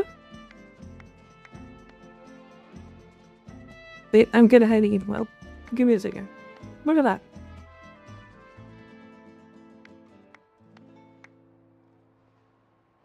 Yeah, there we go. This is the normal size of plate, and this is what I was played. Well What done, is this? vrchat. Amazing job! Oh, it's nothing. Uncle Atoli's food is just too good. I couldn't stop myself. You actually finished it? Jeez, are you okay? Huh? Why wouldn't I be? You don't feel bloated? Or like you're gonna throw up? Oh, Paimon's so full it feels like she's gonna sink. Oh, nope. I feel good, actually. Satisfied, you know? Thanks. This is my specialty, after all. Not that it's good for anything outside these competitions. If I'm honest, I'd rather be like you or Kochian-san. A hero brave enough to stand against the abyss. Aw, don't worry, vrchat. For someone as talented as you, it's only a matter of time before you shine in the arena. Ian-san, did you beat the challenge too? Of course. The regular challenge is easy for me. I've attempted the vrchat challenge a few times too, but never even came close. Okay, there has to be more to this than just appetite. Is there some kind of trick? By the end, it was like the meat turned into one big greasy blob, and it was so hard to keep going. Oh, that's when you balance it out with some mushrooms. The ones from my orchard. Well, that's what I did anyway. As soon as the food came out, I set a few mushrooms to the side so they wouldn't soak up too much oil. Or get too mushy. That way, you have something fresh and fruity to balance it out. Oh, so that's the secret! Use the mushrooms to cut through the heaviness! That's right. You tried them yourselves, remember? If it tastes like a fruit, might as well use it like one. I think more people from outside the tribe would beat the challenge if they knew about that mushroom.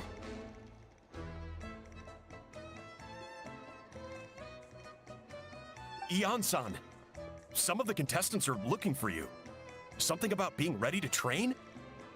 They want to exercise. After all that food? Sorry, everyone. I should intervene. Yeah, go tell them to take it easy! Well, how did everyone do, Uncle Atoli? Almost half finished the regular challenge. I believe that's a record. Either the contestants are getting more experienced, or my cooking was extra good this time. Everything was delicious! Especially when it first came out all hot and steaming. Thank you.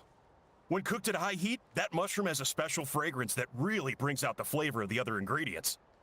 Oh, and since you're new here, I should mention something else about that mushroom. It's an excellent addition to any dish, but there are actually two varieties. Red, which is the most common, and green. There's not much to note about the red ones. Sell them, eat them, do whatever you want.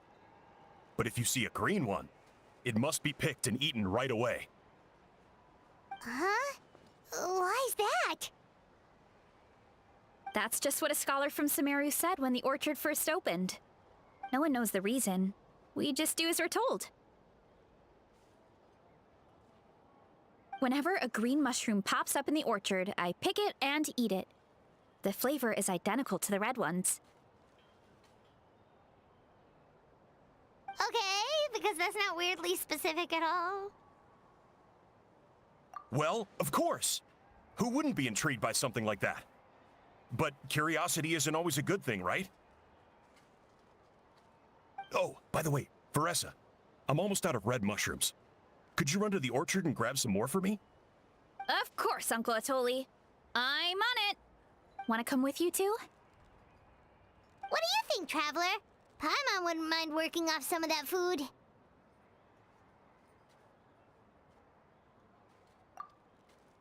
Paimon will take that as a yes.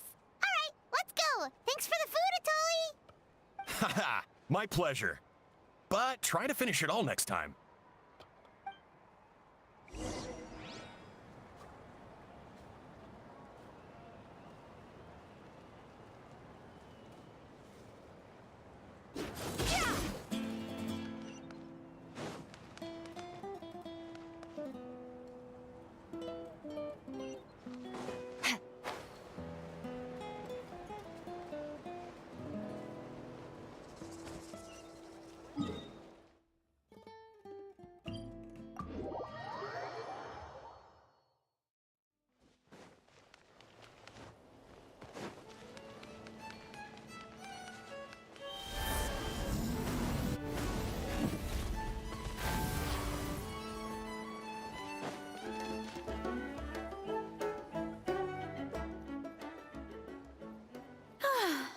After that meal, I'm ready to tackle anything. Oh, something on your mind? Is it what Uncle Atoli said about the green mushrooms? Don't worry. He can be a bit dramatic sometimes. The green mushrooms don't appear that often. Besides, I check the orchard every day, and if I see one, I eat it. If anything, I wish there were more around here. Means more free mushrooms for me. Wait, is that one right there? Huh. Talk about a coincidence. See? There's nothing special about it except the color. Give me 1 sec. I'll start a fire and grill it right up. Paimon's gonna pass on this one. She's way too stuffed from earlier. You mean why we have to pick and eat the green mushrooms right away? To be honest, I'm curious too. The scholar looked really serious when he said it, but he never explained the reason behind it. Uncle Atoli has a point, though. Curiosity can be a bad thing. If we stop doing what the scholar said, something terrible could happen. You could look into it at least. That's what an adventurer would do. Yeah, but my tribe is more important. I love everything about this place. Maintaining the status quo is good enough for me. I know the truth is important too, but I don't have the right to make a decision that could put the people around me in danger. In other words, deep down, I guess I'm just scared. Scared that change could mean losing control. Command the truth? Yeah, we don't have to stop following the scholar's orders. We can start by gathering information.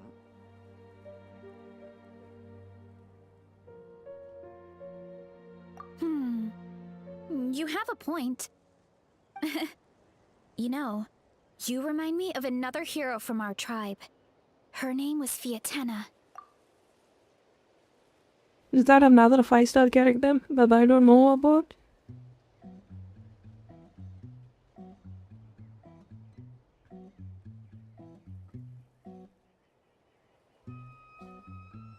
Just like you, she was full of courage and never stopped challenging and exploring the unknown.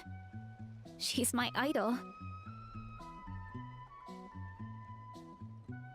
And Marika is knock? Could you give me a moment? All I need is 3 seconds. Lady Fiatena, lend me your courage. 3, 2, 1. You're right.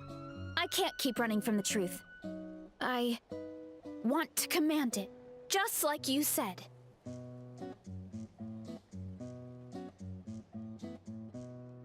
So, where should we start with the investigation? Oh, the green mushroom, you mean? The taste is the same as the red ones. There's nothing special there. Well, the Traveler is a lot more perceptive than most people. She should at least give it a try. Oh, I see. Well then, I'll grill some up right away.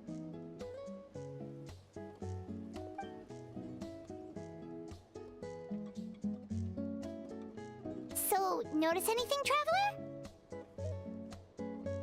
Just like Varesha said. Guess it was the same for all of us. Finally, a worthy devotee after all this time. Fascinating.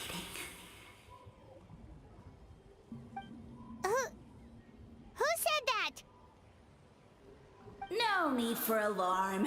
There is only one among you who piqued my interest, and that is the one with golden hair. Seeing as you all appear to be acquainted, I allowed the rest of you to hear my voice as well. Now, I shall grant you all the honor of becoming my first subjects in this era.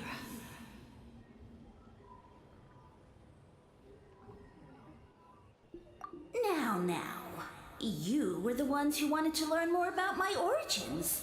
I merely granted your wish. Origins? Wait, you're the green mushroom? Ah, so you do know how to use your brain, young one. But you'll excuse me if I have no interest in you, craven and dull-witted as you usually seem. Hey, watch it, buddy! Wow. Let me remind you, it was your own curiosity that started all of this. I see no reason for me to stand down. I only granted you this audience because I saw potential in you.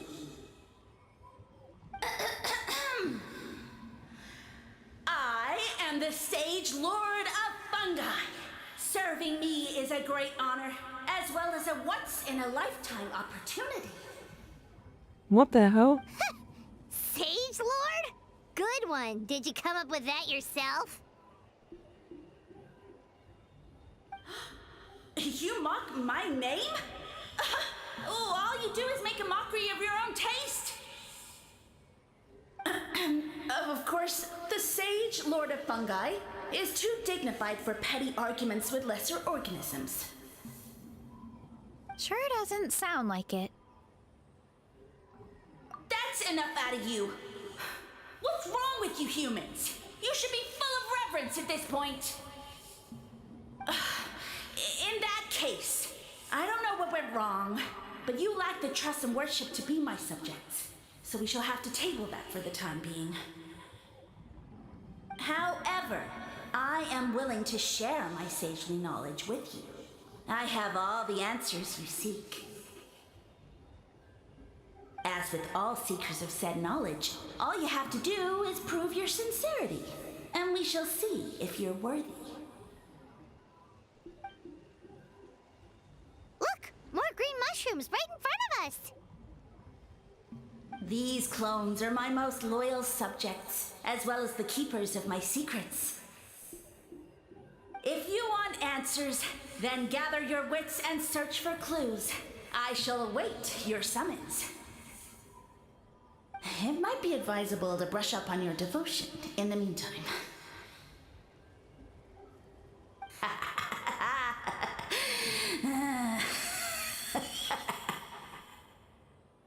The voice is gone.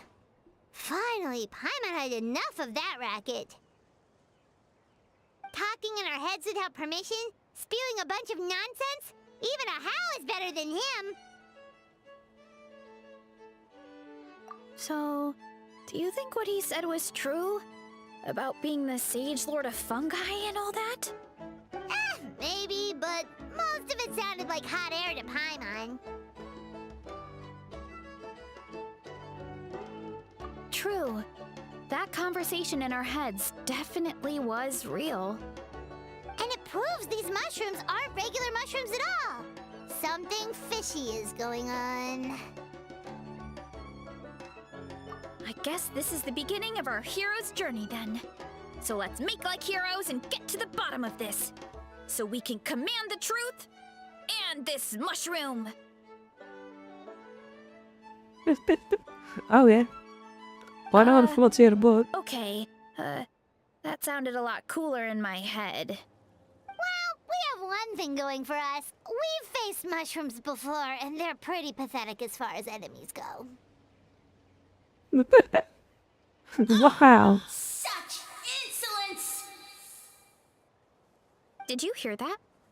Sounds like someone's mad. You're spying on us? No response.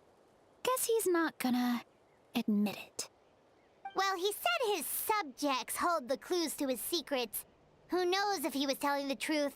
But we can't just ignore the green mushrooms, so let's start investigating.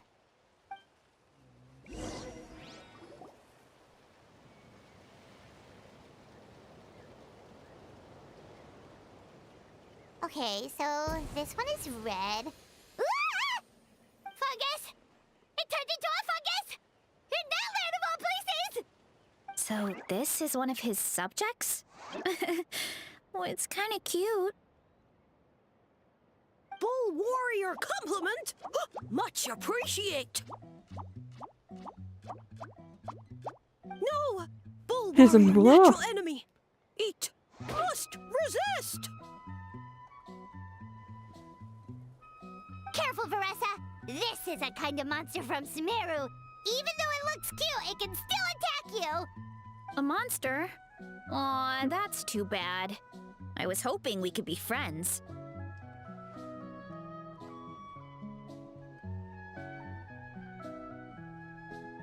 Ah! Mercy! Mercy! Food is sacred! Everything else, waste! That's all I know. Promise! It turned back into a normal mushroom. What's going on? You mean that food is sacred? Well, that's a whole bunch of nothing. Let's go look somewhere else. True, what is the story goes, dude? It's cringe.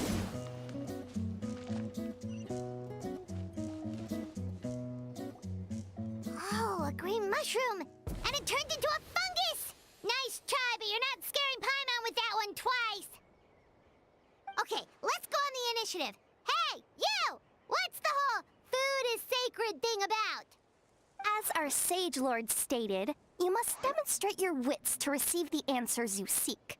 That means I should be the one asking the questions, not you. Okay, so it turns out this one can talk. Fine. What do we have to do? Solve a riddle or something? Riddle? Oh, I'm not good at that. Could you, give us an easy one? That sounds like a problem for your friends. Besides, did I say this was up for negotiation? Enough chatter. Time for my question. Why are all the mushrooms in this orchard willing to become the subjects of the Sage Lord? Ah, man! How are we supposed to know? Because you're his clones, right?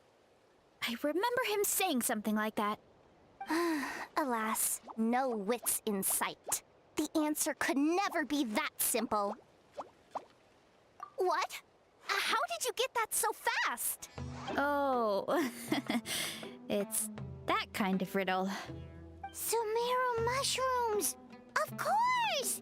Paimon can't believe she didn't think of this possibility. Wait, does that mean everyone in Sumeru is into puns? Huh. Is it because the people are so clever? No, we just, have a lot of experience with these kinds of jokes. Well, since you have proven your wits, I will now answer your question. The act of eating is not only a physical necessity, but also a sacred ritual. Mushrooms like us are the Sage Lord's intermediaries. Incinerating our flesh forges a spiritual connection between you and the Sage Lord himself. Oh, so that's why he could speak to us in our heads. So you're saying if we want to talk to him again, all we have to do is eat more mushrooms? No, wait, don't turn back into a regular mushroom! Oh, too late. And all we have is another cryptic message.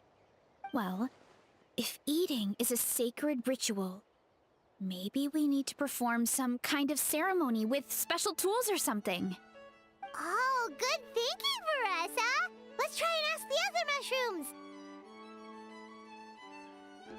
Oh, but we should probably pick this one first since it's a green mushroom.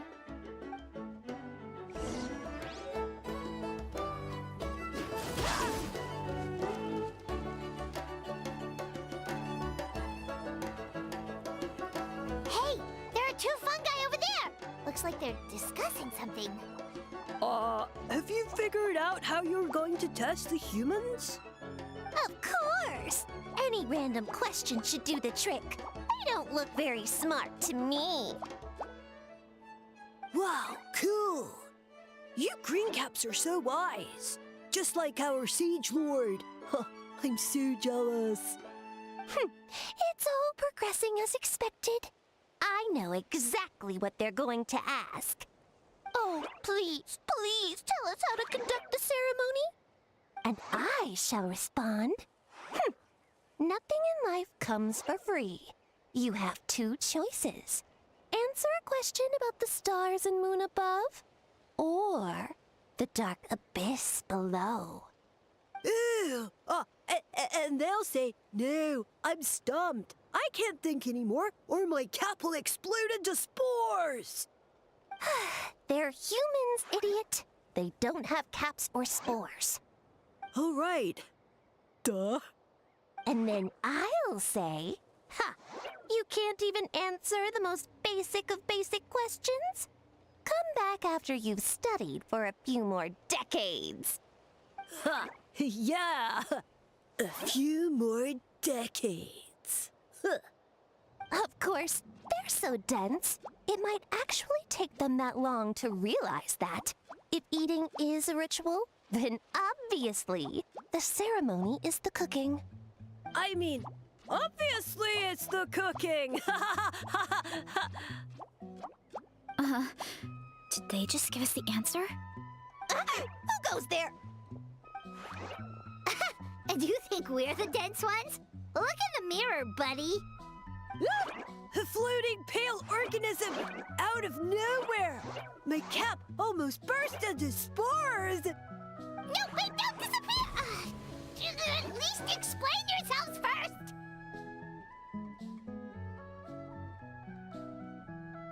So, we passed the test? Where's the sense of accomplishment? So much for gathering our wits. We didn't have to use our brains at all. Oh well. The important thing is, the Sage Lord of Fungi wants us to use cooking to establish a stronger mental connection with him. That sounds right. Uncle Atoli did say, when you cook this mushroom, the higher the heat, the better the fragrance.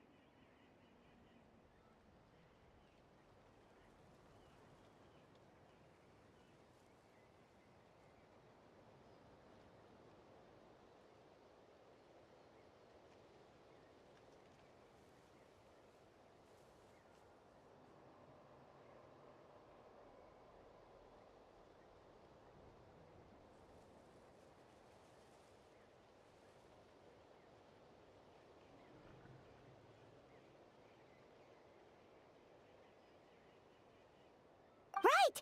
That was the case when you grilled them in the orchard, too. Heat really does release their flavor. Okay, let's give it a try.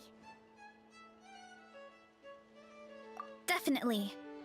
But we should probably explain the situation to Uncle Akadal and the rest of the tribe first. Good call. It's best for everyone to be prepared.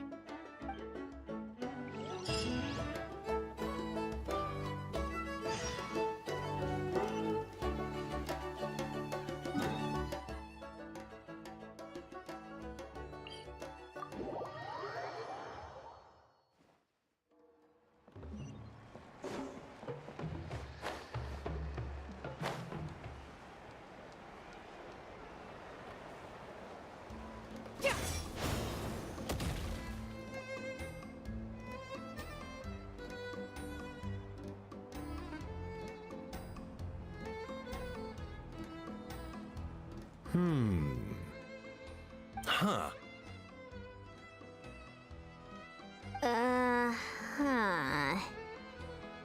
Okay, so it felt pretty normal in the moment, but hearing it back does sound kind of, ridiculous. So, the mushrooms in the orchard are sentient. What a remarkable discovery!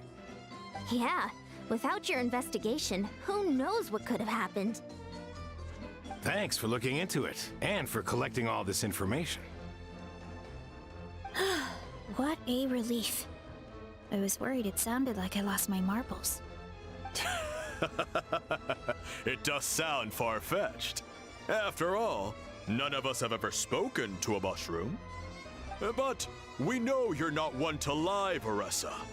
Besides, the origin of the green mushrooms has always been a mystery to us. Thanks to you, we now know something sinister could be going on.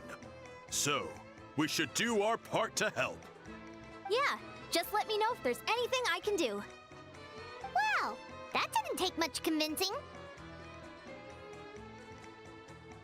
Oh, wait! You said the mushrooms needed to be cooked at high heat, right? I can do that for you right now. I'll be quick.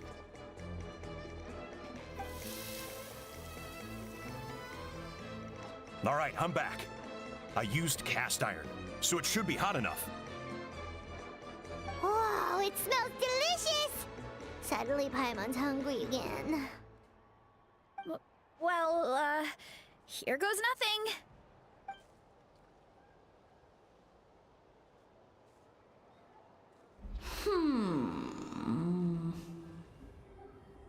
Wait, that's his voice!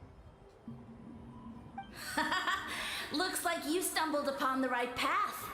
But this temperature does not demonstrate even a fraction of the sincerity I require. Did you really think some common stove could generate enough heat to earn the acknowledgement of the Sage Lord? Humans are such a disappointment. You can solve my riddles when the answers are handed to you on a silver platter. But as soon as there are no more hints, not a shred of intelligence in sight. Do try and use your brain this time. How did it go? Did you hear the voice? Annoying menace of a mushroom! The Sage Lord of Fungi said the heat's still not high enough. Sage Lord of Nitpicking, more like! Not high enough, huh? I guess that means we need a more powerful source of heat. Attention, everyone! We need items that can generate intense heat. Anything you can find. I'll see what I can do. Leave it to me. We should take a look too. Definitely. We're Ja, not super familiar let's with this put area, the bitch on the though. wall, Do you genau. have any ideas? Nothing concrete, but we could check around the volcano. It spews out all kinds of stuff. Maybe there's something we can use. Awesome! Let's go! Paimon's gonna find something scorching hot and then throw it in that stupid mushroom's face!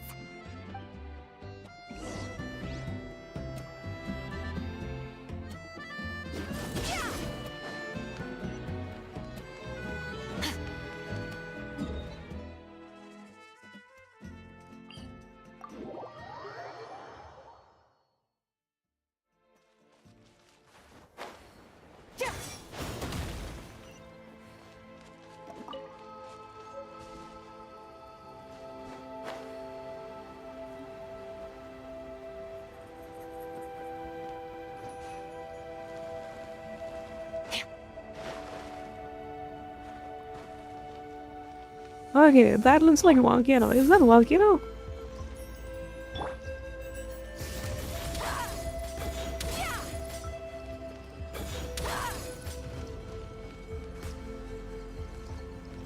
Damn, will we get away with that? I'm kinda highly.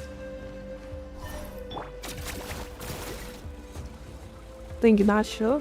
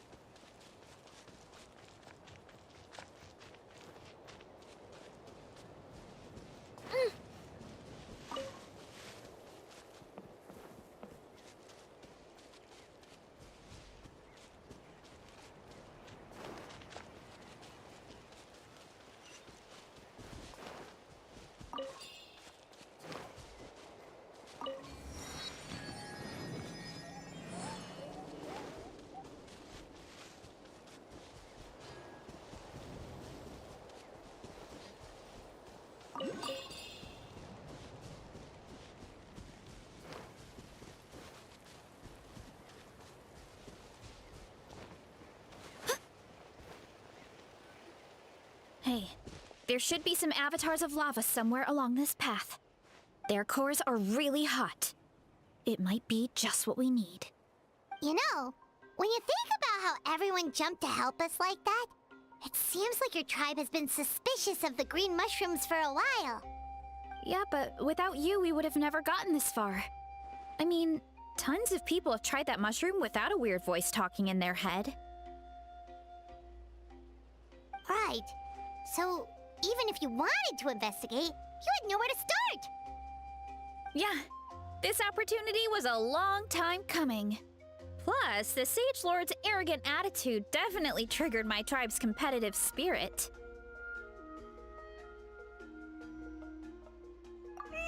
vrchat doesn't seem competitive most of the time, though. Outside of training and fighting monsters, at least. Yeah, well, I don't really like fighting or competing, to be honest. Simple day-to-day happiness is what matters to me. Still, I've learned a lot from Kojian-san. She taught me that strength is a means rather than an end. We get stronger so we can use our strength when it counts. Like during the Abyss invasion. Having the training to master my vision meant that I could do something to stop it. So, no matter how scared I feel, see you. I know I Okay, have to bye be bye, brave. bye bye. Because people are counting on me. Hello, how are you doing? Thanks. It's a work in progress. I can only hope that one day I can be as brave as Lady Fiatena. Alright, we should keep looking.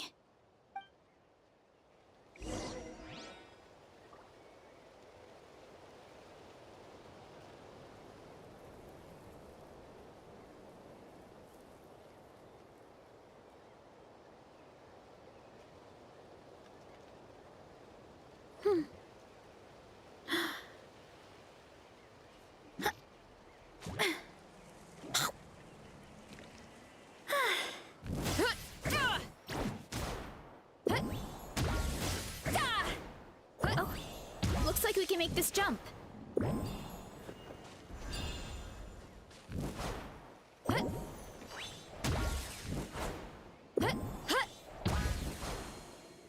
Kapow! Running late again. Uh-oh! A falling rock! That avatar of lava pushed it down. Come on, let's charge. Charge?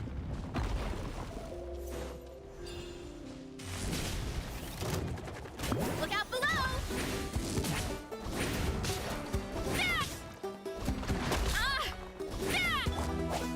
The night is cold. Don't be scared.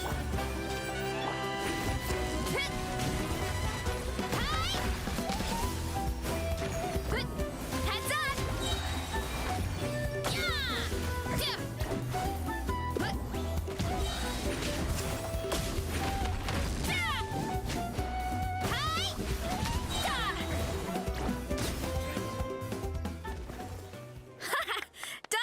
Dusted.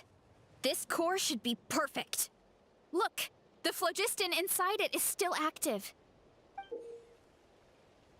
Oh, let's see! Woo! Hot! A few more chunks like this and we should be good. Come on, let's keep heading up.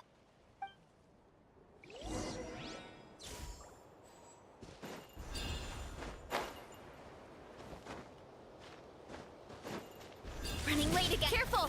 3 avatars of lava ahead. Not now.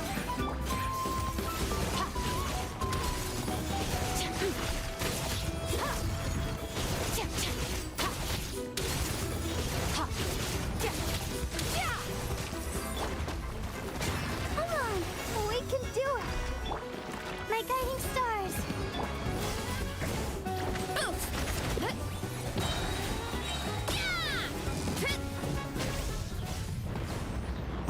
Heads up! Oh no, not good! The volcano is acting up again!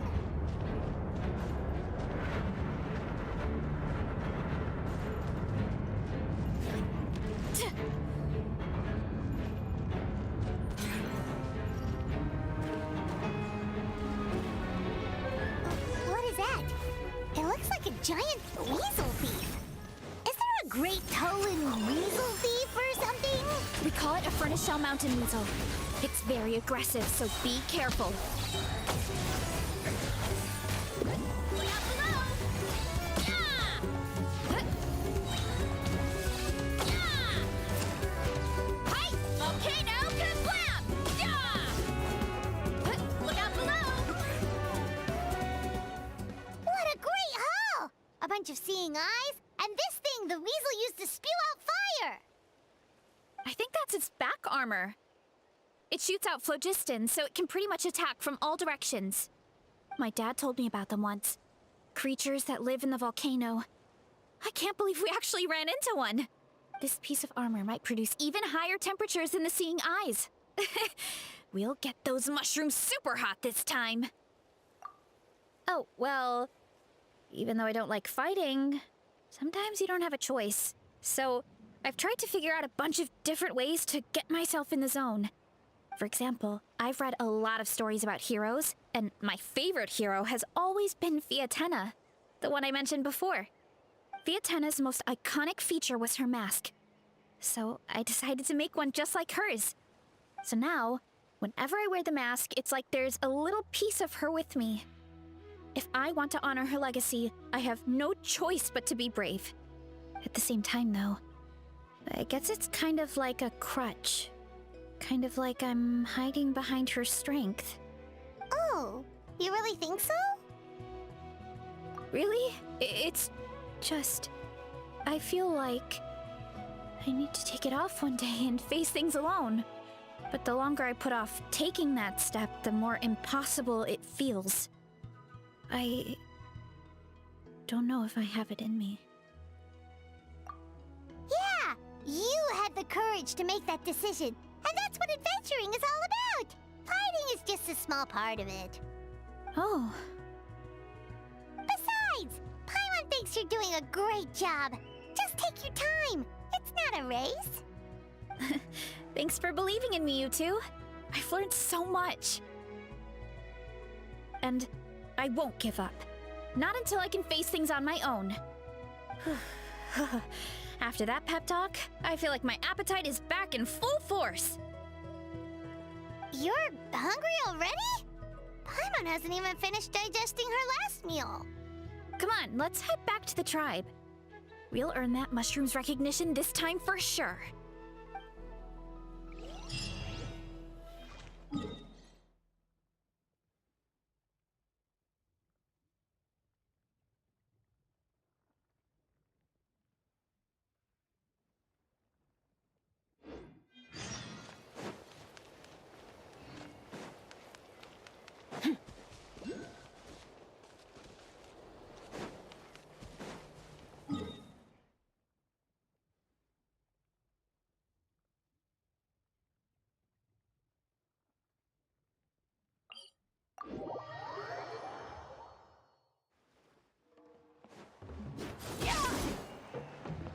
Fearless.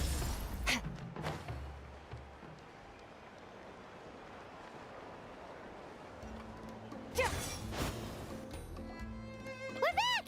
And we found a bunch of stuff to use! Great! We're almost done with the preparations at our side, too. I've managed to get these iron chunks red hot. We should be good to go.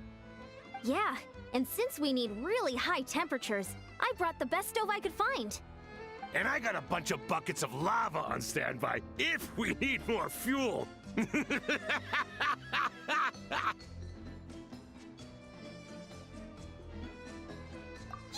but the things we brought aren't your typical cooking utensils either. Well, that mushroom started it, right, everyone? Disrespecting Varessa and her guest of honor. Yeah, we'll see what sort of excuses it can come up with this time. Thanks for the help, everyone. It really means a lot.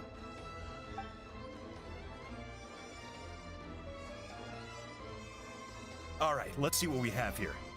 Huh? The armor of a furnace shell mountain weasel? Don't tell me you went into the volcano. No, it erupted out of nowhere, and then the weasel appeared, and then, well, anyway, we got this in the end. Either way, this is something special. Back when I was training to be a chef, I studied the effect of temperature on different ingredients. This kind of armor produces intense localized heat. It's great for fish because you can get a nice sear on one side without overcooking the other. Anyway, let's get started. The mushrooms are all ready to go. All right, let's go!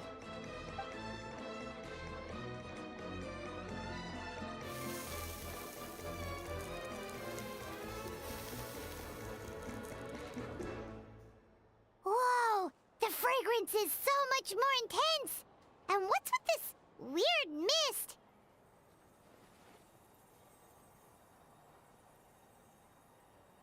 Wait, no. Something's not right.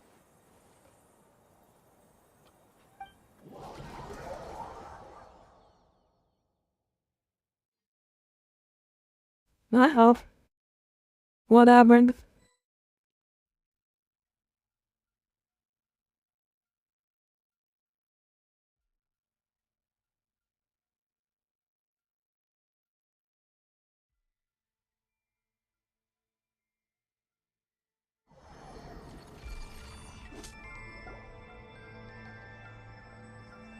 Where are we? Where did everyone go? I have no idea. We just showed up here. I can't see the others anymore. Huh? Is something wrong? That's a cuddle! Chief! We don't know where we are! What? I know it's hard to see through this mist, but aren't you here at the tribe with the rest of us? No. What are you feeling?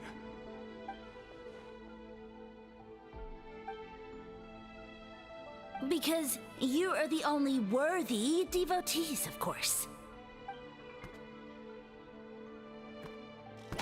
Evil jerk of a mushroom, so this is what you look like! He does look a bit more evil than the other mushrooms we met. I am no longer concerned with your insolence. On the contrary, I am satisfied with your performance. So, as promised, you shall have the answers you seek. Of course, I have a goal of my own. Let me reiterate once more. The great sage lord of fungi, that would be me, is extending you the honor of becoming my subjects. Ha! The only way anyone's serving you is on a platter! Now, don't be hasty. It's inadvisable to speak in absolutes. You refuse only because you have yet to witness my miracles. Cherish this opportunity. It may not come again. As you know, Tivat is not a peaceful place. The gods wage war against one another. Monsters roam the land. Humans live in squalor. But then, humanity discovered me, and learned that I could grant them unlimited power to fell even the most fearsome of enemies. Huh. If we want to become strong, we just have to eat this! Woohoo! Those monsters are no match for me! And so, the humans worshipped me as their savior. And in return, I revealed my identity as the Sage Lord of Fungi. You really expect us to believe that? Besides, as far as enemies go, a few puny fungi aren't that fearsome. Such arrogance! Take that back and apologize before I lose my temper. You wish! I mean, those monsters really don't look that scary. Not the kind you'd need a miracle to defeat anyway.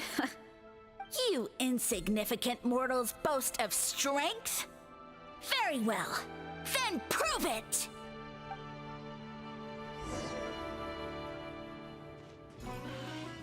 The night is cold. Let's dance. Right here.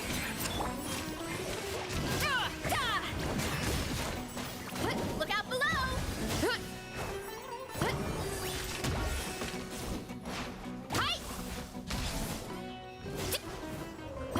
Heads up!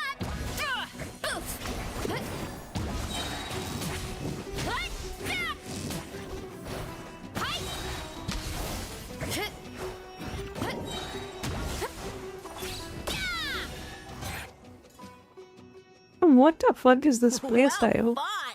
You see? You ate a fair amount of my clones, and now look what you can do. Huh. My eye for subjects is as discerning as ever. Huh. Weren't we insignificant mortals just a second ago? Weird. I'll admit, you're not entirely useless, but my miracles are even greater than you can imagine. No, don't just... another cryptic one-liner and another disappearing act? It's gotta be a mushroom thing at this point. Well, what should we do? Follow him? Yeah, let's go. I think he's trying to tell us a story, although I'm not sure if I like the plot.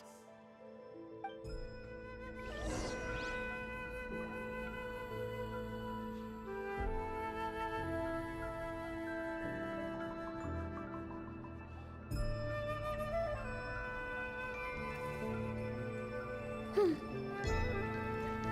to roll!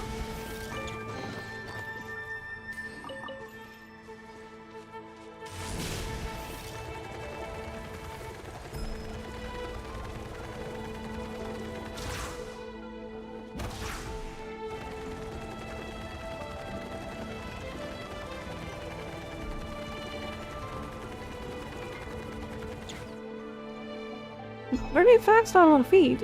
That's for sure. I think she runs faster than Monika's bike. And, with my power, created countless clones, with which I could bestow upon them an endless source of sustenance. Food is a scarce resource. A faith that provides for the needs of the flesh is the most practical and noble of all. And as my subjects gave themselves in service, either as civilians or warriors, I rewarded them with mushrooms in proportion to their contribution. The most exceptional among them could receive as many as 20 mushrooms a day. That's it? What are you insinuating? Are mushrooms not enough? Well, it's possible people couldn't afford to be picky back then. Yeah, but now even Saurians have more options than that. Sustenance and strength. Such are the pillars of faith. So what do you think? A pretty enticing offer, wouldn't you agree? Once you become my subjects, all you have to do is build a civilization dedicated to the mushrooms. And then... What do you mean, what happened next? Right. If the humans dedicated themselves in service to you, then shouldn't you have your own tribe at this point? Or even your own nation? But I've read a lot of woven scrolls about the heroes of Natlan, and I've never come across anything about some kind of mushroom savior. Of course not. I was in a different nation at the time. I don't suppose you know their history, too. Yeah, and we didn't hear anything about a mushroom civilization. I never said it was Sumeru. I have no idea where that assumption is coming from.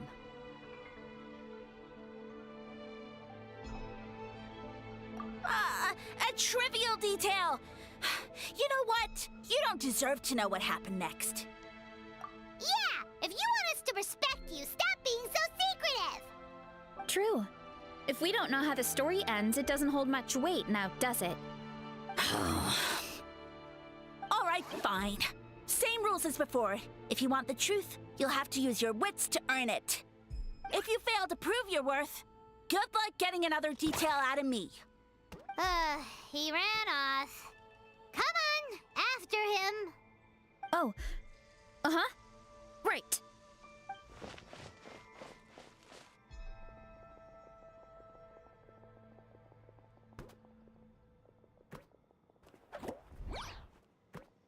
He jumped down from here! So it looks like we just need to... Is something wrong, Traveler? Off? How? That's how I feel too. Based on his personality, if he won't tell us how things turned out in the end, it must be because it's not something he can brag about. Besides, how did he even get from Sumeru to Natlan? Seems like he's avoiding that subject too. And Through it all, he still hasn't given up on recruiting us. Even though he's in for a rude awakening. Yeah, he seemed pretty annoyed with our questions. Why not just kick us to the curb?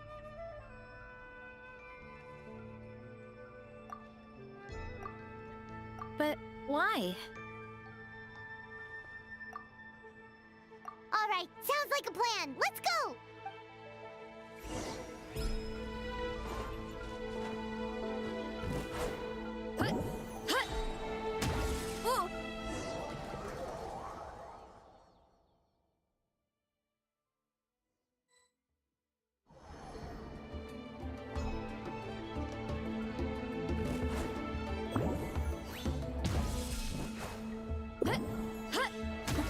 Catch me if you can!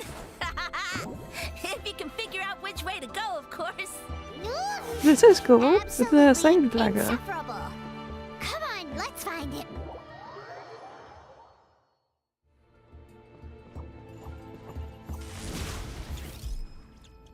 Hurry up, Brassa!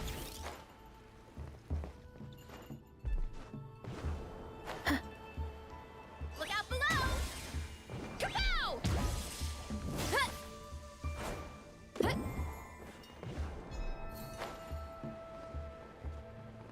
Look out below! Leave this to me. I'll clear a path for you.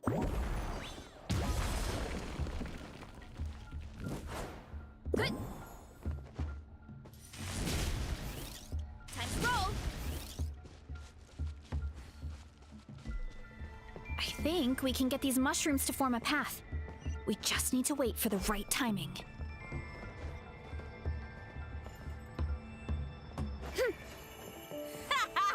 Get a load of this! Watch out, Marissa! Don't worry about me. I've got this.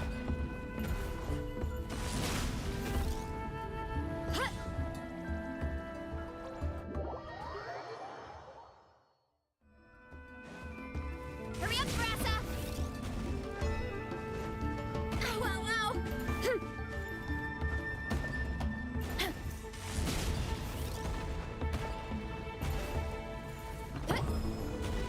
Running late again. Ah! I was able to make it. Hurry up, Brassa! I don't know why it stops like that.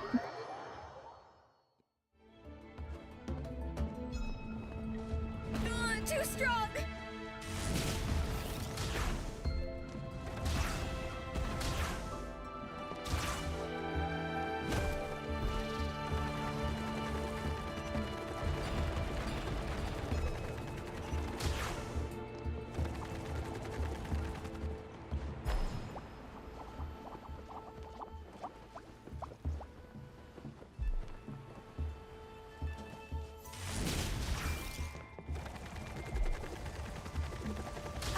A dead end? Jump up. Let it give us a ride.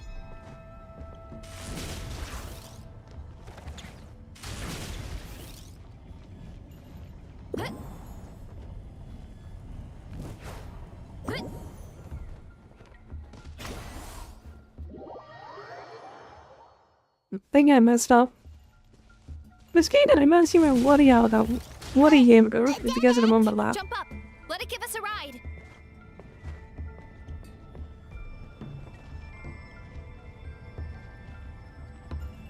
You know the worry been and the best game? Kinda reminds me of that. All right, this should be good. Get ready and jump.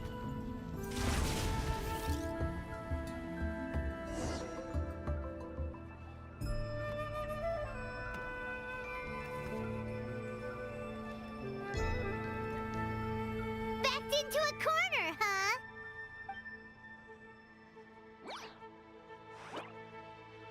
We've got you this time. Ow! Well, that hurt, you know.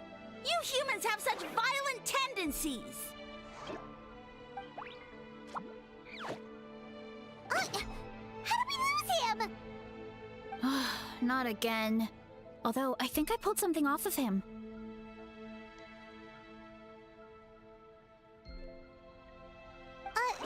A ball of mist! Oh no, it's spreading! Ah! They're gonna eat us! Gonna eat us! Eat us!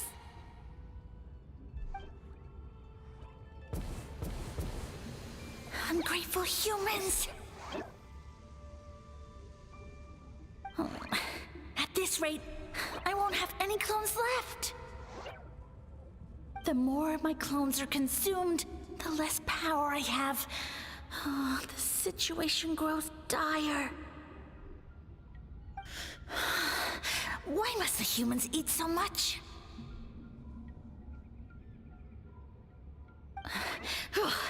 My power is all but spent, but it was still enough to control a single human at least. Now all of Sumeru knows how scrumptious my mushrooms are, so if I want to grow, I must relocate. And if I want it to happen fast, I need suitable environmental conditions. You!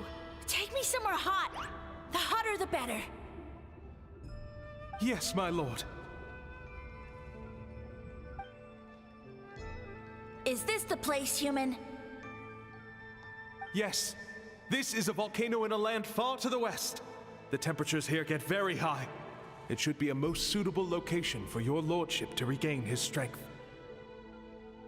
I shall now find a good place to plant you, my lord, so that your mycelial majesty may take root in this fertile land. Yes, proceed.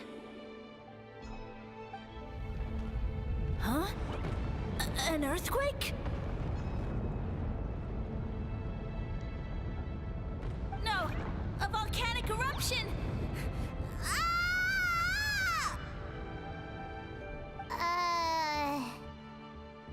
So that's how it ended.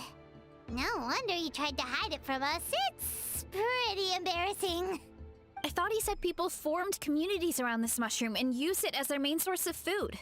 Yeah, but it looks like his following got too big and he couldn't keep up with the demand. Huh. He used the mushrooms as his main recruitment tactic. But then the situation got out of control. Which means the more mushrooms the humans ate, the less powerful he became, right? Wow. So his following didn't last long. Nope. Which explains why there aren't any records about some kind of mushroom civilization. In the end, he mind-controlled a human to bring him to Natlan and then got buried under a pile of volcanic rocks. Yeah. For who knows how long. When we were talking to him earlier, he seemed kind of, out of touch, you know?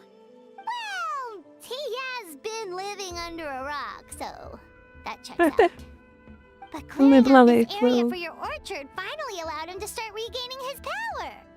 Yeah, that sounds right. My parents always thought it was so weird that mushrooms kept popping up around the orchard no matter what we did. Now it makes sense. Wait, but if everything we saw is true, that means this mushroom has mind control powers or something? That's a recipe for disaster. Hold on. Do you remember what he showed us? A group of humans worshipping a giant mushroom. It just doesn't make sense. They must have been mind-controlled. But when he started running out of power, he couldn't keep it up. Oh, yeah. Maybe that's why he doesn't seem to be able to control us either. Oh? Why? All right. Then let's find this mushroom.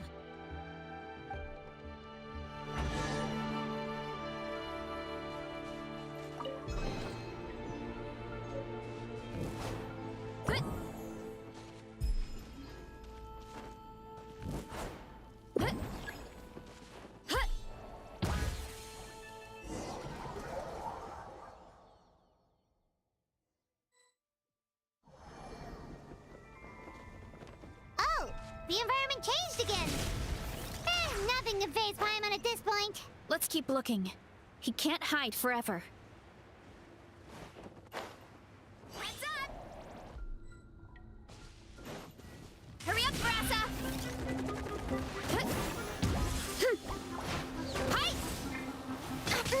My the show be... Extinguish!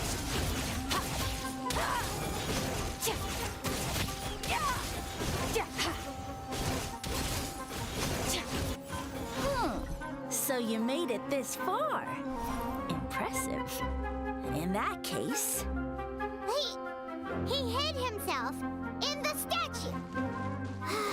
What should we do? Actually, that checks out. We're just gonna smash it, right? Cool.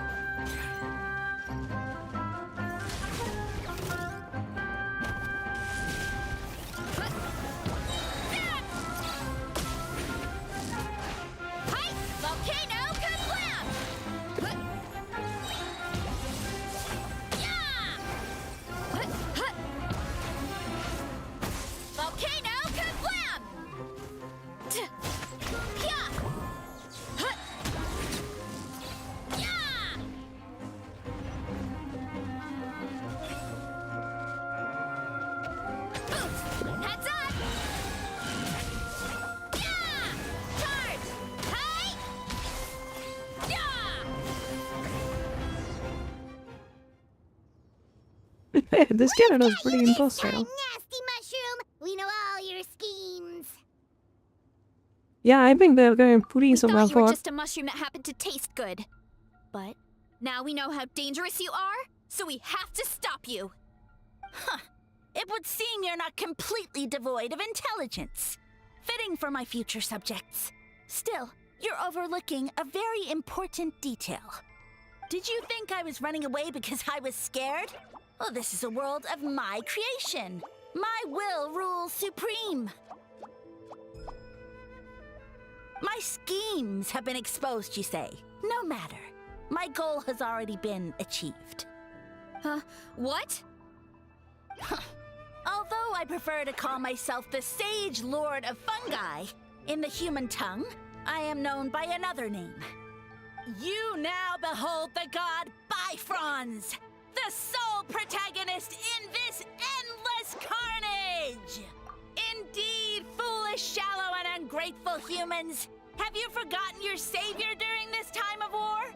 I am the god who's protecting countless of your kind during this Archon War. You have no food in which to satiate your hunger, no means with which to counter the hordes of monsters, and the gods loom overhead, capable of reducing you to ashes with a simple snap of their fingers. Just one word, and you could have had my protection. But now, that opportunity is lost forever, and you only have your own stupidity and arrogance to blame. No matter, my plan has already succeeded. What you saw when you cooked the mushrooms was not mist, but spores, set to sprout into green mushrooms very soon. And that's where their true power lies. Because, given a bit of time to grow, green mushrooms will multiply exponentially. You see, considering my current level of power, I had no way to create large number of clones. Unless, of course, I had access to a source of extreme heat. And you delivered one to me on a silver platter. That was my plan all along. So, you kept running away from us because you needed to buy time? Precisely. Before long, the green mushrooms will multiply at an unstoppable rate, allowing me to return to the peak of my power. Then, I shall reclaim my dignity and status as a god, achieve victory in the Archon War, and take revenge on Sumeru. You have no concept of time, do you? Newsflash, the Archon War is old news, buddy.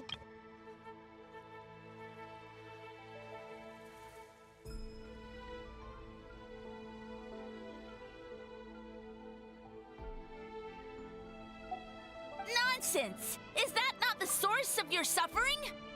All I hear in this land is war this and war that.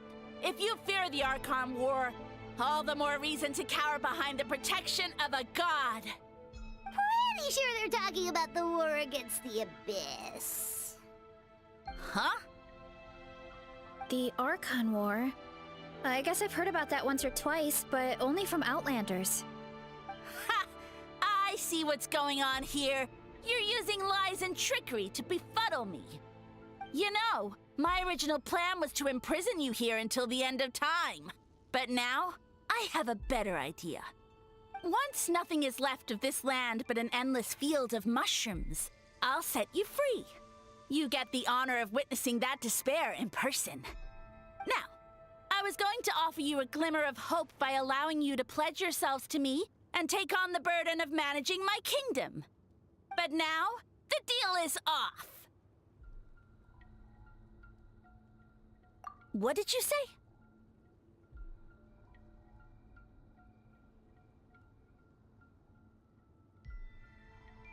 The Traveler explained everything. The only reason I could hear you is because I've eaten so many mushrooms over the years. Yeah, and Paimon ate a whole bunch during the competition. Paimon's small, so it didn't take as many mushrooms for her to be affected. Point being, most people would have to eat a monstrous amount of mushrooms to even hear you over the buzz of a mosquito. So you latched onto us as a group of people who can actually hear your voice.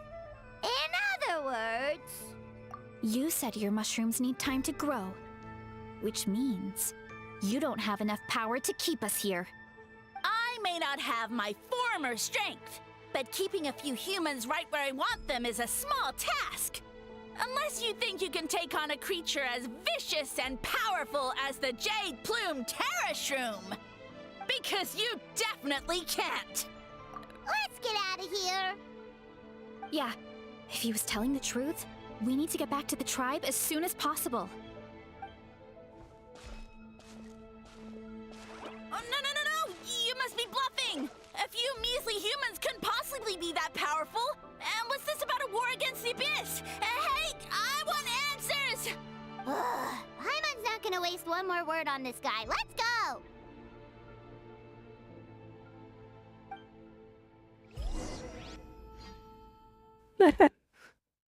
He got divine, he got cancelled.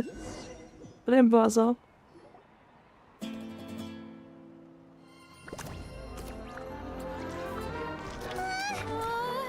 What should we do? Worried? Ha ha ha! Don't be! It's just a few mushrooms. Atoli! Get ready to feast!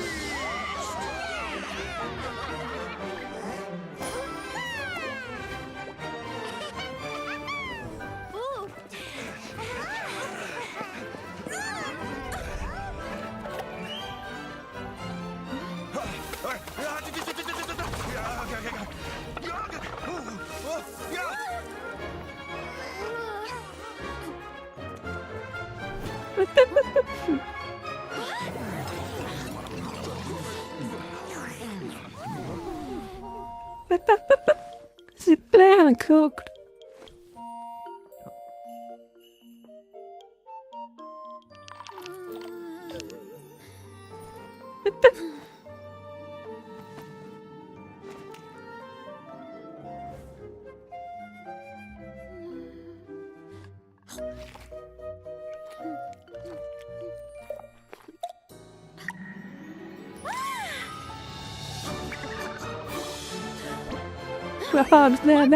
There goes his mushroom kingdom.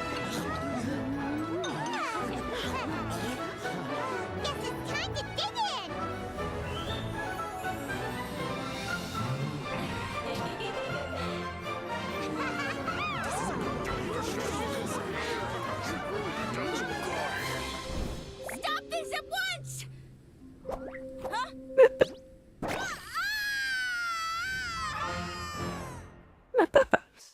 Leave Buzzer. What a great meal. Thanks, everyone. I feel like a whole new me. And with that, we took care of all the green mushrooms. Now, care to tell me what happened earlier? It was lights out for all three of you. Someone planted a god in Varessa's orchard, and she's been eating it ever since. Yeah, we know not every god that's still around is super strong, but this one reached a whole new low.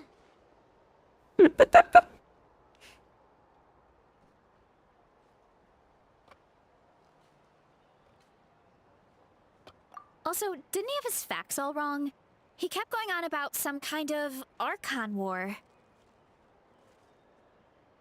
Ah, well, Natlan was never part of the Archon War, so it rarely comes up around these parts. It makes sense that you don't know much about it, Veressa. Whoa, hold on. Are you serious? Of course. The infighting between the dragons pretty much took over everything. So, there was no room for the gods to join in. Yep, that checks out. Living under a rock all those years, Mushroom God wakes up, thinking it's still the Archon War, and tries to use that to convince people to worship him. Little did he know, our lives are much better now than in the Age of the Dragons. So what do we do now? It can't be easy to slay a god. I guess it's back to business as usual. As long as we keep picking the green mushrooms, that god is just a tasty mushroom at the end of the day. Actually, Traveler? Can I borrow you for a minute?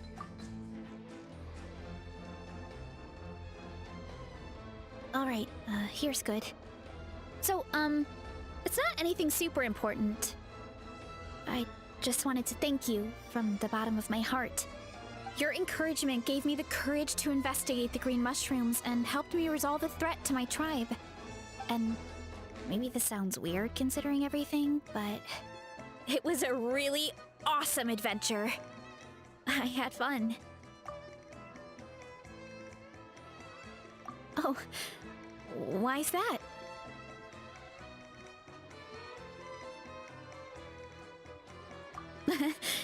You're right. I never thought my appetite would save the day. It's pretty surreal.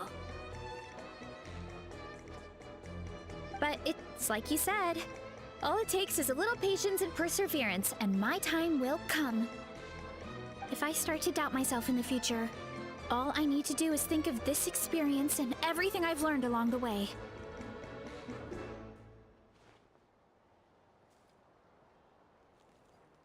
Hey, you two! Akata was saying that since a scholar from Sumeru warned the tribe about the mushrooms, someone there must know about the mushroom god.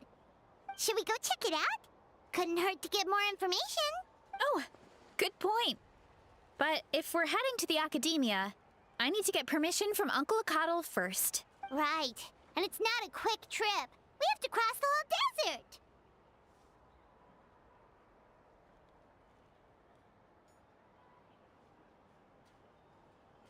Good idea. Let's check it out.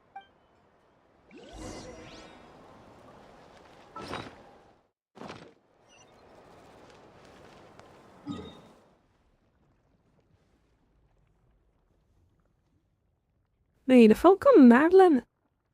So weird. Natlan is so weird compared to the other nations by the looks of it. They don't exactly have a god. The Pyro Arcana state is it's just a free for all, pretty much. Really weird nation indeed.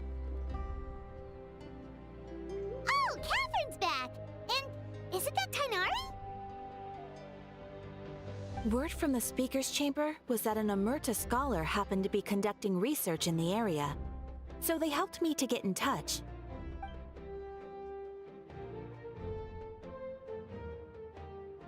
Yep, you're an expert, so you must know all about him, right?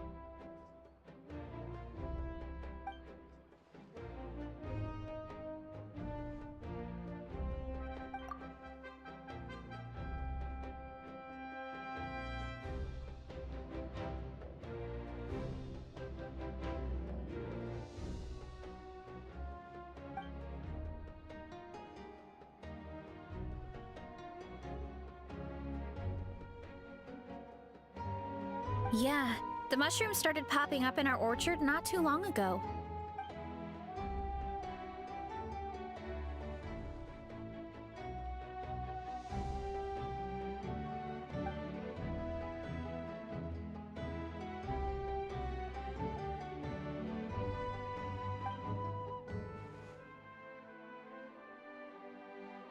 Of course. You're welcome anytime. That's a huge help, actually. I wanted to ask, though, you said what remains of his clones? Does that mean there are clones outside of Natlan? Even now?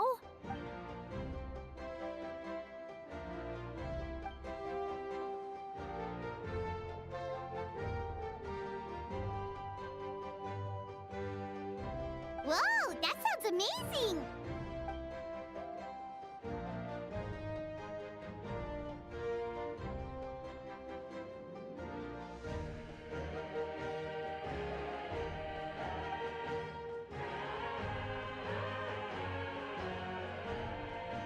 We should go see Zamaran one of these days! Ooh, I'll come. It'll be nice to interact with a friendly mushroom for once.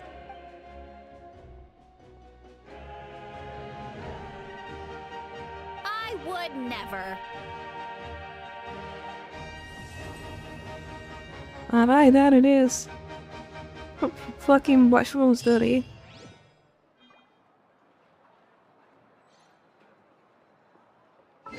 Alright, I think I pretty much did everything I want to do in this quest. Yeah.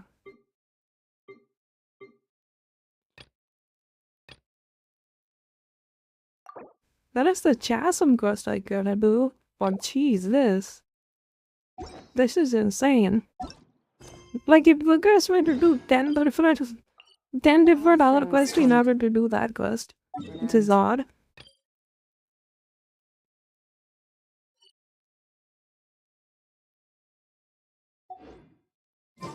Even time itself.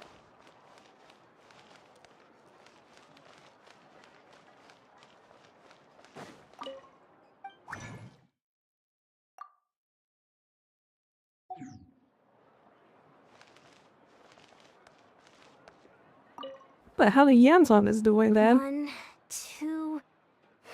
should need to make a few more. Some topical injury ointments. One of our tribesmen, the idiot, put way too much weight on the barbell for his squats. He lost control and threw out his back. He's just lucky others reacted so fast. If they hadn't managed to rush in to stabilize the barbell... I gave him a detailed, clear training plan, and specifically warned him multiple times to have me spot him if he wanted to push himself with heavier weights. But no, the fool got all full of himself, had to try on his own, and refused to listen to everyone else. Now he's stuck with a busted back. Even my special ointments can't cure him overnight. What a pain. Now I'll have to go and give them another safety lecture in a few days.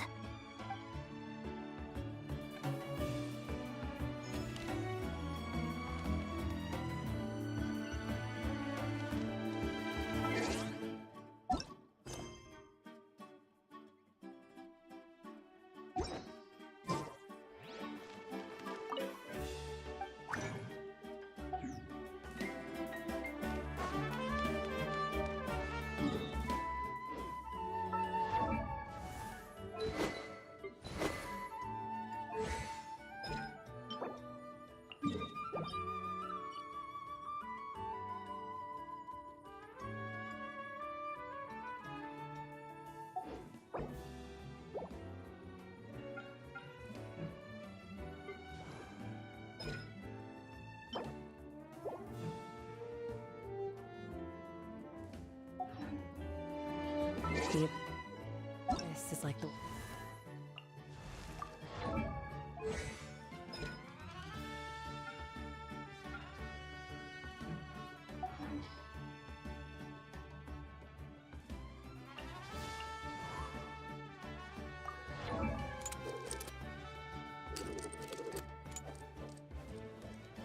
Oh, that's Eva. I see.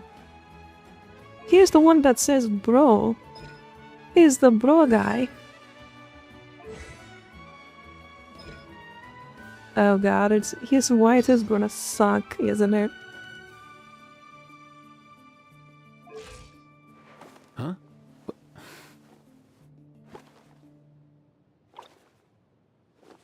Hey, get out! Cuckoo! Damn interesting character. He is an anime character, I see. Probably he's a 4-star, right? Well, it's not a 5-star. Oh yeah, he is a 4-star. World's shadow.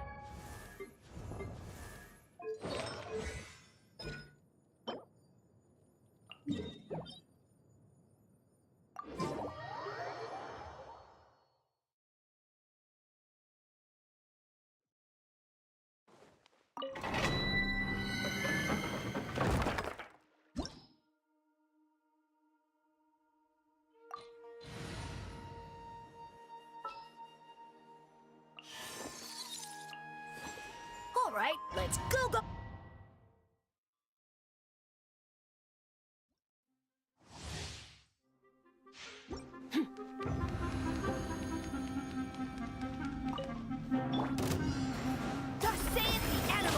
Not now. Don't be scared. Let's dance.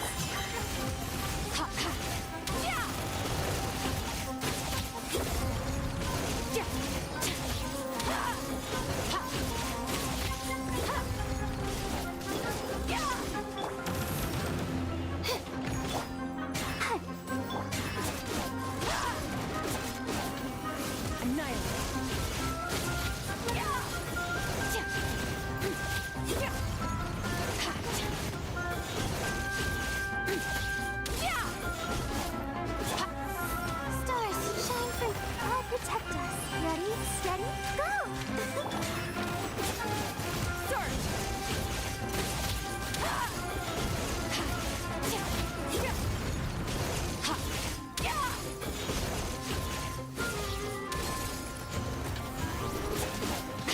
The night is cold.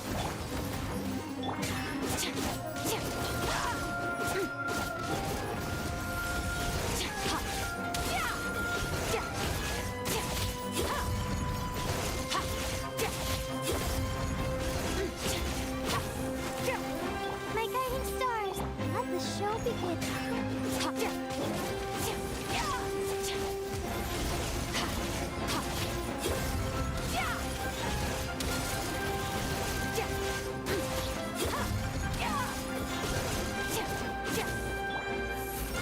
Cold, mine's a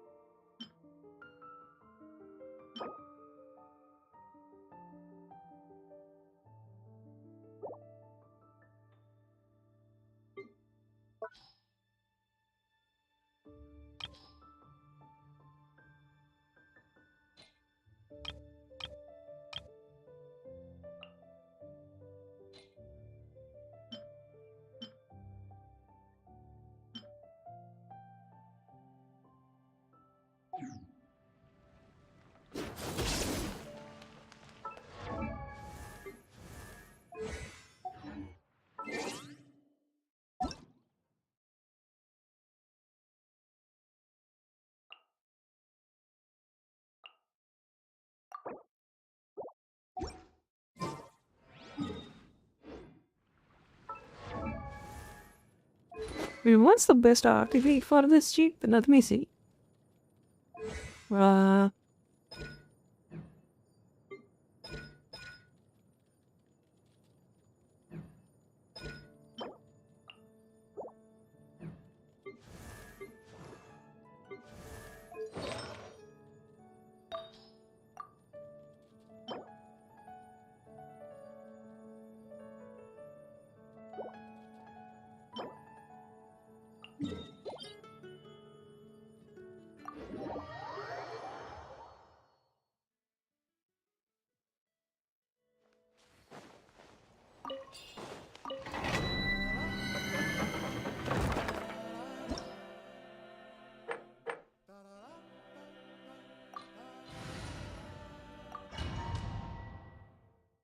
Let me see if I can still love it.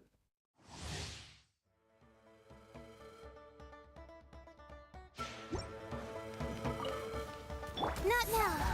Let's dance. Extinguished.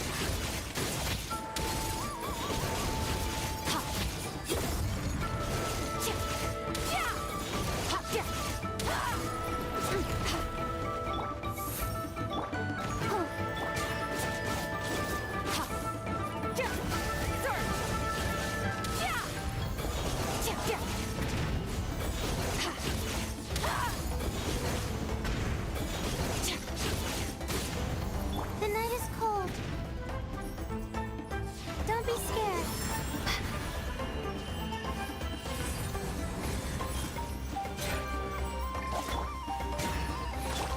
Annihilate.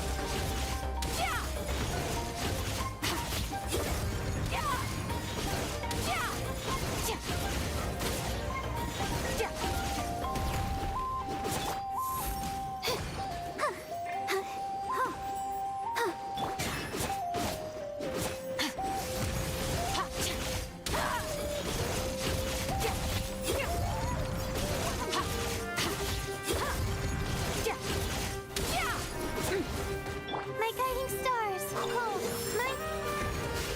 Let the show begin.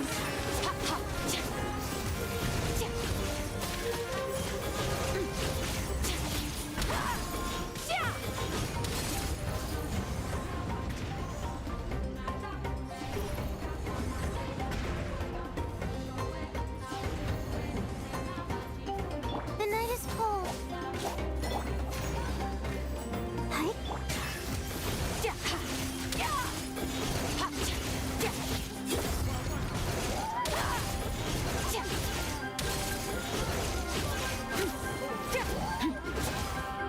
Not now. Let's dance.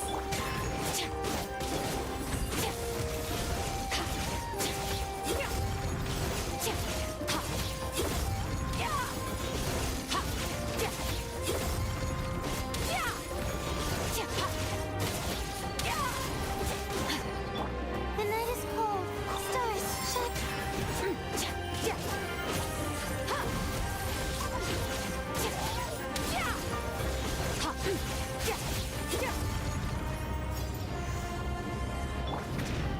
Oh. Oh. Come on. We can do it.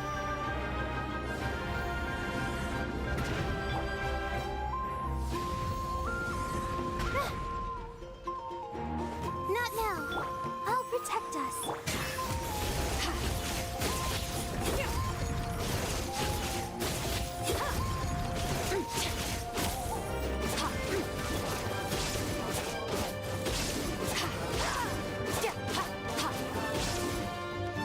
The night is cold.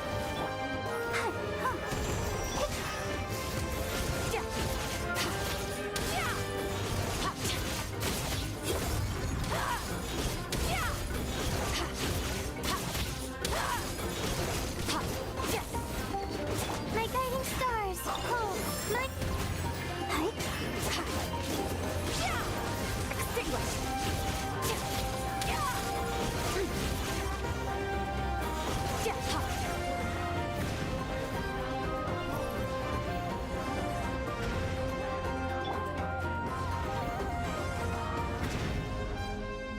How do they get this thing?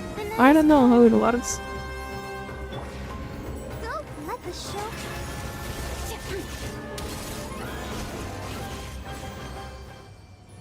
They've done flat out to give this fucking thing.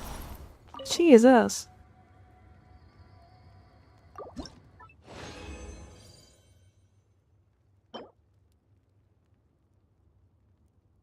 Wait, let's go. Play bad beefons. I mean, the primary stat is good, the secondary stat is dog fit.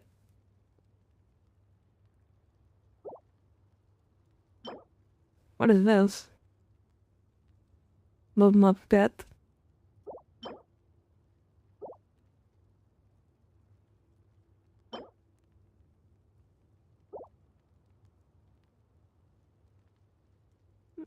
I don't know. I don't think you Was there a game out of my great vein? Blue.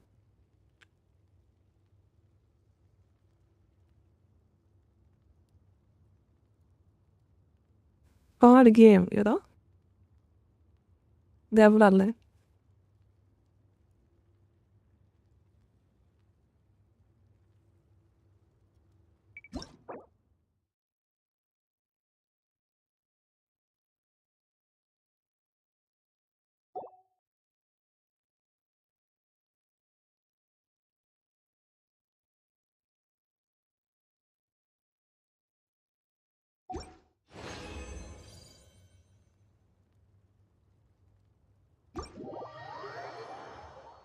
I need someone to carry me in this one. But stupidly hard.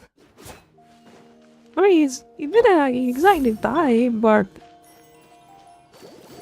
I didn't exactly did damage either. You know? Besides, that thing is level 90. My character is still stuck at level 80.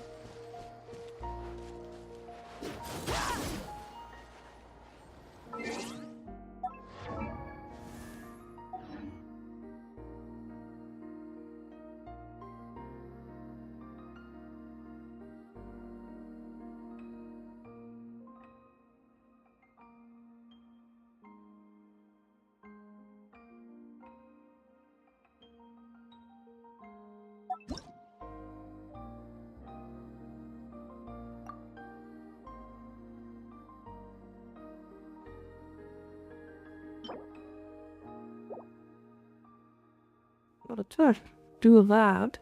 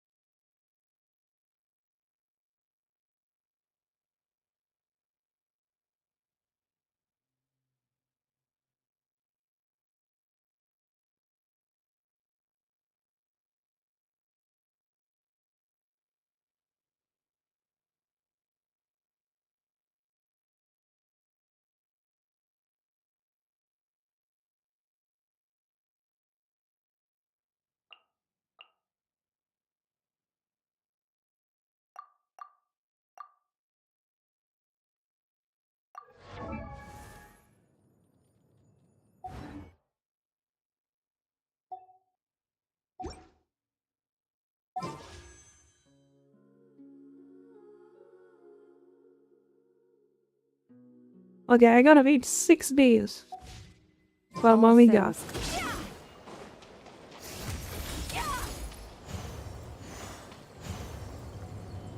Though I can farm Greg.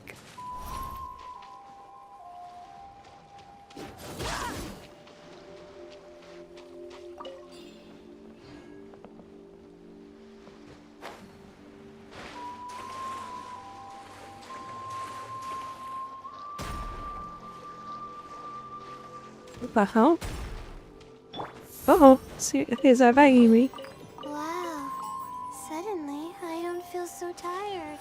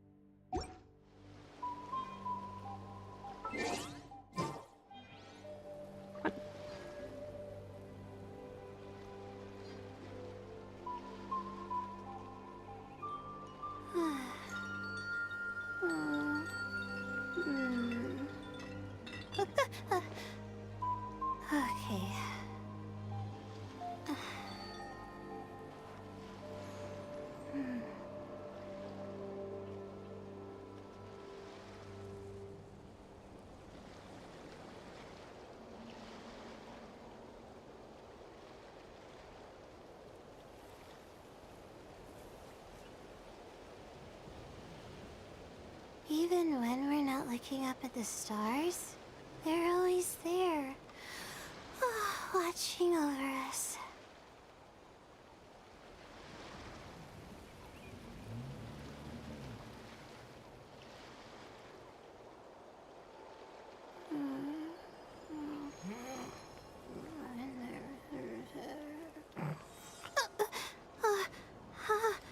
How did I do that?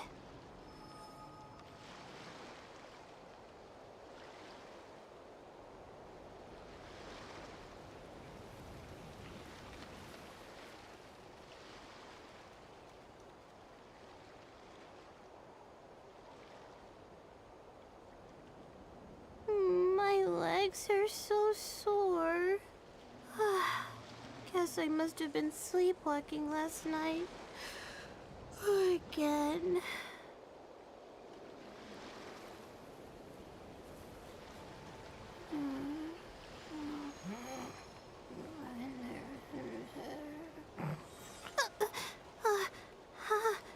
How did I do that?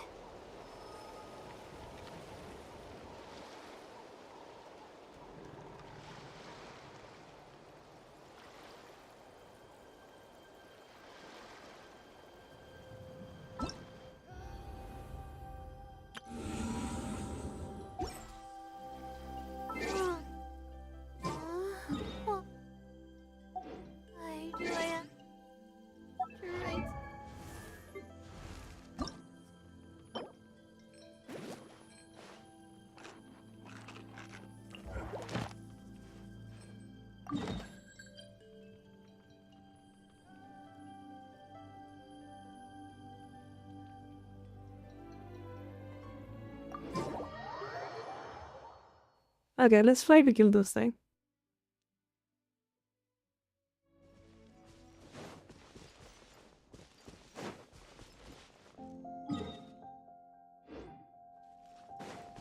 I pretty much beat the game if you ask me.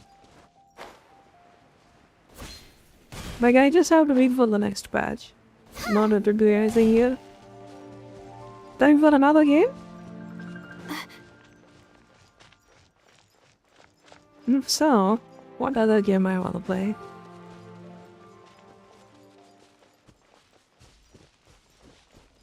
That is a good question.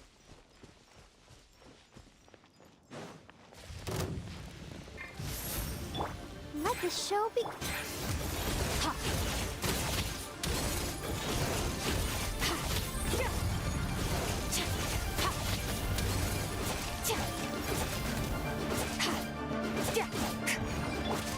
Not now. Don't be scared.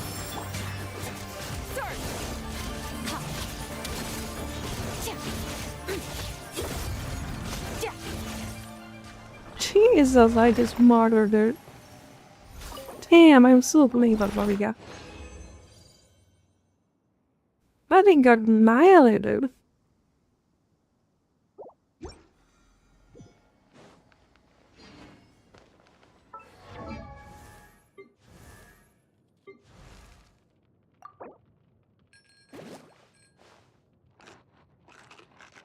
After a move, I've been able to get this journey and finally increased by what? Why? Rosario? I had Dahlia. Dahlia's in my team actually. That thing got cooked.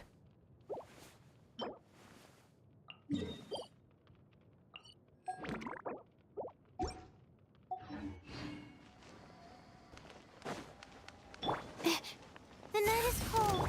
Let's dance. Extinguish!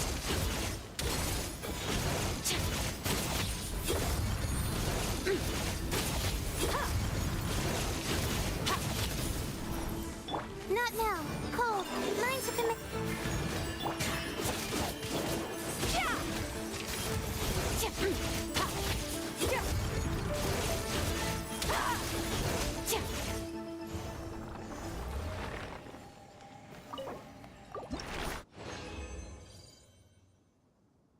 Mary, if you hit that enemy with the elemental weakness, you're gonna hit Hobbs.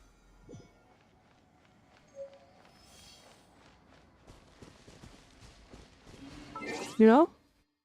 Yeah, you gotta hit the enemy with the elemental weakness. Like otherwise you're not gonna do damage by themselves it. I mean, if that's the case, you need to build it.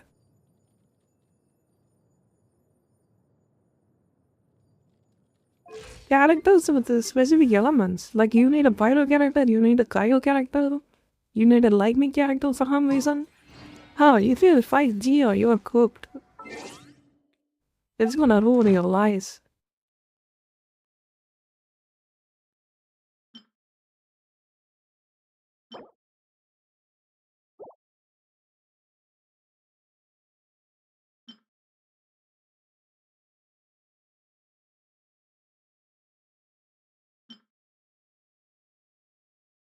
Now compare it to me. Oh, you person.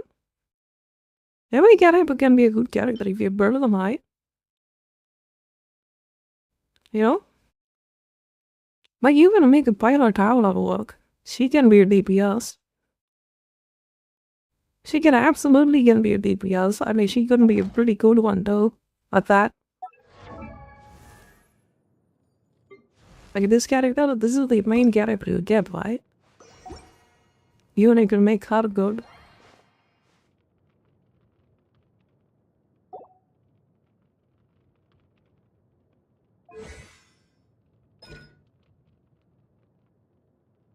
I have a brother. We have both are the same thing. Where do we come Jesus from? Christ. And where are we going?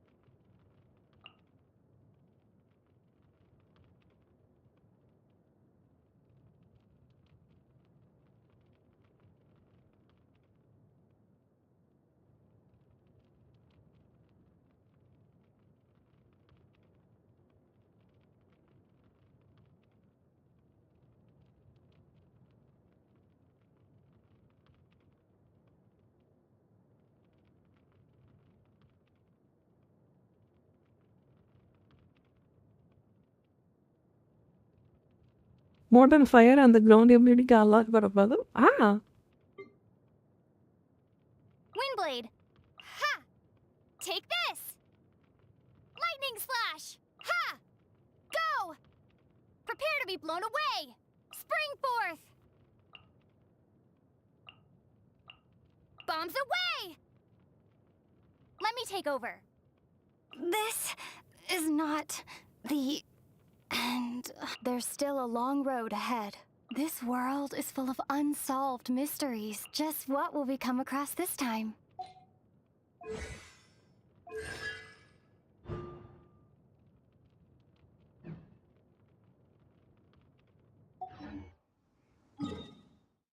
Wait, I heard the Capitola actually gives you the 6-star for this character. I don't know if it's right or complete bullshit. I'm gonna teleport there and see it. I can't teleport there? Oh, you fucking bitch. I can't even teleport there? Seriously?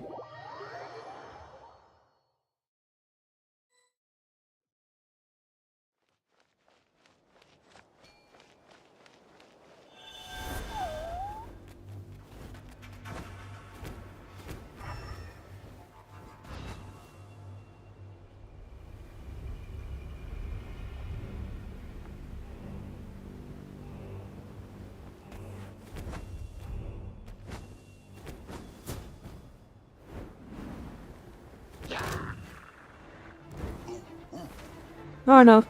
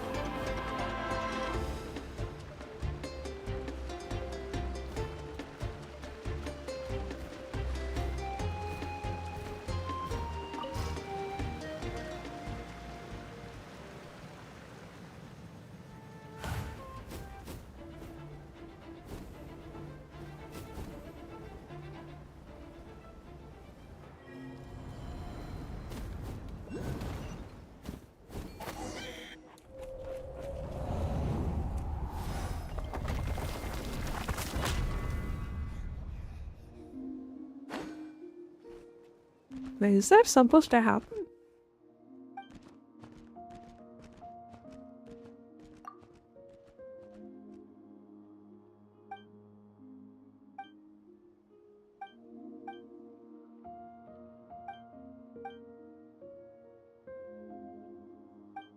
Once we get theater? Oh, yeah.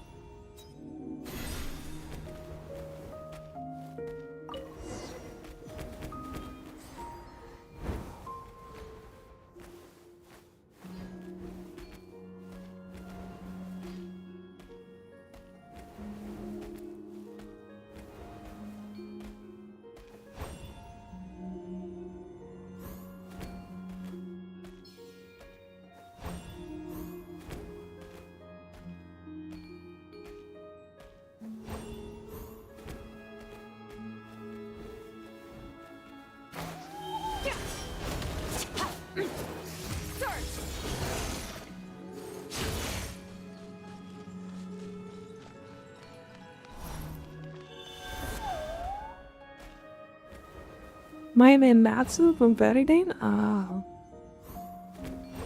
You actually played with this story though? Oh. Yeah, how do I get out of here?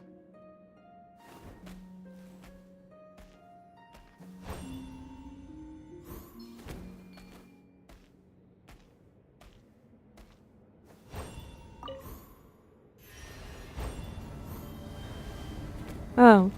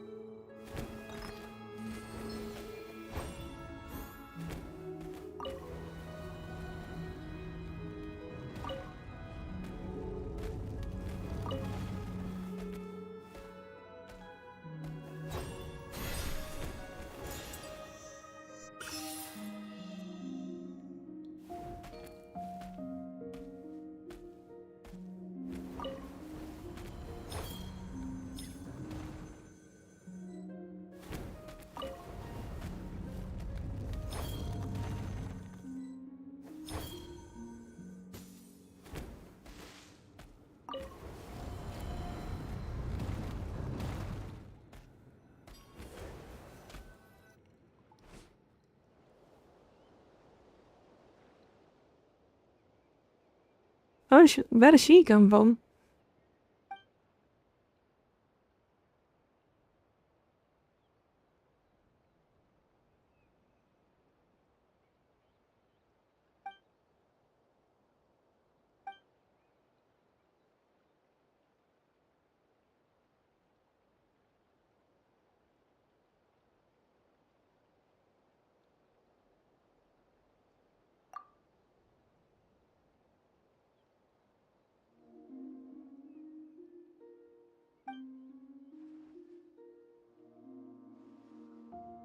This is Paimon, my employer.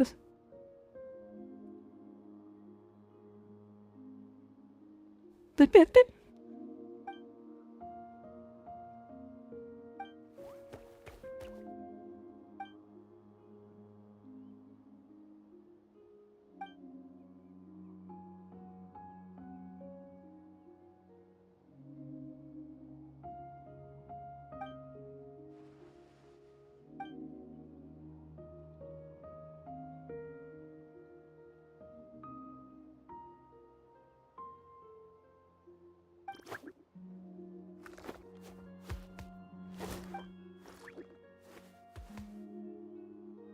What is the Jade of Rutan? How do you know what it is?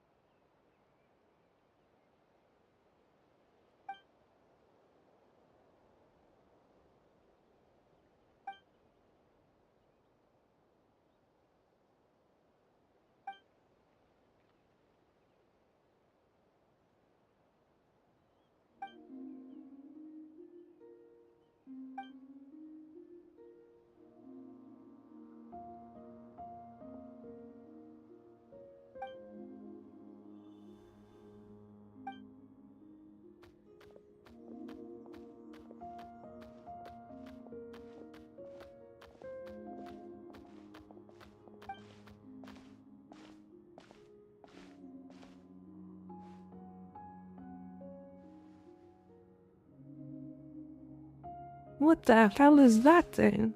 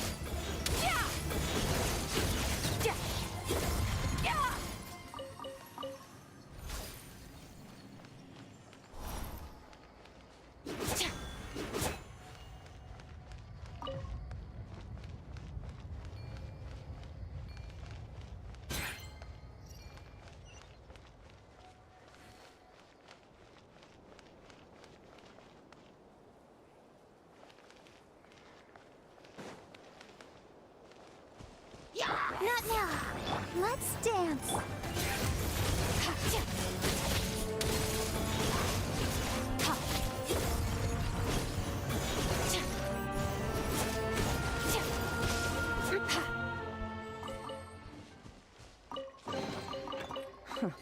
You've earned yourself a reward. Yeah.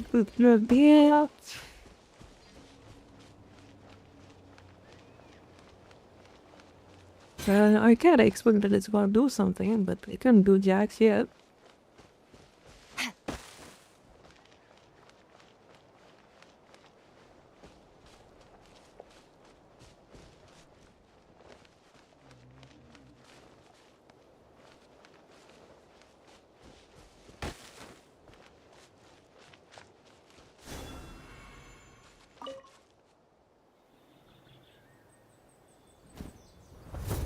Well, there comes the dragon again. Carbon bombing us.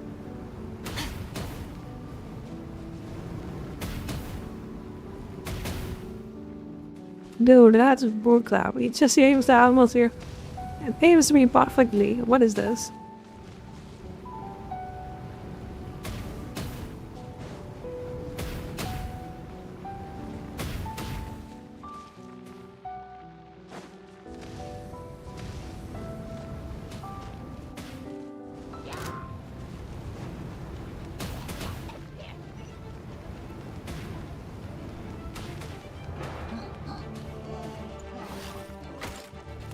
Then take a shape of the human? What the hell?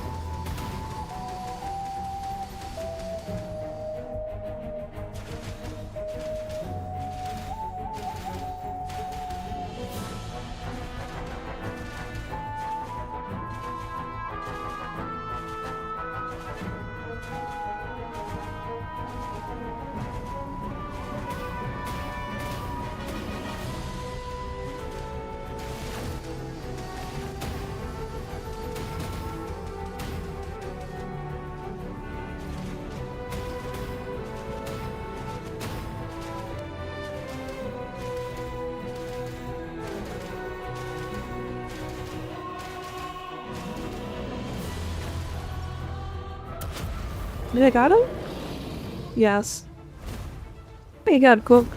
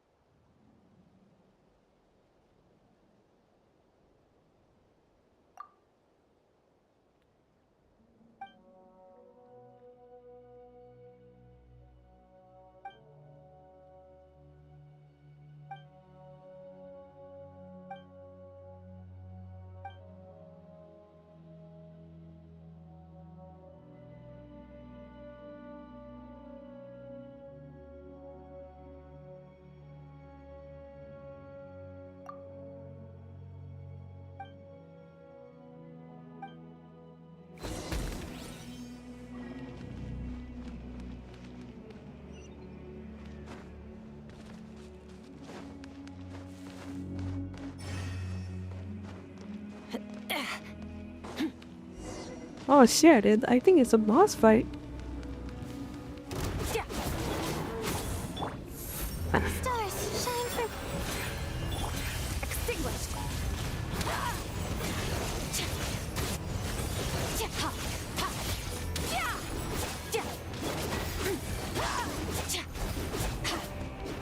Doesn't look like I'm doing any damage to it.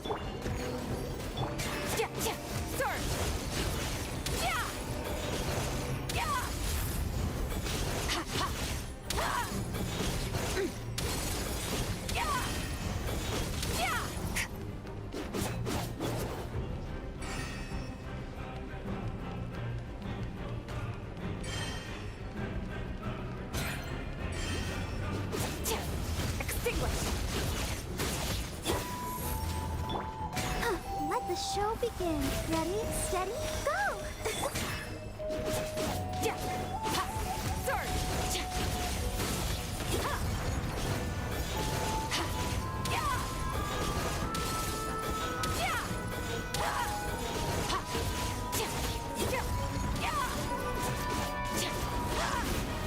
My guiding stars. Pull.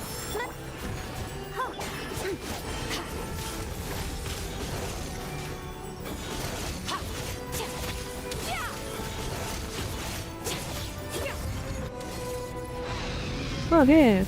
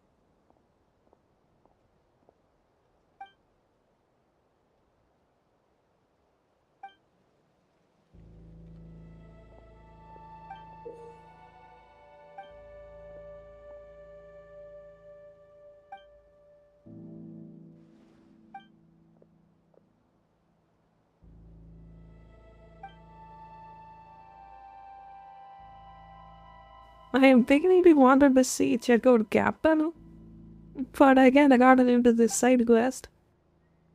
I think probably I had to do the side quest in order to unlock the area. That's what I think.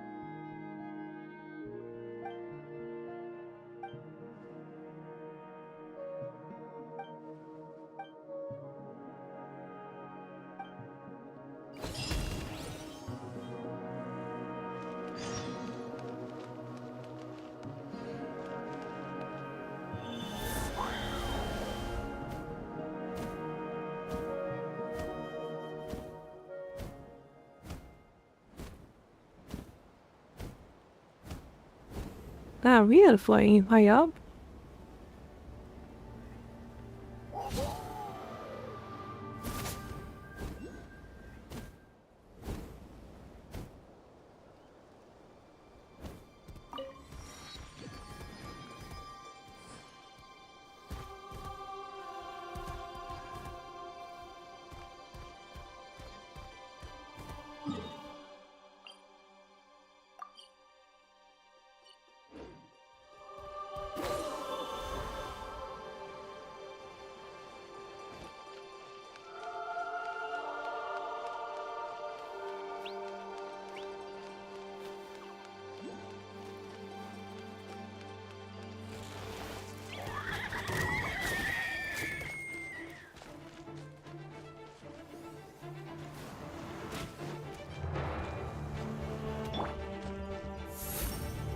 I'll protect us.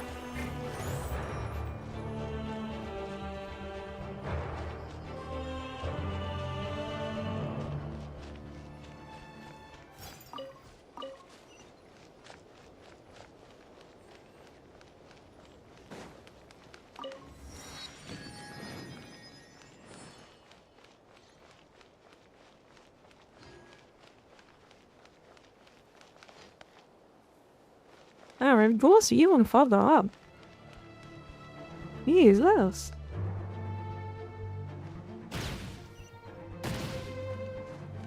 Uh-oh.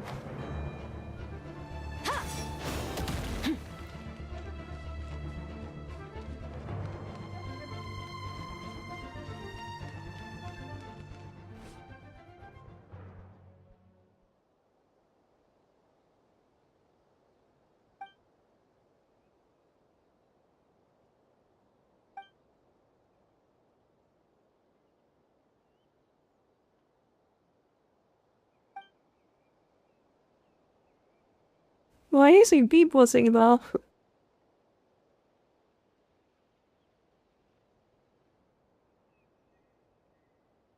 That's so dominant, I guess.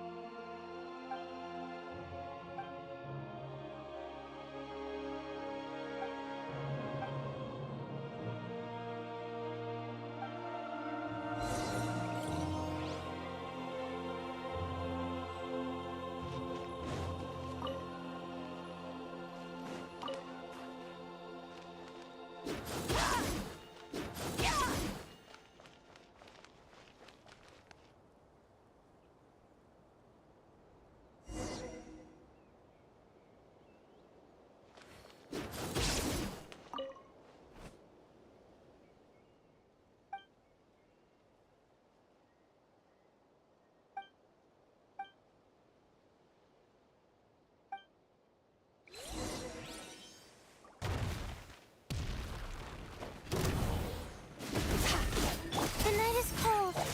Let's dance.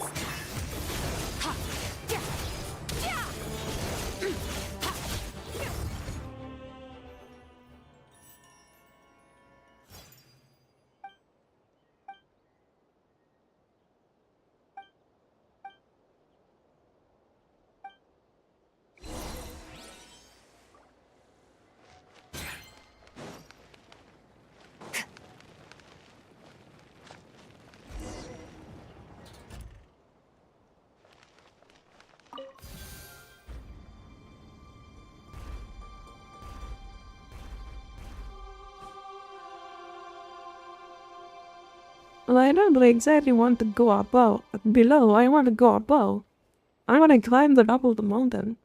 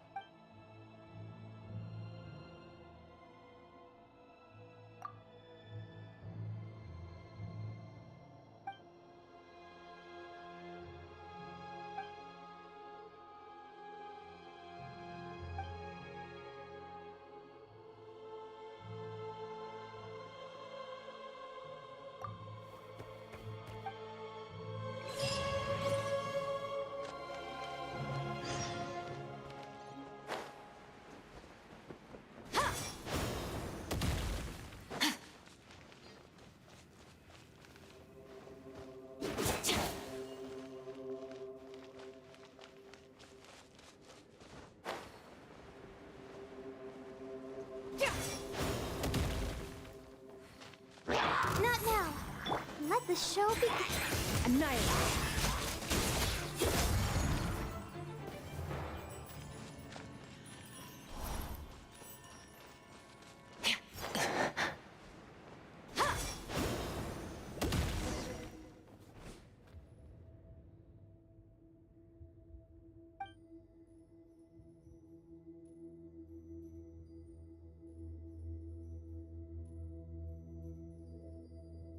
What the hell is this?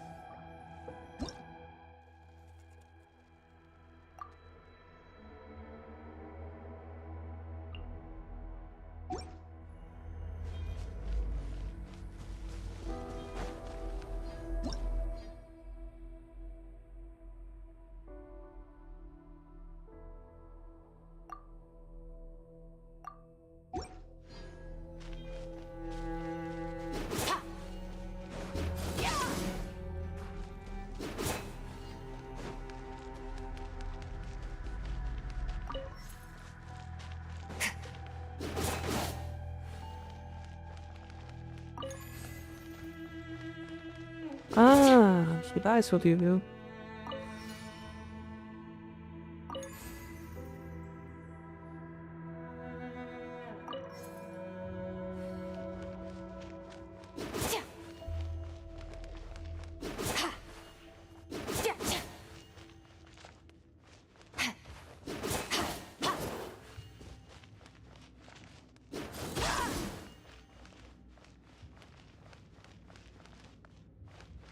Doesn't seem like it's walking.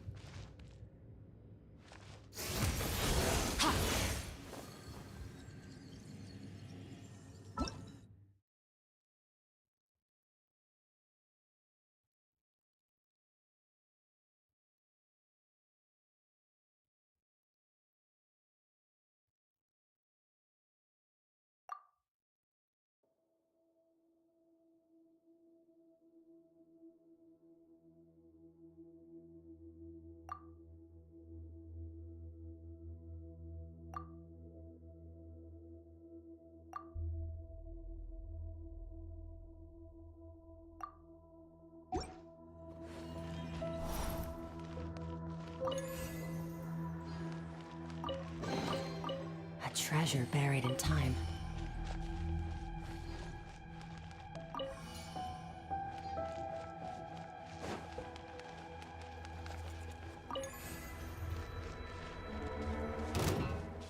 The night is cold. I'll protect us. Don't be scared.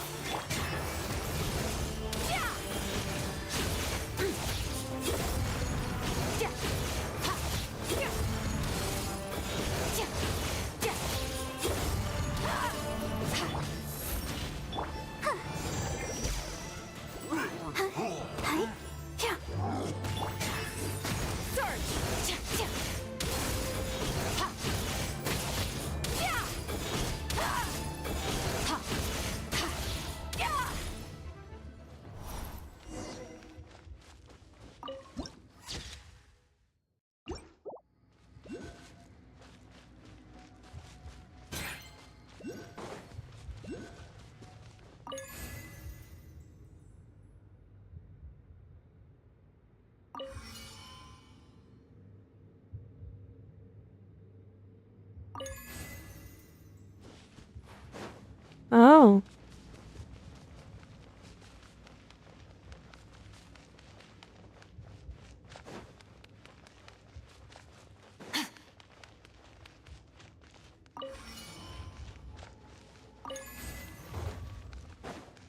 I see what's going on.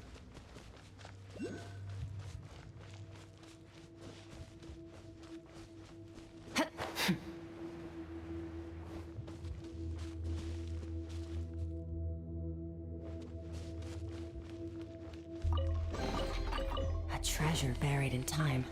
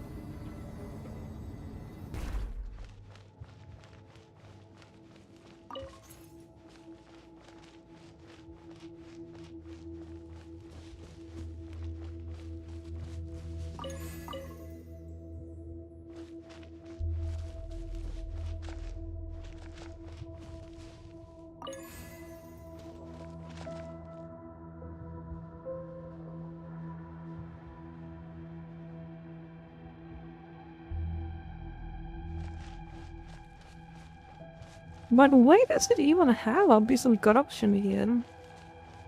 Makes no sense.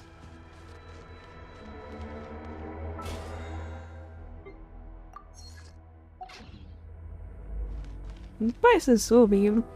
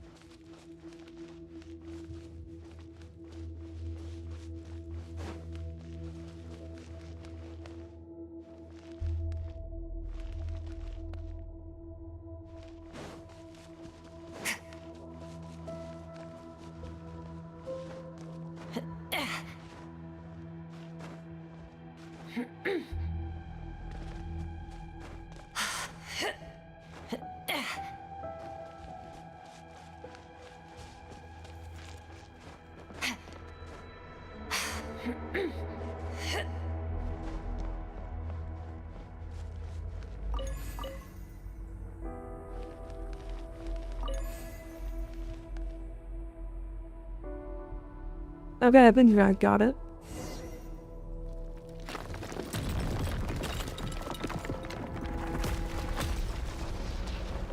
Well, I think I kind of broke it.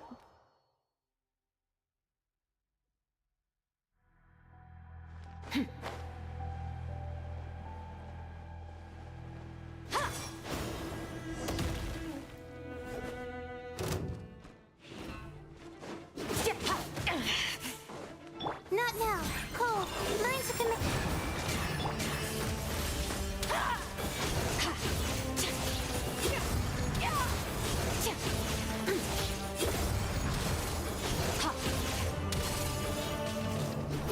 The night is cold. West wind, cat.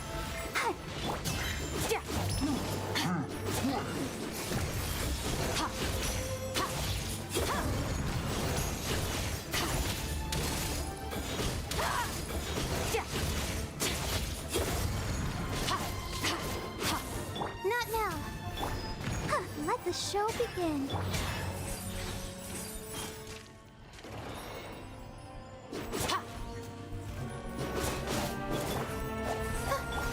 Extinguished.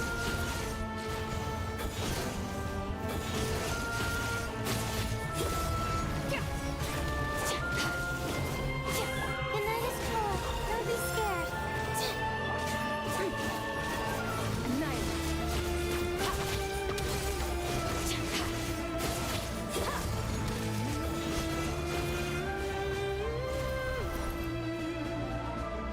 Not now. I'll protect us.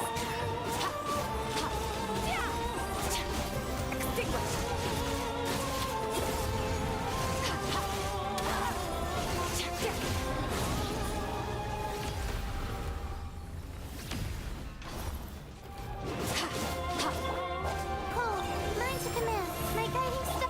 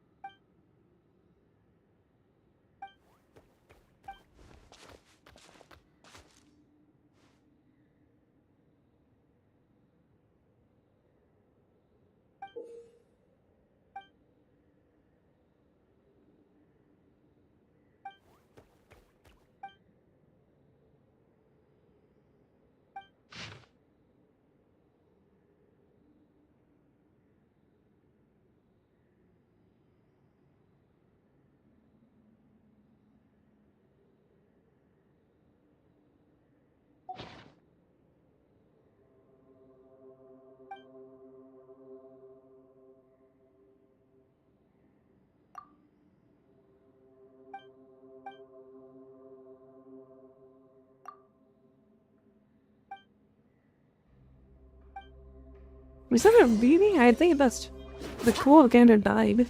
But it was all. Your hard work is paying off, as it should.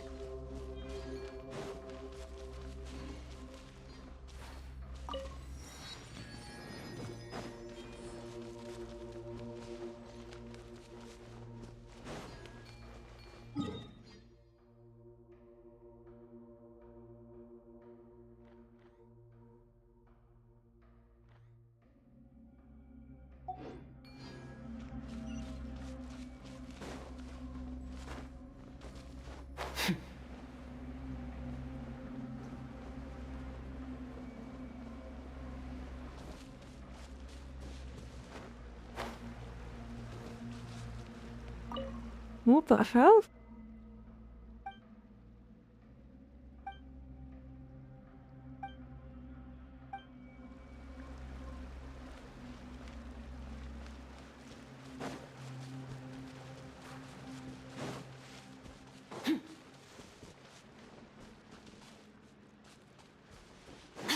This guy is just camping on here or what?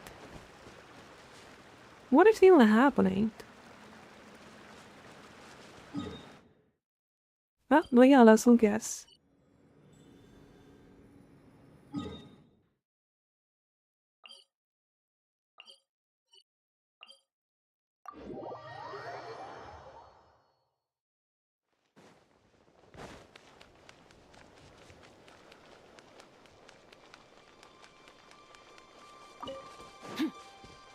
merciless.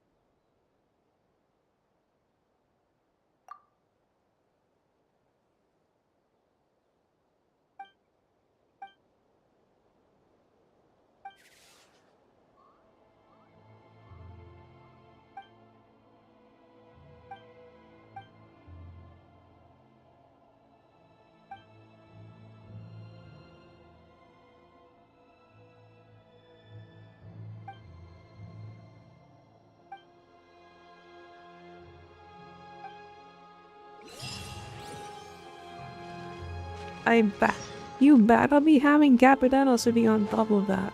Otherwise I'm gonna be bad.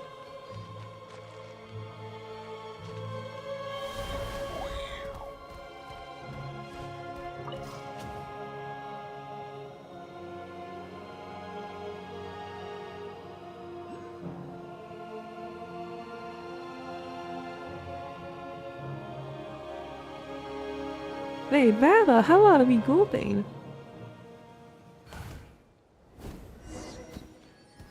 What the fuck?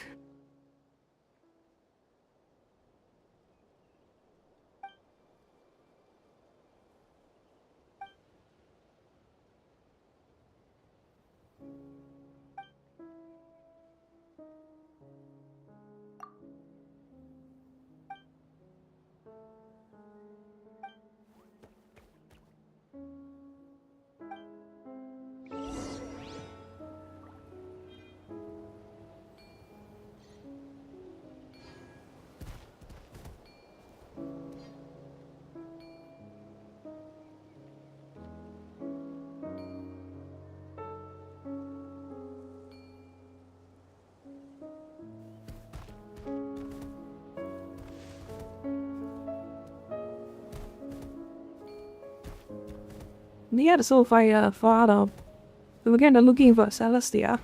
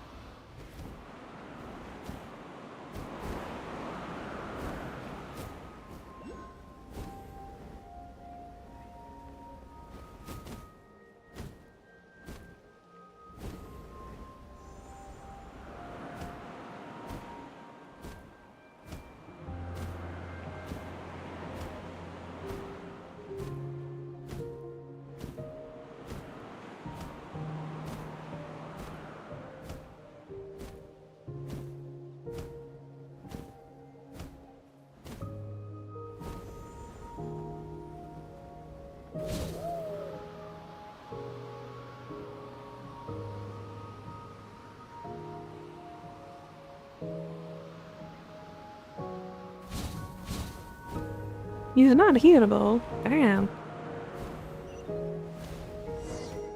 Jesus, we came so far out.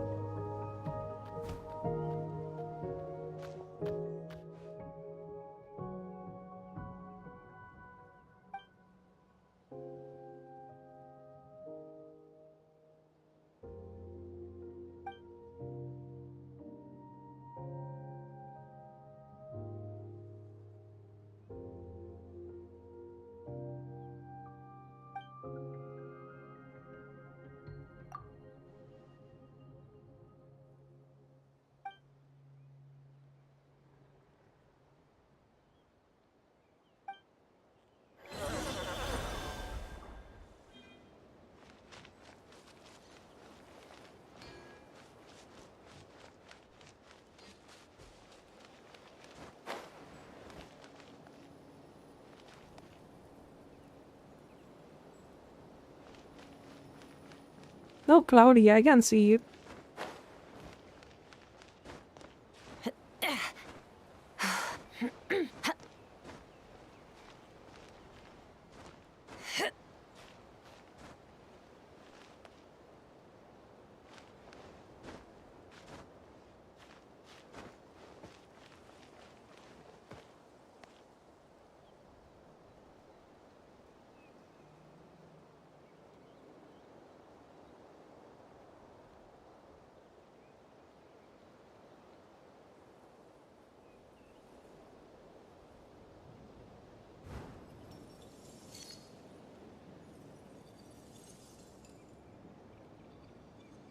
A good fucking luck of glowing rice in this kind of landscape.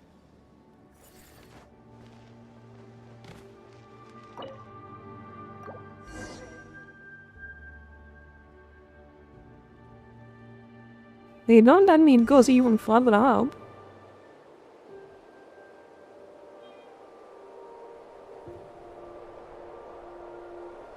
Where the fuck are we going?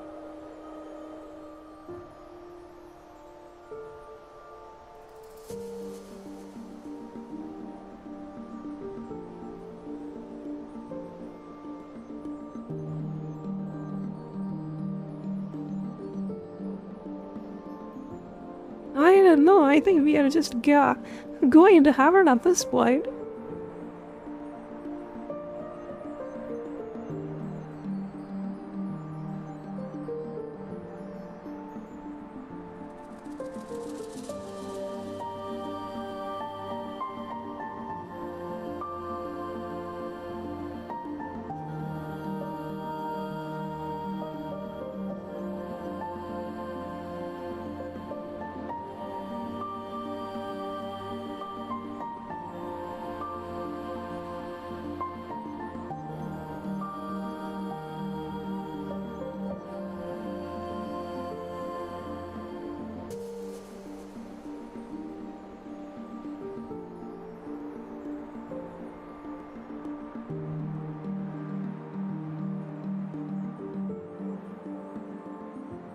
What the fuck?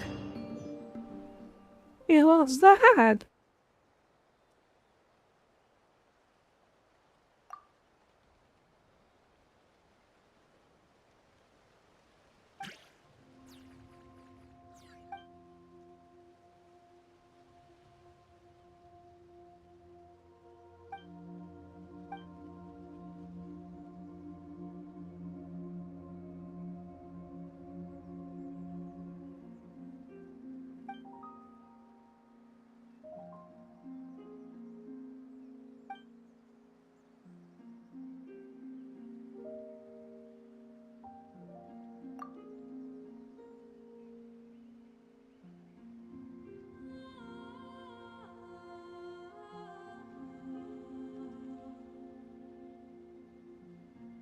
I have no idea something like this existed in Genshin. This was cool.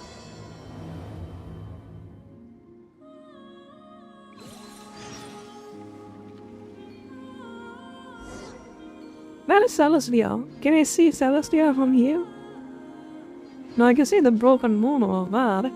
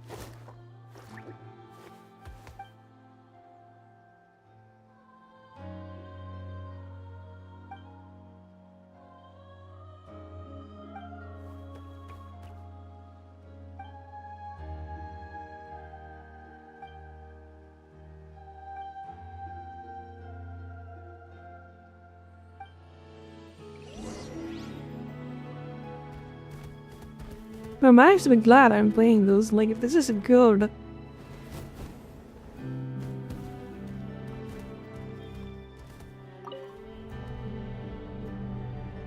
Wait, what?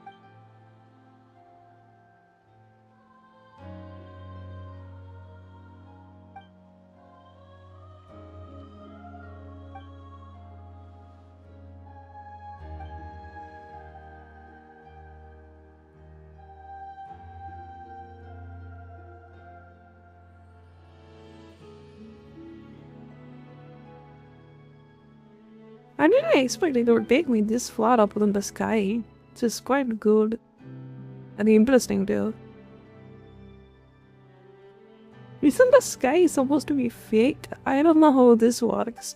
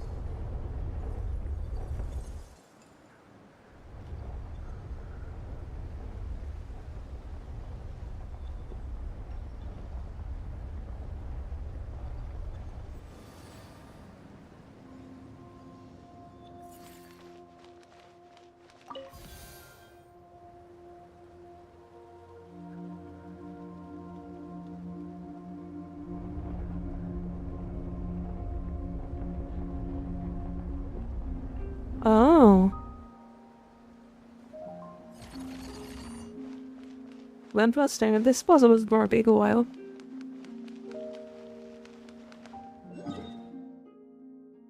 Oh no, that only in the map.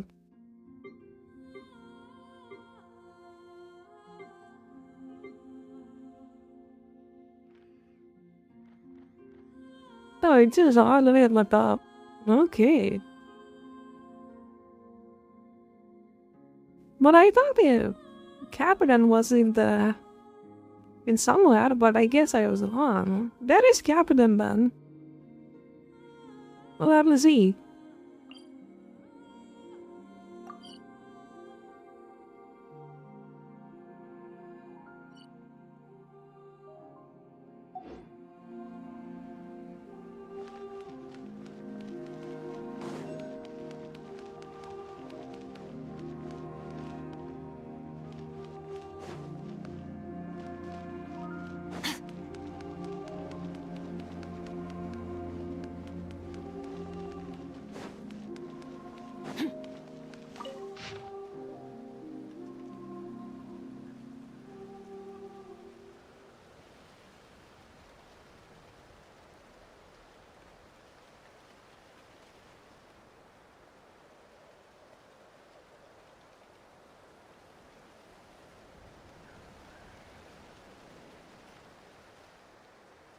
Perhaps she won't argue.